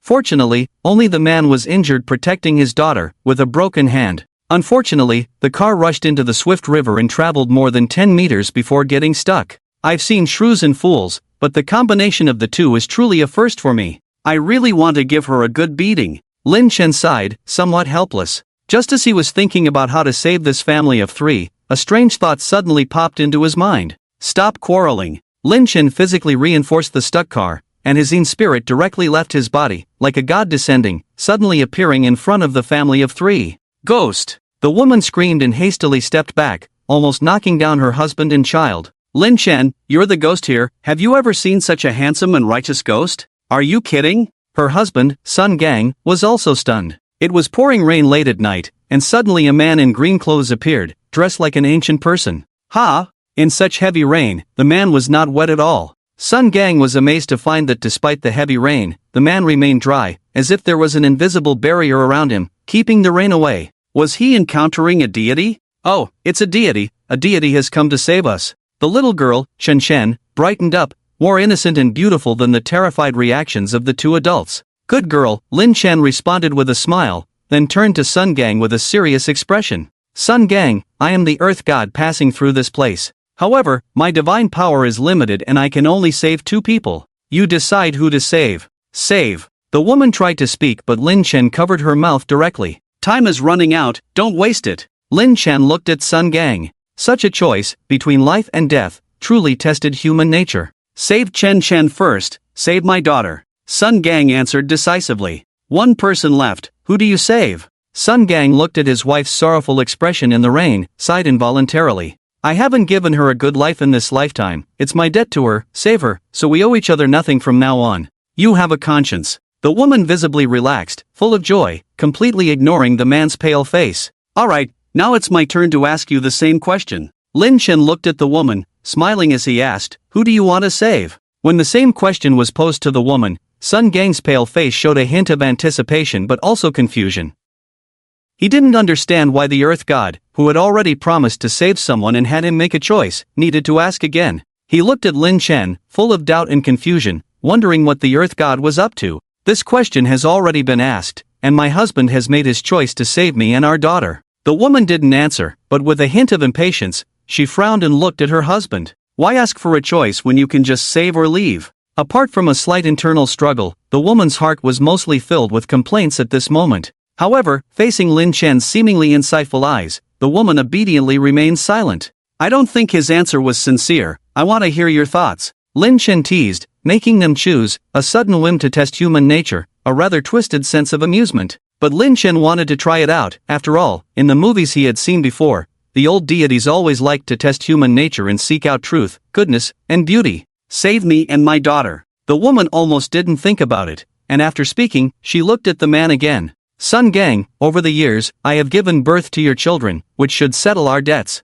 It's you who owe me, not the other way around. Let's settle our debts and move on, don't hold it against me. The woman explained seriously, clearing all her feelings of guilt at this moment. Perhaps she didn't have much guilt to begin with, all of this was what her husband should have done. The streetlight on the bridge nearby reflected the man's pale face, showing a hint of helplessness and a sense of relief. I don't hold it against you, settling our debts is fine. The man smiled wryly, thinking about how over the years he had endured hardships, worked hard, always wanting to give his wife and daughter the best life. Now it seemed that perhaps his efforts were not enough. Take care of Chen Chen, don't let her suffer. Otherwise, even if I become a ghost, I will come back to find you. Do you hear me, Wang Lin? Sun Gang said blankly, without any further explanation. The woman nodded without giving a direct response, unsure of her own thoughts. Oh, I suddenly feel like I should give you another chance. Lin Chen slapped his forehead. I just ascended not long ago, my mind is a bit confused. How about this, you choose again, and this time it will be final.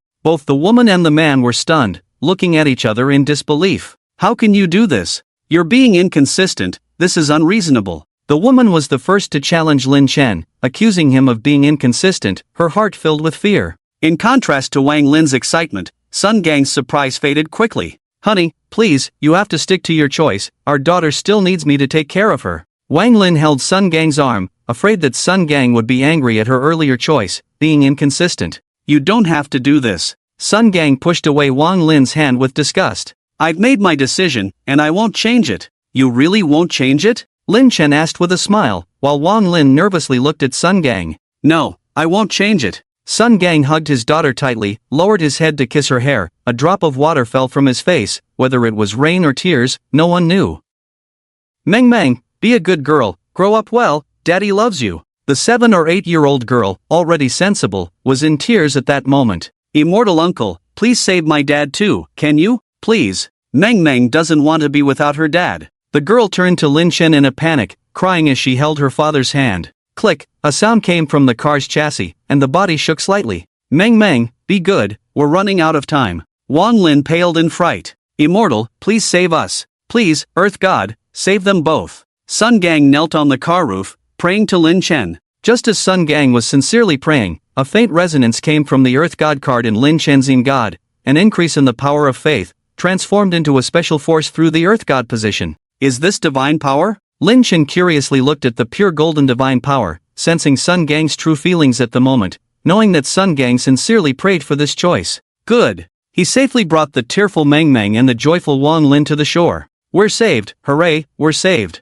Wang Lin was ecstatic, then suddenly turned to Sun Gang. Honey, quickly tell me the password for your salary card and any secret money, I need to keep them for Meng Meng's education in the future. Sun Gang was delighted by his wife and daughter's rescue, but his face paled at her words. Lin Chen, on the other hand, was amused. Was she in such a hurry? He then looked at Sun Gang. Regretting it? No regrets. Despite the car already starting to shake and the water flowing more rapidly. Despite Wang Lin anxiously urging him to reveal his bank card password. Very well. Lin Chen nodded with a smile, and to Sun Gang's surprise, who was preparing to fight for his life at any moment, he found himself miraculously drifting to the shore. Daddy! Meng Meng cheered and threw herself into Sun Gang's arms like a little swallow. Sun Gang wiped the water off his face and bent down to shield his daughter from the rain. Aren't you only able to save 2 people? Wang Lin looked at Lin Chen in astonishment. She had just been thinking about how to handle things for Sun Gang, then how to get insurance compensation, how to live in the future, and whether to find someone else, and now Lin Chen had saved Sun Gang. What's wrong? Don't you want to? Lin Chen chuckled and asked. No, that's not what I meant. Wang Lin tried to explain, but Lin Chen raised his hand to stop her. Human nature cannot withstand tests, but occasionally indulging in it is quite interesting. At least that's how Lin Chen thought at the moment. So be it. Lin Chen's figure dissipated as if he had never appeared. Thank you, immortal uncle, thank you. The little girl, Chen, struggled out of her father's arms and kowtowed towards the direction where Lin Chen had disappeared. Sun Gang also realized what was happening and knelt down to pay his respects. Thank you, land god. Thank you, land god. Only Wang Lin stood still, her face showing a mix of emotions, sometimes furrowing her brows, sometimes feeling ashamed, but ultimately turning into anger. Isn't this a mockery of our trust? Can immortals play tricks on us like this? Wang Lin protested angrily. Shut up, Sun Gang said sternly, pulling his daughter up and glaring at Wang Lin. What did you say? You dare to be rude to me, don't want to live anymore? Wang Lin was about to explode, hands on her hips. Go home and rest, we'll divorce tomorrow. Sun Gang picked up his daughter, checked the direction briefly, and then silently headed towards home. Just now, as the land god was leaving, Sun Gang distinctly heard a voice in his ear, if it doesn't work out, just get a divorce. After saving the family of 3, Lin Chen plunged into the water again, swimming against the current. The river became deeper and wider after leaving the urban area, with the water flowing more rapidly and turbulently. Still too small, Lin Chen sighed, realizing that despite considering himself a descendant of the dragon, he still felt insignificant facing the rushing currents. In fact, if it weren't for Lin Chen depleting the food in the artificial lake and the numerous heavenly eyes around, he wouldn't have intended to leave. After all, that was the urban area, and whenever he felt peckish, he could swallow a transformation pill and go ashore to enjoy the pleasures of being human. Almost there, Lin Chen could feel the water current becoming more turbulent, with the sound of cascading waterfalls in the distance,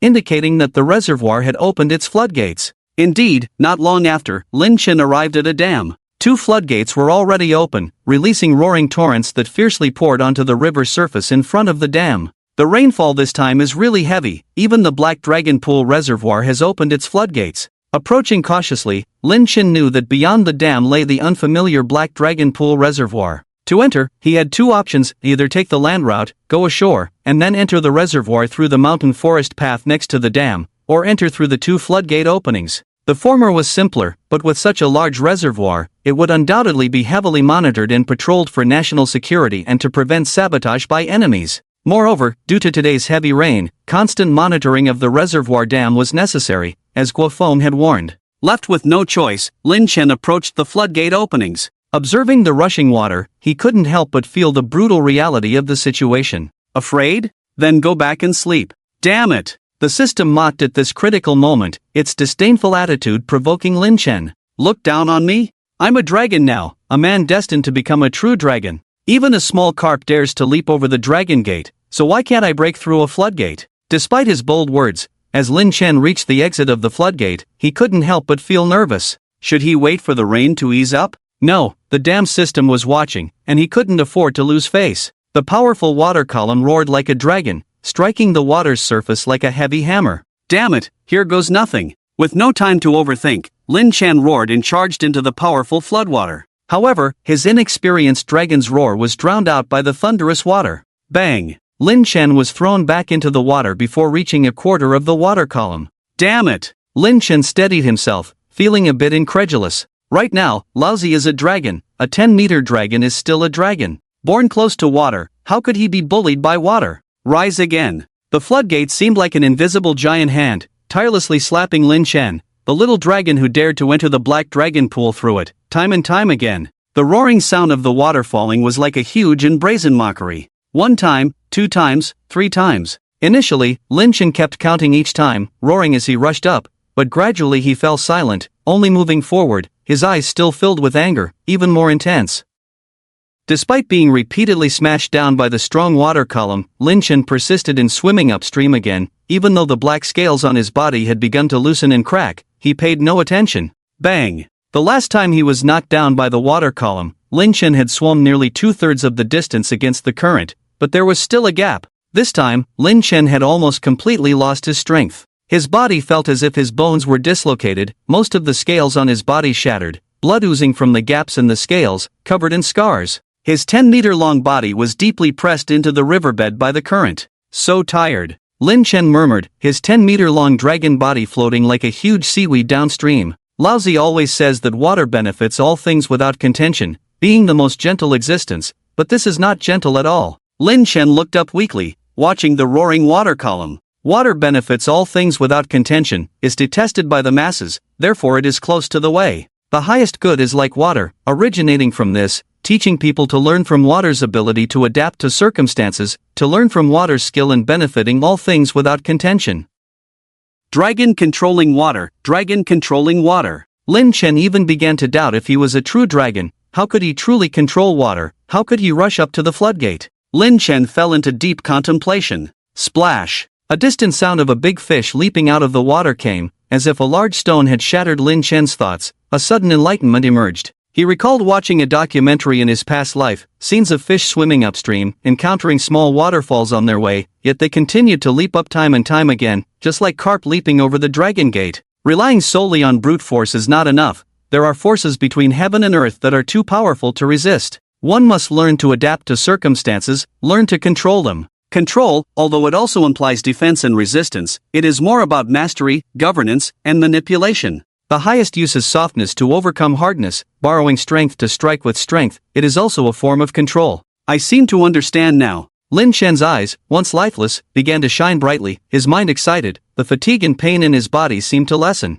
I understand now. Lin Chen laughed heartily. The dragon's body roared joyfully. Lousy is here. With a dragon's roar, the dark clouds in the sky seemed to disperse slightly. The torrential rain hinted at stopping. Once the rain stopped and the water level no longer rose, the floodgate might close. Time was running out. Lin Chen gathered his strength once again, the pure Taoist true essence repeatedly washing away the scars on his body, the power of the ninefold yin erosion technique simultaneously strengthening. Although covered in wounds, at this moment Lin Chen felt a surge of unprecedented power. Rise! Lin Chen growled lowly, charging up against the water column, but this time Lin Chen was not recklessly forcing his way up. When the dragon's body reached about halfway up the floodwater column, the power within his body still remained. Splash! Lin Chen did not recklessly continue to charge against the water, but instead leaped out from within the water column, his slender dragon body breaking through the water's surface, using the momentum to leap. A dragon controls water. How could water control a dragon? In the moment of leaping out of the water, Lin Chen felt a sudden enlightenment. Waves of joy surged through his heart,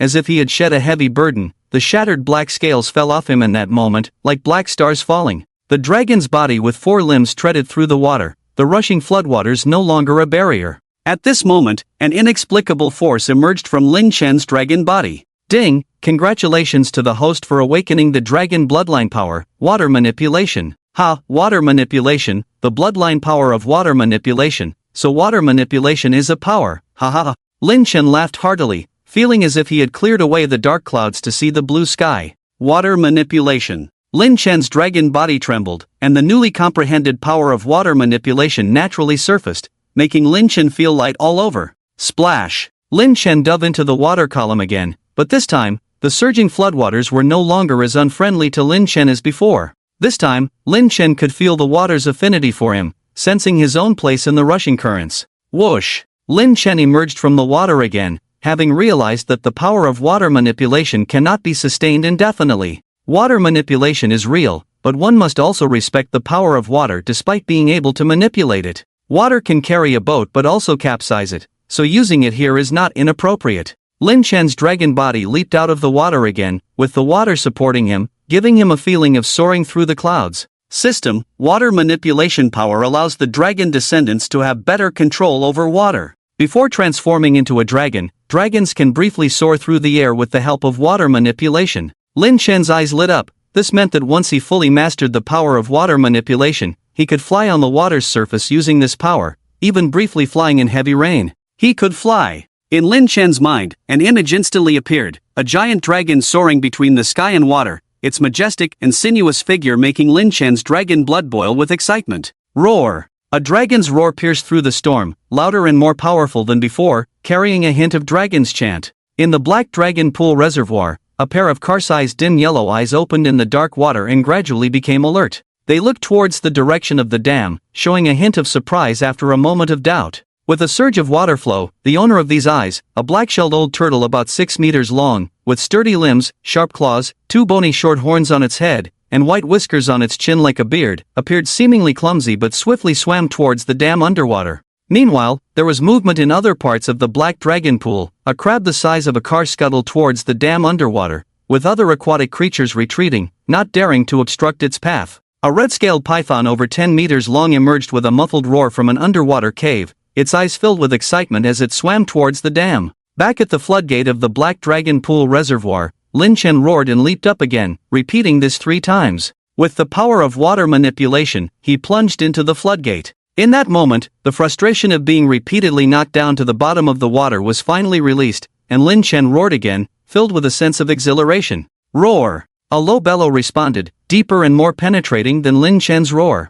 Oh, someone is here to greet me as soon as I arrive. At this moment, Lin Chen's scales were mostly shattered, blood still oozing from his wounds, resembling a general returning from the battlefield. However, his aura was unprecedentedly high. Come on, if you have ill intentions, then let's fight. In the darkness, Lin Chen coiled his dragon body in readiness, his eyes shining as he looked ahead. Suddenly, in the dark torrent, a black old turtle came forward first. Oh, what a big turtle. How many years does it take to grow this big? Lin Chen marveled while remaining vigilant. Seeing the old turtle's sturdy limbs, powerful claws, and robust shell with sharp edges, he realized that it might not be easy to deal with in a physical fight and might require magic or the power of the yin spirit. Click-clack, click-clack. As Lin Chen was contemplating how to deal with the old turtle in front of him, a huge crab came striding over. Wow, this one's head is quite big too, enough to feed 100 or so people when cooked. Its pair of large pincers exuded a domineering aura, and the clacking sound they made proved that they were definitely formidable weapons.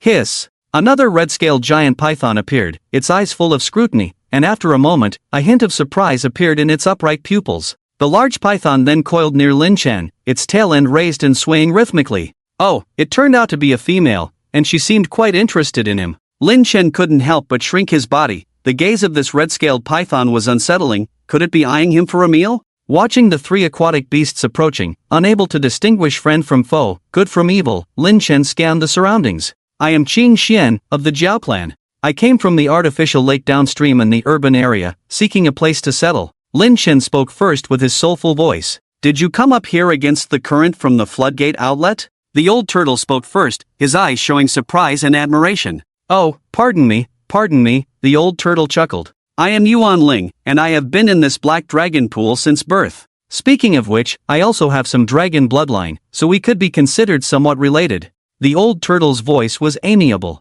Does the senior have 1,000 years of cultivation? The red-scaled giant python interjected eagerly, with a somewhat mature and authoritative tone. You talk too much, a rude voice came from the mouth of the large crab, sounding somewhat brash and impolite. Kid, not everyone can come to the black dragon pool. The senior doesn't want to be a villain, so he sent me to test you. The large crab finished speaking and brandished its large pincers, charging forward. The old turtle and the large python showed no intention of stopping them, indicating that they had reached a consensus. Lin Chen was not angry. After all, compared to the human world, spiritual animal cultivators had no laws or regulations. It was all about might makes right. Swish! Lin Chen swiftly moved forward, carefully avoiding the large crab's two huge pincers while also being cautious of the crab's remaining 6 spear-like legs. A single stab from them would undoubtedly result in a bloody hole. Relying on its tough carapace and sharp bone spurs, the large crab was not afraid of entangling attacks. However, for Lin Chen, the crab's attacks and defenses were just a joke.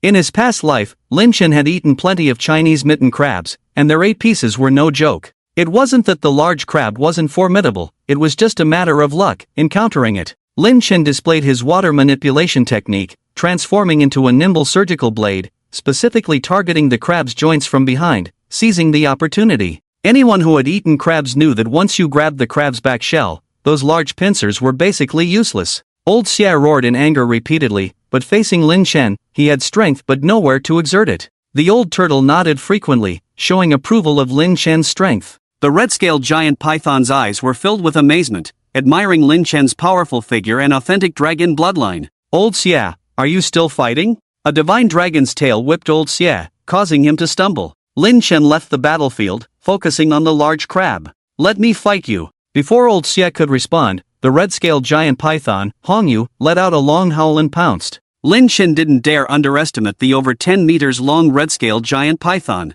He had seen pythons before, even in the zoo, but this was the first time he encountered one with crimson scales, possibly hinting at some divine beast lineage. Sister, I'm called Hongyu, be careful. The giant python Hongyu howled as it approached. Although not transformed into a dragon, its body was thicker and stronger than Lin Chen's, so his strength should not be underestimated. However, it immediately engaged in a deadly entanglement upon approaching, leaving Lin Chen somewhat puzzled. Without tearing or any magical powers, the giant python Red Jade went straight into hand-to-hand combat. In theory, although Lin Chen was a bit smaller, having 4 limbs and sharp claws should make it easier to deal with snake-like creatures. However, as soon as Red Jade made a move, Lin Chen felt a sticky force. Seems like some kind of magical power. Lin Chen concluded that this Red Jade must possess some kind of bloodline magic, particularly focused on close combat. You can't use your clones when fighting with your sister. Red Jade's mature voice came with a hint of teasing. Before Lin Chen could react, Red Jade's python body dodged his claws and directly entwined him.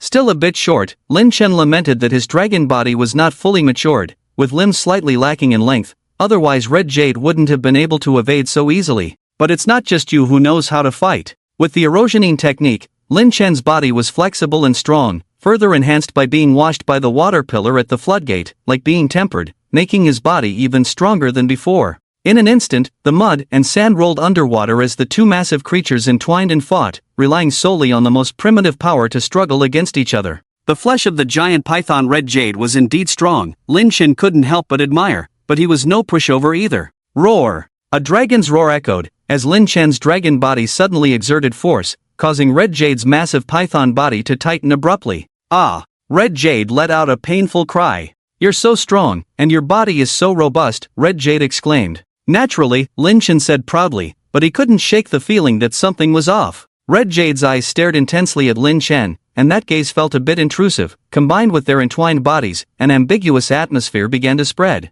Stop fighting, I'm afraid that if you two keep going, a child will be born, Old Xie said in a deep voice. Oh, well, that's fine, very good, Old Turtle Spirit laughed kindly like a neighborly old man. Oh, Senior, Red Jade blushed and quickly released her body, disappearing like a wisp of smoke. For some reason, as Lin Chen watched Red Jade leave, he vaguely saw a red-haired mature sister stomping away in high heels, shyly departing. Junior Qingxian, if you don't mind, rest in my cave for a while. Tomorrow, you can find another place to settle down as you wish, the spirit said, looking at Lin Chen's injuries, which seemed to have worsened from the recent battle, with signs of scales falling off.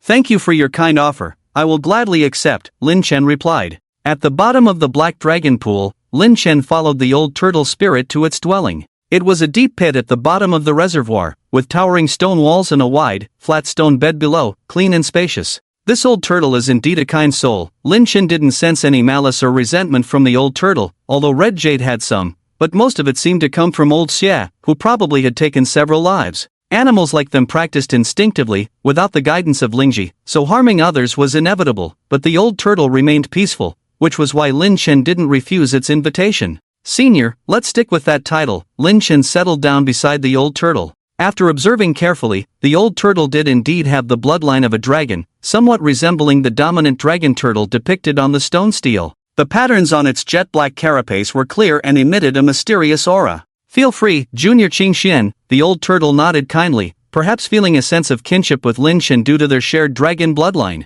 Thank you for taking me in, Senior. I wanted to ask if there are any taboos or rules to follow within the Black Dragon Pool Reservoir, Lin Chen inquired politely, not wanting to offend anyone with his presence. There are no taboos or rules, just avoid unnecessary bloodshed. Xiao Xie and Hong Yu awakened their wisdom late, they caused some bloodshed before, but it was all good once I restrained them, said Lao Gui kindly. Lin Chen nodded in understanding, wanting to say more, but the familiar sensation of drowsiness swept over him once again. This leap over the Dragon Gate was a huge advancement for Lin Chen, and his mortal body's cultivation was likely to undergo a transformation. Lin Chen was filled with anticipation for this. Elder, I need to recover from my injuries, so I'll rest for a bit. Please excuse me, Lin Chen apologized before lying down and falling asleep. Lao Gui was momentarily surprised but sensed that Lin Chen had indeed fallen asleep. Are young people's sleep quality this good nowadays? To fall asleep so easily in my presence after just meeting me, is it boldness or trust? Lao Gui's face softened into a human-like smile as he also bent down, not closing his eyes but guarding Lin Chen as he slept.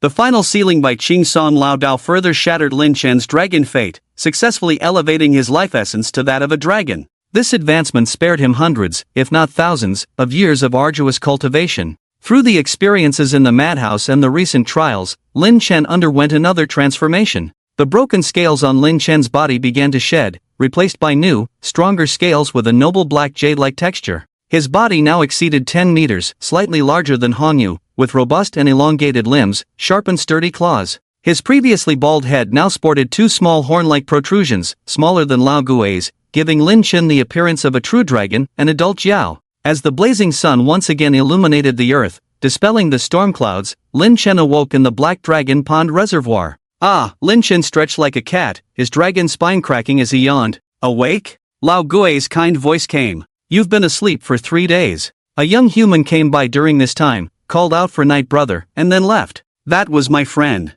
Did you watch over me for 3 days? Lin Chen looked at Lao Gui, who seemed to have been vigilantly watching over him without rest. I usually sleep a lot, but these past 2 days, I've been thinking about cultivation, Lao Gui chuckled. Cultivation truly relies on talent. Your changes in 3 days rival 100 years of my cultivation. It's just a coincidence, Lin Chen thought, refraining from mentioning that he had only been in this world for 2 months, unsure of how Lao Gui would react. Lin Chen's stomach rumbled, and he looked at Lao Gui sheepishly.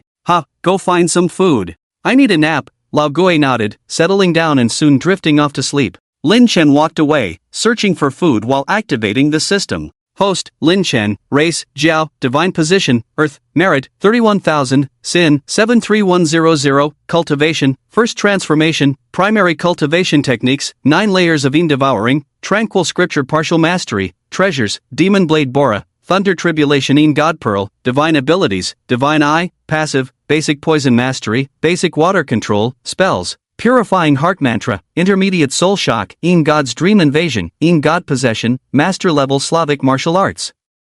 Ghost Servant, Lu Ruyan. Despite the transformation, Lin Chen's mortal body still couldn't shed its mundane nature entirely. Only by reaching the realm of transformation could an animal cultivator truly undergo a qualitative change, evolving from a mere beast to a spiritual creature, a true leap in life's hierarchy. At this moment, as a Jiao of my kind, I have truly lived up to my name. The Black Dragon Pool Reservoir is truly vast, nurturing a rich variety of creatures. Large fish measuring 3 to 4 meters are common in the deep water area, their flesh and blood carrying a spiritual essence superior to that of artificial lakes. Mei enjoyed a feast, and Lin Chen felt better than ever before.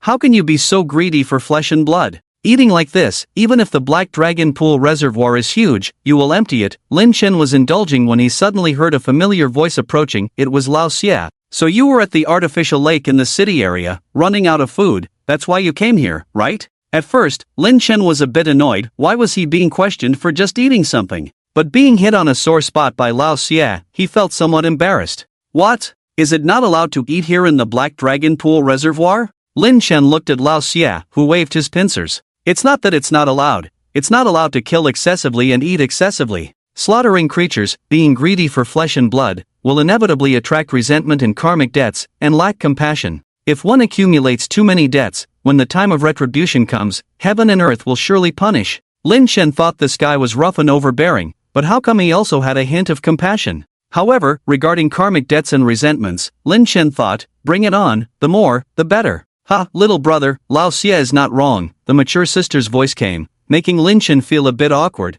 thinking he was being weak over just a mother python. The mother python Red Jade elegantly swam over. Oh, little brother, you slept for 3 days and actually became thicker and longer. Red Jade was surprised by Lin Chen's transformation but didn't notice his reaction. Wow, how could she speak so bluntly? Luckily, it was Red Jade speaking, a female, not like that Guofeng who was so creepy and perverted when he spoke. Guofeng, bro, I'm so sad. I'm at a crucial stage of transformation, so the changes are quite noticeable, Lin Chen replied with a smile.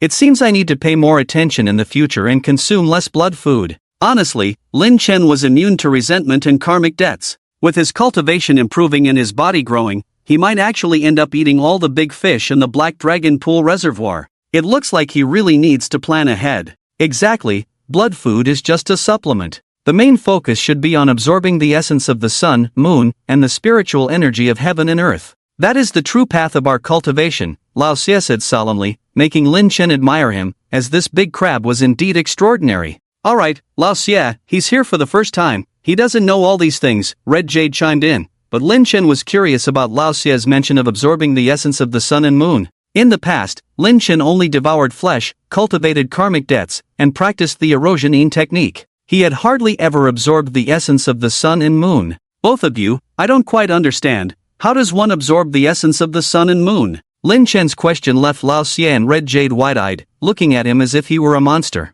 You don't know how to absorb the essence of the sun and moon, then how have you been cultivating? How have I been cultivating? Lin Chen was slightly stunned, thinking, I might make you feel inferior if I say it, and even scare you. Since I started cultivating until now, for over 2 months, I've been relying on devouring blood food and karmic debts. Just eating, sleeping, and fighting. Lin Chen thought for a while but didn't know how to respond. Just like that, and you turned out like this? Lao Xia was amazed, gesturing with his large pincers, a strong sense of jealousy permeating the water. Truly worthy of the bloodline of the dragon, incomparable, truly incomparable. Lao Xia's enthusiasm waned, indeed feeling a bit defeated by Lin Chen, and Red Jade felt the same way, but without much jealousy, more of a pleasant surprise. Little brother, Lao Xia was just a bit blunt, he didn't mean any harm. Watching Lao Xia leave, Red Jade stepped forward to explain that Lao Xia was not really trying to trouble Lin Chen. In his early years, when Lao Xia had just become a spirit, he was once stopped by an old monk when he tried to devour a person who had fallen into the water. The old monk sacrificed an arm to save the child, allowing Lao Xia to eat it and then capturing Lao Xia. However, the old monk did not kill Lao Xie but instead recited scriptures to him for 3 days and nights, helping him accumulate merit and dispel a lot of resentment. Since then, Lao Xie no longer harmed people, even saving someone who fell into the water. His killing of other creatures was also limited, which was quite commendable for a demon. Buddha cuts flesh to feed the eagle, the old monk sacrifices an arm to save a person, true cultivation. Lin Chen sighed, rare are such great monks in the world, and it was fortunate for Lao Xie to encounter one, a matter of fate. Lin Chen wondered if one day Lao Xie transformed into a human, would he look like a monk, a crab monk? That would be interesting, a potential deep bond. Come, little brother, let me teach you how to absorb the essence of the sun and moon. We, dragons, snakes, and I, share the same origin and cultivation methods. While Lin Chen was in a daze, Hongyu moved closer, twisting her body. Hongyu, can we not stand so close?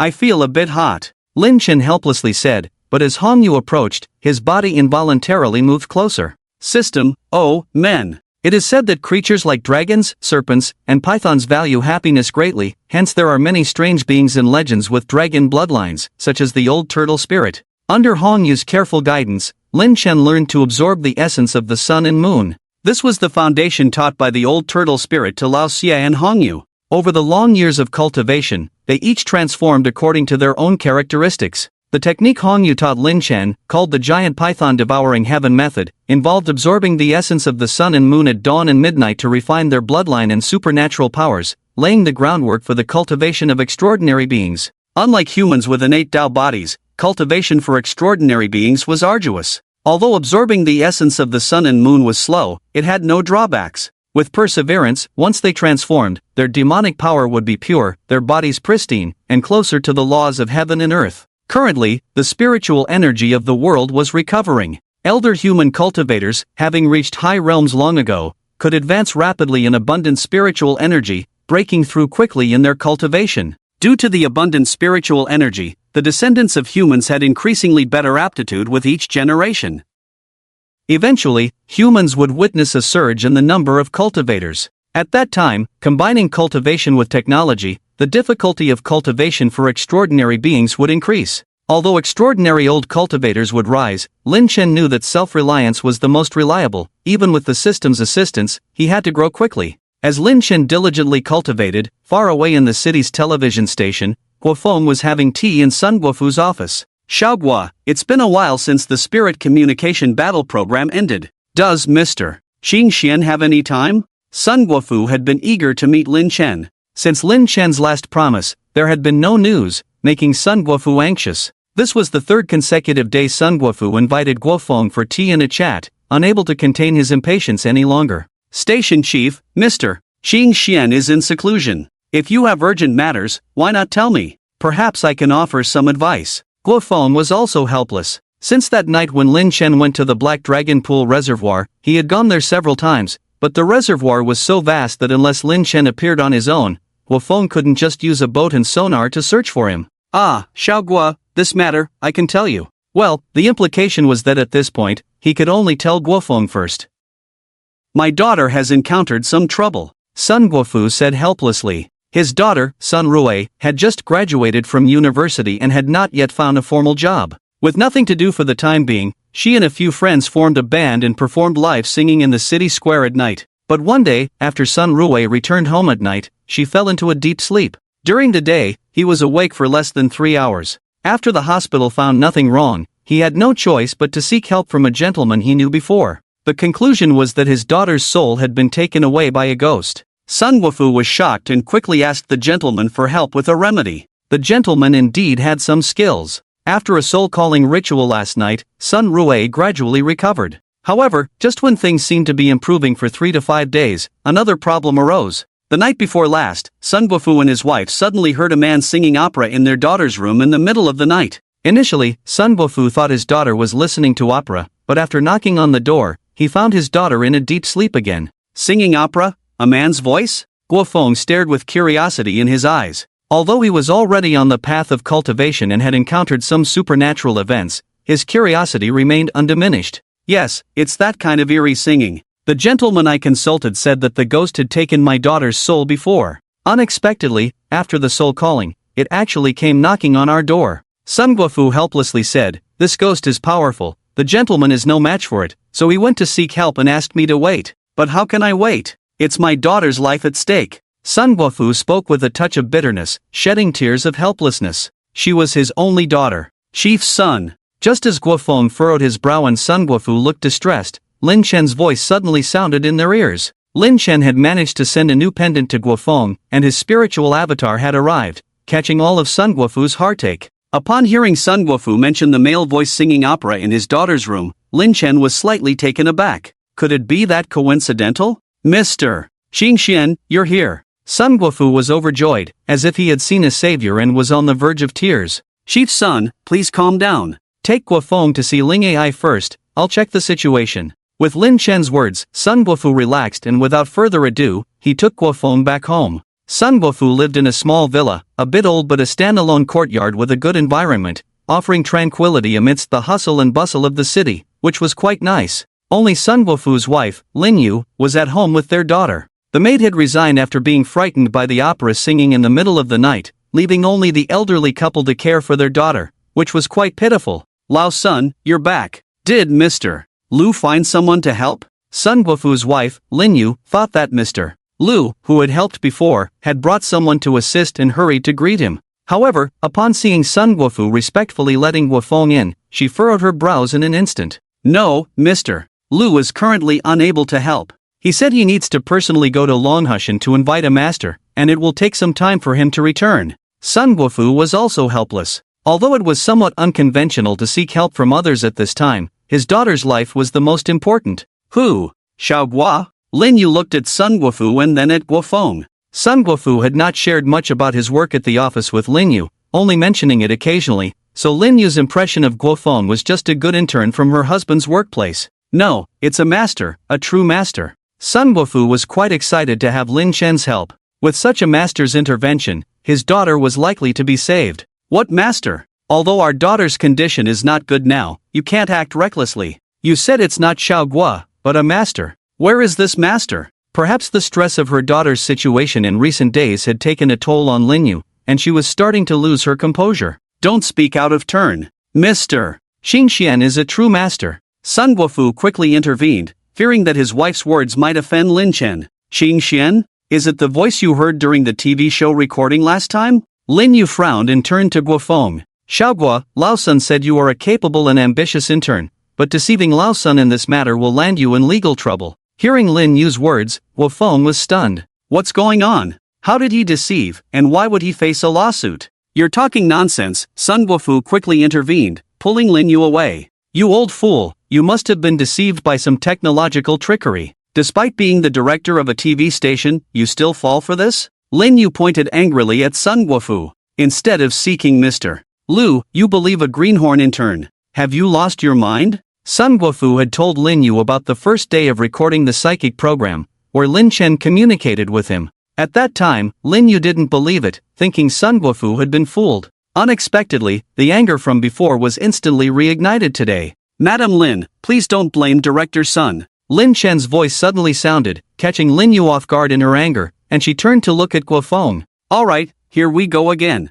Acting like a scammer at such a young age, seems like you're aiming to end up in jail. Madam Director, that's going too far. Just because you haven't seen it doesn't mean it doesn't exist. You call me a scammer, but how have I deceived anyone? Guofeng, still with some fire in his belly, was also angered by being labeled a scammer. You say I'm a scammer, fine, then tell me where I could hide any high-tech gadgets on me, or how I could perform ventriloquism? Guofeng spread his arms, dressed lightly in the summer, making it easy to spot if he had hidden anything.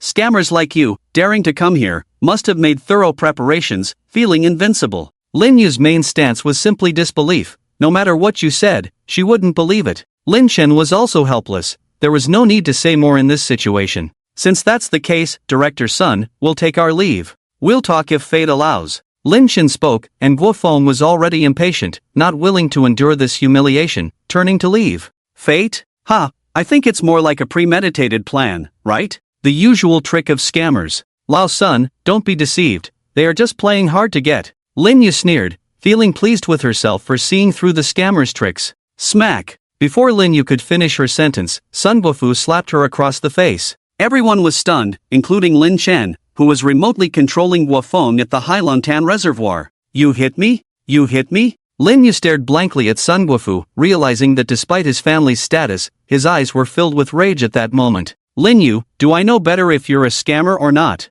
That's enough. Lin Chen intervened, feeling helpless as well. If Lin Yu didn't believe it, there was nothing he could do. It wasn't a melodrama where he had to make her believe. But with Sun Guofu's slap, if Lin Chen didn't do something, he would be letting Lao Sun down. Madam Lin, I, Qing Xian, do not need to explain my actions to anyone, but I must protect Director Sun's sincerity and my brother Guofeng's innocence. Here's the deal. Lin Chen's tone changed. First, I won't take any money. If I do, you can call the police and have Guofeng arrested. Second, go check on your daughter first. If I do anything suspicious, you can report me and have Guofeng arrested. Third, if I can save your daughter, if there are any unreasonable demands, report Guofeng to the police. Before Lin Chen could finish his sentence, Guofeng cleverly picked up where he left off. I say, Night brother, she clearly doesn't believe, so why drag me into this? Do I have to be arrested in a few days? Guofeng complained bitterly. Do you think I'm capable? Lin Chen asked with a smile. Let's go, Director Sun, Madam Lin. Guofeng didn't respond but looked disdainfully at Lin Yu. Who's the coward here, who's the grandson? Guofeng's words made Lin Yu's face turn ugly, and Sun Guofu even more fearful. Alright, Xiaogua, don't be angry, let's go. Sun Guofu finished speaking, glared fiercely at Lin Yu, then quickly led the way. Lin Yu was somewhat at a loss. Although her intuition told her she might have misunderstood, there was still some disbelief in her heart. After all, it concerned her daughter's safety. Wow, the air conditioning is a bit too low in here. Upon entering Sun Rui's boudoir, Guofeng couldn't help but shiver. The temperature inside was almost as cold as a refrigerator's freezer. No, how could that be? Sun Guofu hurriedly explained, but upon entering, he was still taken aback. Did you turn on the air conditioning? Sun Guofu turned angrily to Lin Yu. No, how could I? Lin Yu quickly denied, but the temperature in the room was indeed chilling. It's malevolent energy, intense malevolent energy. It seems that the opera singer has some skills. Lin Chen's voice came through, able to sense the malevolent energy's owner through the residual malevolent energy, indicating that the owner was no ordinary being. Damn it, why is it haunting my daughter? Sun Guofu was furious. They say a daughter is a father's weakness, and that ghostly thing was about to take away his weakness. Lin Chen's god power swept towards the unconscious Sun Rui on the bed, her face pale with malevolent energy lingering. The three souls are unstable. The human soul is about to leave the body. It seems that the ghost will come tonight to take her human soul away. Lin Yu gently tugged at Sun Guofu's clothes, her eyes questioning, as if asking, have you mentioned any of this to him before? Sun Guofu shook his head, reproaching his wife for doubting him. Brother, what are the 3 souls and 7 spirits? Guofeng raised his hand, asking weakly. I told you to study, but you insisted on feeding the pigs. Seeing Guofeng in a state of intellectual decline again, Lin Chen couldn't help but feel helpless. Humans have 3 souls and 7 spirits. When a person dies, the spirits scatter, leaving only the souls. The 3 souls are the heavenly, earthly, and human souls, also known as the prenatal light, the clear spirit, and the dark essence in Taoism. The heavenly soul is the departing soul, the main soul responsible for reincarnation, carrying the memories of past lives. After death, the heavenly soul returns to the heavens. The earthly soul, also known as the karmic soul, carries the karma of one's life and undergoes judgment in the underworld. After death, it returns to the earth. The human soul is the soul of one's destiny, born from the ancestral lineage, representing the physical body of the current life.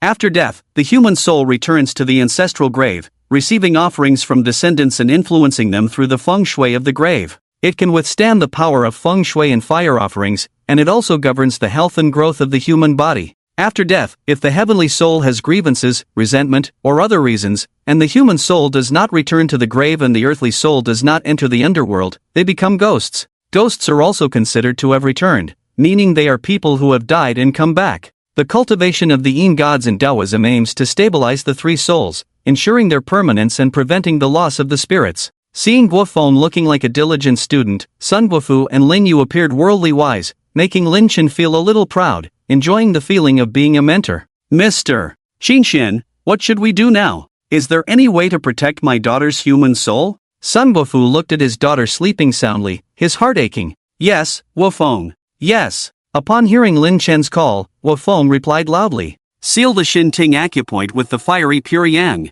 Lin Chen instructed, the Xinting acupoint is where the human soul resides, sealing it with Guofeng's pure yang blood would prevent external disturbances, ensuring the human soul's peace. Alright, I know this acupoint. Guofeng took out a pen-shaped object from his pocket, pricked his finger with it, and a large drop of blood flowed out instantly. Guofeng deftly pressed his bloodied fingers above the center of Sun Rui's forehead. Wow, even a triangular blood collection needle is ready? Lin Chen marveled. Guofeng was becoming more experienced in blood collection, truly professional. With the imprint applied, Sun Rui's tightly closed eyes trembled slightly, and the malevolent energy on her face dissipated instantly. The blazing pure yang energy is the ultimate nemesis of all eviline forces. Supreme star of the highest heavens, ever-changing without pause. Expel evil, bind demons, protect life and body. Lin Chen's skillful move, the purifying heart mantra, stirred up a gust of wind in the room, sweeping away the malevolent energy into the dragon-shaped pendant hanging in front of Guofeng's chest. The originally chilly room returned to its normal temperature in an instant.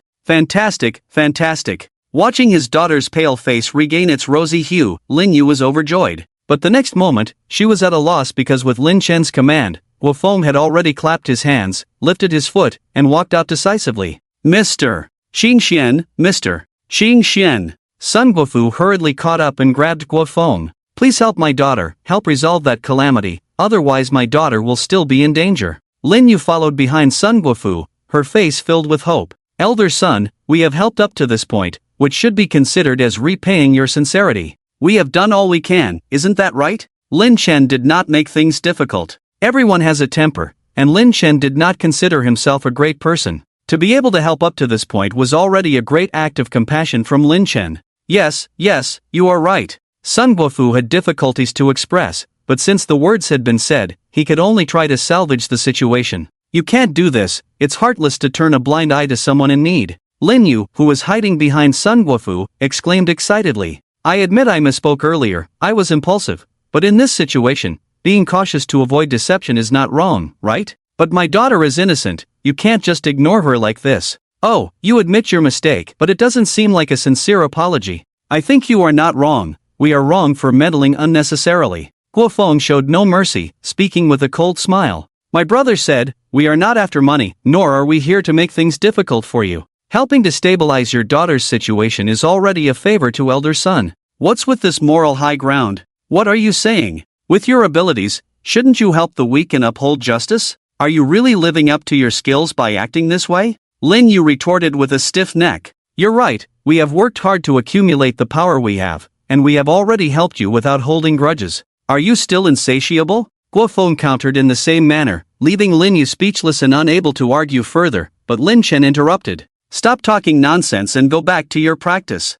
Lin Chen reprimanded. Dealing with such people, reasoning was a waste of time and effort. The best way was to ignore them, let them say what they want, find whoever they want, I won't serve them. If you don't believe me, go ahead and slander me, play moral high ground, I don't care if you live or die. Elder son, you better urge the gentleman you invited. In this situation, I can only guarantee that Miss Sun will be safe for 1 or 2 days. Farewell. Oof, what an attitude, thinking you're so great with some supernatural abilities. Watching Guofeng leave, Lin Yu couldn't help but curse out loud. You are all just putting on a show. When Mr. Lu returns, he will be able to solve it just the same. Shut up. Sun Guofu angrily slapped her again. He is a true master. I worked hard to establish a relationship, and you ruined it. Sun Guofu pointed at Lin Yu, angry and helpless. If anything happens to Shiorui, it's all because of you, all because of you. Sun Guofu turned and went downstairs, sitting angrily on the sofa in the living room, leaving Lin Yu still on the second floor.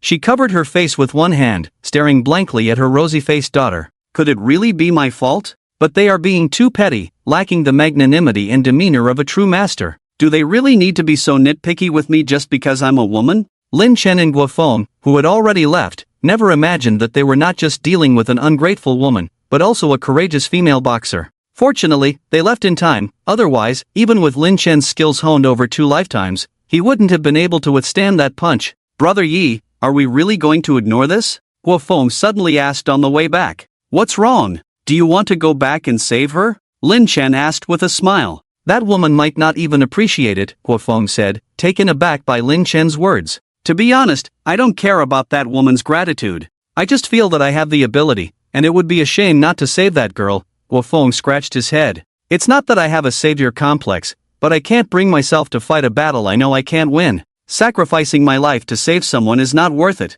It's the same as having a mental disability. Lin Chen interrupted Guofeng's muttering. Enough with the nonsense. If you want to save her, go ahead. If not, then don't. Stop beating around the bush with all these thoughts and worries. It's pointless. In the future, act according to your conscience. If someone questions you, just ask them why I wrote the Tao Te Ching, Lin Chen said. Ha! Guofeng was puzzled. Brother Yi, I don't even know why Laozi wrote the Tao Te Ching. Because Laozi wanted to, Lin Chen replied solemnly. Well, Guofeng had to admit that it sounded pretty impressive and profound. However, based on this, Guofeng further understood a principle. Without strength, never speak like that, or you'll get beaten up badly. Alright, enough chit-chat. That ghostly thing won't succeed tonight, but tomorrow is another story. Guofeng's blood was boiling, especially considering his recent progress in cultivation. Tomorrow night, I will personally come over. If Sun Guofu's people haven't arrived or if they are unable to handle it, we'll lend a hand, Lin Chen said. Okay, Brother Yi,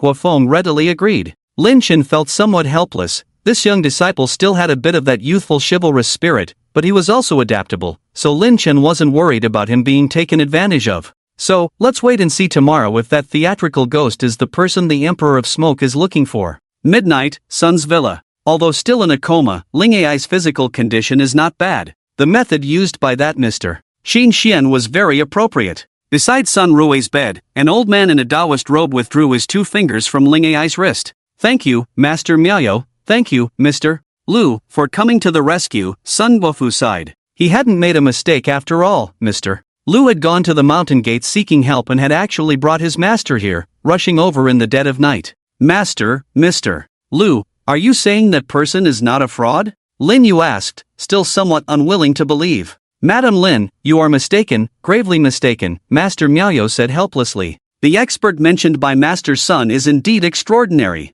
And that young man, with his fiery blood and pure yang energy, is truly rare in this world. Master, what realm is that Mr. Qing Xian in, exactly? Beside the old Taoist, a middle-aged man in scholar's attire carrying a bag with the 8 trigrams curiously asked, the cultivation of Yin spirits can reach the state of possession, at the very least, it is the realm of spiritual transformation. The old Taoist looked out into the pitch-black window, let out a faint sigh, and said, the possession of Yin spirits through objects is definitely a cultivation of Yin spirit possession, or even higher. Refining Qi and transforming spirits? When the 2 senior brothers took disciples on behalf of the master, I heard them talk about it. In our lineage, only the elder who descended the mountain to save the country back then barely reached such a realm. The words of the old Taoist were full of emotion. During the national crisis, talents in this lineage withered, and the sex gates remained closed for decades until the 2 senior brothers achieved something and started taking disciples. Fortunately, under the protection of the heavens and the ancestors, after enduring numerous hardships, this lineage now seemed to be on the path to prosperity once again. Master Taoist, are you more powerful than those who refine Qi and transform spirits? Lin Yu's question was somewhat impolite, causing Mr. Lu, the disciple of the old Taoist, to furrow his brows involuntarily. Sun Guofu was even itching to slap her again, feeling helpless at her level of foolishness. Hee, I am not even 1% as good as him. The old Taoist was not angry. He was considered quite talented in this lineage, now nearing 70, and had barely reached the realm of refining essence and transforming Qi. Ah! Lin Yu exclaimed, realizing that the old Taoist was Mr. Lu's master, and even he said he was not even 1% as good. At that moment, Lin Yu truly felt the foolishness of rejecting a deity herself. If something happens to our daughter, it will be all your fault. Her husband's angry and roaring words echoed in her ears, leaving Lin Yu pale-faced. What's wrong, Madam Lin? Do you think my master is not as good as that expert and cannot save Miss Sun?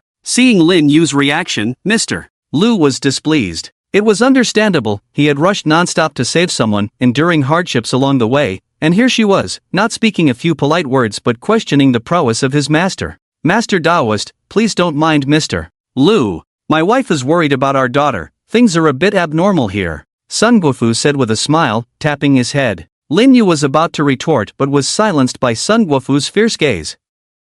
This woman, who was more likely to cause trouble than help, did she have to drive everyone away and let her daughter die before she would be content? Azure skies, yellow flowers, geese flying north and south. Just as Sun Guofu was about to lose his temper, a singing voice rang out. Ying, Zhang Sheng has come to fetch you. It's him who has come. that soul-snatching demon has come. Lin Yu exclaimed in terror, her voice trembling. If it weren't for Sun Guofu and the others present, Lin Yu would probably have collapsed on the ground by now.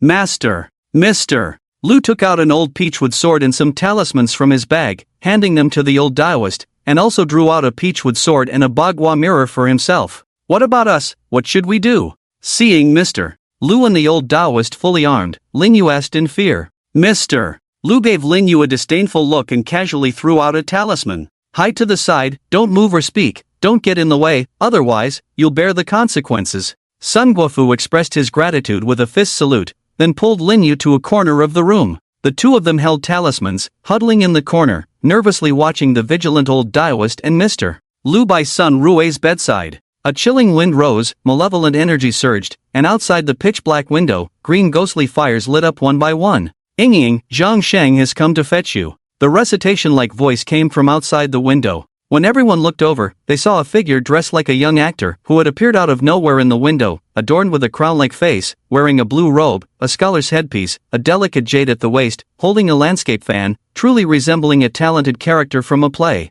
So, you've called for help? The actor lifted his foot and stepped through the window directly into the room, every move resembling a stage performance. What sinister ghost dares to tempt the soul of the living? Miao Lao Dao's voice was deep and stern. Normally, ordinary people wouldn't easily see ghosts, only those with strong grievances and deep resentment, evil spirits with such abilities, visible without the need to open the third eye. I am Bai Yunfei. The actor waved his folding fan, smiling as he looked at Miao Lao Dao and Mr. Lu. Lao Dao, your skills are not bad, but compared to me, you still have a long way to go. Don't ruin a good fate for yourself by causing trouble. Miao Lao Dao's gaze darkened as he stared at Bai Yunfei. This ghost was heavily laden with resentment. His cultivation must be extraordinary. But why did this young girl provoke him? Why did she come looking for trouble, intent on luring away her soul? Taoist, don't be afraid, quickly use your spells to capture him. Lin Yu, hiding in the corner, saw Miao Lao Dao's silence and thought he was afraid of the ghost, shouting out involuntarily. Shut up, both of you. Sun Guofu's teeth were almost crushed. This foolish woman was beyond help. Miao Lao Dao frowned. What did she mean by don't be afraid? Am I afraid? Haha, interesting. So the in-laws are also here. Bai Yunfei's ghostly figure flickered and headed towards Sun Guofu and Lin Yu, the latter screaming repeatedly, waving a talisman in panic, almost losing control. Evil beast. Miao Lao Dao stepped forward with his sword. Despite nearing 70, his agility was impressive, surpassing many young people. The peachwood sword pointed directly at Bai Yunfei's back, but with a strange smile, Bai Yunfei's figure flashed and appeared next to Sun Rui's bed the next moment. Not good. Miao Lao Dao was also angered by Lin Yu, falling for Bai Yunfei's diversion. Although his disciple was present, his cultivation was insufficient. Be careful, Dao. Miao Lao Dao warned, but Bai Yunfei's actions were faster. Just as Lu Daozhen raised his bagua mirror to defend, he was hit by a burst of resentment from Bai Yunfei, crashing into the wall and blood trickling from his mouth. Pathetic, this is my wife's boudoir, how dare you enter at will? Bai Yunfei shook his green robe sleeves, revealing pale skin and purple nails on his hands. Wife, wake up, it's time to go home with your husband. Bai Yunfei's eyes were full of tenderness as he bent down to hold Sun Rui's cheeks. Hiss. The moment Bai Yunfei's hands touched Sun Rui's cheeks, a scorching yang energy suddenly appeared, his hands feeling like they were on fire,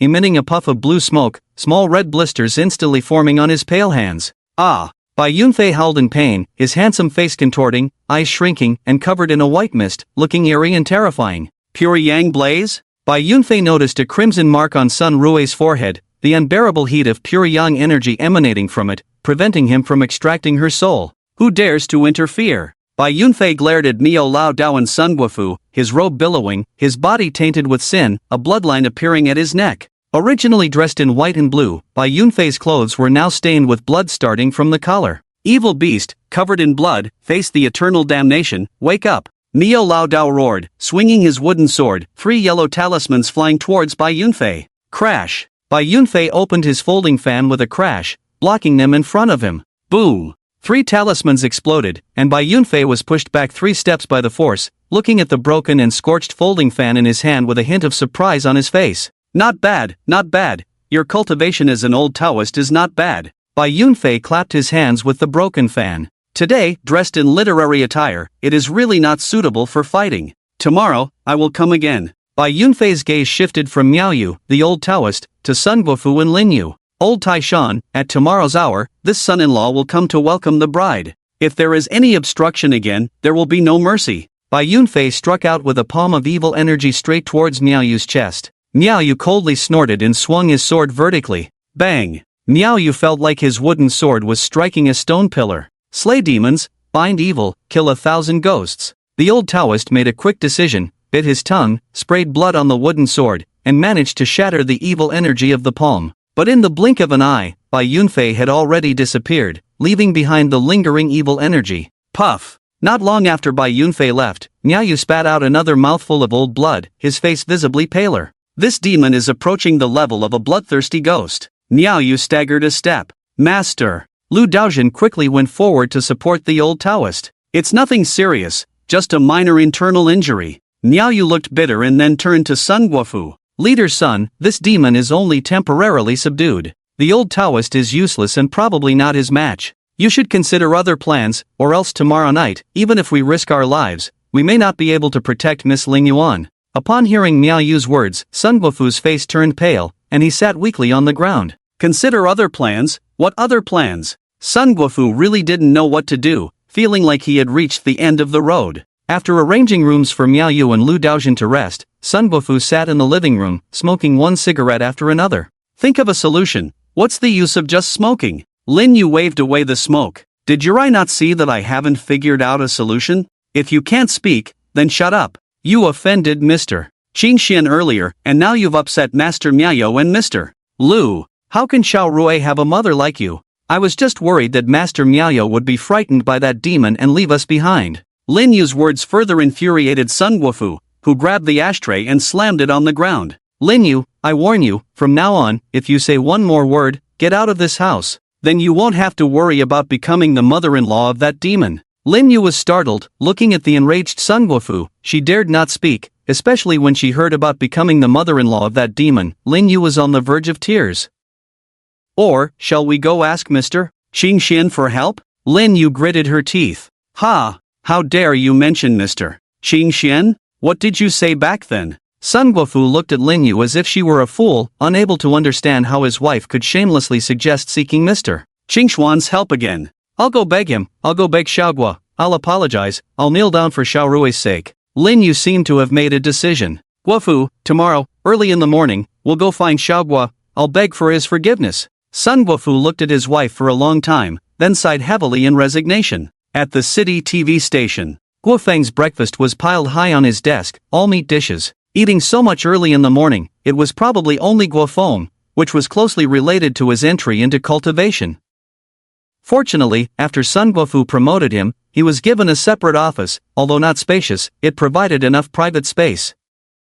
Bang bang! When Guo Feng swallowed the last bite of braised beef, the office door was knocked. Who's there so early? Since practicing cultivation, Guo Feng had been waking up early every day, especially in the summer when the days were long. It was only 7:30 in the morning, too early for anyone to be up. Guo Feng wiped his hands and got up to open the door. Xiao Guo. Sun Guofu, who was about to knock on the door, stopped and looked at Guo Feng with a face full of shame.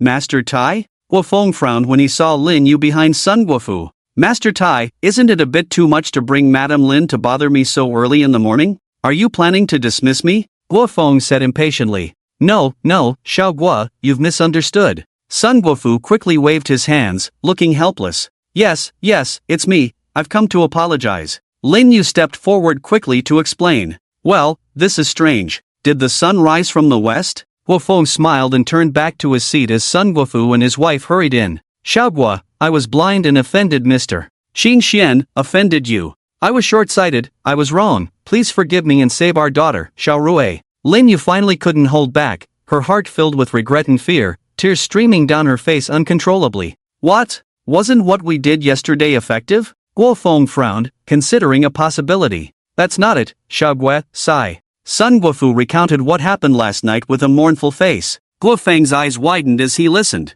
Did that ghost really show up last night? And the Mr. Lu that Sun Guofu brought and his helpers couldn't deal with the ghost. So powerful? Guo Feng tapped his fingers on the table, making a muffled sound. It seemed that Lin Chen's worries were not unfounded. Xiao Guo, please help us, save Xiao Rui. Please speak on our behalf. I can kowtow to Mr. Qing Xian and apologize. Lin Yu knelt directly on the ground, willing to do anything for her daughter. Don't. Guo Feng quickly helped Lin Yu up. If someone saw this, it would cause a huge commotion. The wife of the master Tai kneeling to him? Even if Lin Yu was wrong, Guo Feng didn't want to see her begging for forgiveness in this way. What era was it, still making people kneel down? To tell you the truth, after we left yesterday, we decided to go to your house tonight. If the people master's son invited are not capable, we will help. Guo Feng helped Lin Yu up. My brother Yi is a truly responsible expert. Your knowledge is really limited and narrow. Guo Feng's words were undoubtedly a shot of confidence and reassurance,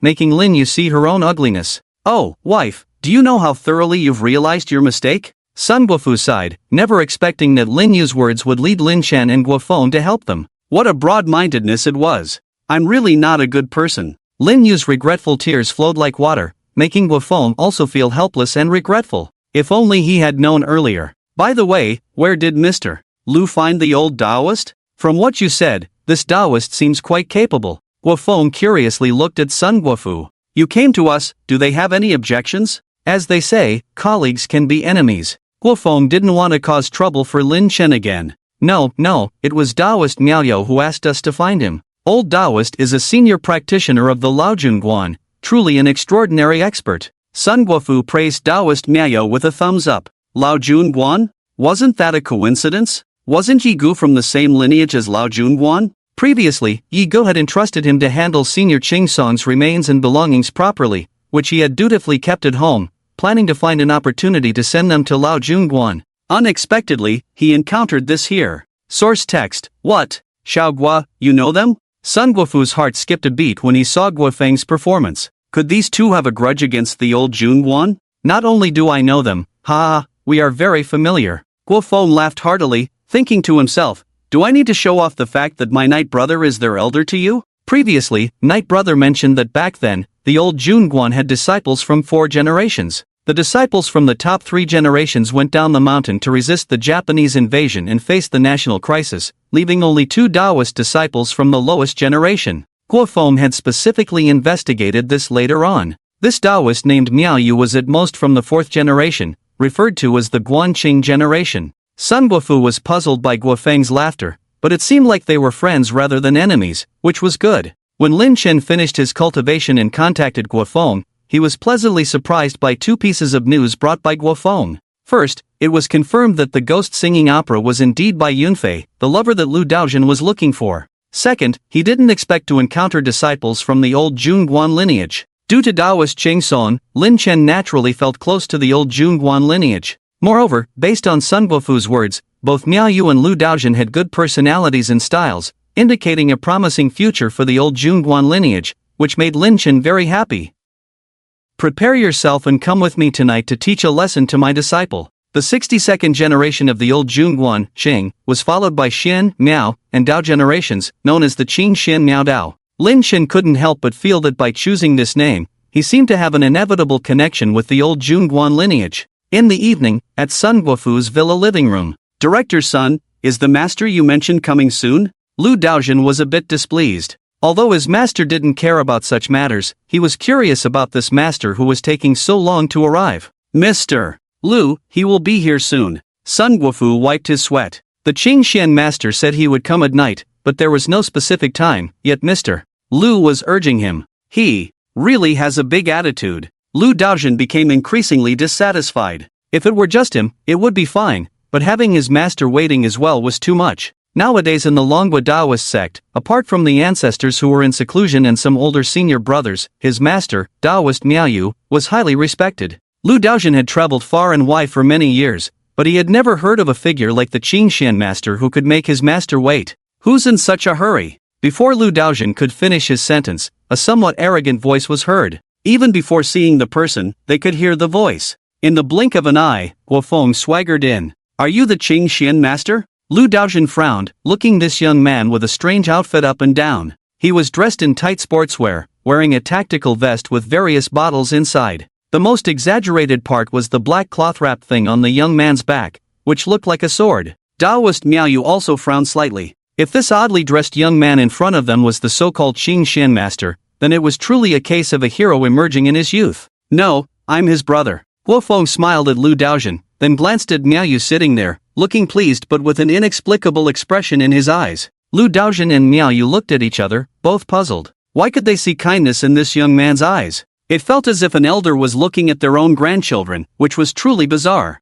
When will this Qin Xian master arrive? Such a big attitude. Lu Daojun got straight to the point. My master allowed you to come and help, but there's no need to put on such airs, right? Look at you, you're not young anymore. Why are you so impatient, acting like a child? Guo Feng pretended to be angry, his eyes still filled with affection. Oh my. Lu Dao felt a bit irritated, almost wanting to curse. What kind of tone was that? Are we that close? Even my grandfather has never spoken to me like that. Miao Yu, the child you've taught seems to be lacking in some aspects. Guo Feng's words almost made Sun Guofu and Lin Yu bite their tongues off.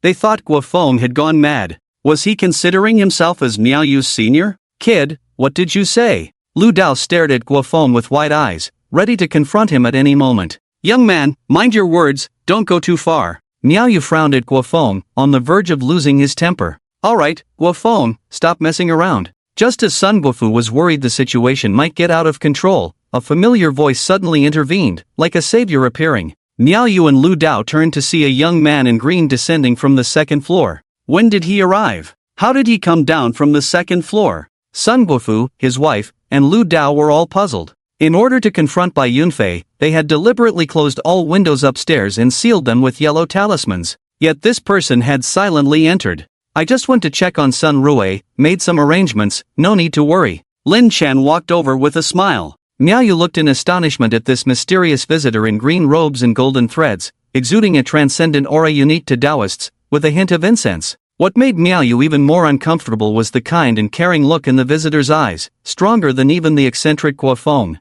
What's going on? I don't seem to know these two. Miao Yu, right? Good, good. Reaching the realm of refining essence and transforming qi, your spiritual cultivation must be higher. Very good. Lin Chen assessed Miao Yu's cultivation level with a glance. You're late, but why are you now speaking to my master in such a condescending manner? Are you insulting our Laojun temple lineage? Lu Dao couldn't sit still. First Guo Feng, now this mysterious young man, engaging in all these strange behaviors. Were they determined to take advantage of their master and disciple relationship? Ignoring Lu Dao, Lin Chen's status was too low. You. Miao Yu was about to reprimand, but the words seemed to stick in his throat. Then, his eyes widened in disbelief, trembling as he pointed at Lin Chen. In spirit, not in a physical body. What? Master, what are you saying? He's a in spirit. Lu Dao was even more surprised. The manifestation of a in spirit, a realm his master had just reached, could only be achieved in a quiet chamber and for a limited time. Although he had heard his master mention that this young Taoist might have reached the realm of embodying a in spirit, one wouldn't casually let their in spirit wander outside, right? You truly have great skills and courage. Miao Yu struggled for words, finally offering a word of admiration. Your cultivation is not bad either. Among the disciples of Laojun Temple in your generation, how many have cultivation levels like yours? Are the younger disciples' aptitudes decent? Lin Chen asked with a smile. Despite your high cultivation, why are you inquiring about the secrets of our Laojun Temple lineage in such a superior manner? Isn't that inappropriate? Miao Yu frowned at Lin Chen, implying that although your cultivation is high, don't act like our elder, don't try to get too close. Exactly, why should my master answer you? Lu Dao chimed in. Adults are talking, why is a child interrupting? Guo Feng said with a smile, while Lu Dao glared at him fiercely, waiting for his response. Why? Lin Chen also started to tease. Because Senior Qingsong represents the sect in accepting disciples, because my Taoist name is Qing Xian, and because I am the 62nd generation descendant of Laojun Temple. Lin Chen sat down on the sofa, smiling as he looked at Miao Yu. Please don't joke around, my master passed away during the national crisis, how could he take on new disciples for the sect? The venerable Taoist Miao Yu spoke solemnly, with a hint of anger, showing his respect for Senior Taoist Qingsong. Are you from the same lineage as Senior Brother? Lin Chen did not argue. Do you recognize this? Lin Chen tapped his forehead, and a burst of clear light radiated. From his divine position, a cyan bamboo slip slowly rose, quietly floating above Lin Chen's head. From a distance, Lin Chen seemed to be surrounded by divine light, like a celestial being descending to earth, evoking awe in onlookers. It's the treasure that followed our master down the mountain. Miao Yu Taoist exclaimed excitedly as he stared at the floating bamboo slip above Lin Chen's head. It was a treasure that even senior brothers had rarely seen, only the legitimate heir of the Lao Jun sect could possess it. He himself was seeing this treasure for the first time. I thought this treasure had followed our master's passing, never expected it to be passed down. Miao Yu Daoist's eyes moistened as he spoke, no longer doubting Lin Chen's identity at this moment. Of the Lao Jun sect, the 64th generation disciple Miao Yu pays respects to Master Uncle. Miao Yu Daoist finished speaking, spreading his hands and bowing respectfully. Lin Chen couldn't help but feel emotional. Senior brother Song, can you see the disciples of this lineage paying their respects? Lin Chen waved his hand, and the bamboo slip above his head scattered clear light. Within the hazy light, the figure of a robust old Taoist with white hair, dressed in simple Taoist robes, appeared. This was the image of senior Taoist Song that Lin Chen had last seen. It's the patriarch, just like the one in the ancestral hall's portrait, exactly the same. Lu Daozhen pointed in astonishment at the illusion, while Miao Yu Daoist looked up in realization, tears streaming down his face. The appearance and demeanor were indeed identical to the figure in the ancestral hall's painting. Why aren't you kneeling and shouting? Guo Feng reminded them. Oh, Lu Daozhen finally reacted, following behind Miao Yu Daoist and bowing. Of the Lao Jun sect, the 65th generation disciple Daozhen pays respects to Master Uncle Patriarch Garulu. Beside them, Sun Guofu and Lin Yu glanced at the two disciples kneeling before Lin Chen, then looked at each other, swallowing nervously, deeply shaken by what they saw, akin to an earthquake of the 8th magnitude. Especially Lin Yu, who was sweating profusely at this point. She, who had been criticizing others yesterday, thinking she was inferior to Mr. Lu, turned out to be a senior of their ancestral generation. This was not just a slap in the face but a deep blow to her pride. At this moment, Lin Yu was plunged into deep self-doubt, feeling blind and foolish. However, Sun Guofu and his wife were shocked but also happy and excited. With senior uncle Patriarch Miao Yu Daoist present, the issue with their daughter would surely be resolved. Drip, drip. Just then, the sound of suona and other musical instruments suddenly came from outside the villa. If they were to check, they would find mist enveloping Sun Guofu's villa, with evil energy breeding. The time has come. Lin Chen glanced outside, feeling somewhat displeased. All right, the main guest has arrived. Whatever happens later, trust me. Hearing the commotion, everyone knew that Bai Yunfei had arrived. However, they never expected that Bai Yunfei, who had said he would come for the wedding yesterday, would show up tonight with such a grand musical performance. Outside the villa, the mist thickened, and the once festive wedding music now seemed increasingly eerie. Trot, trot. The sound of horse hooves accompanied by the suona grew closer. In the mist, a group of people on horseback appeared, but they revealed their true forms as immortals. It was a wedding procession dressed in various red clothes, with a grand sedan chair at the center. However, the procession was eerie. All the attendants, with their white faces and red cheeks, were actually paper figures. Looking at the front of the fifth team of the wedding party, a dark red horse adorned with red flowers trotted along.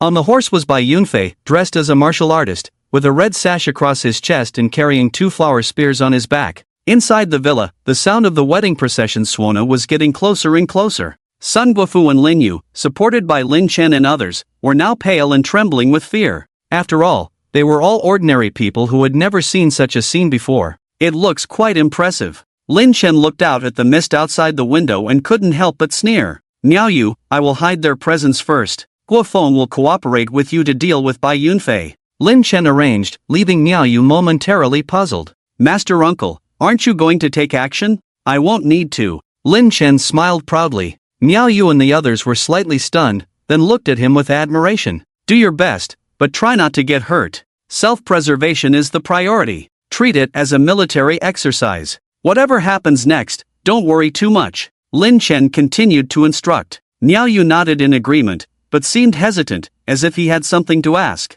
Speak up, the troublemaker is coming. Lin Chen smiled helplessly, guessing what Miao Yu wanted to ask. Master Uncle, what is your current realm? Miao Yu's thoughts were revealed by Lin Chen, causing his face to redden, but he still asked his inner doubts. The realm of Yin spirit? Well, it's considered possession. Possession, possession. Miao Yu muttered to himself, his eyes filled with excitement. Possession of the Yin spirit is equivalent to the later stage of the Taoist Qi refining and deity transformation realm. Looking at the current Taoist sect in Longwa, Miao Yu calculated that no one could match him. My Lao Junguan lineage is thriving. My Lao Junguan lineage is thriving. With such a figure as the ancestor, Miao Yu couldn't imagine anyone in the Taoist sect of Longwa not giving face to Lao Junguan. While Miao Yu was enjoying himself, he didn't notice that Lin Chen had already hidden Sun Guofu and Lin Yu. Miao Yu, don't just stand there. Guofeng stepped forward, patted Miao Yu on the shoulder, and said with a smile, let's go upstairs and confront Bai Yunfei. Lu Daojun was itching with anger. This guy, so young, insisted on taking advantage of his relationship with his ancestor, but seeing how close his ancestor was to him, he was truly annoyed. All right, Miao Yu didn't mind. Anyway, anyone who could know his ancestor must be extraordinary. He turned and went upstairs. But at this moment, Miao Yu no longer had the obstacles he had before, full of confidence and lightness. Lu Daojun, in a daze, seemed to see his master looking much younger, and quickly followed suit. The master uncle said to use whatever means necessary, treating it as a military exercise. This was a rare opportunity to increase his experience in dealing with evil spirits and demons. On the second floor of the Sun family villa was Sun Rui's room. The sound of the suona was almost right outside the window. Miao Yu and Lu Daojun had already taken their positions, holding their magic swords and treasures, ready for action. Gua, why are your hands empty? Miao Yu frowned slightly, looking at Guofeng with some concern. He had fought Bai Yunfei before and knew that the creature was extraordinary, but Guofeng was empty-handed. Did he not have any magical tools, or was his skill so great that he didn't need them to subdue ghosts and monsters?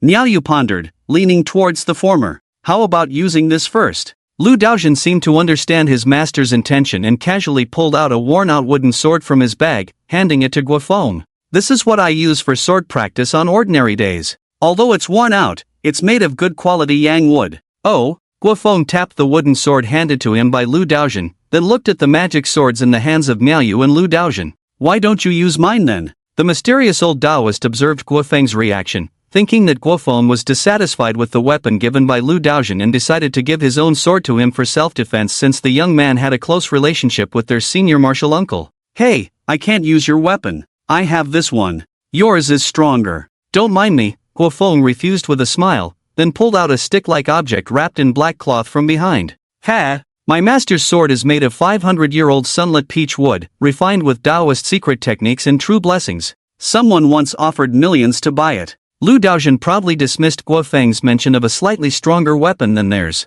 Oh, is that so? Guofeng said as he unwrapped the black cloth, revealing an ancient wooden sword. The wooden sword had a deep color, a faint scent of burnt wood, and faint patterns spreading across its surface, culminating in a damaged thunder-like black symbol at the center. Is this the wooden sword you mentioned, stronger than our weapons? Lu Daojun was momentarily stunned, then burst into laughter. What is this? A fire poker? This is. The trembling old Taoist Miao Yu exclaimed, a 1,000-year-old thunderstruck jujube wood sword. With a damaged innate thunder spirit symbol. Miao Yu exclaimed in awe, heavens, this is a treasure of the Taoist sect. It seems that the Zhang family of Longhu Mountain has one. I never expected to see a similar treasure today. Wait a moment. Miao Yu's gaze narrowed slightly, and for some reason, a thought suddenly arose in his mind. Could this sword be the one from the Zhang family of Longhu Mountain? It's impossible. How could the Zhang family give such a precious item to someone else? Stop overthinking. You have vision, worthy of the Lao Junguan lineage, Guofeng stroked the wooden sword with a smile.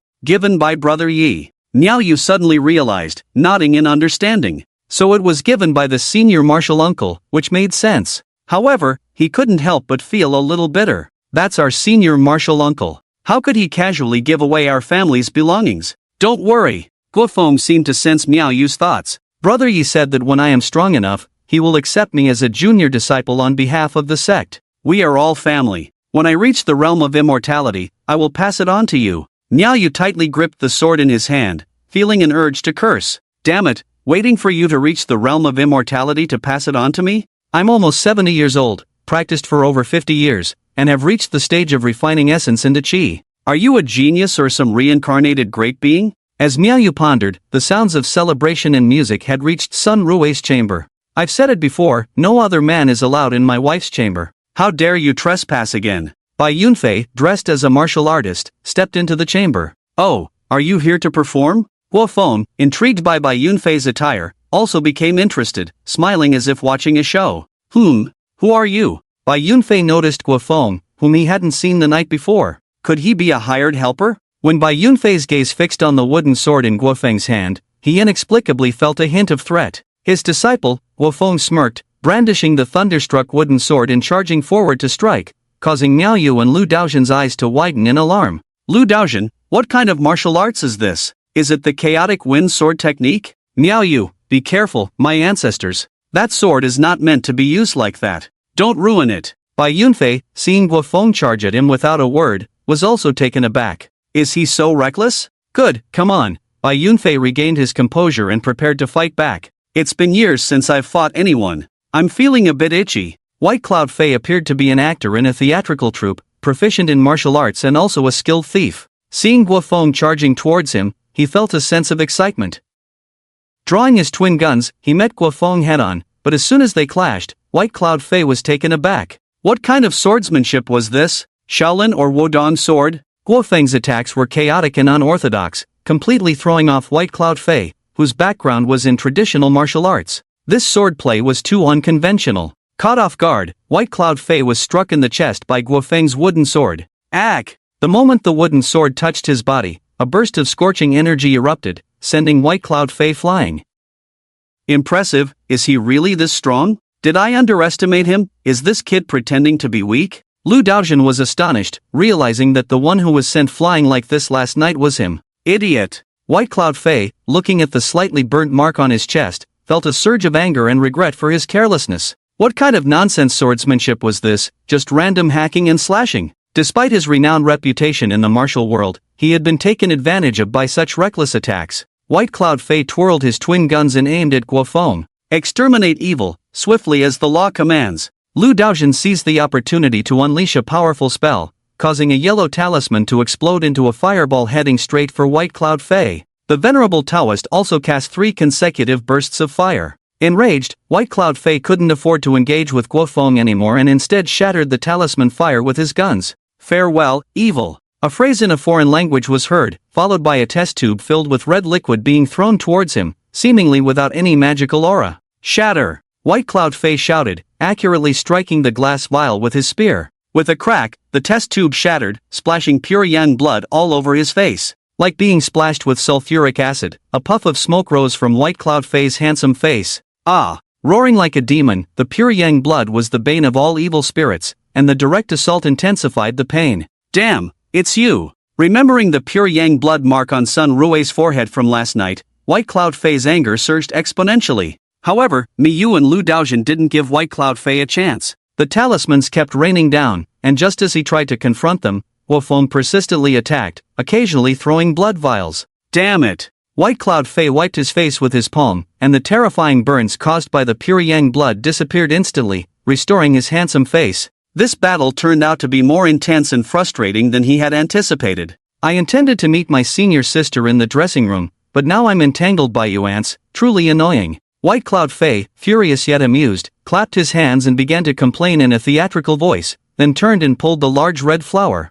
The red cloth-wrapped flower unraveled with a rustle, turning into a red silk cloth that, under White Cloud Fei's movements, seemed to come alive and cling to his body. White Cloud Fei, originally dressed in white martial attire, was now enveloped in the red fabric, exuding a bloody aura, his powers surging like a tornado wreaking havoc in the room. Today, you all shall perish. White Cloud Fei gritted his teeth, glaring at everyone. What sorcery is this, turning him into a true blood-clothed fiend? Miyu, the venerable Taoist, was certain that yesterday White Cloud Fei had just touched upon the realm of the blood-clothed fiend, but today he had fully transformed into one. No need to ask, it's all because of that big red flower. Guofeng forcefully brought the raging evil spirit to Sun Rue's bedside, the thunderstrike with sword in his hand emitting bursts of lightning triggered by the dense evil spirit.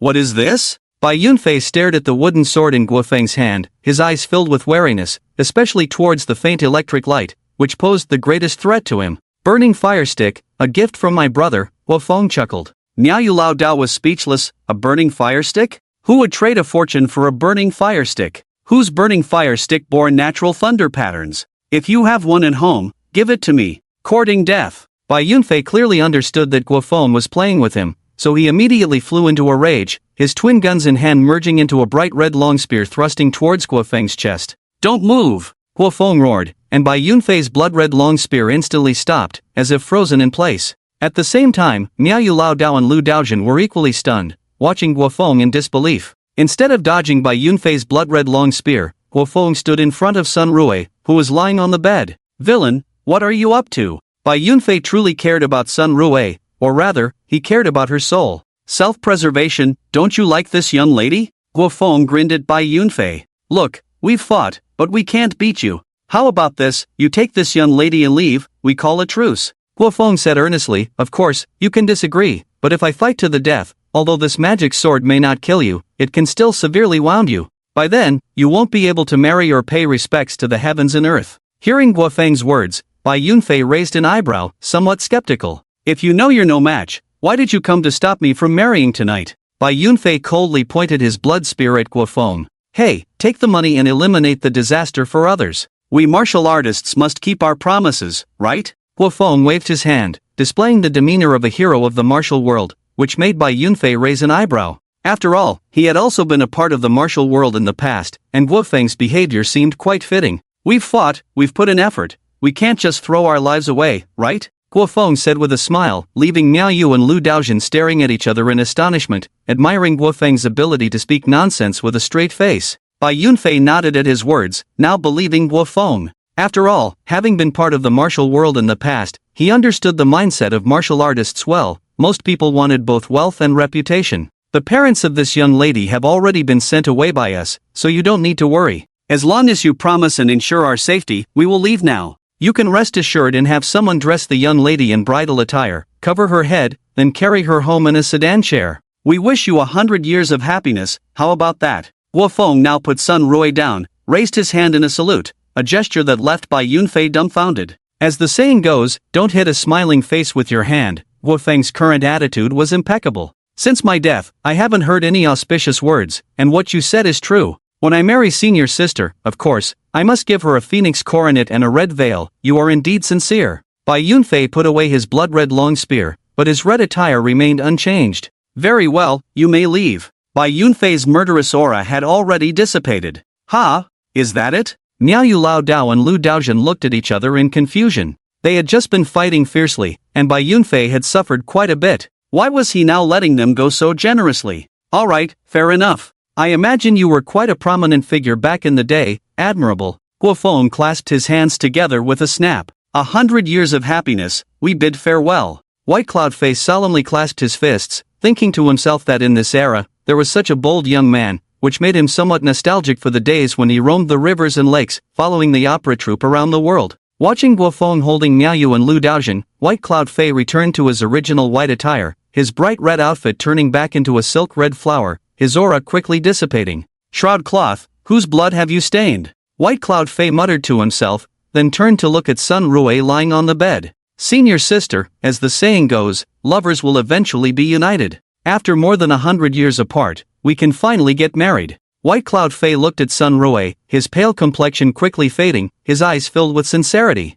He reached out to touch Sun Rui's forehead, but suddenly remembered Guofeng's words. I was too hasty. Come here. White Cloud Fei shouted, and in an instant, a maid paper figure and a joyous midwife paper figure entered through the window, bowing respectfully to White Cloud Fei. Help the lady change clothes. After White Cloud Fei gave the order, he appeared outside the window, where the festive tune of the Swana welcoming the bride played again. After a short wait, the maid paper figure and the joyous midwife paper figure supported a woman in a phoenix coronet and a red veil as she floated out of Sun Rui's room. White Cloud Fei looked at the woman in the phoenix coronet and red veil, his eyes full of eagerness. Escort the bride, let's go back. White Cloud Fei shouted, mounting his horse with great spirit. The sedan chair was lifted again, the Swana playing the joyful tune of the bridal procession, and the wedding party left Sun's villa in a lively manner amidst the mist. The Sun family villa fell silent, and only after the eerie music faded away did some movement return. They've left? Lin Chen appeared in the hall with Sun Guofu and Ling Yu, while Guofeng, Miao Yu, and Lu Daojin also walked into the hall from the adjacent room.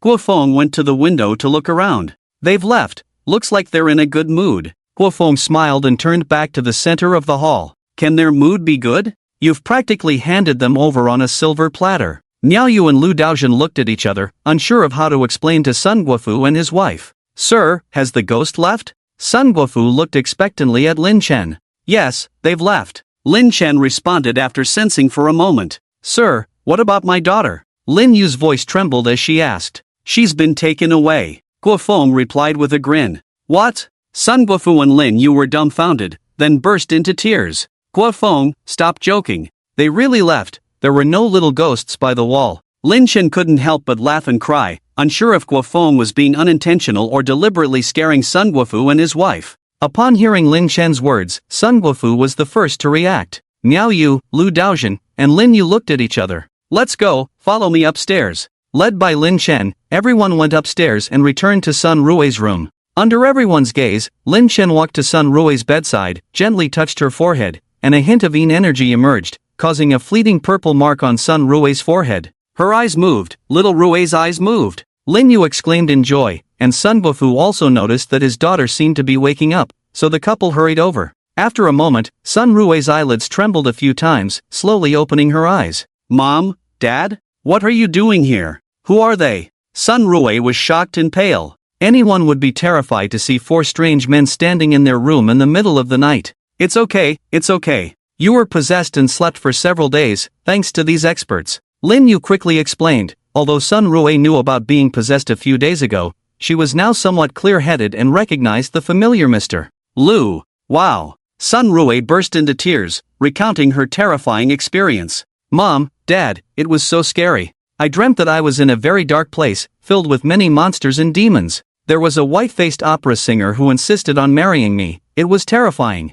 Sun Rui shuddered, but Lin Chen knew that these were not Sun Rui's dreams, but rather experiences of her soul. It's okay now, it's okay, the monster has been driven away. Lin Yu comforted her daughter in a low voice, while Sun Guofu patted Sun Rui's back, trying to calm her down. Confirming that she was indeed Sun Guofu's daughter, Miao Yu Lao Dao was full of doubts. He couldn't help but look at his mysterious senior martial brother and asked, Senior martial brother, since Miss Sun is fine, then whose soul was taken away by that monster? Miao Yu Lao Dao asked in confusion, and whether it was Lu Daojian, Guofeng, Sun Guofu, or Lin Yu, they all looked at Lin Chen in the same way.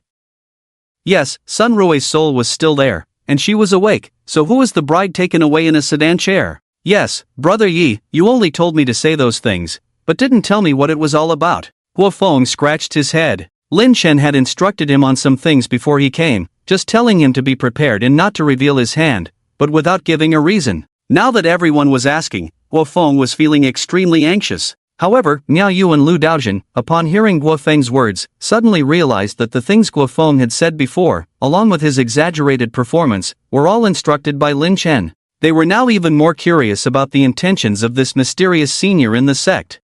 Some things are better kept secret, Lin Chen said mysteriously. But that monster will surely see through it. What if it comes back later? Miao Yu Lao Dao asked. That monster is quite powerful, but the Sun family is not the place for us to fight. And this is the urban area. It's easy to attract attention or cause panic if we fight here. It might lead to unwanted consequences, Lin Chen explained with a smile. If a real fight broke out, it would definitely not go unnoticed, especially since Bai Yunfei was a ghost of over 100 years. Everyone suddenly understood that Lin Chen was afraid of causing too much commotion. If ordinary people were harmed, it would not be good. So you've resorted to a bait and switch? Miao Yu Lao Dao's eyes lit up, unable to help but admire his senior martial brother. Exactly, I used a ghost servant to replace Miss Sun's soul. Lin Chen looked out the window. This way, we can track down Bai Yunfei's lair. Let's go. Miao Yu Lao Dao's eyes lit up. Wow, his senior martial brother actually had a ghost servant, and this plan seemed to be aimed at capturing Bai Yunfei.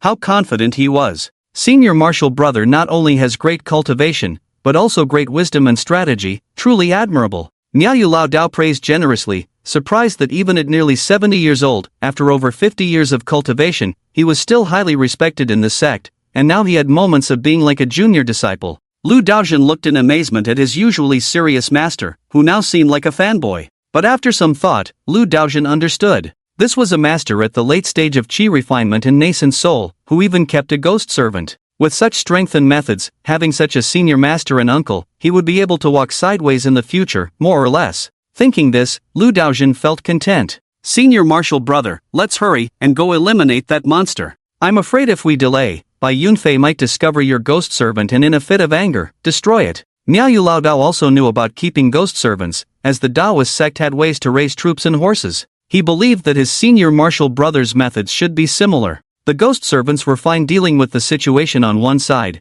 but Bai Yunfei's ability to take the mysterious red silk could reach the level of a fierce ghost in blood-stained clothes. Perhaps the martial arts of the master's ancestors might not be a match. Lin Chen smiled and remained silent. Interesting, you are still too young. Isn't Bai Yunfei just using this unknown silk to become the fierce ghost in blood-stained clothes? His own released substitute, when transformed into a ghost, had already reached the level of a fierce ghost, harboring resentment for over 100 years. That is the true 100-year fierce ghost. Emperor Ruyan, I am giving you a chance. Be cautious about what you might become. After some thought, Lin Chen decided to set off with Guofeng and Miao. To be honest, he was a bit afraid that Emperor Ruyan might be charmed by Bai Yunfei again. After all, the disease of love-struck minds is hard to cure. On the other hand, Emperor Ruyan was hiding in the ghost sedan chair, adorned in phoenix coronet and rosy robes, listening to the pipa music outside, feeling a mix of emotions. 100 years ago, she sat alone in her boudoir, tears staining her phoenix coronet and rosy robes, only longing for her husband's return, only wanting to ride in her husband's sedan chair. But now that she had achieved it, Ruyan no longer felt joy. He was talking about that ordinary-looking senior sister. Ruyan muttered to herself, recalling the scene when Bai Yunfei's troupe came to the mansion to perform. That day, when the troupe arrived at the mansion, everyone was busy moving things around, and that was when she first saw Bai Yunfei. At that time, she didn't pay much attention, but now looking back, there was indeed a plain-looking but gentle and kind woman in Bai Yunfei's troupe, who played the role of a young maiden. She must be the senior sister Bai Yunfei mentioned. Later, Bai Yunfei was captured and executed, unexpectedly becoming a ghost. But even as a ghost, he didn't come for her. Instead, he waited patiently for 100 years. The girl from the Sun family must be the reincarnation of Bai Yunfei's senior sister. Perhaps only this way could explain Bai Yunfei's unwavering determination to capture her soul. Was it all just wishful thinking on my part? Ruyan murmured to herself. No, Yunfei liked me. Perhaps his relationship with that senior sister was merely familial. Sister, do you know? I waited for you for 113 years. Suddenly, Bai Yunfei's voice came from outside the sedan chair. I had planned to finish one last job, propose to my master, and then take you away from the troupe. We would find a small town, buy a house and land, live a prosperous life, no longer wandering the seas. But things didn't go as planned. I am not your sister. Bai Yunfei was rambling on, then heard a voice from inside the sedan chair. He paused for a moment, then smiled helplessly. I forgot, sister, you have been reincarnated. You probably don't remember the past. It's okay, I will help you remember. Besides your sister, have you ever loved anyone else? Ruyan inside the sedan chair suddenly asked, feeling uneasy. Her response to Bai Yunfei's answer was a mix of anticipation and fear. No, absolutely not. Bai Yunfei's firm response left Ruyan feeling cold. I once told my sister that I never crossed the line with those women. I only used them to find out where the treasures were hidden. But those women might have genuinely liked you, they might have been sad for you or even died for you. Ruyan furrowed her brows slightly. Really? They were just foolish women, how can they be compared to my sister? Ha ha. Bai Yunfei laughed arrogantly. But those women were indeed shallow, like canaries kept in a cage, only valuing appearances. They can't be considered suitable for marriage. I still remember the last Miss Lu from the Lu family. White Cloud Fei's words made Lu Ruyan's heart skip a beat in the sedan chair, her ears involuntarily perking up. What about Miss Lu from the Lu family? Do you like her? Lu Ruyan asked in a trembling voice. Ha, with that hoarse voice like a broken gong, sounding like a crow, always wanting to learn how to sing opera. Even if she had 10 or 100 years, she wouldn't have a fraction of her senior sister's skill. Poor me, I have to pretend to enjoy her singing. White Cloud Fei seemed to remember something and burst into laughter, completely unaware that inside the sedan chair, under the veil, Lu Ruyan's beautiful face had turned icy cold. So, you're just using her, aren't you? Do you know she died for you?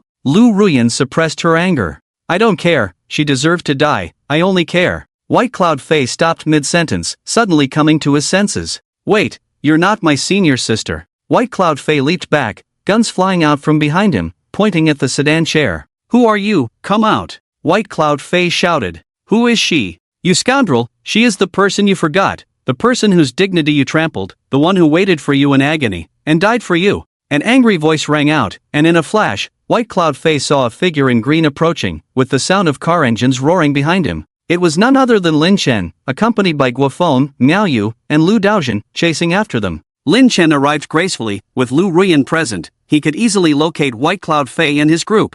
And who are you? White Cloud Fei looked at the person before him, dressed in a green and gold robe, exuding an extraordinary and rare air of nobility. Having traveled far and wide, he had seen many high-ranking officials, but had never encountered someone like this. Upon closer inspection, he realized the newcomer was not human. Are you human or ghost? White Cloud Fei was on high alert. Whether I am human or ghost is not important. You better pass this test first. Lin Chen pointed at the sedan chair, and only then did White Cloud Fae react. Such strong resentment, such heavy malevolent aura. White Cloud Fae was shocked, but in the next moment, the sedan chair exploded, malevolent energy swirling like a tornado mixed with sand and stones, almost knocking White Cloud Fae off balance. The furious Emperor Ruyan. Lin Chen took a step back to the front of the car, with Guofeng, Miao Yu, and the others getting out of the car. What's wrong, Master Uncle? Is that ghost acting up? Miao Yu, the old Taoist, came forward with a sword to protect Lin Chen. No, no. Lin Chen quickly waved his hand to stop them from approaching.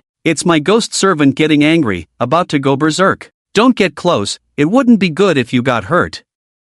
The old Taoist Miao Yu couldn't help but chuckle, thinking that Master Uncle was really good at joking. What's so scary about a ghost servant getting angry and going berserk? Hurt me? After all, I have cultivated my essence into qi, and my yin spirit has taken form. Master Uncle, where is your ghost servant? Let me see if I can help. The confident old Taoist Miao Yu said. Lin Chen was momentarily stunned, then praised, the younger generation is indeed formidable. Miao Yu, take a look. Lin Chen pointed to a distance where the malevolent energy had wreaked havoc, like a new bride, skilled in needlework. Following Lin Chen's gesture, the old Taoist Miao Yu saw a figure descending gracefully from the shattered sedan chair. Clad in a bridal gown as red as blood, with black hair fluttering, her fair and delicate face now cold as ice. She raised her hands, and several blood-red threads flew out, filled with resentment and malevolence, the aura so thick that just one glance made one feel like falling into an icy abyss. Miao Yu couldn't help but gulp, his wooden sword trembling in his hand. What's wrong, Miao Yu, feeling cold? Are you underdressed? Guofeng walked over with a grin, patting Miao Yu's shoulder. Master, are you alright? What happened to Ancestor Uncle's ghost servant? Lu Daojin couldn't understand and asked curiously. Blood-clothed fierce ghost. Miao Yu, the old Taoist, was at a loss at this moment. His ancestor uncle was really good at joking. His ghost servant turned out to be a blood-clothed fierce ghost. Judging from his senses, it was much stronger than Bai Yunfei. Even if Bai Yunfei fully transformed into a blood-clothed form, he probably wouldn't be a match, let alone himself. What, ancestor uncle's ghost servant is a blood-clothed fierce ghost? Lu Daojin couldn't believe it, rubbing his eyes in disbelief. Oh my aunt, oh my grandma, my brain is turning into a big jujube. My ancestor uncle is going against the heavens, daring to recruit a fierce ghost as a servant? And it's a blood-clothed level fierce ghost. No wonder it's Night Brother, so awesome. Guofeng raised his thumb in admiration. He didn't understand why Miao Yu and Lu Daojin were so surprised. Although he didn't know how powerful the blood-clothed fierce ghost was, since it was Night Brother's ghost servant, there was nothing surprising about it. A little further away, Bai Yunfei was shocked. The woman in front of him turned out to be a complete blood-clothed fierce ghost, with a violent aura that indicated hostility. Coupled with the mysterious man from earlier, Bai Yunfei's body was already turning blood red. Who are you? Have we met before? Why are you helping those people and ruining my plans? Bai Yunfei's body covered in blood gradually grew stronger, facing off against Lu Ruyan with a blood-colored spear in hand. You really don't recognize me? Lu Ruyan's smile was full of self-mockery. Could there be anything more ironic than this? A woman who had longed for someone for over 100 years, a woman who had died for him, and he didn't recognize her? I'm the woman with the hoarse voice, the crow's caw you mentioned. Lu Ruyan laughed. I'm the foolish woman who told you where the family treasure was hidden, the idiot who died for your love. The more Lu Ruyan spoke, the more violent her aura became, and her voice grew colder. Miss Lu, you died for me? Bai Yunfei frowned, trying hard to recall Lu Ruyan's appearance from 100 years ago, finding it hard to believe. Ha ha, what a great irony. You treat me worse than those heartless men in stories. Lu Ruyan laughed in anger. Even the most despicable men in novels had some love for the female lead, or some feelings, but now Bai Yunfei didn't even remember Lu Ruyan. At this moment, Lin Chen seemed to hear the sound of the young Empress Lu Ruyan's love-stricken heart shattering into pieces. Bai Yunfei, you are truly. Lin Chen thought for a while, not knowing what to say. He was purely using Lu Ruyan, devoid of any emotions. At this moment, Lu Ruyan, in her blood-clothed fierce ghost form, fully unleashed her abilities, exuding a malevolent aura. Zo! Blood-colored threads shot directly towards Bai Yunfei. Bai Yunfei's eyes widened suddenly, his blood-colored spear like a dragon, meeting the blood threads head-on. A fierce battle of fierce ghosts began. Not far away, Lin Chen and the others watched with great interest. What kind of scene was this? A girl who was deceived in love beating up a heartless man? As Bai Yunfei's long spear collided with the blood threads, a huge force struck, almost causing the spear to fly out of his hand. What immense power! Bai Yunfei's eyes narrowed, unleashing his malevolent aura. He used to be a pillar of the opera troupe, not just because of his handsome looks and excellent singing skills, but also because of his agile figure, martial arts prowess, and potential as a martial artist. The blood-colored spear sometimes moved like a dragon, sometimes swept through the enemy ranks, and sometimes nodded like a phoenix. Even though Lu Ruyan was a genuine 100-year blood-clothed fierce ghost, she had no way to deal with Bai Yunfei in terms of combat skills. However, there are differences in realms after all. Lin Chen could see this too. Bai Yunfei's formidable strength as a blood-clothed fierce ghost was mostly bestowed by that red silk cloth and red flowers. What is that thing? Lin Chen carefully investigated. There was a bloody resentment on Bai Yunfei that did not belong to him, most likely originating from that red silk cloth. I think it might be a shroud used by someone with deep resentment, tainted by blood, hence possessing such a powerful grudge. It seems this person is not an unknown figure, the Taoist Miao speculated. Surprisingly, this could be true. Lin Chen had just witnessed Bai Yunfei's transformation, indeed triggered by the blood-colored silk cloth, granting him the true power of a blood-clothed fierce ghost. The power of ghosts depends on their resentment and malevolence. Much like cultivation, some require years of accumulation, while others depend on circumstances and individuals. For example, the legendary general Zheng Fei from the Three Kingdoms was killed by his subordinates and his head was cut off. Later, his lingering resentment turned into a malevolent ghost, requiring a temple to be built and worshipped by a certain group of people. His resentment even transformed into a kind of bird called the Zheng Fei bird. Although it contains elements of supernatural folklore, it also indicates that individuals with deep resentment are more likely to transform into malevolent spirits, becoming more formidable. The battle between Lu Ruyan and Bai Yunfei was becoming increasingly one-sided. Lu Ruyan stood in midair, sending blood-red threads like needles aiming for Bai Yunfei's vital points, making it impossible for him to get close despite his strong martial skills. Bai Yunfei roared in anger, his eyes showing signs of madness. It seems that the red cloth has side effects. Lin Chen stepped forward, arriving near the two fighters. Ruyan, calm down. Is someone like him worth your anger? Lin Chen comforted with a smile. Look at how you've beaten him down like a dog, not worth getting angry over. Master, I hate him. Lu Ruyan looked at Lin Chen, her beautiful eyes now filled with blood, tears even streaming down her face. Rascal, look at how you've angered our Ruyan. Even though their ghost servant was still considered part of the family, seeing her in such a state made Lin Chen furious. What are you? Bai Yunfei, feeling humiliated by Lu Ruyan, seized the opportunity to vent his frustration. If you dare, come and fight me. Lu Ruyan, who was already furious, was taken aback, looking at Bai Yunfei in disbelief. Although when Lin Chen first took her in as a ghost servant, his cultivation was not high, just a strange kind of loach. However, during these days, Lu Ruyan had witnessed Lin Chen's growth. Although Lin Chen did not often summon her to command, every time she saw him, she noticed new changes in this master. The master must be a reincarnation of a powerful being or an existence she could not comprehend. In such a short time, the power of that Yin deity had already surpassed hers. Coupled with the eerie ability to devour malevolence and resentment, if Bai Yunfei were to fight the master, it would be seeking death. Thinking of this, Lu Ruyan suddenly felt a bit sorry for Bai Yunfei, as if her resentment towards him had lessened. What did you just say? Lin Chen blinked in surprise, looking at Bai Yunfei. I said, if you dare, come and fight me. Bai Yunfei held the blood-colored spear, pointing it at Lin Chen with anger. Ha ha, ha ha ha. Laughter came from a distance, making Bai Yunfei look over in annoyance. It was indeed Taoist Miao, unable to contain his laughter. Daojin, he says he wants to fight your master uncle. Taoist Miao laughed while patting Lu Daojin's shoulder. My master uncle has reached the realm of Yin deity possession, and with our old Lord Guan's lineage as treasure, you, a small fierce ghost who just reached the blood-cloth level, dare to challenge my master uncle? Master, ha ha ha, I heard it, ha ha ha. Lu Daojin answered while finding it amusing. Who was that? That was my ancestor's uncle. Don't rush to provoke him. It's like hanging a lantern in the toilet, looking for trouble. Guofeng, unusually, remained silent, but his gaze towards Bai Yunfei was filled with pity and sympathy, as if Bai Yunfei was already done in his eyes. Bai Yunfei watched all this, a nameless anger burning fiercely within him. The disdainful gazes were contemptuous. Bastards, what do you mean by this? Are you mocking me? Bai Yunfei roared, a bloody light emanating from him, his eyes filled with blood, his whole being exuding madness, his cultivation almost catching up to Lu Ruyan's. Fight me, don't hide behind a woman. Bai Yunfei roared, his blood spear like a dragon, heading towards Lin Chen to attack. Still young. Lin Chen shook his head helplessly. Why was he so impulsive? Did he need to resort to verbal provocation? Facing the blood spear coming at him, Lin Chen remained calm. In the face of absolute strength, everything else was futile. During these days, Lin Chen's cultivation had improved significantly.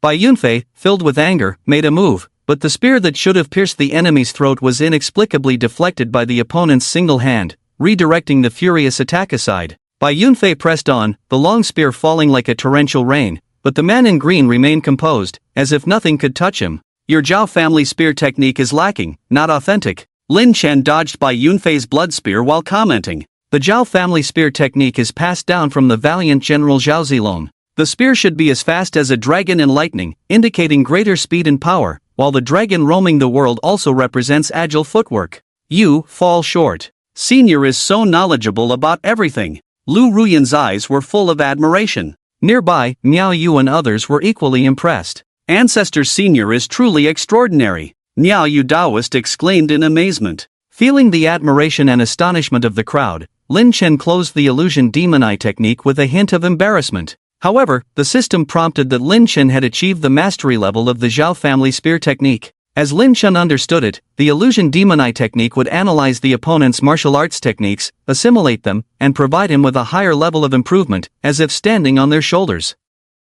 The fact that the Zhao family spear technique had only reached mastery level now indicated that the technique assimilated from Bai Yunfei was still immature. Wow, this is so infuriating. Bai Yunfei was seething, his face turning from pale to red in an instant, trembling all over. My master is the direct descendant of the Zhao family spear technique, and I am my master's disciple. I have been learning from my master since childhood. Why do you defame my spear technique as unorthodox? Bai Yunfei roared and attacked repeatedly, but the more he did so, the more loopholes in his spear technique were exposed in front of Lin Chen, who shook his head repeatedly. It's been over 100 years, why are you still so reckless? Lin Chen once again brushed off Bai Yunfei's blood spear, then waved his hand, and malevolent energy condensed into a dark iron-colored dragon spear. This is my first time using it, please enlighten me. Bai Yunfei sneered, the Zhao family spear technique was an ancestral technique, not to be passed on. Even if someone learned it, they wouldn't grasp its essence, let alone you. However, the next moment, as Lin Chen's dragon spear moved, the situation suddenly changed. By the time the dragon spear emerged, Bai Yunfei already knew that Lin Chen was not just talking. Just this move, the dragon emerges from water. He had practiced day and night for 2 years, only then did his master approve, and Lin Chen's spear completely surpassed his.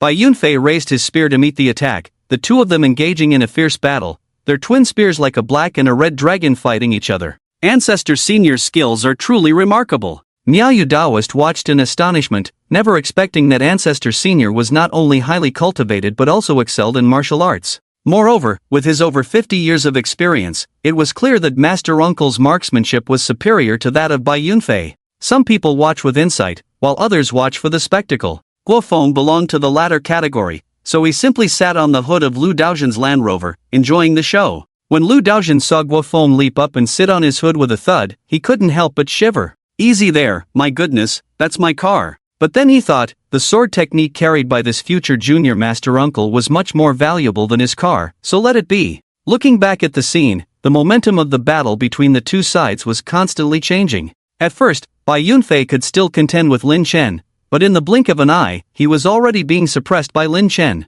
Lin Chen's casual shot made Bai Yunfei struggle to keep up, but both were using the Zhao family's spear, which also had its differences in quality. This disadvantage reminded Bai Yunfei of the scenes when he practiced the Zhao family's spear with his master in the past, where he was teased by his master with a white waxwood stick. Smack! Lin Chen's dragon spear struck Bai Yunfei's back, causing him to stagger. Fight with me, dare you daydream? This was followed by the sound of the soul being whipped, and Bai Yunfei didn't know what method Lin Chen used, but the black dragon spear caused a pain that pierced his soul, although the physical harm was minimal. The intense pain and mocking voices made Bai Yunfei feel like his teeth were about to shatter. His long-awaited chance to meet his senior sister was ruined, and the woman he once ignored now thought he was a fierce ghost, overpowering him. Someone meddling in his affairs, mocking him and overpowering him as well. At that moment, all kinds of resentment and shattered pride flooded Bai Yunfei's heart like a tide. I resent, I hate. Overwhelming resentment seeped out from the red cloth-wrapped shroud, turning Bai Yunfei's eyes from blood red to pitch black, and his blood-stained clothes shifted from crimson to dark purple. Ah! Bai Yunfei's agonizing roar no longer sounded human. This is eerie. Lin Chen could naturally see that Bai Yunfei had gone mad, and all the reason stemmed from the layer of red cloth covering him. The speculation of the wise old Taoist was probably correct. This was a shroud used by a formidable figure, or it wouldn't have such corrosive power. In a daze, Bai Yunfei transformed into a blood-red light and charged towards Lin Chen, abandoning his blood spear and resorting to close combat with fists and claws. Not good, that person has gone mad. The wise old Taoist watching from afar was shocked. What madness? Guofeng curiously asked. It means being stimulated, losing one's mind, falling into madness, and becoming a killing monster until the end. The wise old Taoist's gaze narrowed slightly, indicating that after going mad, one would gain a surge in cultivation and a frenzy of pain. How is the ability of the junior master uncle in close combat? Will he be at a disadvantage? Lu Daozhen looked worriedly at Guofeng. Be cautious in combat? Guofeng showed a pensive expression, unable to recall Night Brother engaging in close combat. Possibly, maybe. Before Guofeng could finish his sentence, the fight had already begun over there. What martial art is that? Lu Daozhen pointed at Lin Chen. Everyone turned to look and saw Lin Chen's movements were somewhat peculiar, yet he effortlessly dodged Bai Yunfei's mad attacks and even counterattacked. It seems to be a martial art from the Bear Country. The wise old Taoist, with his broad knowledge, recognized that Lin Chen was using a martial art from the Bear Country. Indeed, Master Uncle has a broad vision and extraordinary cultivation. Guofeng pursed his lips, wondering why this old Taoist, nearly 70 years old, kept addressing everyone as Master Uncle and showering them with flattery. Where was his integrity? But then he thought better of it. When his cultivation was sufficient, he would enter the sect. Miao was his junior after all. There was no need to vie for favor with a junior. As an elder, one should be magnanimous. Bai Yunfei, do you want to become a demon? Lin Chen kicked Bai Yunfei away and asked with a smile. Roar! Bai Yunfei shook himself like a wild beast, roaring towards Lin Chen. He bent his fingers into claws, grabbed at the nearby paper figures of the welcoming party, shattering them instantly. Weakened spirits wailed and cried as he caught them, then ruthlessly shoved them into his mouth. CC. Threads of blood-red silk appeared out of thin air, wrapping around Bai Yunfei's wrist and fingers, forcibly prying open his hand and releasing the yin spirits and little ghosts. Ah, how did it come to this? Lu Ruyan sighed. The once elegant Bai Yunfei had long turned into a mere shadow of himself. Although she had come to terms with it, she still didn't want Bai Yunfei to end up like this. Your Majesty, please see him off. Lu Ruyan bowed gracefully, the first time she had shown such respect to Lin Chen. Are you willing? No regrets? Lin Chen asked with a smile. Lu Ruyan sighed with a hint of resentment. What's there to be willing or unwilling about? I originally set my heart on the bright moon, but the bright moon shines on the ditch. Ruyan has no regrets in this world. Very well, today the flowing water has no intention to linger with the fallen flowers, so let him go. Lin Chen nodded, clapping his hands to disperse the dark aura gathered around the black dragon spear. Baruo. In Lin Chen's hand, a Wodeo sword shimmering with a faint purple light appeared, its sharp serrated blade resembling a demon's fangs, exuding a fierce and bloody aura. What is that? Such a heavy aura of ferocity, such a strong scent of demonic evil. Miao's brows furrowed as he saw his senior uncle conjure a fiercely demonic sword out of thin air, a Wodeo sword at that. With Miao's cultivation, he could tell that this demonic sword must have tasted human flesh and souls to nurture such a fierce demonic blade. Senior uncle, won't you fall into the demonic path and become a wicked cultivator? As the demonic sword was wielded, Lin Chen's demeanor suddenly changed, his aura becoming violent and sinister, as if a demon lord from the abyss had descended. This aura made Lu Daozhen's heart tremble with fear. Smack! Miao's palm struck Lu Daozhen's neck. You brat, how can you speak like that? Can't you see there's not a trace of influence from the demonic sword on your senior uncle? Miao pointed to a spot not far away. Initially, Miao had some concerns, but upon careful sensing, the eerie demonic sword not only did not affect Lin Chen but gave Miao a feeling that the demonic sword feared his senior uncle. As the group discussed, they heard Bai Yunfei's roars and screams not far away. Looking over, they saw Bai Yunfei's blood-stained clothes torn apart by the demonic sword wielded by Lin Chen, the heavy aura of sin bursting out and being devoured by the demonic sword. Miao and Lu Daozhen couldn't help but gasp in shock. That sword was truly bizarre, actually devouring sinful and vengeful energies, and Lin Chen didn't even stop it. Still young after all. Lin Chen nearby smiled faintly. They saw the demonic sword devouring the sinful energies, but they didn't know that ultimately, those energies were converging on Lin Chen, the wielder of the sword. Under the erosion of the yin devouring technique, the eerie shroud suffered heavy damage. As the sinful energies dissipated, Bai Yunfei also snapped out of his madness. Who are you exactly? When Bai Yunfei looked at Lin Chen again, his eyes were filled with fear. Where did you get this shroud? Lin Chen glanced at Bai Yunfei and asked, If I tell you, will you let me go? Bai Yunfei asked after a moment of thought. No. Lin Chen shrugged apologetically. Bai Yunfei could be considered half a blood ghost, and with the resurgence of spiritual energy, his strength would surely increase. Lin Chen didn't have much time to deal with causing trouble in the region or continuing to bother the Sun family. Ashes to ashes, dust to dust. For the sake of Lu Ruyan's face, I will do my best to help you transcend. Whether you can be redeemed or not depends on your own destiny. Lin Chen noticed Lu Ruyan's hesitant expression beside him and knew that she was still somewhat reluctant. There was no choice, she was the first love of Emperor Ruyan. So, he decided to give Emperor Ruyan some face. Upon hearing Lin Chen's words, Bai Yunfei was momentarily stunned, then chuckled bitterly. I was beheaded, and my senior sister helped me sew my head back on. But I was unwilling, so I became a ghost. Bai Yunfei seemed to be reminiscing about something. Over the years, I have accumulated quite a bit of sin.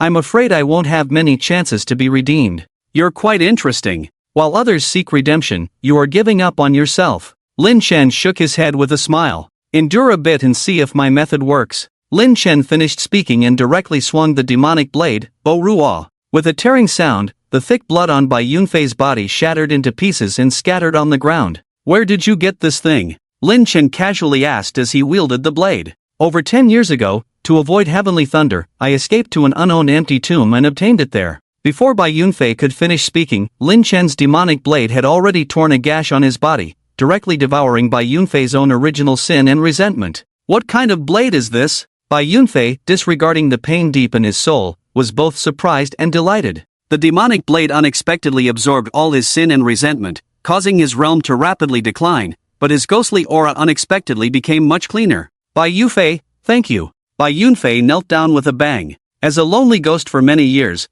how could he not know that under Lin Chen's blade, he was cutting off his own karmic debt? This was a grace of rebirth. Miss Ruyan, Bai Yunfei apologizes to you for the past. Please forgive me. Bai Yunfei bowed to Lu Ruyan again, realizing that Lin Chen's actions were also for the sake of Lu Ruyan's face. Lin Chen accepted it calmly. Although this would stabilize the growth of his own karmic debt, the benefits for Bai Yunfei were greater. What kind of transcendence method is this? I feel like the sin and resentment on that ghost's body are decreasing. The Taoist Miaoyu looked surprised as he watched Bai Yunfei, who was kneeling on the ground not far away, rapidly reducing his sin, but along with it, the resentment on Bai Yunfei's body was also decreasing. Could it be because of that demonic blade? Master, you can't do this. Taoist Miaoyu seemed to remember something and ran over shouting. Master, you absolutely can't do this. This person has a heavy resentment on him and carries karmic debt. By saving him, you are taking on that karmic debt. Bai Yunfei and Lu Ruyan were both surprised. They had no idea about this. After being exposed by Taoist Miaoyu, their expressions varied. Your Majesty, it's my fault. Lu Ruyan knelt down, never imagining that karmic debt could be transferred. She only knew that those burdened with karmic debt would be questioned and punished by the underworld after death, entering the 18 levels of hell. If they cultivated, even the heavens would send down thunderous punishment. Master, please stop. Bai Yunfei is not worth this. Bai Yunfei's eyes trembled slightly, showing a hint of redness. Back then, Bai Yunfei was just an orphan, taken in by a theater troupe, loved by his master and senior sister. For 100 years after his death, he had never felt anyone being so kind to him. Yet today, this person before him was willing to bear his karmic debt to help him transcend. How could he not be moved? Lin Chen furrowed his brows slightly, seemingly finding Taoist Miaoyu's interference somewhat odd. White Cloud, take care of yourself. Lin Chen didn't know what to say. He couldn't just tell them, I'm fine, I just enjoy collecting karmic debts, I have a system, I'm awesome.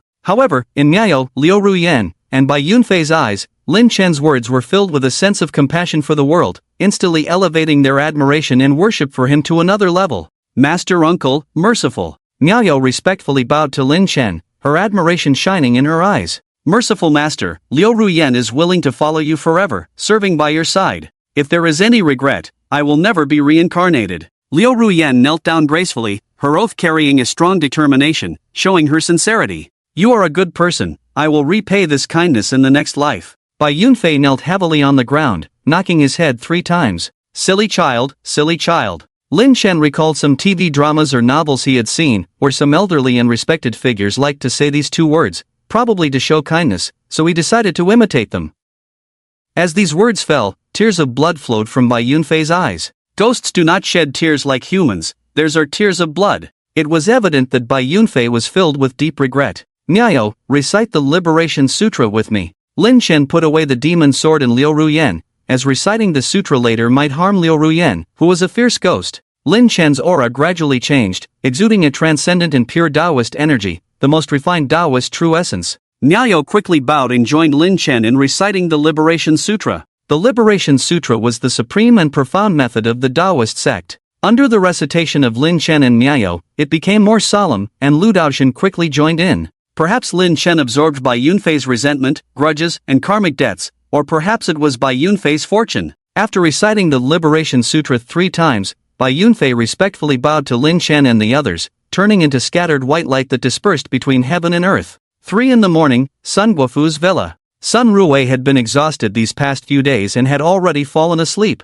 Only Sun Guofu and Lin Yu were anxiously waiting for news from Lin Chen and the others. After all, the ghost took away someone else's daughter. If things weren't handled properly, their own daughter would be the one to suffer. They're back. Sun Guofu suddenly got up, startling Lin Yu, who was dozing off, thinking the ghost had returned. Faintly hearing the sound of a car door closing outside the villa, Sun Guofu hurried out to greet them. As he reached the courtyard, he saw Miao, Lu Daoxuan, and Guofeng approaching with smiles on their faces. The esteemed guests have returned. Where is Mr. Qing Xian? Sun Guofu greeted them, his expression full of hope and gratitude. The matter here is resolved. Master Uncle has some business and has temporarily returned. Niao smiled and replied, looking in a good mood. Director's son, you can rest assured now. Lu Daoxuan patted Sun Guofu's shoulder. That monster has been liberated by my master uncle. Great, great. A huge weight was lifted off Sun Guofu's heart. Mr. Qing Xian was truly remarkable, he hadn't misjudged him.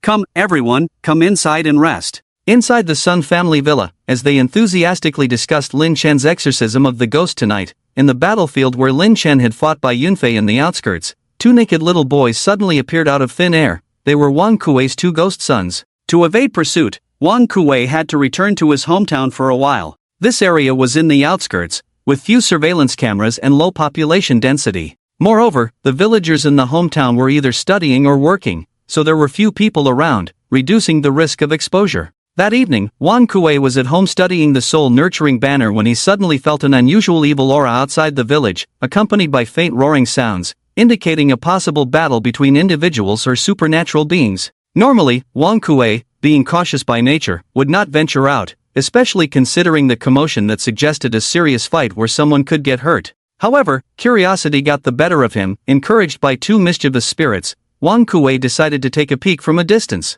Dad, it's that person, he's the one who took third sister, the elder and younger spirits said anxiously, seeking revenge for their sibling. While Lin Chen and Bai Yunfei were engaged in combat, Wang Kuei had already hidden himself at a safe distance. Witnessing Lin Chen's formidable strength, Wang Kuei naturally disregarded the spirit's words. The father and sons waited for a long time until Lin Chen finished his business with the martial artist and left. So powerful, how can there be someone like him? Wang Kuei sighed, realizing that despite possessing the soul-nurturing banner, he was merely a novice among cultivators. Elder, younger, have those people left? Wang Kuei felt like a mouse, unable to move, intimidated by the terrifying individual. They're gone, Dad, all gone, the elder replied. Yes, they're far away, impossible for them to find us, the younger added. Upon hearing the spirit's report, Wang Kuei cautiously emerged from his hiding spot in the small grove.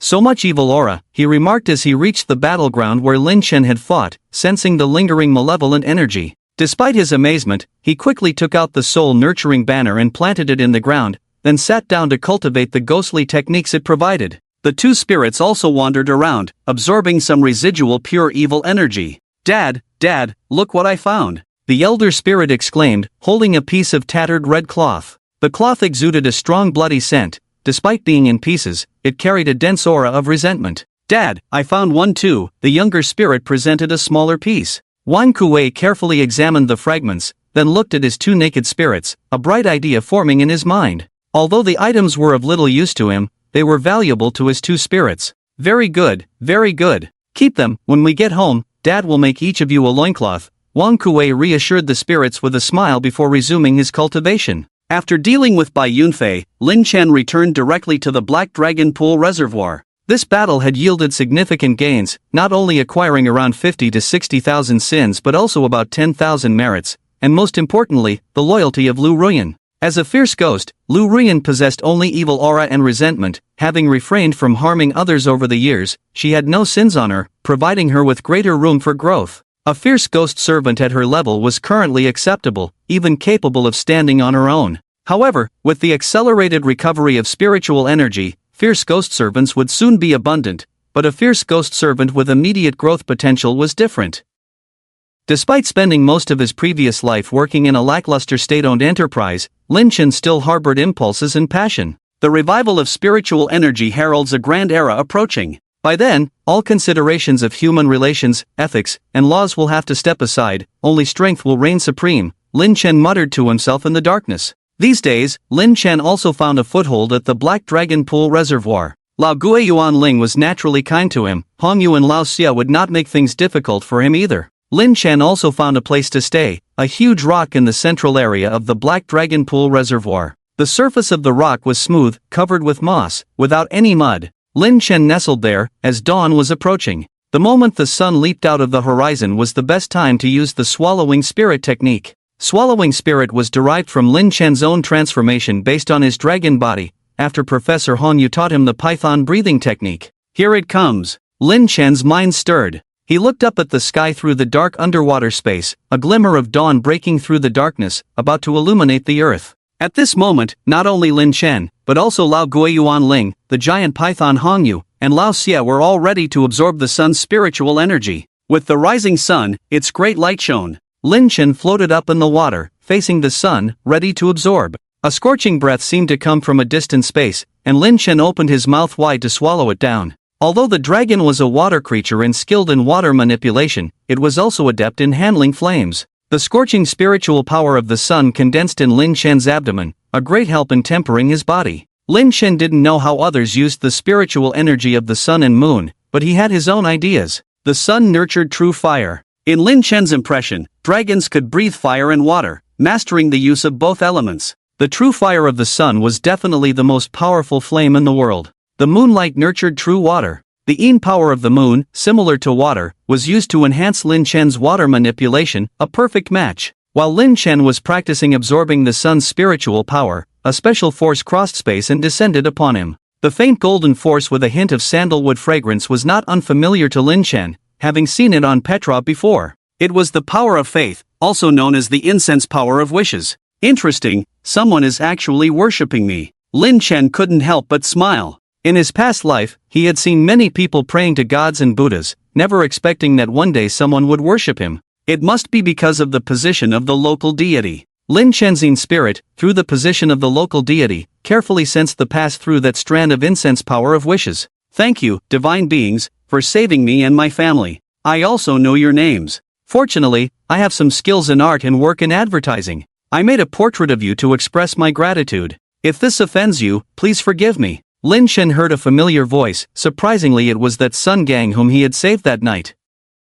Divine Uncle, thank you for saving us. A tender voice also came, from a girl named Chen Chen. Lin Chen didn't expect that in these few days, Sun Gang had painted a portrait of him using his professional skills. The power of wishes is pure and sincere. It seems I didn't save the wrong person. Lin Chen's spirit directly attached to the portrait through the wishes of the father and daughter. Through this connection of wishes, Lin Chen's spirit descended much faster than using other possessed items. At that moment, Lin Chen's spirit descended to Sun Gang's home, using the portrait to see Sun Gang's house clearly. The house was not very big, with 3 rooms and a living room, but it was well arranged, nicely decorated, and most importantly, clean and tidy. Dad, I feel like the divine uncle is watching us. This portrait seems to come alive. The girl named Chen Chen looked up and suddenly felt that the portrait seemed to come alive, blinking at her. Of course, because that divine being truly exists and can hear our gratitude and sincerity. Sun Gang chuckled and patted Chen Chen's head. Alright, tidy up.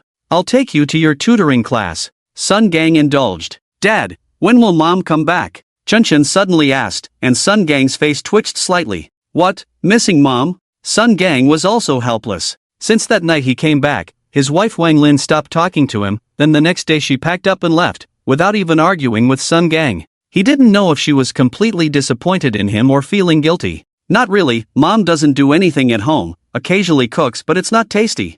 I just feel like something is missing. The little girl was almost 10 years old, and such a young lady already had her own thoughts and ideas. Sun Gang sighed. They had lived together for 10 years. If mom comes back, I won't argue with her, we can still live like we used to. Sun Gang lovingly stroked the little girl's head, but perhaps he already had an answer in his heart.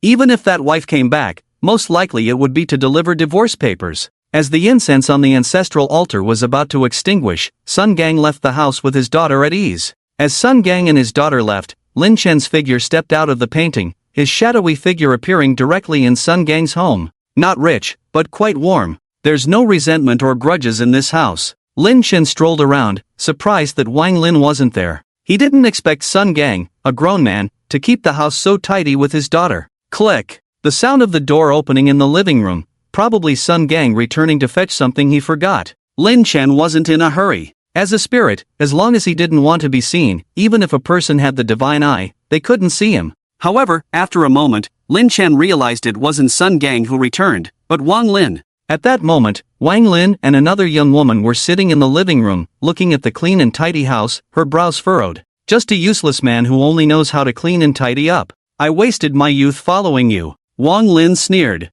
Exactly, men should be ambitious, have a career mindset, otherwise, where's our financial security? The young woman, probably Wang Lin's friend, echoed, and Wang Lin agreed. Wang Lin took out a divorce agreement from her bag and slammed it on the table, then started making a call. Lin Chen glanced at it, it was a divorce agreement. Hello, Sun Gang. I left the divorce papers on the table, sign them when you have time. I don't want the daughter or the house. Wang Lin spoke bluntly. The woman beside her gave her a thumbs up, and Wang Lin proudly raised her head. Okay, I got it. I'll go back later and contact you after signing. Sun Gang responded calmly, as if he had already anticipated Wang Lin's actions. You're so indifferent? Oh, I see, you've been wanting to divorce me, right? Wang Lin sneered, the young woman beside her coldly laughing, as if she had already seen through Sun Gang. But, a man like you who only knows how to clean and tidy up, has no use. No ambition at all. Ambition? When I started my own advertising company and it was doing well, who was it that nagged me to shut it down and said as long as I accompanied her well, she didn't care about my career or money? Sun Gang remained calm. That's because you were busy all the time back then, had no time for me. I can't cook or clean, what was I supposed to do? Besides, why didn't you hire a maid to take care of me back then? Wang Lin retorted, rolling her eyes. You fired 5 maids. Sun Gang remained calm. They were unprofessional, didn't know how to serve properly. Wang Lin argued, and Lin Chen standing aside could see that this woman was just insatiable. Before Sun Gang's career was thriving, she said she didn't like money, she liked companionship. She pressured Sun Gang to close his company and find a smaller one so they could spend more time together. Sun Gang complied with her wishes, but then she criticized him for not being successful and urged him to be more ambitious. Lin Chen was speechless. As Wang Lin said, a man who is both ambitious and successful in his career, as well as gentle and family-oriented, is rare in the world. But Wang Lin, are you deserving of such a man? Alright, there's no point in saying more. Goodbye. Sun Gang decisively hung up the phone. Hearing the busy tone in her ear, Wang Lin was stunned for a moment, then burst into angry shouts. Jerk! I should have seen through him. Shuya, why am I so unlucky to meet such a man? Don't be angry, Wang Lin. It's not worth it for a man like him. Shuya quickly tried to comfort her, but there was a hint of satisfaction in her eyes, the taste of a successful scheme. Although Wang Lin didn't notice, Lin Chen saw Shuya's expression clearly. Well, Shuya, wait a moment. I'll pack up my things and we'll leave together later. I'll treat you to dinner to celebrate my regained freedom, Wang Lin said, turning to go to her room. Okay, take your time packing, Shuya replied with a smile. Once Wang Lin entered the bedroom, she took out her phone and sent a message.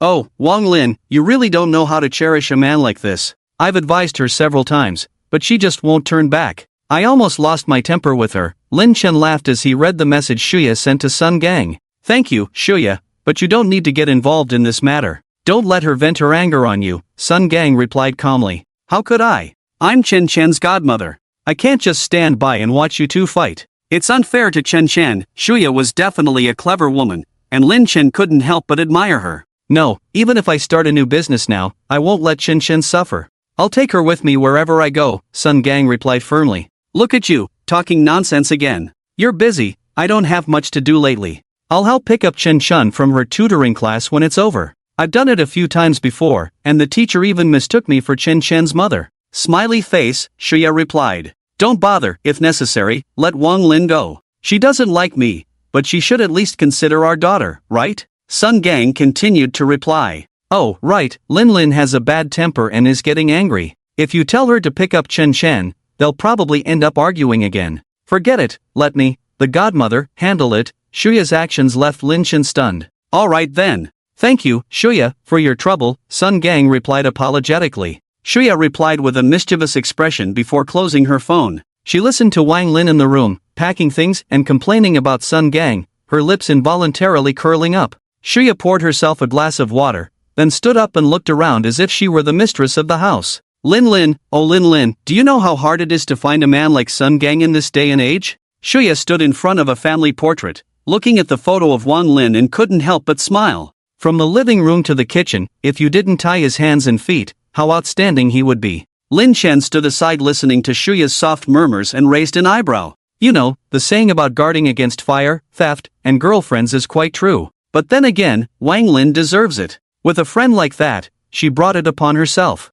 Since you don't want him, don't blame me for taking him, Shuya said, looking towards a chest of drawers where Lin Chen's portrait hung. Oh, is this the deity who saved Sun Gang in them? Shuya remembered Wang Lin mentioning that night. Being reckless on my own is one thing, but dragging others into it is another. Luckily, we had a god helping us out. Not to mention, this god is quite handsome, Shuya chuckled. To Lin Chen's surprise, she walked up to the statue of the god and bowed towards Lin Chen. Thank the god for saving Sun Gang and Chen Chen. Lin Chen was taken aback. Despite Shuya's actions being unfair to Wang Lin, her sincerity towards Sun Gang and the little girl was genuine, something Lin Chen could sense. Just because you complimented me as handsome and thanks sincerely, I acknowledge you as the most suitable lady of this house, the god said. Lin Chen nodded silently. Why are you bowing to him, playing tricks and toying with people's hearts? Wang Lin came out of the room and saw Shuya worshipping the statue of Lin Chen. Of course, I'm thanking the god for saving you, Shuya said calmly. Humph, I saved you?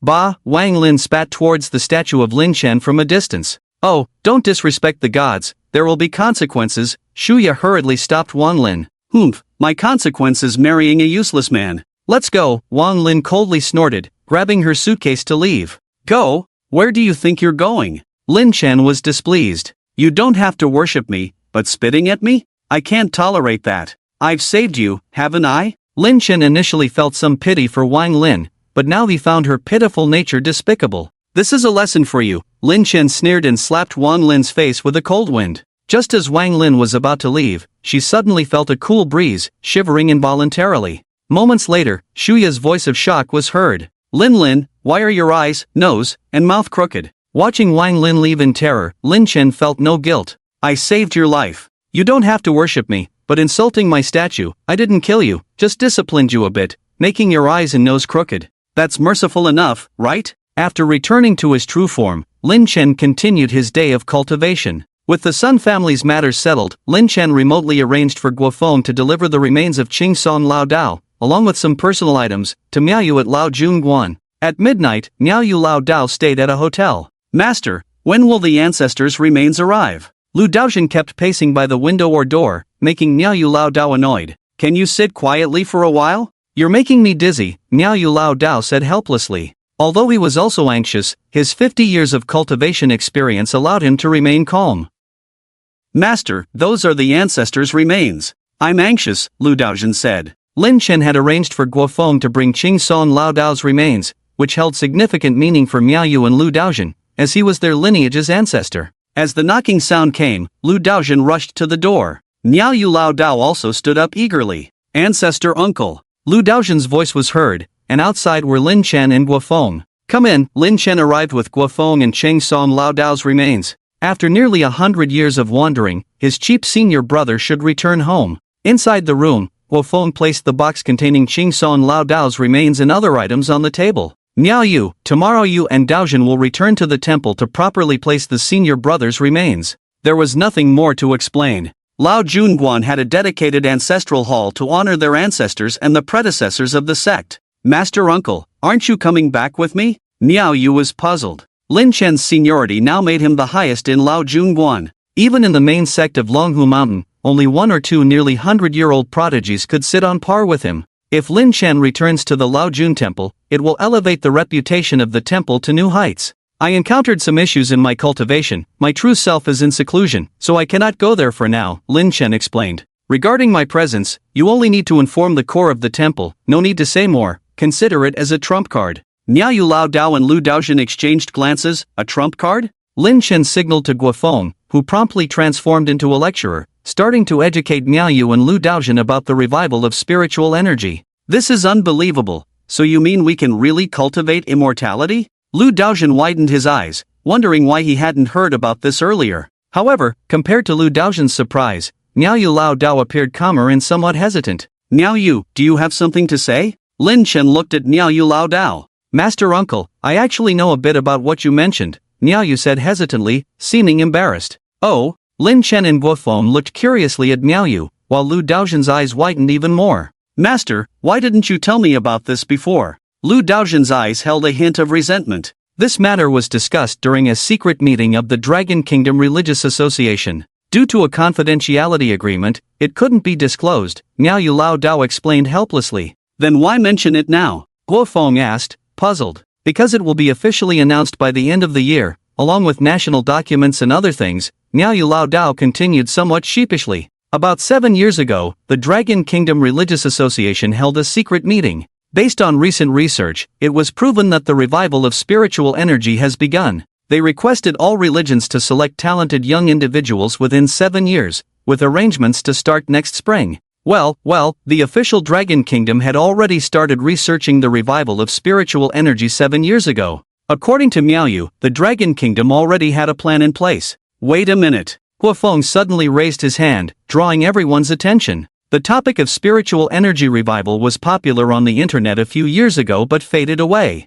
Was it suppressed by the Dragon Kingdom officials? Yes, Miao Yu Lao Dao hesitated for a moment and replied truthfully. Then why? Why not inform everyone earlier? Guofeng felt a sense of unease, realizing that being kept in the dark was uncomfortable for anyone. I think it was to gain an advantage, Lin Chen pondered, recalling some events from his past life. An advantage? Guofeng was puzzled, feeling a mix of anger and unclear thoughts. Yes, to exploit information gaps for an advantage. When the revival of spiritual energy begins, cultivation will become a major trend, leading to various societal issues, Lin Chen sighed. Confucians rely on culture, while warriors break the law with force. The Dragon Kingdom officials must maintain absolute authority in the cultivation world, establish rules and laws, otherwise, when that day comes, chaos will ensue among cultivators. Honestly, Lin Chen could understand the Dragon Kingdom officials' decision, as ultimately, those who couldn't cultivate would benefit. Of course, certain forces that knew the information in advance would also gather strength early on for the rise of cultivation in the future.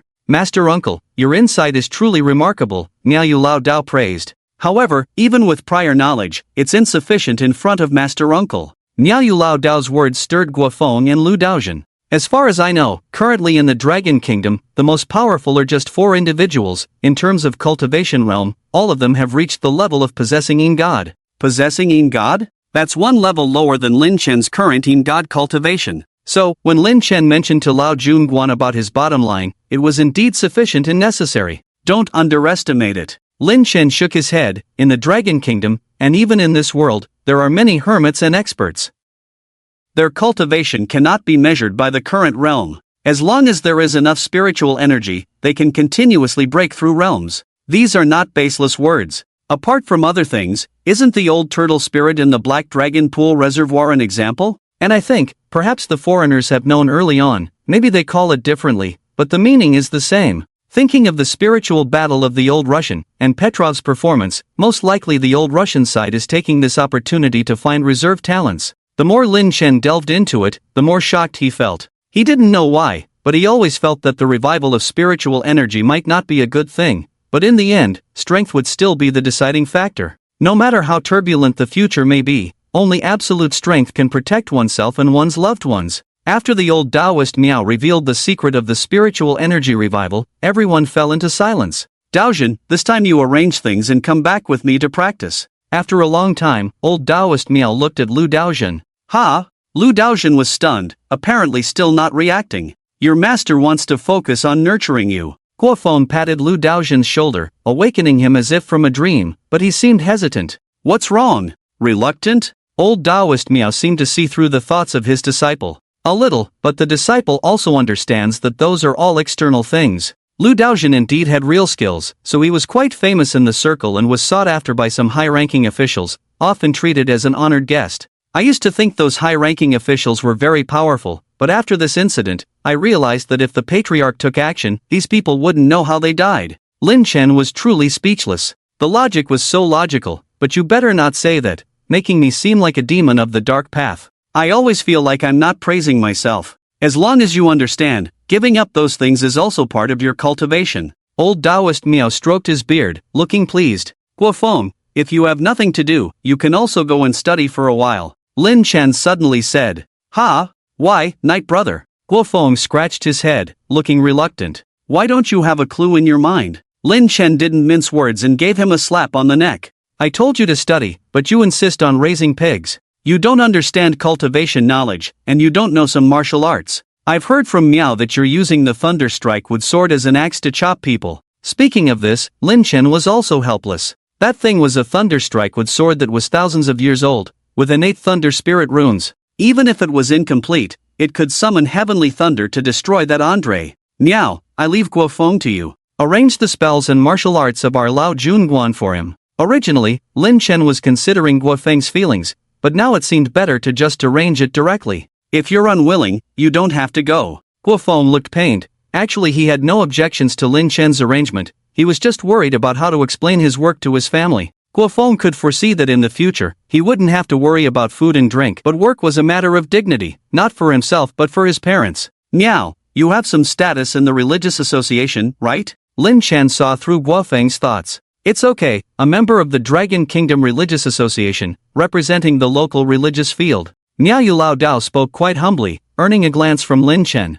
Give Guofeng a nice and presentable position, so he can have something to show his family, then let's head to the Lao Junguan, he said. Regarding Lin Chen's arrangement, Miao Yu naturally assured with a pat on his chest. Everything is arranged properly. It's almost 3 in the morning. Lin Chen decided to give a little more benefit to the few people. Now, sit according to your own habits. I have a Dao technique to pass on to you. How much you can comprehend depends on your affinity, Lin Chen said, tapping his forehead. A bright halo emerged, and a jade-like bamboo slip appeared above Lin Chen's head. Treasure of Jingguan. Miao Yu was greatly surprised and delighted. Since the senior uncle had brought out the treasure of Jingguan, naturally, what he would impart was the finest Dao technique. The pure heart mantra comes from the Lao Junguan. Although Lin Chen is now also a member of the Lao Junguan, the benefits ultimately only go to oneself. Out of gratitude to Qing Song Lao Dao, Lin Chen decided to pass it on as much as possible to enhance the heritage of the Lao Junguan. The 8 great divine mantras of the Dao have their own lineages,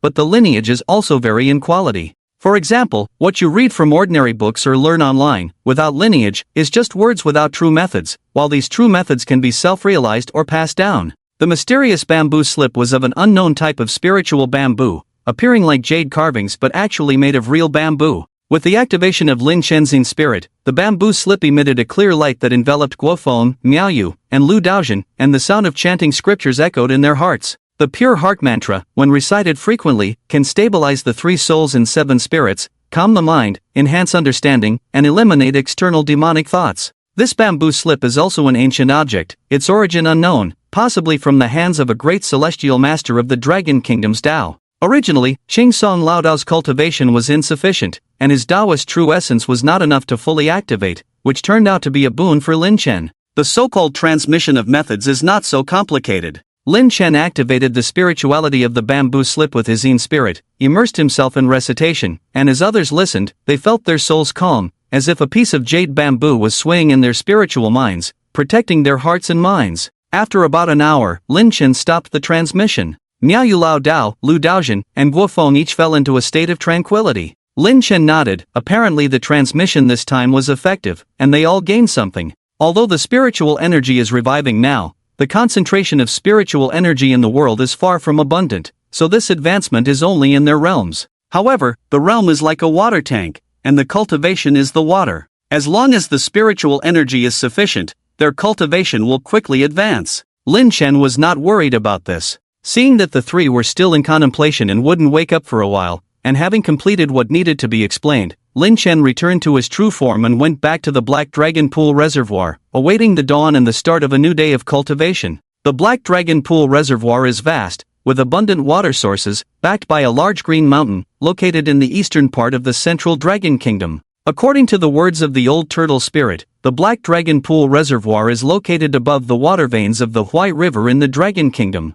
The Huai River, formerly known as the Huai River, is one of the four major rivers in ancient Dragon Kingdom, along with the Yellow River, Yangtze River, and Ji River, collectively known as the four estuaries of the Dragon Kingdom. The so-called four estuaries originate from famous mountains, flow into the sea, and the Huai River heads eastward, also having its own estuary. However, over the changes of time, being invaded and occupied by the Yellow River several times, it eventually cut off its estuary, and could only detour and wind its way into the Yangtze River before finally reaching the sea. It was an overbearing act of the dragon lords of the Yellow River and Yangtze River to seize the power of the Huaxia incense and snatch the dominance of the dragon clan's legacy, the old turtle spirit said angrily while recounting the history of the Huai River. Lin Chen was puzzled. He knew about the Yellow River changing its course, but wasn't that a natural disaster? The old turtle shook his head. Back then, the Yellow River and the Huai River were in a fierce battle. In the end, the Yellow River disregarded the safety of all living beings and directly burst its banks to overwhelm the Huai River, causing mud and sand to flow down like mountains, filling up the Huai River's estuary and almost cutting off its water source.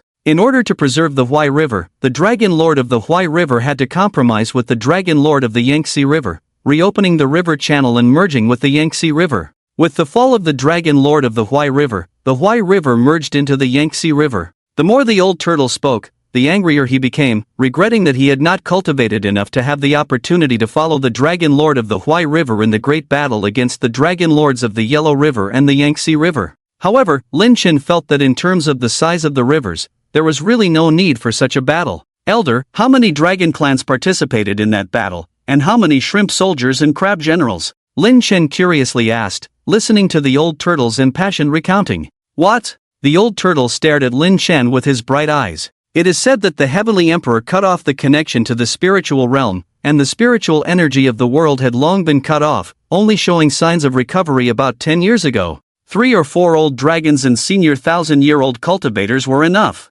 Lin Chen felt like he had read too many novels, imagining that the dragon clans of the two great rivers were fighting each other with hundreds of dragons and countless shrimp soldiers and crab generals, facing off with massive waves from all directions. In reality, only 3 or 4 old dragons participated in the battle. The ones who truly fought were the dragon lords of the Yellow River and the Huai River. Just that caused 3 provinces to become flooded lands, and millions of people were displaced, sighed the old turtle.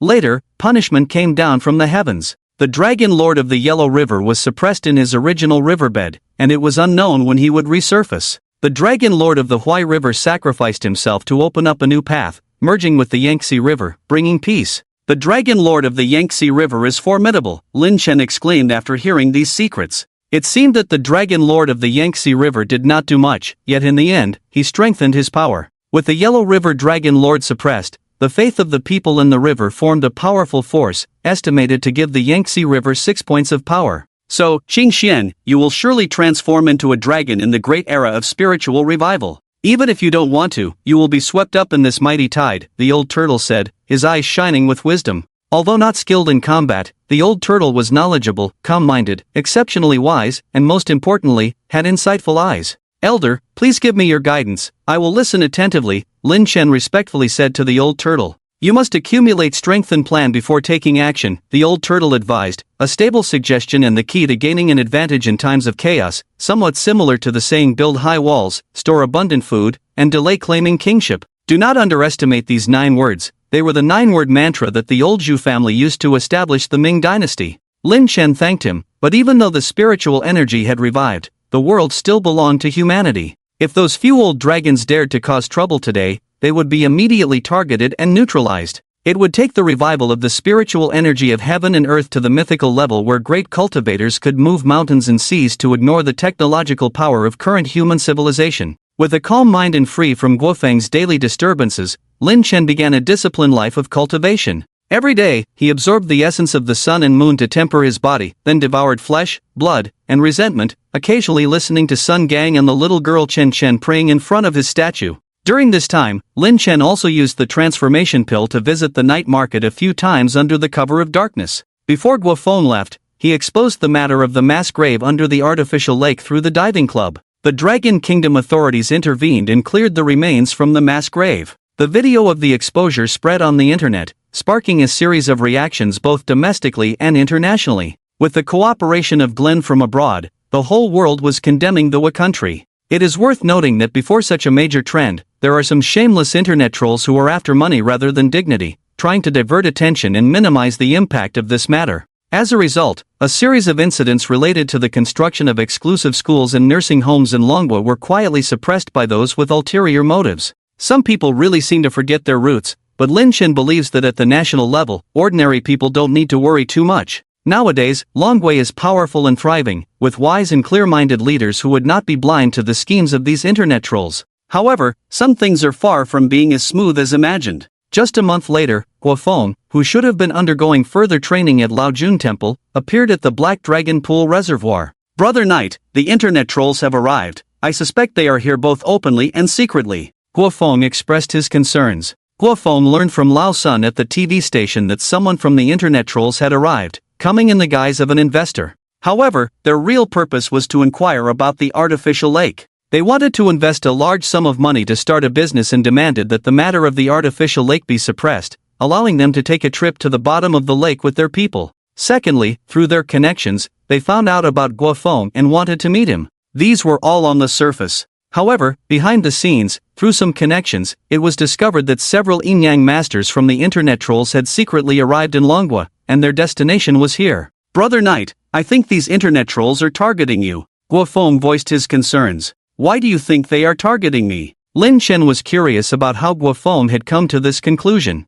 "Lao Sun told me that the businessmen who came from the internet trolls secretly bought up all the surveillance data around the artificial lake, as long as it existed." Guofeng's message plunged Lin Chen into a brief contemplation. If only people came openly, claiming to understand the negative impact of the 1,000-people pit, it would be acceptable. But with yin-yang masters present and the internet trolls buying surveillance data around the artificial lake, it indicated their aim was the demonic sword, Baruo. However, surveillance data is regularly overwritten, and it had been over a month since he left the artificial lake. It would be very difficult to trace his whereabouts from the existing data, although not entirely impossible. When Shen Tianyi came to Longwa, he secretly obtained the demonic sword and intended to use the 1,000-people pit to cultivate Baruo into a true demonic sword. Then, leveraging the power of the demonic sword, he planned to return and vie for the position of the head of the Qian family. Unfortunately, he encountered Qing Song Lao Dao, and in a life-and-death struggle, he met a tragic end, and the demonic sword fell into Lin Chen's hands, who turned Baruo into a demonic sword. To ensure the reliability of the information and accurately assess the intentions of the internet trolls, Lin Chen didn't mind using one of his pawns, the eldest daughter of the Qian family, the rising young yin-yang master of Bagua, Mayeta Detozi. The demonic seed planted back then was finally coming into play today. When the demonic seed was planted, Detozi was completely unaware, and activating this demonic seed didn't require much effort from Lin Chen. However, given Lin Chen's current cultivation level, long distances could still pose some challenges. Asking Guofeng to wait on the shore, Lin Chen focused on mobilizing the power of the Yin God to sense the demonic seed. Lin Chen's Yin God power transcended the barriers of time and space, responding to a mysterious call and descending into a foreign consciousness. "I never expected that the sword was actually Baruo crafted by Uncle. Should I tell the family about this?" Lin Chen's consciousness had just descended when he heard Detozi murmuring to herself. It then dawned on Lin Chen that Detozi had seen the demonic sword Baruo, back at the abandoned asylum. However, Lin Chen was curious why, as the eldest daughter of the Mayeta family, she hadn't informed the family about herself and the demonic sword. "Miss, this time the old family had received accurate information from Madame Nanako." An old voice came through, and Lin Chen saw through the demon seat a hunched old woman in a gray kimono kneeling not far away. With gray-white hair, a gloomy expression, and an aura of resentment, Lin Chen was surprised to discover the heavy burden of sin carried by this old woman from Hua. Madame Nanako? The old woman who planted a seed in him, Mayeta, right? That crazy old woman actually has moments of clarity. Detozi seemed unimpressed with Nanako, somewhat disdainfully mentioning that she knew about Nanako and the former head of the family. Lord Ichiro secretly forged the demon sword aura when he went to the Dragon Kingdom, aiming to compete for the position of family head, which is allowed within the family. The Mayeta family needs such competition, the old woman said seriously, explaining that this kind of struggle is a necessary path to strengthen a family or even a country. However, since he lost, his belongings naturally belonged to the family. So this time, the former head sent me to find the lost Oromaru. Lin Chen roughly understood the situation after listening for a while. Maeda's wife Nanako, the former head of the family, Maeda Ichiro's brother, and the legitimate son of the Maeda family, had somehow fallen into a state of madness. Recently, upon hearing about the mass grave incident in the Dragon Kingdom, this old woman suddenly regained her senses, recalling the incident of Ichiro Maeda mentioning the forging of the demon sword to her. This led to two factions from the Maeda family coming to the Dragon Kingdom, with Deitauzi coincidentally having participated in a program in the city where the artificial lake was located, so the Maeda family had her continue to follow. Through various means, the Maeda family found out that nothing like the demon sword was found when the Dragon Kingdom cleared the mass grave. Therefore, they wanted to personally go to the site to see if the demon sword Oromaru was lost in the mass grave or if someone else had obtained it beforehand. They bought surveillance data and suspected Guofeng. However, Lin Chen was puzzled as to why Deitauzi, who knew about his relationship with Guofeng and had seen the demon sword Oromaru, hadn't informed the family. Miss, do you know something? The old woman suddenly looked at Deitauzi. Why is Inoue Granny asking this? Deitauzi frowned, feeling chaotic inside as she indeed had other thoughts. Nothing, I just feel that you've changed since the last time you participated in the program in the Dragon Kingdom. Inoue observed Deitauzi's changing expression. Should I tell Inoue Granny and the family? Lin Chen heard Deitauzi's conflicted inner voice. But if I do, the family will surely go all out to find that man. What if they take action against him? That smirking man, that powerful man, that man who hasn't done anything to me. Lin Chen was taken aback. Deitauzi was actually worried about him, and her words carried a strong sense of resentment. What's going on? Did she really want him to do something to her? What do you want to say? Are you willing to say it? Deitauzi heard her own voice in her heart. Who's talking? Deitauzi stood up in surprise, even startling Inoue Granny. Who was speaking? It's me, it's you, I'm Maeda Deitauzi. I'm the eldest daughter of the Maeda family, the youngest and most promising on Myoji Inwa. The voice of the demon sounded, leaving Deitauzi stunned. So, if you want to speak, speak. If you don't, who Inwa will force you? The demon's voice echoed again, and Lin Chen chuckled to himself. If Deitauzi, nurtured like this, didn't produce an empress of Wa in the world of Onmyoji,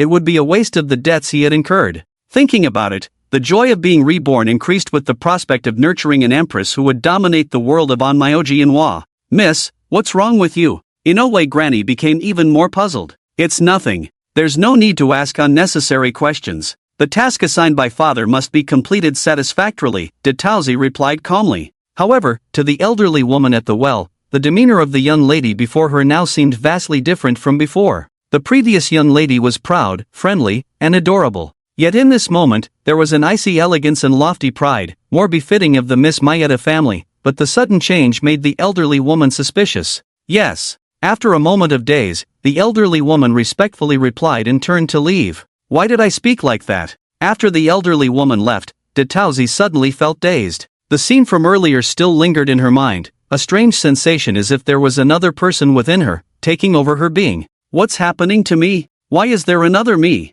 Am I going crazy? Deitauzi doubted herself and decided to call a close friend who studied psychology and was quite renowned in Wa. Ingzi, what's wrong with me? Am I sick? Deitauzi carefully described her recent feelings. After a brief pause, Ingzi replied, I think you might have awakened a second personality. A second personality? Deitauzi widened her beautiful eyes, finding it hard to believe. Yes, over the years, your father has been strict with you, and the family has high expectations, wanting you to be a prominent figure in the Maeda family. Your inner self resisted, leading to the formation of another strong and dominant personality, influenced by your father, Ingzi analyzed thoughtfully. Deitauzi nodded in understanding, realizing the truth in Ingzi's words. Lin Chen marveled at Ingzi's intelligence. How can it be treated? Conquer her, merge with her, become a stronger version of yourself, Ingzi paused. Or submit to her, become her. Either way, it's all you. Deitauzi sighed helplessly, understanding that the second personality was also a part of herself, the master of her body.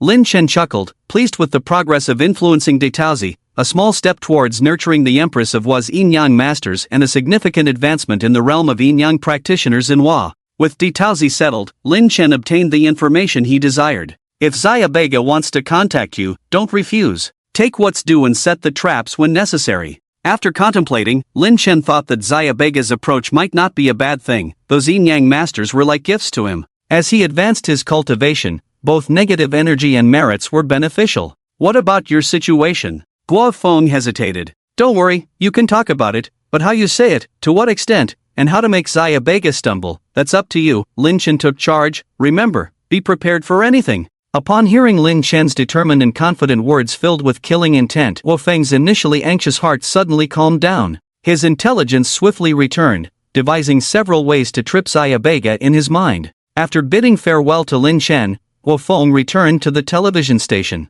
Simultaneously, he messaged the intermediary appointed by Xia Bega earlier, expressing his willingness to meet Xia Bega but under strict confidentiality. The intermediary wore a sly smile, assuring absolute secrecy and promising a generous reward, to which Guo Feng responded with a knowing smile. The meeting with Xia Bega arrived as scheduled, but to Guo Feng's surprise, the matter Xia Bega wanted to discuss was none other than De Taozi.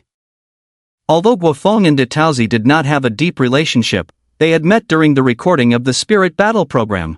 Guo Sang, I didn't expect to see you again so soon. De Taozi looked at Guo Feng arrogantly and with a hint of disdain. She was surprised that Guo Feng agreed to meet, and according to the intermediary, Guo Feng seemed willing to reveal some information. He's really soft-hearted. Is that person his elder brother? How could he betray him? De Taozi felt a bit contemptuous and disdainful. These thoughts naturally reached Lin Chen's ears, making him somewhat helpless. If Guo Feng heard De Taozi's thoughts, who knows how he would react? De Taozi, I didn't expect it to be you. Guo Feng was also surprised, greeting her as if they were old acquaintances. De Taozi frowned. She knew that the people of Longhua had given her this nickname, and she didn't think much of it. But being called by Guo Feng made her suddenly unhappy. I'm sorry, Mr. Guo, this kind of address is very informal and disrespectful to me. Please stop it. De Taozi's lovely face suddenly turned cold, her whole demeanor becoming like an arrogant ice mountain. If you don't correct your attitude, then we will have to end this conversation.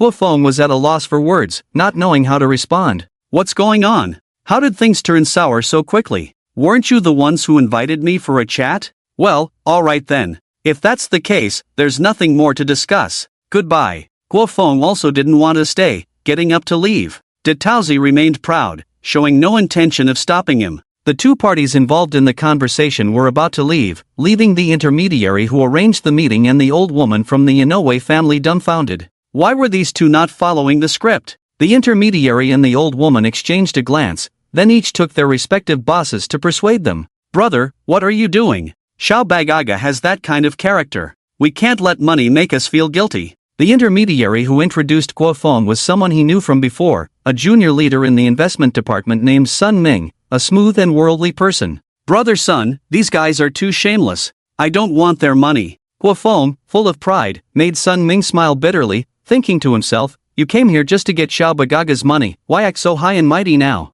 On the other side, the old woman from the Inoue family was also advising De Taozi. Miss, this matter concerns the interests of the family, please be cautious. Old Lady Inoue, I am the eldest daughter of the Maeda family, representing the honor of the Maeda family. I will not allow anyone to disrespect me. The old woman from Inoue was taken aback for a moment, then smiled bitterly, realizing she had no say in this matter, and turned to the other side. Brother, shall I go talk to them? What are your demands? Sun Ming reassured. Why does that woman have the right to give me attitude? Am I not worthy of respect? I want more money. Upon hearing Guo Feng's words, Sun Ming laughed, realizing that was the main issue. Sun Ming and the old woman from the Inoue family exchanged a few words, and the problem was naturally resolved. De Taozi agreed to pay more, but Guo Feng demanded respect from her. Although the amount was a bit high, the Maeda family's reputation was worth the price. Miss Taozi, since we have sat down again, it must be fate. What would you like to know?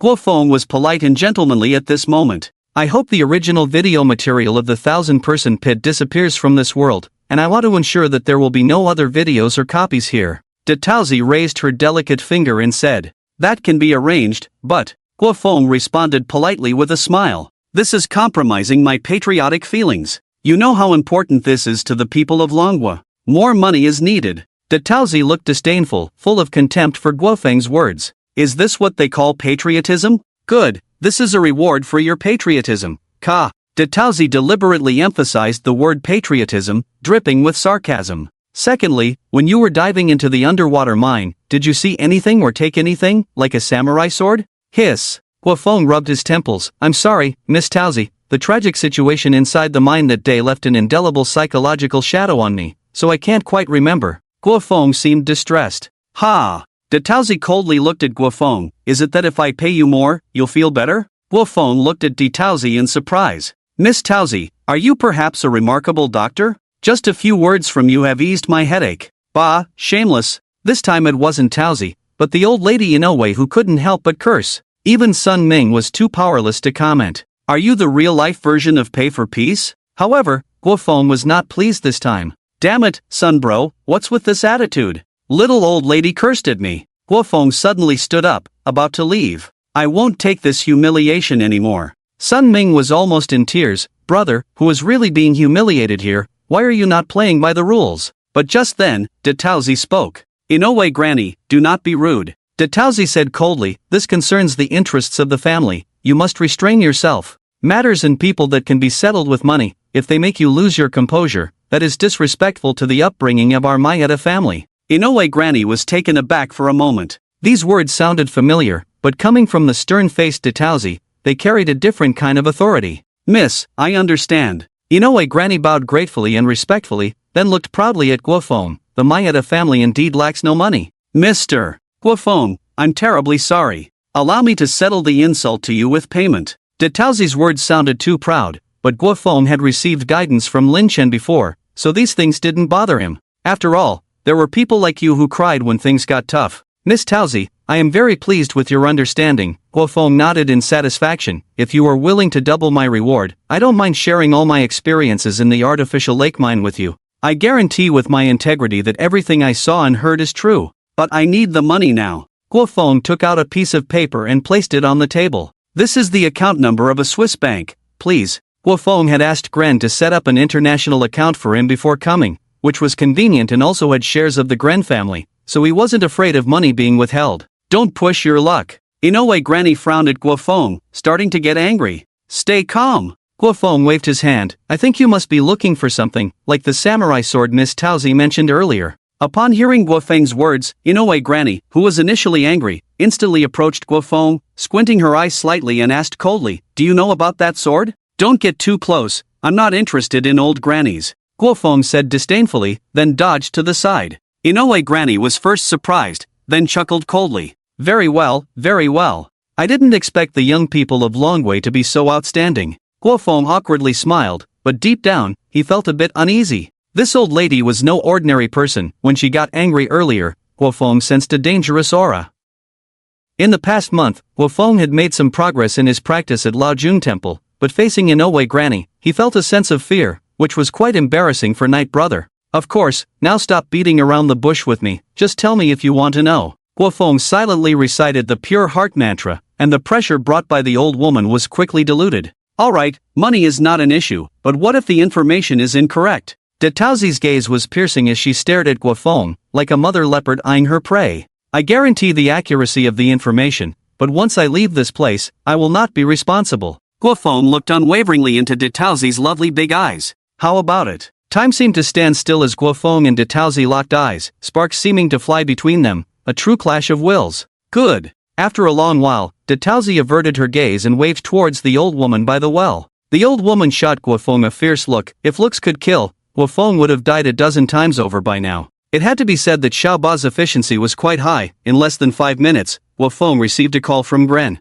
A pleasant cooperation. Guofeng smiled warmly and began to tell a story to Detauzi and the others. It is said that Guofeng, by chance, met a hermit from the Dragon Country, a powerful figure who was elusive and formidable. As Guofeng spoke, he also paid attention to Detauzi's changing emotions. After sorting through the details of his own and Lin Chen's affairs and embellishing with some literary flair, for Guofeng, who often read novels and had experience with civil service exams, this was not a problem. Are you saying that the sword truly exists? The old woman by the well stared intently at Guofeng. I only heard that hermit mention it, I haven't seen it with my own eyes. Detauzi stared wide-eyed at Guofeng as he spoke earnestly. You haven't seen it? That night at the abandoned asylum, in front of that Andre, were your eyes blind? Detauzi wanted to say this, to expose Guofeng's true colors, but deep down, she had other thoughts. Why reveal it and let those people snatch your credit? Then show that you, as a young lady, are incompetent? Detauzi's dual personality emerged. If you don't speak now, you have more room to maneuver. Only you know that person's information. Once you find the demon sword, all the credit will be yours, you might even claim it as your own. But if you speak, they will send more people, and even if you manage to snatch the demon sword from that person, the credit won't be yours. Iceberg Peach's personality analyzed rationally. Detauzi furrowed her cute brows. This time she felt that her other personality had said too much. As the eldest daughter of the Maeda family, she had also encountered many such situations and learned how to maximize benefits. One last question. Detauzi looked coldly at Guofeng. When was the last time you saw that person, and where? Guofeng thought for a moment, as if trying hard to recall something. About a month ago, right by the artificial lake. Oh, he said he was going into seclusion to break through recently. Guofeng slapped his head, as if remembering something. I prepared some things for him. I feel it's enough for him to eat and drink for a month. So, that person hasn't left this city, perhaps still near the artificial lake? The old woman by the well seemed to have grasped a key point. I didn't say that, don't accuse me. Guofeng frowned, then stood up and looked at Sun Ming, who had long since spaced out. Ming, if anyone finds out about today's events, neither you nor them will have a good time. How could that be, brother? Sun Ming forced a smile. He had originally wanted to make some extra money and take care of the investment matters, but unexpectedly heard things he shouldn't have. Although feeling somewhat confused, Sun Ming knew that this information might cost him his life. Mr. Sun Ming is a very important partner for us, and we also guarantee the confidentiality of today's meeting. Big Peach stood up solemnly and said, the reputation of the Maeda family is the best in the whole Wa country. Inoue, the old woman, nodded slightly, looking proud and quite satisfied with Maeda Momoko, feeling that the young lady had suddenly grown a lot and could almost stand on her own. Very well, then I wish you all success in your endeavors. Guofeng said casually, then turned and left. Sun Ming nodded slightly to Big Peach and Inoue, then hurried to follow. Miss, are you full of anger towards this person? After Guofeng and Sun Ming had left, Inoue suddenly looked at Maeda Momoko. Anger is a sign of incompetence. Maeda Momoko raised her head slightly. Inoue, if you need to handle something, I hope you will do your best. This young man is a practitioner from the Dragon Kingdom. Don't disgrace the Maeda family. Inoue looked slightly surprised, then smiled satisfactorily. As you wish. Ambitious indeed. When Guofeng found out that the old lady was going to deal with him, he couldn't help but feel angry. It's all because you were too good today. Those two words add money were indeed clever. Lin Chen teased, and Guofeng chuckled. Inspiration struck, you know. But Yi Gu, that old lady is sending someone to deal with me tonight, you have to cover for me. Lin Chen caught the undertone in Guofeng's words, knowing that this guy wasn't really afraid. During these days of cultivation at the Laojun Temple, Guofeng's strength had grown, and he wanted to test his abilities with this opportunity. Just focus on having fun, I've got your back. With Lin Chen's assurance, a chrysanthemum-like smile bloomed on Guofeng's face instantly. He had been waiting for Lin Chen's words, and to facilitate the night's activities, Guofeng even booked himself an inn near the Heilongtan Reservoir. It was currently the off-peak tourist season, and the inn was quite far from the city, so there were hardly any people around. In the evening, Sun Ming called to invite Guofeng for dinner, and Guofeng went. It wasn't until around 11 o'clock that Guofeng returned to the inn with Sun Ming. Watching Sun Ming drive away, Guofeng, who had been unsteady on his feet, immediately regained his composure, checked the time, and went back to his room to prepare. At midnight, dark clouds covered the sky, and the weather forecast predicted heavy rain tonight, a perfect day for mischief. In the lobby of the inn, Guofeng lay sprawled on the sofa, with various bottles and jars on the table, containing drinks or similar items. Suddenly, pretending to be asleep, Guofeng heard a faint sound of wind outside the French window. Different from the natural wind, Guofeng sensed a sinister aura. Hey, after a month of hard study at Laojun Temple, is it finally time for me to show off? Guofeng touched the Thunderwood greatsword under him and a cold smile appeared on his face in the darkness. Since you guys have come looking for trouble, don't blame me for sending you to the Western Heaven. The inn where Guofeng stayed was a rural dwelling with a courtyard facing the morning sun. It looked like a village house from the outside, but inside, it was equipped with modern facilities. At this moment, the roaring sound of the air conditioner masked the noises inside and outside the room, with only the distant thunder occasionally rumbling, indicating an impending heavy rain. Inoue-sama is really making a big deal out of this young man from the Dragon Kingdom. Outside the inn where Guofeng stayed, two middle-aged men dressed in yin and yang master robes looked at the stone wall with some disdain. Indeed, besides us two esteemed yin and yang masters, there are also 6 ninjas. Isn't it a bit too much? The other yin and yang master also sneered, but both of them lit the white talismans in their hands. 2 green-faced, 2-meter-tall green-skinned monsters appeared behind them. In the darkness, although the 6 ninjas dressed in black were resentful of the 2 onmyoji, when the 2 ghosts appeared, they were filled with awe, knowing that it was a realm beyond human strength. Attack!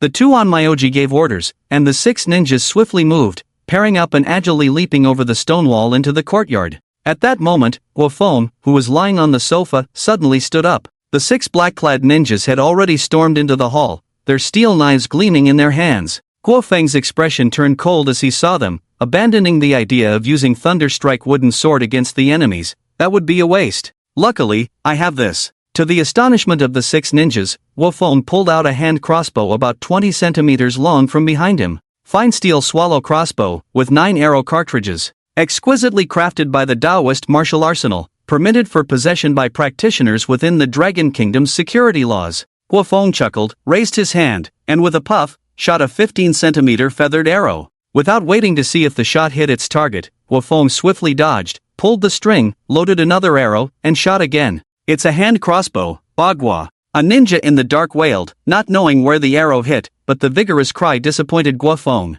Within 5 meters, I'm the fastest. Guofeng shot another arrow in the direction of the voice, hearing someone already circling around.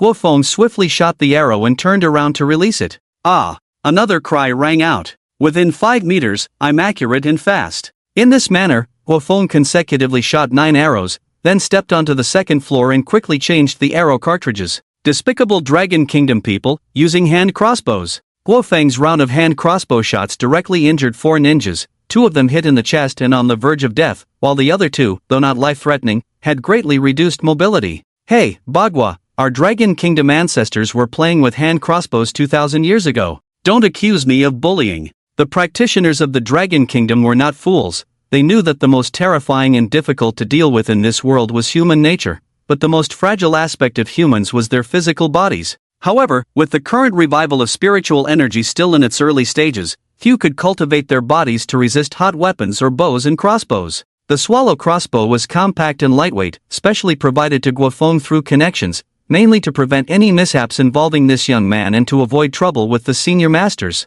Guofeng's voice echoed, and downstairs, 2 ninjas with combat capabilities quickly took out metal shields about 30 centimeters in diameter from behind and strapped them to their arms, then held Japanese swords to block the staircase on both sides. What a waste, sustaining injuries before eliminating the target. The 2 onmyoji who had entered the courtyard frowned, full of disdain and anger. Go, tear apart that Dragon Kingdom man. Each onmyoji controlled their shikigami, roaring as they leaped from the courtyard and directly onto the second-floor balcony. The onmyoji's shikigami are quite interesting, like ghosts but not entirely. Generally, ghosts exuded a chilling energy and resentment, but Bagua's shikigami were different. These so-called shikigami were essentially ghosts, but they had a scent of offerings and incense, akin to house spirits nurtured by onmyoji. Lin Chen, hidden in the shadows, carefully observed the methods of the 2 onmyoji and had to admit that the creator of the shikigami was a genius. After a thorough sensing, Lin Chen realized that the relationship between this entity and the onmyoji was similar to that of a ghost servant. However, a ghost servant unilaterally enslaved ghosts as servants, with the practitioner controlling the evil essence of the ghost servant, having absolute control over them. The shikigami is more like a covenant, a partnership, with the onmyoji as the summoner in a leading position, but not an absolute one. The 2 shikigami leaped to the second floor, swiftly gathering malevolent energy. Their originally illusory bodies quickly solidified into existences between reality and illusion, causing Lin Chen to raise an eyebrow, curious about how Guofeng would respond. Guofeng on the second floor also noticed something coming up to the balcony, but he remained calm. After a brief sensing, a smile of delight appeared on his lips. Malevolent energy had emerged, indicating the presence of evil spirits or the like. At this moment, his pure yang blood would come in handy. He reached into his pocket and took out a small bottle, pouring the liquid inside into the remaining arrows of his Yanling crossbow. Pure yang blood and aged cinnabar, adding fuel to the fire, the nemesis of evil spirits. In the darkness, Guofeng chuckled and stuck a talisman on himself. Hidden outside, Lin Chen was surprised to notice Guofeng's aura weakening,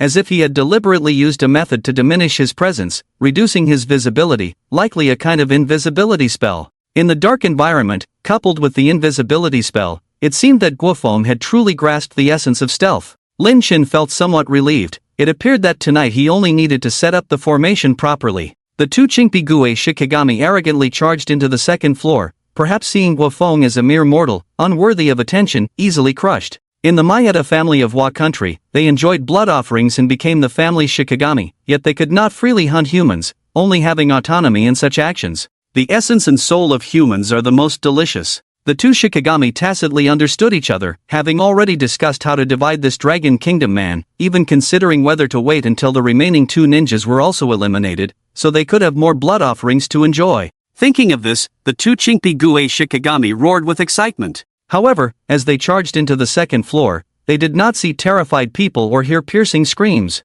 Puff, puff. That was the sound of a hand crossbow firing, as the young man from the Dragon Kingdom shot two feathered arrows at them. Hee. The Chinkpi-gue Shikigami laughed arrogantly, believing that ordinary human firearms or cold weapons could not harm them. Yet, the next moment, the two Chinkpi-gue Shikigami were in for a surprise. The two arrows actually sparked against the malevolent energy surrounding them. Malevolent energy was akin to air, so what kind of arrow could spark against air? This exceeded their understanding, but they soon experienced it firsthand. With two puff sounds, the two feathered arrows solidly pierced the two Chinkpi-gue Shikigami. Along with the shock of being hit by human cold weapons, they felt the most intense burning and profound pain from within their souls. Ah! The two Chinkpi-gue Shikigami let out a piercing wail, shattering the windows of the inn. The two ninjas guarding the staircase on the first floor were startled. They had witnessed the terror of those Shikigami, something ordinary people could not resist. Yet, at this moment, they heard the Shikigami's agonizing screams.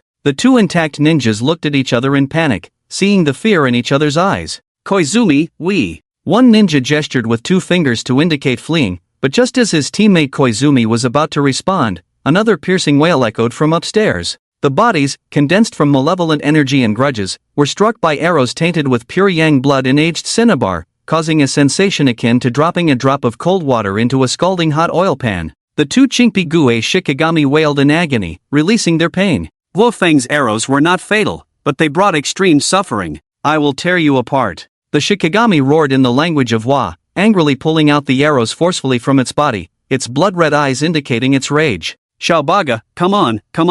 Guo Feng smirked, holding his swallow-wing crossbow in one hand while slowly reaching towards his back with the other. The two enraged Chinkpi-gue Shikigami rushed forward, but they were now wary of the crossbow. Although the crossbow could directly harm them, evading it was not difficult for them, as they had underestimated the killing power of Guo Feng's crossbow. Two ninjas at the staircase on the first floor heard the furious roar of the Shikigami on the second floor and stealthily climbed the stairs, preparing to ambush the Shikigami from both sides. However, they could not escape Guo Feng, who had undergone profound training at Laojun. Dodging the Shikigami's attack with a swift movement, he raised the swallow-wing crossbow. The Shikigami seemed to have anticipated this, as one of them appeared in front of Guo Feng, its grimacing ghostly face filled with pride and cruelty. I am a renowned close combat mage. Guo Feng chuckled, thinking he was only capable of using the swallow-wing crossbow. Witness my Thunderstrike wooden greatsword. Guo Feng spun around, drawing the Thunderstrike wooden greatsword from his back and executed a move resembling a divine stroke, piercing through one Shikigami's scapula. Following this, Guo Feng kicked the Shikigami's abdomen, flipped away to create distance, and swiftly fired another shot with the crossbow. This series of actions flowed seamlessly, impressing even Lin Chen, who was hiding in the shadows to support Guo Feng. Wow, this kid's visit to Laojun was more than just simple training. It's like he's a different person now. That swordsmanship is so mysterious. Lin Chen unconsciously activated his illusion demon eye technique. Lu Zu's pure yang swordsmanship. The system provided Lin Chen with information, which was somewhat unexpected. Lu Zu was a prominent figure in Taoism, known as Pure Yang Zi, revered as Lu Zu by later generations, the patriarch of the Chuanjian sect of Taoism.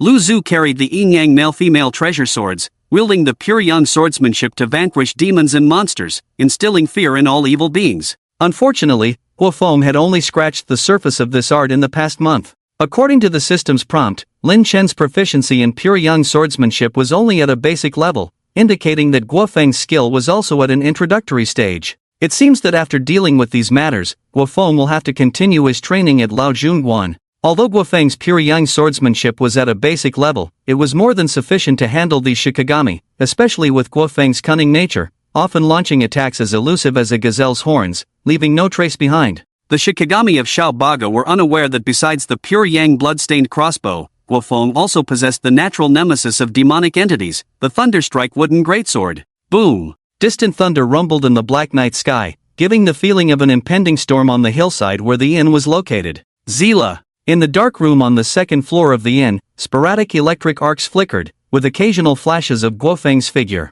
However, in the stairwell between the first and second floors, the two ninjas planning to ambush Guofeng seemed to be wandering aimlessly on the platform. Koizumi-kun, why haven't we reached the second floor yet? The ninja cautiously following his teammate asked, feeling like they had been walking for 5 minutes on the short flight of 10 steps. What? Sakata-kun, what did you say? Koizumi turned to look at Sakata behind him, but the scene before him blurred, and in the darkness, the familiar Sakata now had a purplish complexion with festering sores, resembling a decaying corpse. In Sakata's eyes, the turned figure of Koizumi suddenly split open halfway. Yaha! A sound of weapons clashing echoed at the staircase. Guofeng paused for a moment, wondering why these little ninjas were fighting each other. But then he quickly realized that it must be the work of Night Brother. Ninjas, there are others. Two Onmyoji arrived on the first floor and soon spotted the ninjas entangled in combat. Being Onmyoji from the island nation, they were quite knowledgeable. They immediately recognized that the two ninjas were under the influence of some kind of illusion spell. Those who are about to fight are all arrayed in front. Little ninjas Onmyoji chanted the modified esoteric 9-word mantra, formed hand seals, and unleashed a strange force that directly awakened the two ninjas trapped in the illusion. Hidden in the shadows, Lin Chen furrowed his brows slightly. He had just released a bit of resentment to play a trick, but he didn't expect that not only did the two Onmyoji see through it, but they could also use a clumsy 9-word mantra to awaken the ninjas. Well done. In the darkness, Lin Chen grinned, his dark figure taking a step and disappearing into the darkness. It seems that the young man from the Dragon Kingdom is not alone, and Mrs. Warning was correct. One of the Onmyoji became cautious, taking out a black talisman and igniting it. Resentful energy surged in the living room, quickly converging into a black cat the size of a calf with 2 tails. Lord Cat, we will need your help this time. The Bakaniko, a cat demon from the Wa country with 2 tails, mysterious and powerful, transformed from black to a eerie black-red with a strong scent of blood. Kid, you know the price of summoning this lord.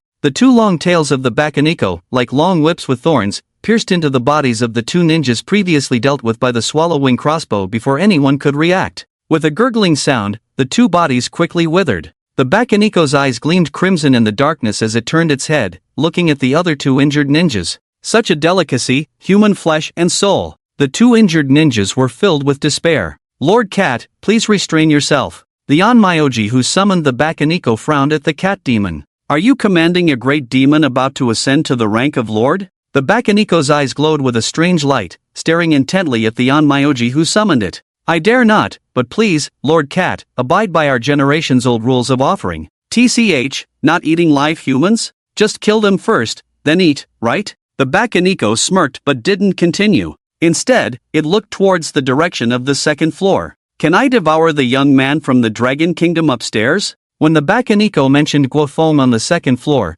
the Onmyoji who summoned it replied with a smile. Please, enjoy to your heart's content. The Bakaniko's blood-red eyes flickered with a cruel light. In the past, the Bakaniko from the Wa country had signed a contract with Onmyoji, including a provision that it could not consume live humans. It's been a while since I've tasted someone from the Dragon Kingdom. Their flesh and soul taste much better than yours. The Bakaniko took light, brisk steps towards the second floor, leaving the Onmyoji unsure of what to say. Mayeta, what's the deal with this creature with 2 tails that looks like a monster and a ghost? Lin Chen, hidden in the shadows, frowned upon hearing the Bakaniko mention eating people from the Dragon Kingdom. Master, the Bakaniko was a cat demon from the Warring States period, later slain by humans, its grudge turning it into an evil spirit. It is one of the famous ghosts and monsters in the Wa country. Mayeta, the katana-wielding warrior, respectfully replied, this Bakaniko was tamed by the Mayeta family's ancestors and then signed a contract to become a Shikigami of the Mayeta family. Back then, I followed the Mayeta family's Onmyoji to Longwei on a mission.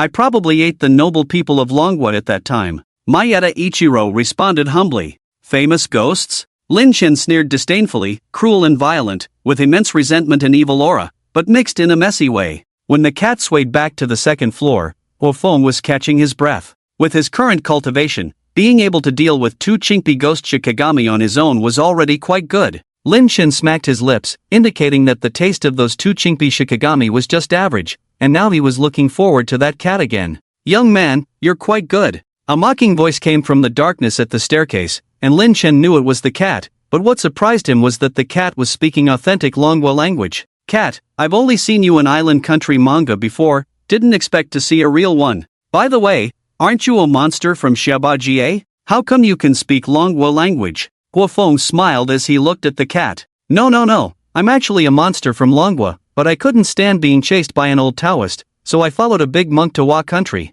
The cat seemed to be reminiscing. So, you're a Taoist too, right? Sort of. What's up, little kitty? Guofeng thought for a moment. After all, Night Brother hadn't officially taken him as a disciple yet. Hee, little kitty? It's been a while since someone dared to call me that. The cat's voice turned cold, filled with killing intent. In an instant, the cat flashed in front of Guofeng, but instead of attacking, it flashed to the side again. With blood-red eyes on the ground, the cat looked puzzled. Its attacking move was met with calmness by the young man, who didn't even blink. Surely there was a trick. Guofeng was stunned. Was this cat so suspicious? He was just exhausted and couldn't move, plus he trusted Lin Shen, that's why he didn't move, but he was actually quite nervous. Little kitty, what's wrong? You're not going to eat me, are you? Guofeng teased the cat. You dare to mock me. The cat growled lowly, turning into a black light and rushing towards Guofeng's throat again. Ahem. Just as the cat's claws almost touched Guofeng's throat, after a light cough, the cat once again flashed to the side, its suspicion deepening in its blood-red eyes. I coughed a bit from the sudden movement. Guofeng gently wiped the corner of his mouth, looking kindly at the cat, but he was actually laughing inside. Even Lin Shen hiding in the dark couldn't help but find it amusing. He couldn't tell if the cat was overly suspicious or just timid. Ha! Why did you back off again? Am I that scary? Did I scare you, little kitty? The cat growled angrily. Its 2 consecutive attempts failed to intimidate Guofeng, and the sounds coming from downstairs indicated that the 2 Onmyoji had already come up. Lord Cat, Xiaobajie, who summoned the cat, was somewhat surprised. The bloody scene he imagined didn't happen. The Longwa youth was leisurely sitting not far away on the sofa, with occasional lightning flashes illuminating the room and his smirk that seemed to be asking for a beating. Mayetta, go kill him. The cat jumped onto a square table, lazily lying on it like a neighbor's sunbathing cat, half closing its blood-red eyes, purring softly in its throat. What? Mayetta felt like cursing. Damn it, I'm an Onmyoji. My way of solving problems is by summoning Shikigami, which is one of the main methods of Onmyoji. Now I've summoned a Shikigami, and I'm asked to deal with the enemy in front of me, then what's the point of summoning the Shikigami in the first place? Lord Cat, it seems like I summoned you, right? The Onmyoji Yamamoto suppressed the anger in his heart and looked at the cat spirit licking its paw. A gaze full of hostility fixed on Yamamoto, a flash of bloodlight, and a blood mark appeared on his cheek. For the sake of your father's face, I'll give you one more chance. Mayetta clenched his fist. He was just a branch of the Mayetta family. If it weren't for his father's service to the head of the family, he wouldn't have the qualifications to contract a fierce spirit like the cat spirit. Sakata, Koizumi, this man has already consumed our Shikigami's energy. Kill him and avenge your subordinates. The 2 relatively intact ninjas were stunned. This was unexpected. They finally understood what it meant for the big fish to eat the small fish, and the small fish to eat the shrimp. Despite their resistance, Sakata and Koizumi cautiously approached Guofeng, one holding a shield and the other holding a knife. Click! Guofeng drew his swallow crossbow, and the 2 ninjas hesitated, instinctively protecting their vitals with their round shields. Don't be afraid, that crossbow can only fire once, and there are 2 of you. Another Onmyoji frowned and shouted loudly, igniting 2 white talismans in his hand. I bestow upon you the art of divine speed. Upon hearing the art of divine speed, the 2 ninjas couldn't help but breathe a sigh of relief. It was one of the Onmyoji's secret arts that could enhance one's speed. The 2 ninjas suddenly felt much lighter, but Lin Shen was stunned by the Onmyoji's manipulation. The art of divine speed? I think it's more like psychological suggestion. When the Onmyoji cast his spell just now, Lin Shen didn't feel any power fluctuations. Kill the chicken to warn the monkey. Sakata and Koizumi exchanged glances, roaring to encourage each other, and were about to rush forward. Stop! Guofeng shouted, and suddenly leaped up. The group of little sparrows, including the cat spirit, were shocked and looked at Guofeng vigilantly. However, Guofeng just smiled faintly, flipped and leaped out of the second-floor balcony. Goodbye. Guofeng left gracefully, leaving behind a messy room filled with little sparrows and the cat spirit. He escaped? The cat spirit's blood-red eyes showed an incredulous expression. The young man from Longwa was confident just now, as steady as a rock, but now he had escaped? An indescribable sense of shame swept over the cat spirit. It knew it had been played, manipulated by a weak young man from Longwa. Anger, shame, and a huge sense of humiliation overwhelmed it for a moment. Swish! The cat spirit's figure turned into a black light and rushed towards the direction Guofeng had left, but the already shattered glass doors and windows seemed to be covered with a thin, transparent film, directly blocking the cat spirit's path back. "Little kitty, who allowed you to leave?" A gentle voice echoed on the second floor, but the hearts of the cat spirit and all the little sparrows turned cold. Being able to easily prevent the cat spirit from leaving and then communicate with everyone in this manner, and more importantly, how long had he been here? Why hadn't anyone, including the cat spirit, noticed anything? With such a backing from that young man, why did he run away? The cat spirit was stunned for a moment and then reacted instantly. "Little sparrows, you dare to play tricks again, this time I won't let you escape." Thinking of being continuously teased by Guofeng just now, the cat spirit's anger surged again. Bang! Slap! The cat was slapped back again. It had exerted so much force earlier, and now it felt even more confused by the impact. "What's wrong, little kitty? Feeling a bit dizzy in the head?" On the second floor balcony, a figure in green robes, like an exiled immortal, looked smilingly at the dazed cat spirit shaking its head. "Who exactly are you?" The cat felt a sense of powerlessness. The mysterious figure in front of it gave off an unfathomable feeling, reminiscent of facing the former Topon Myoji of Wa, Abe no Saimai. "I heard you've eaten people from Dragon Country." Lin Chen didn't answer the cat's question, only the pair of blue gold pupils reflecting the cat's figure. This is. The cat looked in horror at those inhuman eyes, a deep-seated sense of oppression from its bloodline making the hairs on its back stand on end, fear spreading as its legs began to tremble. Master, please forgive me, I was just boasting, I haven't eaten people from Dragon Country." The cat quickly changed its tune, prostrating itself on the ground in a submissive manner. "Master Cat, how could you?" Before the Onmyoji who summoned the cat could speak, a black light swept him away, crashing into the wall before falling weakly to the ground. "Silence!" The cat turned back and roared fiercely, but then quickly reverted to a meek appearance. Disturbing the master's speech, truly unforgivable. Lin Chen looked at the cat demon groveling on the ground with a smile that wasn't quite a smile, appreciating its timely submission, even more so than Ichiro Maeda's cowardice. "Truly a good dog, oh no, a good cat. Master, I am willing to be your servant." The cat performed earnestly, only to receive Lin Chen's disdainful sneer, causing the cat to look in terror at the blood-red figure beside Lin Chen. "What level are you at to think you can be my servant like me?" To think there was a disgusting cat wanting to be a servant like him, this angered Lu Ruyan. When Emperor Ruyan was angry, the consequences were severe. The cat looked at the woman in red bridal attire before it, fear filling its eyes rapidly. It had just been on the verge of advancing to a lord, but the woman in red before it was undoubtedly a great demon lord. Although it had encountered such beings before and even dared to challenge some ordinary demon lords with its eerie abilities, the one before it now extinguished any fighting spirit within it. If even a servant was a great demon lord, how terrifying must this person be? Unimaginable. When had Dragon Country produced such formidable individuals? At that moment, the cat had only one wish, to quickly leave Dragon Country, return to Wa, and never set foot in Dragon Country again. However, this wish would ultimately remain unfulfilled. Heavy rain poured down, masking all sounds between heaven and earth, blood coloring the small inn. That night, a small mudslide occurred, sweeping away the inn where Guofeng was staying.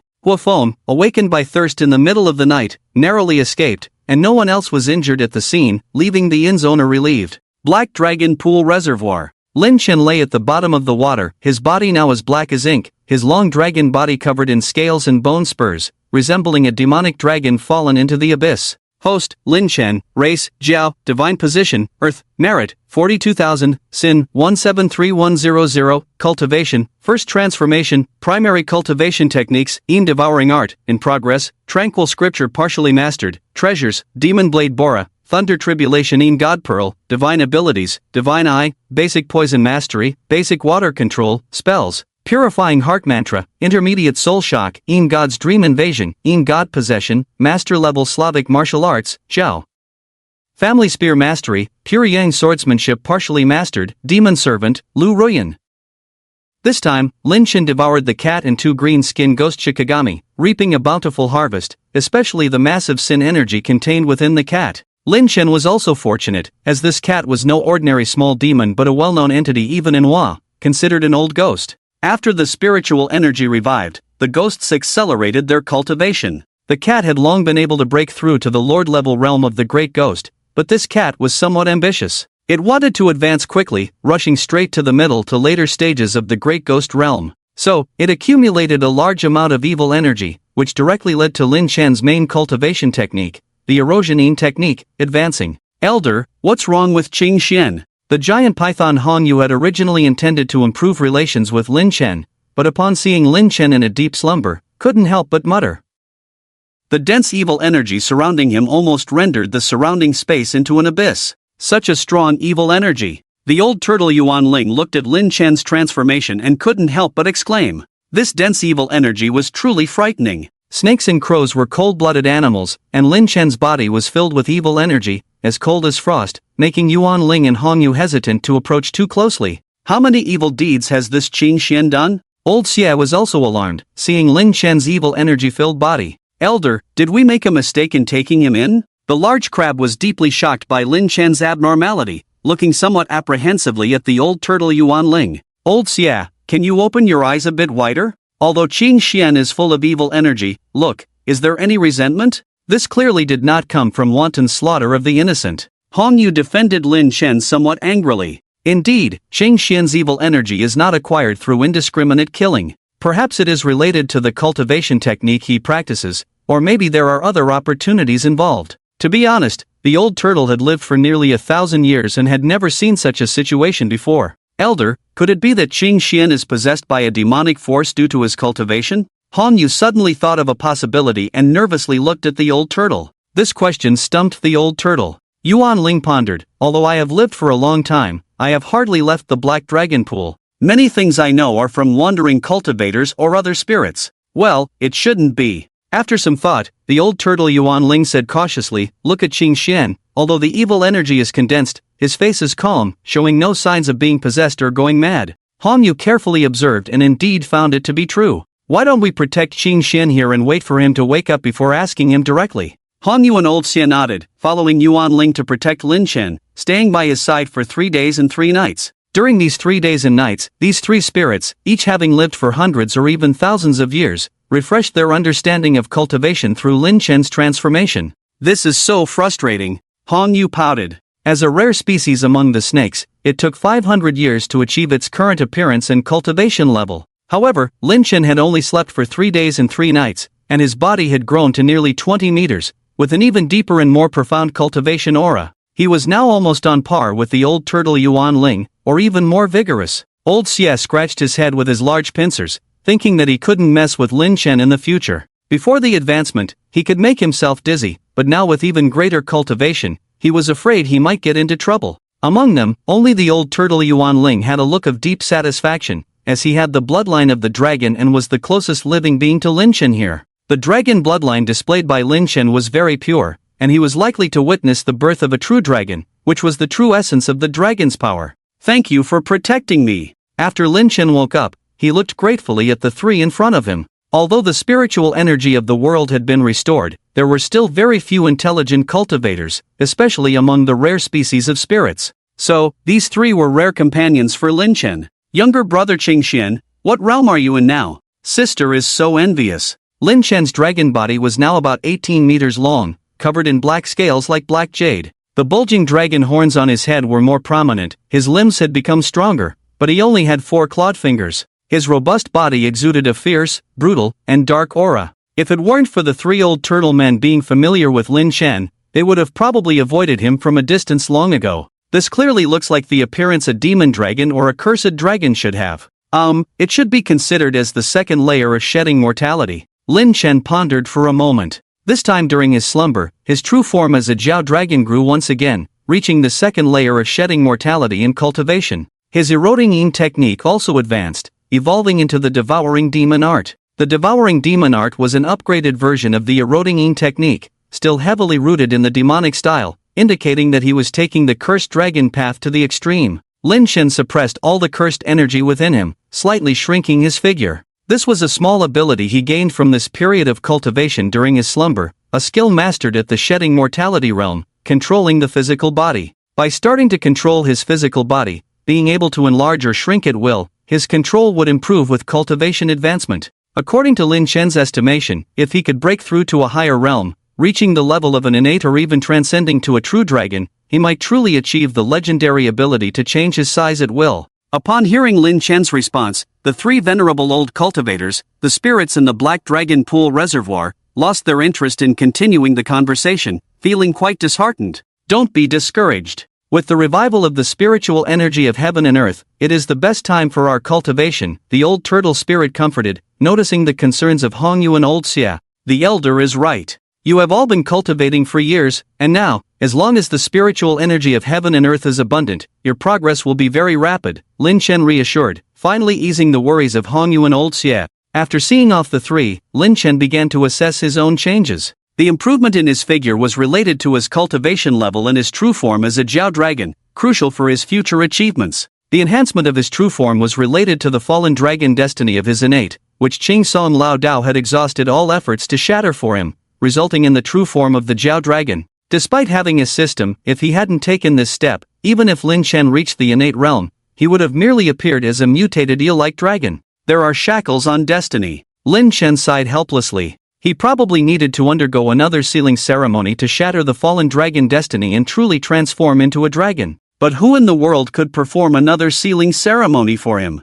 As for his cultivation, Lin Chen decided to carefully study the devouring demon art. Besides being able to devour cursed energy and resentment for his own use, there was an additional demonic energy, hence the name devouring demon art. What is demon? In Buddhism, any mental activity that disturbs the mind and hinders cultivation is called a demon. Here, demon refers to inner demons, mental demons, thoughts that are not substantial. However, submitting to the inner demons and merging with them turns them into tangible demons, combined with the extraterrestrial races collectively known as celestial demons, forming external demons. And what Lin Chen's devouring demon art devours are these things. They really think highly of me. After carefully studying the devouring demon art, Lin Chen couldn't help but smile bitterly. Only those who are stronger demons or those who are not swayed by demons can devour demons. Extreme Yin and Extreme Yang. After the eroding Yin technique advanced to the devouring demon art, his ability to control the ghost servants also strengthened. The space originally opened by the eroding Yin technique to devour cursed energy ghost servants had now merged with his physical body, forming a small world.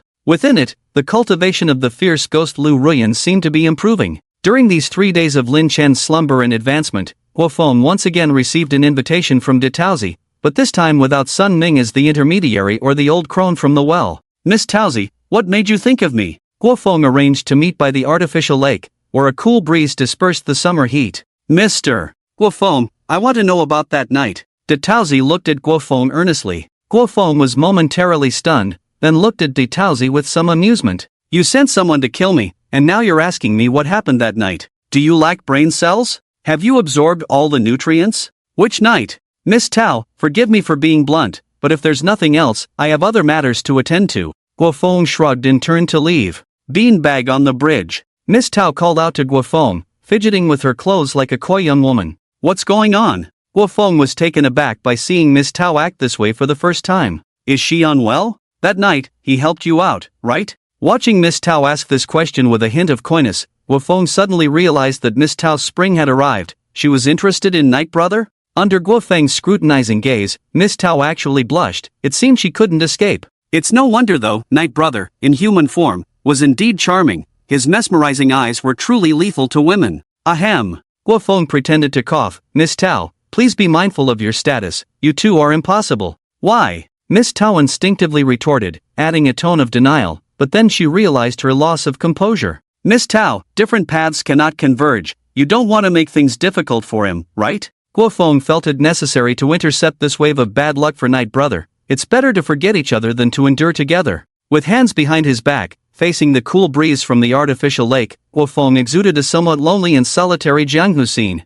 Please tell him, Granny Jing above is formidable, he shouldn't show up. After saying this, Miss Tao fled as if escaping, leaving behind a disheveled Guofeng in the wind. It seemed necessary to have a chat with Night Brother, to prevent any misconduct. When Lin Chen heard Guofeng's account, he couldn't help but laugh and cry. You rascal, don't talk nonsense, I just planted a demon seed on her. Hearing Lin Chen's explanation, Guofeng suddenly understood, but still wore a mischievous smile, leaving Lin Chen speechless. Oh well, no need to explain, let this kid think whatever he wants. Miss Tao successfully facilitated connections with certain officials in the Dragon Kingdom, obtaining permission to access the water beneath the artificial lake. Following Lin Chen's instructions, Guofeng returned to Lao Jun Temple to continue his cultivation, with a task to master at least the pure young swordsmanship passed down by Laozi. Soon, Lin Chen transformed into human form, subtly changed his appearance, and quietly returned to the artificial lake. During my absence, there seemed to be more big fish in the artificial lake. Lin Chen toured around the artificial lake and noticed many fish over a meter long, probably released by someone. However, upon returning to the deserted 1,000-people pit in the mine, Lin Chen discovered something unusual. After the Dragon Kingdom officials had collected the bodies, the vast pit was empty, except for a dark hole in a corner, from which a clear spring was gushing out, its water quality distinctly superior to that of the artificial lake. Part of the artificial lake's water came from the upstream river reservoir, another part from the treated middle water from the sewage treatment plant, but the water spouting from the spring had exceptional quality and a refreshing aura. Spirit spring. The system identified it, and Lin Chen naturally understood the significance of these two words. He just hadn't expected to find a spirit spring here, but considering the revival of spiritual energy over the past decade, it was normal for such small spirit springs to appear in the mortal realm. However, tomorrow those nosy fellows would come to investigate, and if they discovered it, they might end up spending a fortune to establish a school or sanatorium here. A small idea suddenly flashed in Lin Chen's mind. System, can this spirit spring be destroyed? Though regrettable, he couldn't possibly kill all the people coming tomorrow, and with current human technology, what they saw underwater could be synchronized with the outside world. Yes, cutting off the spiritual veins below the spring or redirecting them into the underground water veins will suffice. It's a pity to cut off the spiritual veins, but guiding the second one into the underground water veins, letting the water carry spiritual energy to nourish the living beings of this land, that would be a good deed for the people. I just don't know how to guide the spiritual veins into other underground water veins. Lin Chen hesitated. Should he destroy it? Since you have merged with the land god of this land, don't you know that the land god has the responsibility to regulate the land and water of the area? You really are an incompetent land god. The system's reminder made Lin Chen suddenly realize. During this period, apart from sensing Sun Gang and the little girl Chen Chen's worship with the land god position, he hadn't really studied this carefully. Thanking the system for the reminder, Lin Chen summoned the land god position from the Yin realm. The land god, as the name suggests, is the deity of a piece of land. Since it receives worship from the living beings of the area, it naturally has the responsibility to protect the area, such as regulating the land and water to ensure a bountiful harvest, expelling evil spirits to safeguard the peace of the area, and then reporting the sins and merits of mortals to the higher city gods. Lin Chen's land god position is in Baoshan town, which used to be Baoshan County, but over the years, it has transformed into the present Baoshan city area. The administrative scope is much larger than the previous Baoshan town. Without a city god in Baoshan City, Lin Chen is the most prominent Yin god in this area. Back in the day when the Zhu family ruled the world, the system organized the Yin city gods of the world, and the emperor officially ordered their enshrinement, with titles ranging from capital, prefecture, district, and county, roughly equivalent to the capital city, provincial capital, and county seat in the underworld. Now that Lin Chen has arrived in this world, besides encountering the land god, he is unsure if other Yin deities still exist.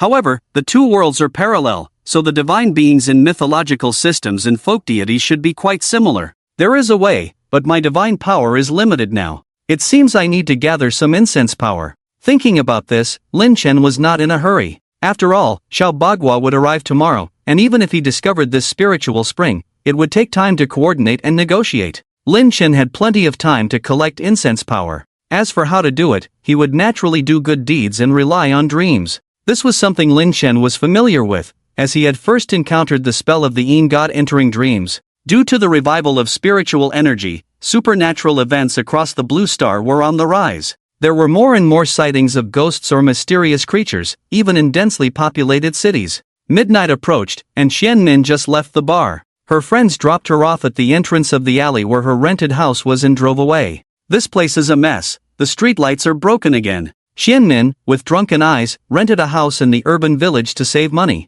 Although the alley's streetlights were broken, it was less than 50 meters long, and Xian Min was confident she could walk through it even with her eyes closed, as she had lived there for almost 2 years. That manager Wang, that scoundrel, always trying to take advantage of me. I'll castrate him sooner or later. Xian Min staggered towards her home. A woman, coming home in the middle of the night, drunk, truly lacking in virtue. An elderly voice came from behind Xian Min. Who's there? Xian Min was startled at first, then realized. Old lady, in this day and age, you still have such outdated thoughts? Still binding your feet? There was a moment of silence in the darkness, followed by a pair of shiny green eyes lighting up. The old lady does indeed bind her feet. The elderly voice chuckled, and the alley's streetlights began to flicker, as if there was a poor connection. By the intermittent light, Shen-min finally saw the owner of the voice, a hunched figure, barely 5 feet tall. The old woman wore a black veil on her head, dressed in black worn cotton clothes and pants, her feet bound tightly, her face full of wrinkles resembling a hairless blue cat.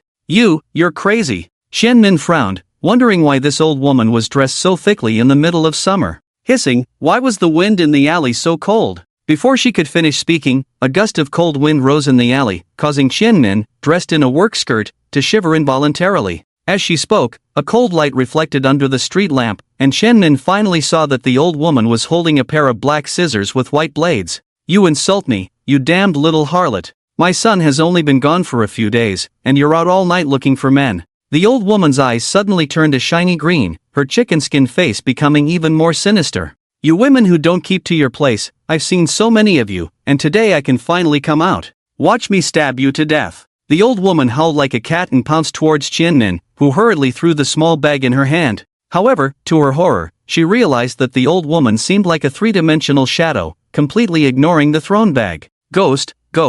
Shen-min screamed and turned to run, but she found her legs had turned to jelly, unable to muster any strength, and she fell to the ground with a thud. Don't kill me. Shen-min, terrified, tried to struggle to her feet on the ground, fear threatening to overwhelm her like a tide. Click, clack, click, clack. The metallic sound of the scissors opening and closing almost made Shen-min wet herself. I'm going to cut your face to pieces, let's see how you seduce men then. Just as the old woman's scissors were about to land on Shen-min's face, and Shen-min had closed her eyes in despair, a gentle voice suddenly intervened. Old lady, at your age, waving scissors around is not safe. Give them to me. The alley's light turned into a warm pale yellow, and a young man in a blue and gold robe with a gentle smile suddenly appeared beside the old hag. Ah! The old hag exclaimed and staggered back. When did this person appear? Who are you? Don't interfere with the old lady's business. The old hag exuded deep resentment, but there weren't many sins on her, indicating she was a newly emerged ghost. Alright, I am the local land god, Xing Xian. Lin Shen took a step back, quietly taking the scissors into his own hands. Don't say that. You even worshipped me. Are you really the land god? The old hag was momentarily stunned, looking at Lin Shen with a mix of belief and doubt. Of course, without a doubt. Lin Shen was eager to emphasize his identity as the land god, with a delicate land god shrine appearing above his head. You really are the land god, truly the land god. The old hag muttered to herself, but just when Lin Shen thought the old hag was scared by his title as the land god, a strong resentment suddenly erupted from the old hag. The old hag lifted her head, her eyes filled with resentment staring fiercely at Lin Shen. If you are the land god, then why didn't you appear when I knocked my head and broke my leg at the temple, begging you to save my wrongly accused son? Where were you when I prayed for my feverish grandson? The old hag gritted her teeth. I followed those red guards to smash your temple, to destroy your idols. Why didn't you come out then? You are simply an incompetent land god, unworthy of being a deity. The last few words were almost squeezed out of the old hag's teeth one by one. Lin Shen was stunned. He had intended to do a good deed by coming out to earn some reputation for the new land god he represented, to gain some incense offerings and divine power. He never expected to run into the grudge of the previous land god. It was quite a coincidence, and Lin Shen found himself at a loss for words. Everyone has their own hardships and desires for divine intervention. Lin Shen was no exception. He had prayed and worshipped before, but perhaps he wasn't devout enough, or maybe fate had other plans, as his prayers had never been answered. You might not believe me, Lin Shen looked sincerely at the old ghost lady. I haven't been the land god for long. The one you mentioned was the previous land god who dissipated a long time ago due to lack of worship, or in your terms, died. The old ghost lady, after hearing Lin Shen's explanation, wore a look of disbelief. Even Shen-min, who had been desperate moments ago, now showed a mix of surprise and curiosity. Impossible. The land god is a deity. How could a deity die? The old ghost lady was clearly from the old society, deeply rooted in traditional beliefs and folklore. Actually, the land god is just a very minor deity, with limited jurisdiction and involvement in earthly matters. If you believe in him, he exists and has power. Lin Shen sighed helplessly. If you just pay lip service by burning incense and kowtowing, he won't receive any offerings without sincerity. A pale yellow booklet appeared in Lin Shen's hand. As he pointed it in the air, the pages flipped, and a bit of soul light from the old ghost lady entered the booklet in Lin Shen's hand. This was the merit book attached to the land god's position, not very useful, just a personal notebook used to record local affairs, a functional accessory carried by the land god's position to provide detailed information about the area for each land god.